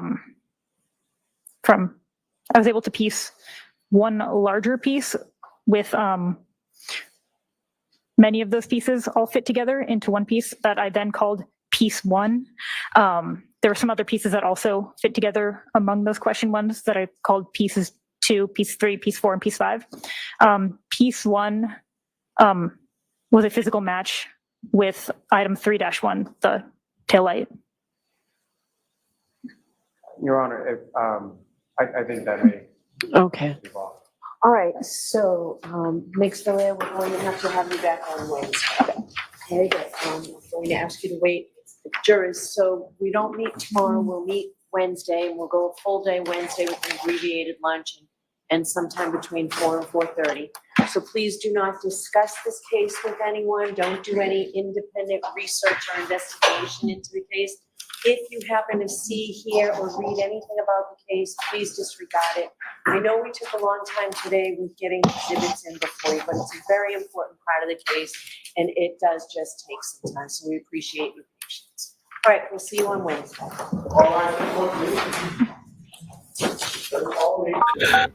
You are muted. She might have something to say at the end. They might be staying on, Sean. They may. They may. Just do the exhibits and stuff. Yeah, they may. You never know. This is a complete embarrassment. It truly is. So this is the woman that put it all together, the taillight. We'll she's find on out. We'll find out. She just said she put all the first sections together. So I presume she did. Thank you, maybe see your quote still. Here we go. You are all set. You can go. So I was just talking to Ms. Vallier about whether I needed to call Lawrence Court for her or not. So you are all set. Thank you very much. All right. You don't need me for anything until Wednesday? We'll see you Wednesday. Court, all rise. Okay. Okay, so we know there was some pieces that were not. Hey there, Karen Reed, trial Hang on. until March 14th, right? Yes. Yeah, some of those you'll see, like February 9th, she's putting her initials down and she's writing February 9th. That's proper, okay? But we know from Jackson that there was evidence that was maintained until, March 9th, did he say? Something like that, March 2023. 14th, I'm sorry, March 14th. Something like So, that. I mean, the biggest bombshell of today is the fact that the hair was on the side. It wasn't on the bumper, right? And then you've got the pieces of glass that was loose. They weren't embedded. The whole time they lied to us about the glass being embedded. This is a disaster, an absolute disaster for the prosecution. Yeah. No, I And don't. that hair did move. There was no doubt about it. It was so obvious. Sure. It was a backwards C. It looked like a reverse C. It looked like my golf swing. Yeah. The first picture. So yeah, a child could see that. You can say to a child, "Has that moved?" And she's like, "Well, I'm not. She's I not can't." qualified. What? Fucking hell! Listen. I don't know how that. Well, it doesn't. It looks like Bev is entertaining this. I mean, she's probably not going to let this go to a directed verdict, but this is becoming outrageous. No, hey, it Mike, truly is. So Sean's going to give a proper recap tonight at 6 p.m. Yes, I will. Good stuff. He's going to go away and have a think about it. He's going to rage for a bit. Riveting testimony. There you go. So that's the link. Go click it. Go over to his channel now. Press the notify, and then when he goes live, bang. Right. And like I said, tomorrow, well, not tomorrow, but 8:00 on Wednesday, I'll do abbreviated recap with the highlights from tonight's show on Wednesday with Dylan. There you that go. sound good, Dylan? Hey, and don't forget, tomorrow night with Mike Crawford with the Young Jerks. Tomorrow night, 6:00 Eastern, Sean is a guest with Young Jerks. So please go and support Sean. Yeah. Please go and support Mike. Mike's killing it. I don't mean that literally, but he is doing. He really is. Oh, he's gone from 7,000 subscribers to nearly 20,000. He's doing a Sean. He's doing a Sean. He's like, whoa, rocket. So rocket in it. Rocket Sounds man. All right, there we are. Dylan, be good. And like I said, we'll be back. Chat, again, thank you so much. I'm telling you, you got to hang in with me. This is all going to unfold, and it's going to be exactly like I told you. Forget about Kevin. He's done. Forget about Coffin-Wagger. She's done. It's over with. All right, people, have a good one. And Dylan, I'll be in touch. See you later, buddy. Take care, mate. All right, good. And Sean's words. People, it's over. Elvis has left the building. It's done. Over. See, in his own words.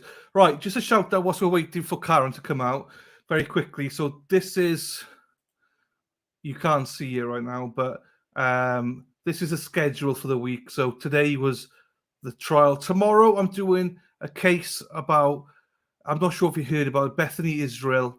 It's a new case that's just happened last week where, it's gone. Bethany's brother alleviated her, killed her, and her unborn baby. So I'm going to go through the documents tomorrow.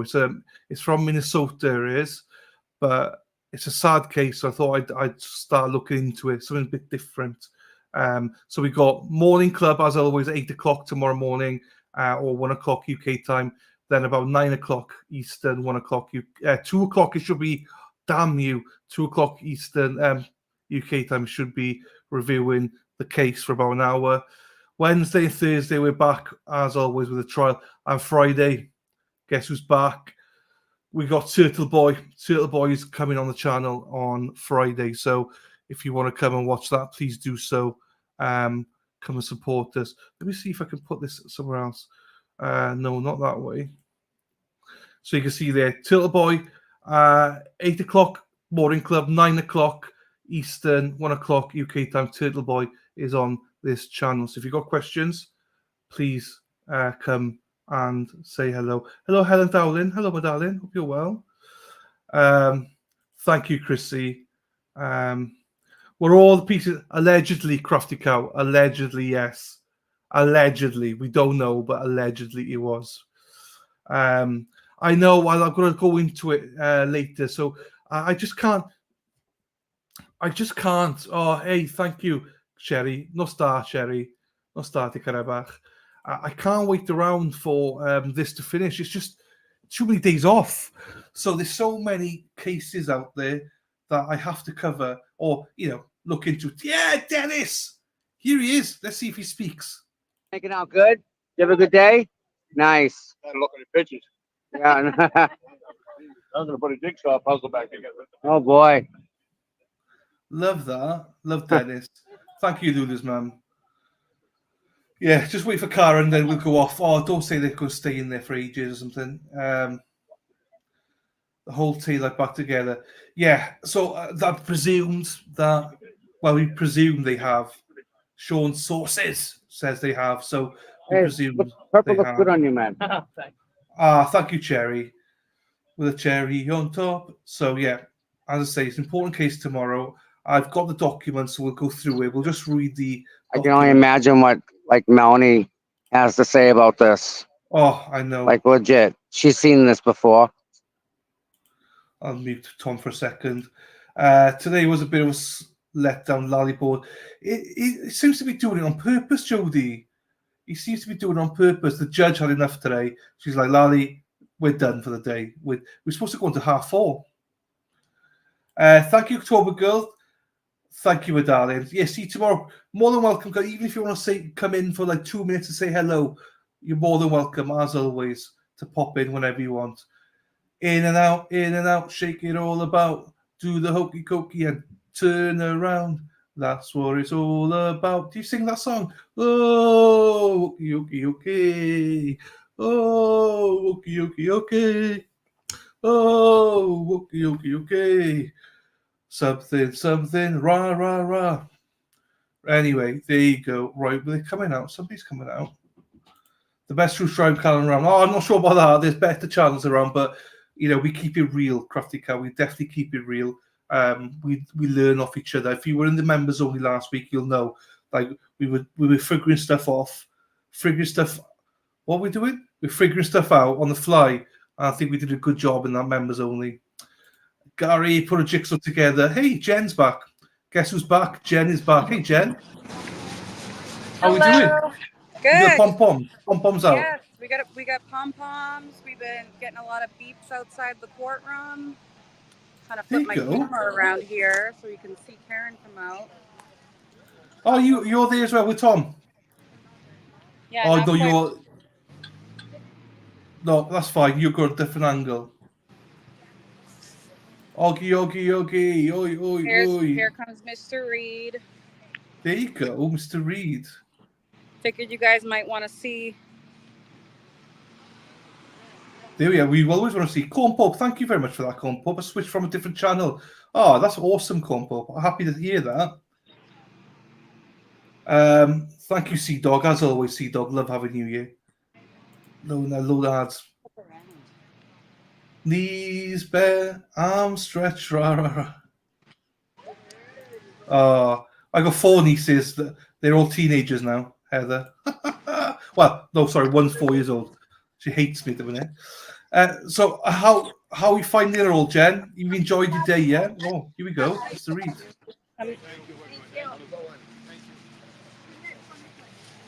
There you go, Jen. Yep. Is that her mom? I don't know. Was that her? We're just trying to see who's who, but. There you go. See you later, Sea Dog. How's your day been then, Jen? It's been great. It's been great. I haven't seen Candace in a while, so it's been great to see her. Here we are. We've been really loving it. It feels good to stand on the sidelines and to support something that you really believe in. And it makes me really question the motive of the people who say all these people on the sidewalk are being paid to support Karen. It's absolutely insane. It makes me think that's so sad. Like you've never had anything you believed in so much that you would stand on a sidewalk for. True. And thank you, Crafty Cow. No, that's amazing. You're right, though. You're right. Now it's interesting because you said that it's been lovely to see Candice and everything. But does she think the same, or is she right? Is she ready to drive into the airport and go, Jesus, I'm glad Jen's going now? I'm not sure if she caught that. You know what's? Oh, I'm in the show. Am I in the show? I think I'm. You're in the shop now. You're in the shop now. All right. All right, great. I can't flip my camera around, which is weird. It's all good. It's all good. Having Dana, hello. technical difficulties. It's all good. It's all. Hey, this is what we do with life of a. You're technically a streamer now. Do you know what I mean? Yeah, I'm trying to face it towards where she's coming out, so you guys can say goodbye to her. No. So I got you up and I got Tom up, and she's not come out yet. So I think they're doing exhibits for a little bit. So I think we've got a bit of a wait. They are. Yeah. So well, you know what? It's interesting. It's interesting that they all are the state police. They all set up here. When I had my Free Karen Reed T-shirt out and up, and this is a buffer zone, so we got to put that down over here. But we can have them up over there. So it's just a little bit, we got to make sure we're following all the rules. I'm a rule follower. I don't want to break any rules. Listen, tell me the rules, I'll follow them. All right. I don't need to break. Yeah. No need to break them. All right. No. We make them. No, break some hearts. Don't break the rules. Just break some hearts. That's what they say, isn't it? Exactly. So, exactly. Hoslong, I do the same Hoslong. These people have been great, and it's wonderful. They're your people. They're your people. Yeah. They're Boston people. Do you know what I mean? They sure are. They're Boston people. And I know we got some people from Candace's family watching right now. Hi, Bobby Kelly. Hi, Jill. Hi, everyone. There you go. That's been good. It's been good right. to have a, because obviously there's a lot. So you met Paul. So you met Paul as well from Resistant to Silence. So you've seen him. You knew by that time anyway. You've not met Tom CPU. Oh, Karen's coming out. Hang on, Karen's all right, coming. Here we go. I'll flip. Be ready. Yep, I can see all the cameras raising up. Here we go. We're gonna turn the camera. Yeah, we got 2 views.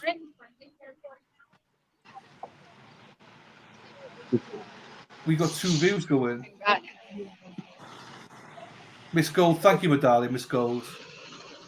She's completely surrounded by cameras and reporters asking her questions, asking Jackson questions, asking Yannetti questions, and it looks like they're in good spirits. Congratulations on your trip. Thank you. Oh my God. The accomplishment. I saw that. Yeah. Oh my goodness. Look at that. There we go. Oh, can you hear us? Well, yeah. Have you given any more thought?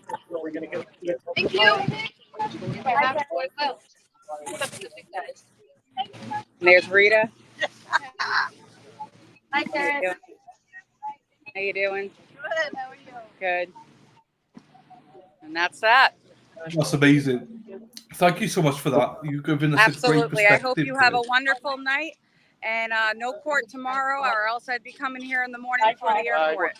But I got to go back to North Carolina. There you go. You enjoy. You have a safe flight. And right. enjoy yourself. Enjoy your evening. Behave tonight. Thank Behave. you. Me and Candace are going to go home and catch up. Have a good one. See you, Candice. Take care, Jen. Ta-ra now. Bye-bye. Ta-ra. Bye. There you go. Thank you to Jen and Candice there. So that's that. Oh, Big Den. Look at him. Dennis Sweeney. Let me get the little kid. Dennis Sweeney. Oh, Lorali, see. Notice the salt drip mark under the hair. Oh, I missed that. Take one, I take the other one. Okay, bye. Mama. Thank you for the super chat. Wow, look at that, Shay, huh? Look at that. Good job, Shay. He loves it. Look at her. Right. All right, guys, that was awesome, huh? Here's Tom. Right, Tom's gone off there.